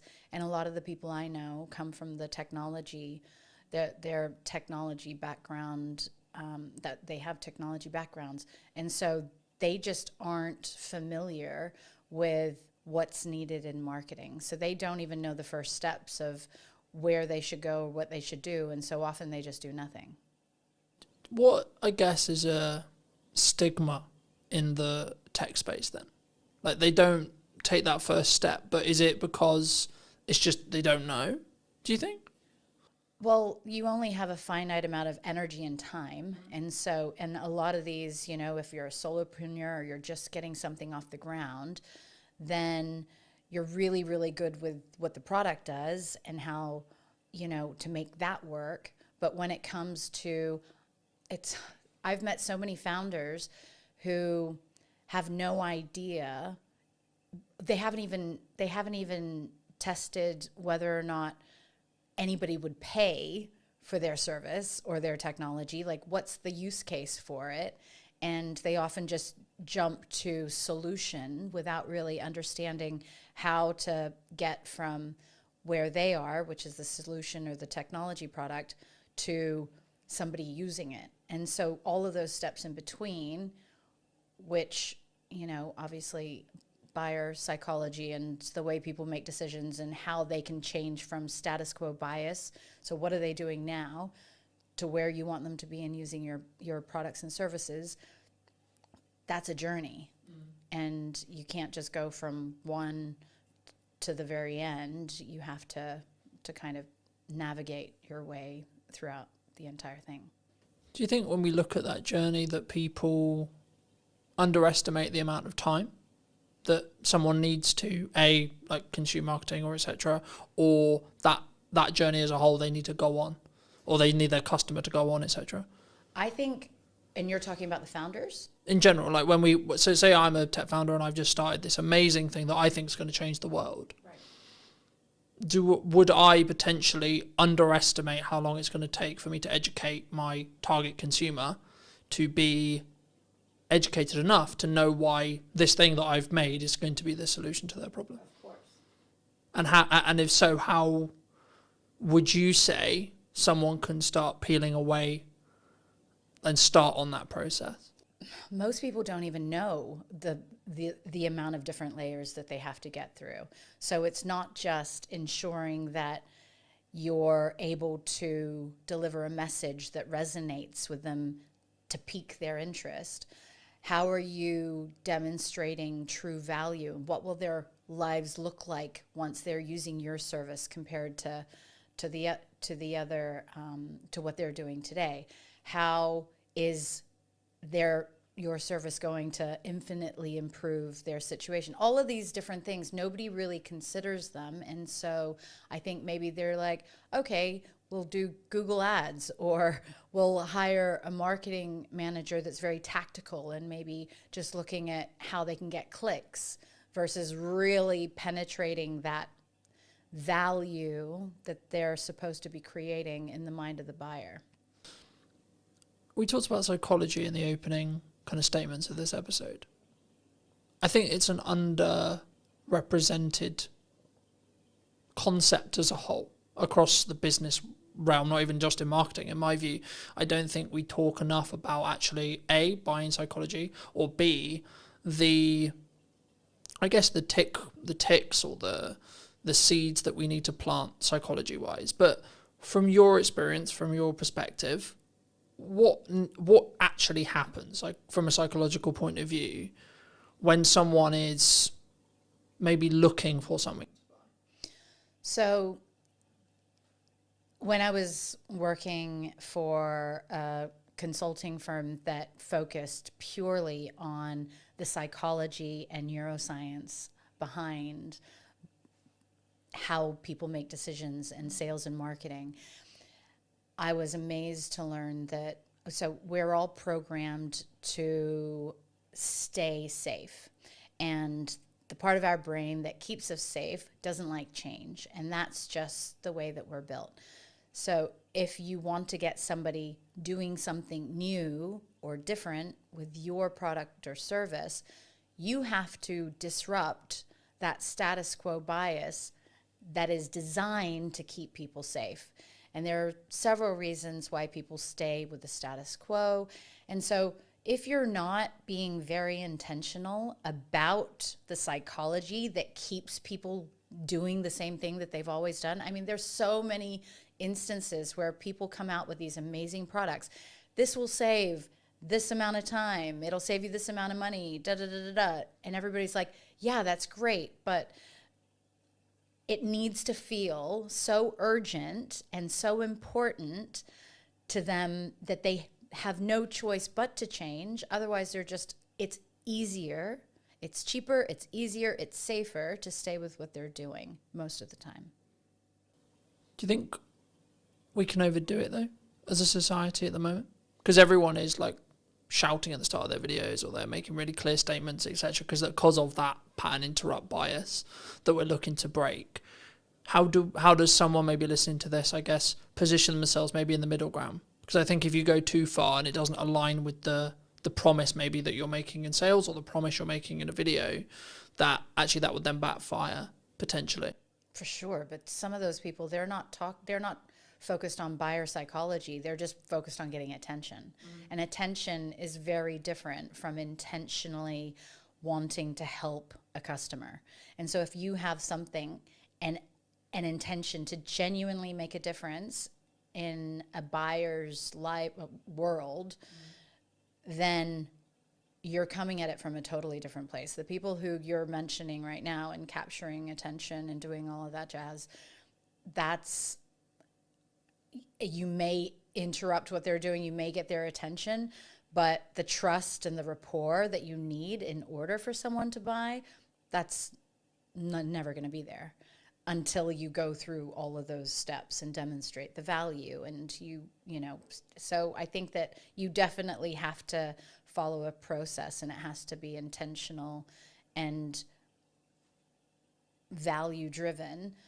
And what you're talking about just sounds like pattern interrupts that, is just more distractions that people will forget you as quickly as they stopped. I guess it comes to a longevity question. My next question was going to be like, roughly, do you think trust can be built quite quickly? Or is it just the nature of you spend time with someone, whether that's through content, actually physically with them in meetings, etc.? Is that where trust is rooted, either from a psychology point of view or just your thoughts around like how do we build trust? Because I guess that's the next question, right? Like you say trust is a key buying metric or key reason why someone would buy. Okay, well then the question becomes well then how do we build trust? Well, so it just so happened that I took a different angle with this when I was doing performance coaching and sales consulting. And in the sales training for these organizations, we were actually helping sellers build trust based on personality profiles. So understanding different personality profiles and the behaviors that people would exhibit and how what they would need to see in order to feel most comfortable. And the reason why I say that is because if you have a salesperson that's really dominant and is just, moving very quickly and not giving all the detail, but then you've got another person who you're trying to sell to who cares very much about the detail and the information, and you don't slow down and you don't meet them where they're at, then you're going to miss them. And those people are the most risk adverse buyers out there. So there's just layers upon layers of different ways but I think that when you're dealing with humans, taking these things into account, it is a unique position that as humans we can navigate that technology can't yet, and that's by being able to predict, well, what is something that would be important to you. And I think like so just to give you an example, building trust is really important, but then you've got the old school way of selling where everything was based on relationships and not a lot of merit.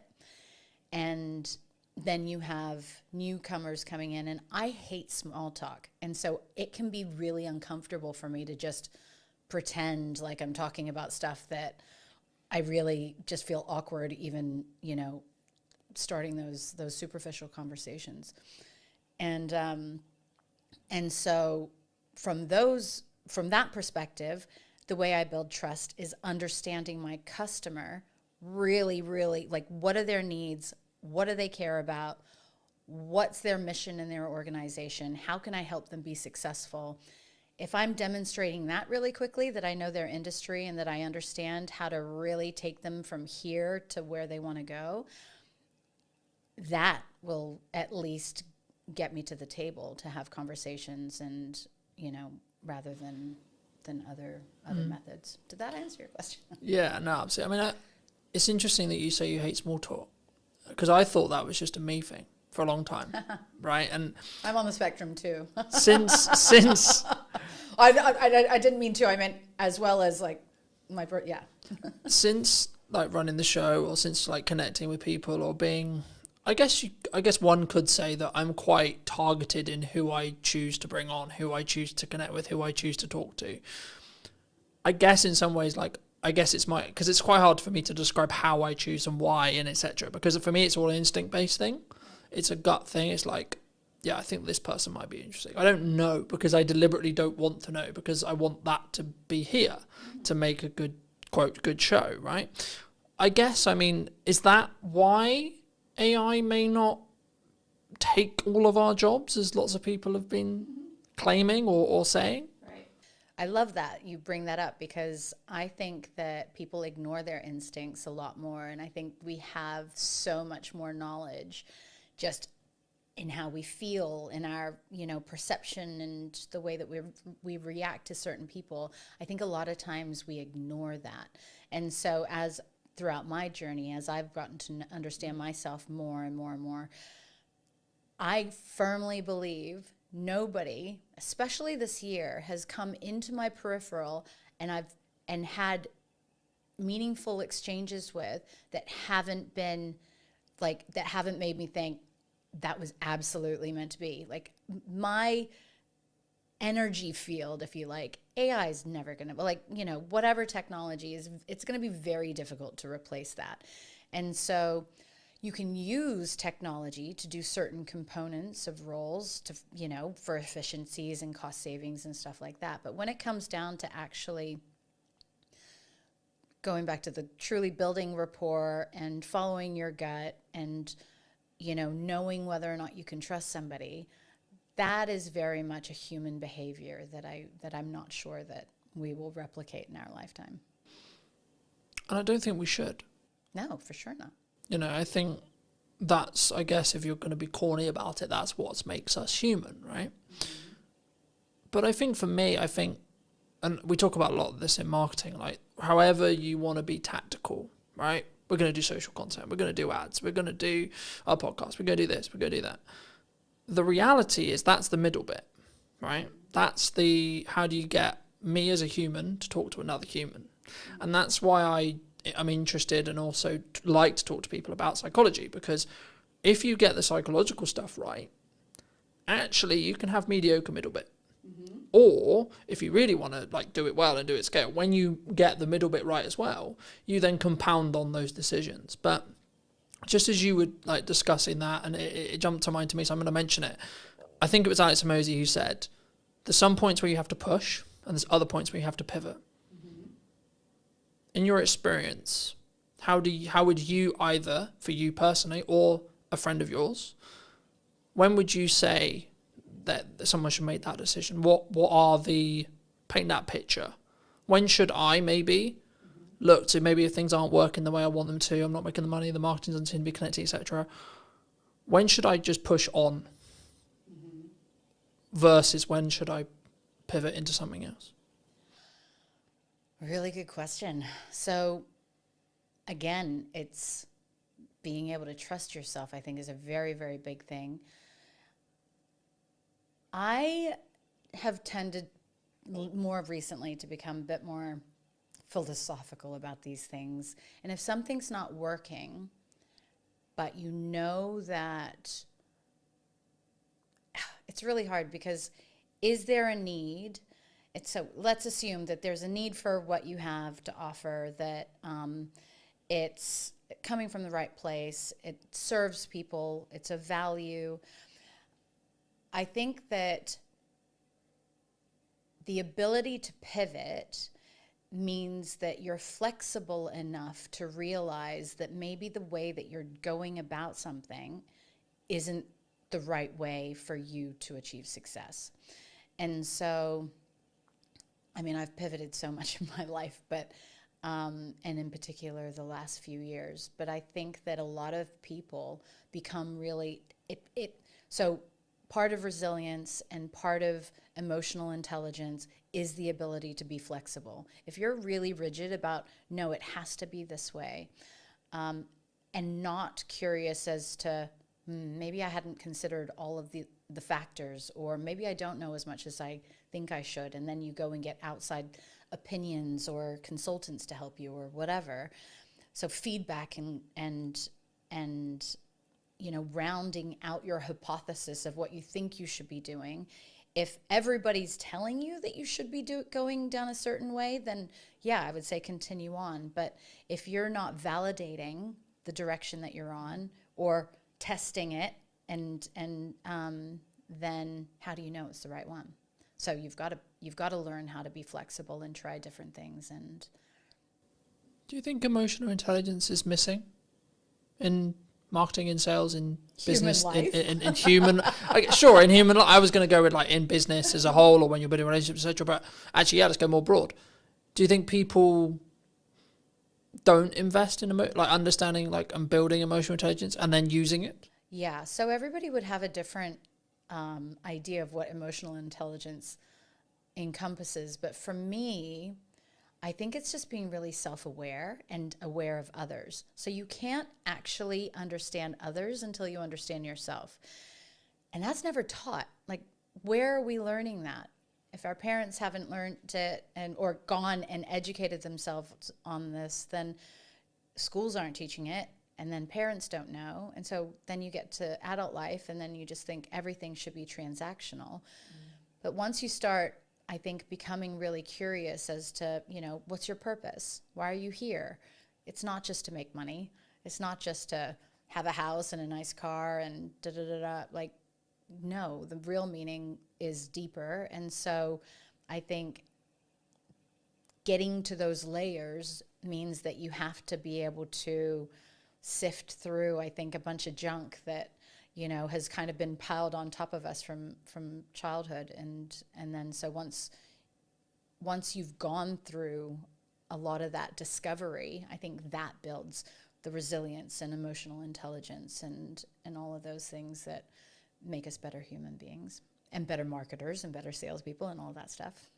Do you think it comes from, I guess, a fear of not? Because as you were talking, I was thinking, like, does it actually come from, I'm going to make decisions because I don't want to deal with the dark stuff potentially in my head, right? The reason why I can't be emotionally intelligent is because I hire you just to do the job, right? To jump to mind from a networking thing many years ago, when mental health came up as a conversation, it was like, well, no, I'm paying you to do the job, just do the job. And obviously I don't know in this person's case whether it was they haven't done the empathy work or the inner work to be allowed to be empathetic. And I know I have some people close to me who their view is business is business. It's tangible, it's cold, right? It's transactional, regardless of how deep the meaningful relationship could be. In their view, it's just, that's cold. That is the way it is. I've always followed I'm only going to work with people who follow my values, one of which being empathy. Mm-hmm. And if you can't empathize with either the customer and or me and or the other service providers you work with, then actually I don't think you're going to show up in the best way and put your best foot forward. But also I don't think now in the market I see happening when things are, quote, harder, I think people will potentially choose the people who are maybe more soft in that respect, or more understanding, or more emotionally intelligent, you could say, than people who are solely transactional. Would you agree? So this is, again, where meeting people where they're at. And again, I've realized that people can't give what they don't have. And so the people who are really unempathetic, I don't believe that that's intentional. They just haven't learned it. And so, in fact, the people who are very transactional in business and who think that it's just like money, and, you know, deals, and it's not about the people, they would be the harshest on themselves. They would probably be the least sensitive, or like they just suppress all of their emotions and whatnot. And so I think that enables us to be a bit more empathetic towards them and understanding, and just be like, wow, that's really sad. And some people have never even realized that they're going through life that way, right? So maybe they weren't allowed to express their feelings. And so seeing somebody in the workplace who's expressing their feelings is foreign to them. And so what lessons do they need to learn in order to become better leaders or better partners or whatever it is? And so I think that as we progress as humans and as we evolve, those are just, so you're a very empathetic person. That's why empathy is important to you. But the reality is a lot of people aren't taught that. You know, we're taught to hide our feelings or just get on with things, and you really never know. Be stoic. Correct. And especially in the UK. So, well, if I'm allowed to say in England, you know, it was interesting because my family are from all over, but my father's from New Zealand, and we spent a lot of time growing up in the States. And I came up with this theory of the different mentality that you have. Because in New Zealand, actually, people in New Zealand are super laid back, and they're very, like, you could meet, and literally billionaires who you would never know that they're a billionaire. They're super kind, they're very cool, and like there's not this class system, if you like. However, they're taught to not show their emotions. And if you think about, and then I was like, okay, well, New Zealand's still a relatively new country, so is the States. And I believe that the psychology, and this is proven, that if you're around negative people, you will naturally start to become more negative. When people were leaving on the boats to New Zealand, it was, okay, yeah, we'll do this much of the same, and we'll start farms and whatever. The mentality wasn't very different. when people were going to America, it was all of my dreams can come true. This is the land of opportunity. It was this positivity that I think you can see translate into the culture. And so it's going back to the, how are we teaching, and how are we teaching ourselves, and are we challenging ourselves to be more empathetic? And if that's not important, so that boss that you were talking about, or partner, the business partner, if they are at home like that, and if they're not empathetic, well, that's going to hurt them at some point, right? And then they're just going to start seeing that actually the happiest people are the people who show up exactly as they are at home, as they are at work, as they are in a coffee shop, and there's no big changes in their personality or their behavior. No, it definitely did. I mean, for me, I think that's what will allow you to stand out in a world where you can be perceived as like every videographer is technically the same. What we sell is the same. Every marketer is technically the same. We're going to sell you roughly the same thing, right? Roughly, in regards to tactics, we will. It's then, I guess, the approach and then how we do that from a customer service point of view, where maybe that's the thing that will distinguish us. The question that jumped to mind, though, for me, and this is something which I've toured with for a long time personally, but also in the people I want to work with and I work around, is should we look, or do you feel at the moment anyway, people don't have self-accountability, self-reflection on, so when something goes wrong, mostly this will be the context, like my reaction always is, what did I do? Why did it go wrong in respect to what I did? Not, oh, it went wrong and it's your fault. It's, okay, it went wrong. What can I do to make sure it didn't? Or how did I contribute to potentially that going wrong? And did I actually do my best or not? And the more people I talk to, the more people I connect with, I sometimes find that's maybe lacking or quite a rare perspective, because I think maybe it's a culture thing, I don't know, but it's easier to go, well, it's your fault. Do you think that's missing at the moment? For sure, but everything we've been talking about has to do with somebody's ability to self-reflect. And if you can take accountability for things going wrong, then you probably have a growth mindset because you want to improve. And a lot of people, so it depends, because when you talk about that, I just think of, if people who are afraid to be wrong were probably criticized a lot, or they got in trouble if they were wrong, or they did something wrong when they were kids. We are all walking older versions of our younger selves. And so it's like, what are the things, is that holding a person back? They may be really happy living their life that way, and then maybe just not having many friends, right? But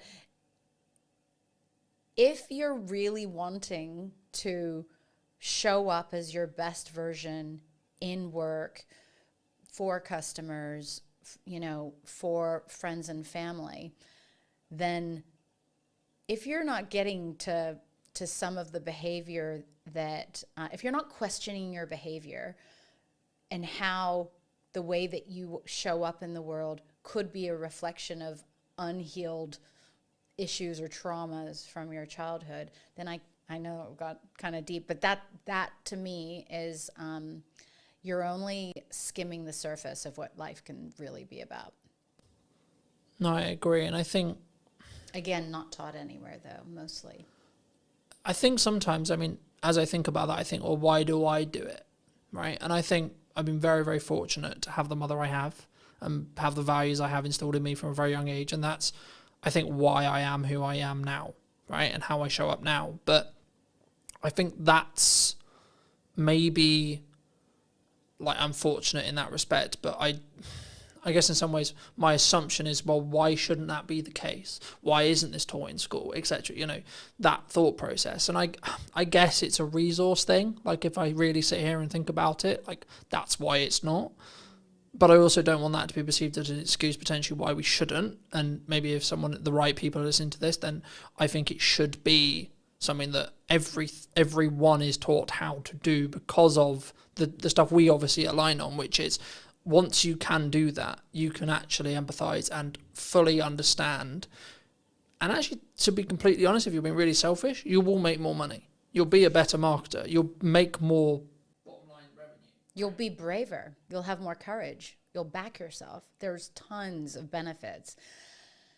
Is it a resource thing, or is it just a lack of knowledge? You know, there are a ton of people out there that have done the work, that have invested in themselves to, and I guess that's one of the reasons why I built KindStay, right? So I have an incredible network of well-being experts, neuroscientists, psychologists, nutritionists, who I know with the science can help people through really, really difficult situations. And in the case of my most recent situation of being evacuated, a lot of people aren't prepared for big situations in life, you know, or dysfunction. And so helping people with basic tools that help, whether it's using some of the performance coaching or the mindset management training or any of those things, helping people access tools so that they can learn to take better care of themselves, to prioritize their needs, to consider how a lack of sleep can have a knock-on effect of other things. Or if we're walking around with anxiety all day, what's that going to be like for the people around us, let alone the chemistry inside and all the toxins that are polluting our bodies, you know? So I think that the schooling system has a lot to learn, but I also think that the schooling system in the most basic form is totally flawed anyway, and it's kind of a structure to keep people in boxes. I think it's important, though, to, I guess in some ways, establish that if you look at traditional education, it's for the employee, right? And I guess for me, I mean, why would, I guess, a society build that? Is that because that's the odds that most people are? But like, and then I guess the follow-on question that comes from that is, for me, is it because I'm a dyslexic? Is it because of the way I'm wired? Is it because of the upbringing I had that was like, oh, actually, that's not going to be the case. That's not going to be why I potentially am going to be an employee, or why maybe I'm not best fit for an employee. Because for me, I've always understood that, yeah, sometimes I'll have to do that for a means to an end, but that's not where my quote calling is. Right. Is it natural? Is it something that we would always continue? So there are theories that, you know, the designing of schools is because it's not in the best interests of certain layers of society for everybody to be out of the box, to be creative, to be challenging the status quo, to question the teachers' That'd be easier, wouldn't curriculum. it? If you're going to go down the whole government like control thing, it's not government. I'm thinking beyond government, like much higher up. I think government's just in place for control. Now, just on the dyslexic thing, I was advised that I likely am dyslexic also, and school was very difficult for me, but I managed to BS my way through most of it. It's interesting that you say that, because I think that it's in the best interests of the haves and the have-nots to keep people ignorant.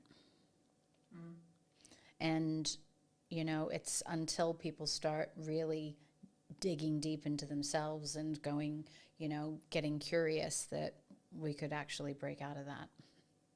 I think to an extent that's true, but I think people aren't not every, I also stand by that not everyone should be an entrepreneur, right? We're in a world right now where so many people potentially did think it was cool, or maybe do think it's cool to be an entrepreneur.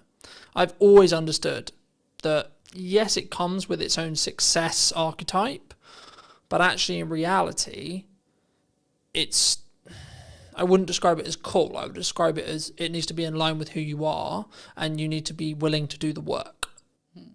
Yeah, totally. There's never going to be a world ever, no matter what kind of education system, where everybody has the ability to be an entrepreneur. It's tough, right? And the only reason why I got into this lane was because I wanted to solve a problem that didn't exist, and I wanted to align my core values, which was standing up to injustice, helping people, and providing transparency and fairness. Those are my core values. I had always been ridiculously successful in my corporate career. So top performer, achieved things that nobody else could, was the first in many instances. And I had this really high self-belief that I could do anything. An entrepreneur, like starting my own company, absolutely humbled me. I was so humbled after the first year of not making £1 and having spent all of my savings and everything into this, but also probably not validating and doing all of the stuff that you're supposed to do before you start a business. If I knew then what I know now, it'd be totally, totally different. And that's the thing, right? So it's what kind of tools are we leveraging in order to go down that path?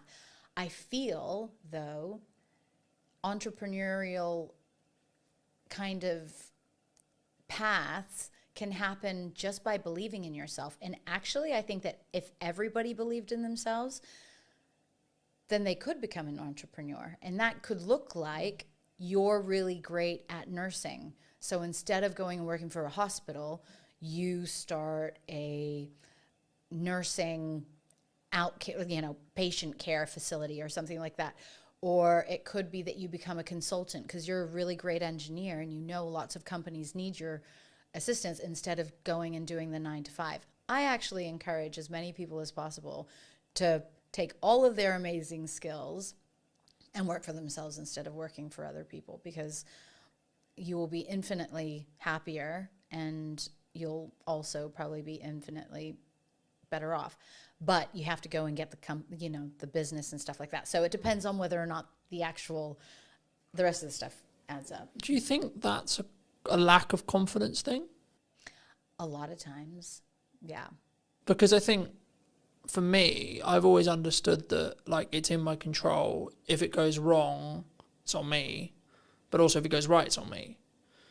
But I've always understood that, and that's why I guess I have the self-belief, self-confidence, etc. from me personally. But I guess people want the security, they want the excuse, they want because I kind of agree with you, but I also in the next breath don't agree with you in the respect that everyone can be, but I don't think everyone should be. No, 100%.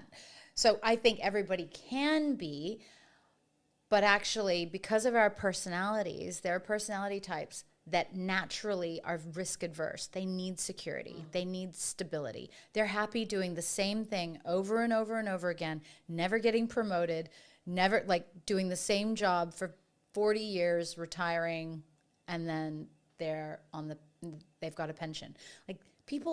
They feel happy in doing that. I couldn't imagine doing that. But we're all built differently, and I feel like we all have different levels of evolution within us, because yeah. But I think that needs to be, it needs to be you. That needs to be your decision. That needs to be your core, right? I've always understood, and I was out on a run yesterday in the rain, that was okay, I know for a fact that 95% aren't going to do what I did today. Right, and I know that that's my advantage. Right, the grit is when things get hard. and I need to lean in, I need to do the difficult things, I need to work the extra hours, I know that is my advantage. But I know that through years of doing it. And I know that's what, like, I get fired up for it. I'm like, yes, right, okay, let's go. And, like, I don't wish a bad economy or a bad situation on anyone, but, like, I know when things get, quote, harder, I'm like, great, I'm going to thrive then, because I'm leaning into that uncomfortability. Do you think naturally we pull away and we stay inside our bubble, comfort-wise? 100%. We're psychologically, like, we're scientifically programmed to stay safe. Now, just the exact example that you just gave, when you are pushing yourself to do things that you don't want to, or that most people wouldn't, you're actually building layers of resilience and courage and strength.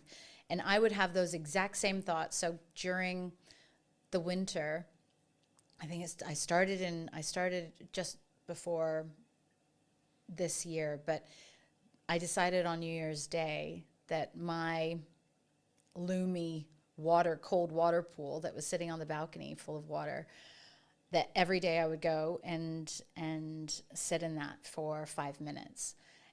And, you know, even when it was below zero, so it was pretty cold.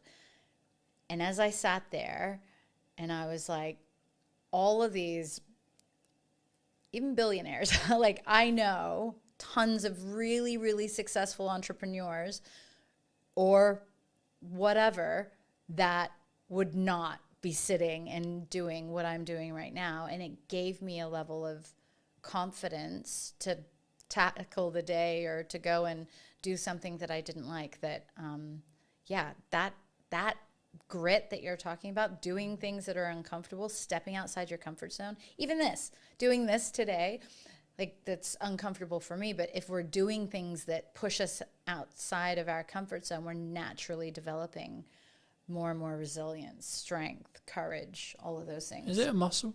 Yeah, well, I treat it like a muscle, but I don't know for sure. There would be parts of our brains that it actually supports, but I'm not. Because I don't know whether I read it being scientifically true. So I'm not going to say it is scientifically true, because I can't 100% confidently say that. But what I believe to be true is whenever we do that, we build new neural pathways in our brain, right? Correct. Which naturally will mean the ability to do the thing that we find currently uncomfortable. We have to do it long enough for that pathway to be, like, consistently strong enough built.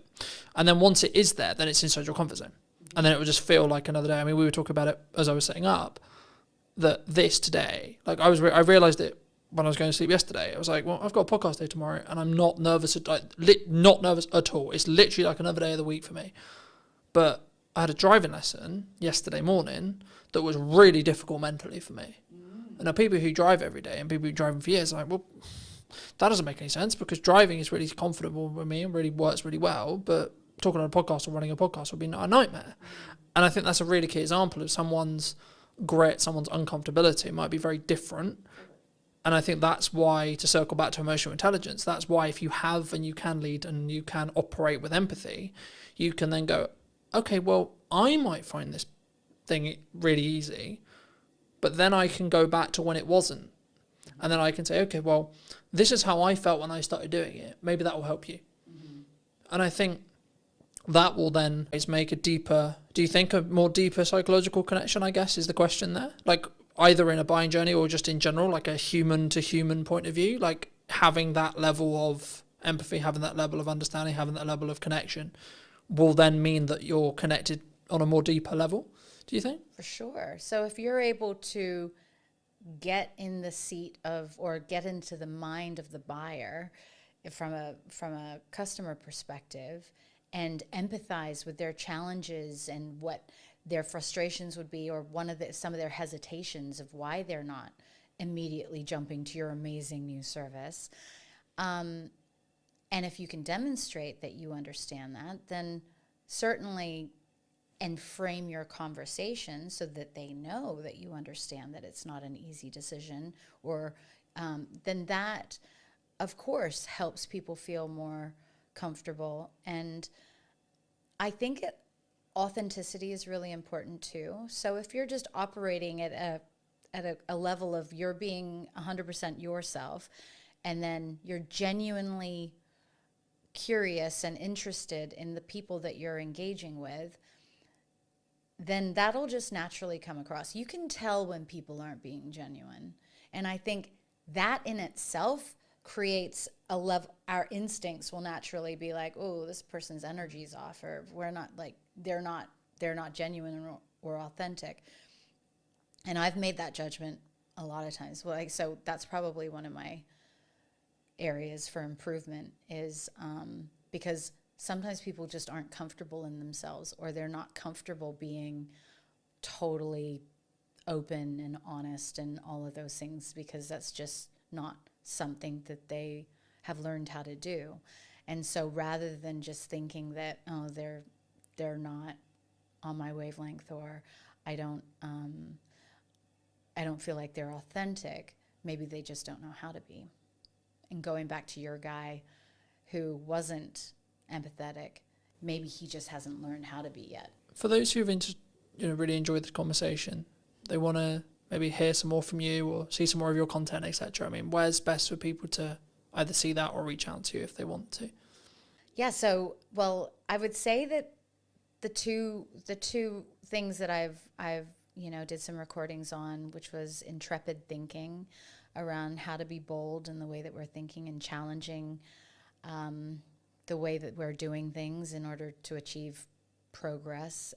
So the intrepid thinking, I did put that up on YouTube, and there's some cool clips on there. And then the diversity minded podcast too, because actually being diversity, like we talk about diversity in terms of maybe more aesthetic things, but I really love being around people that don't think like me or don't behave the same way that I do, so that they can challenge my own perceptions.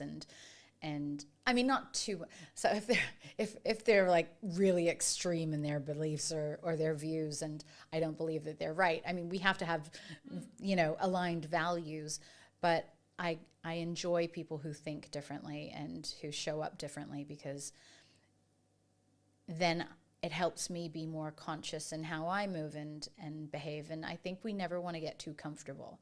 If we're just moving through life like an autopilot, then we're missing everything. And that's definitely not a fulfilling way to live, in my opinion.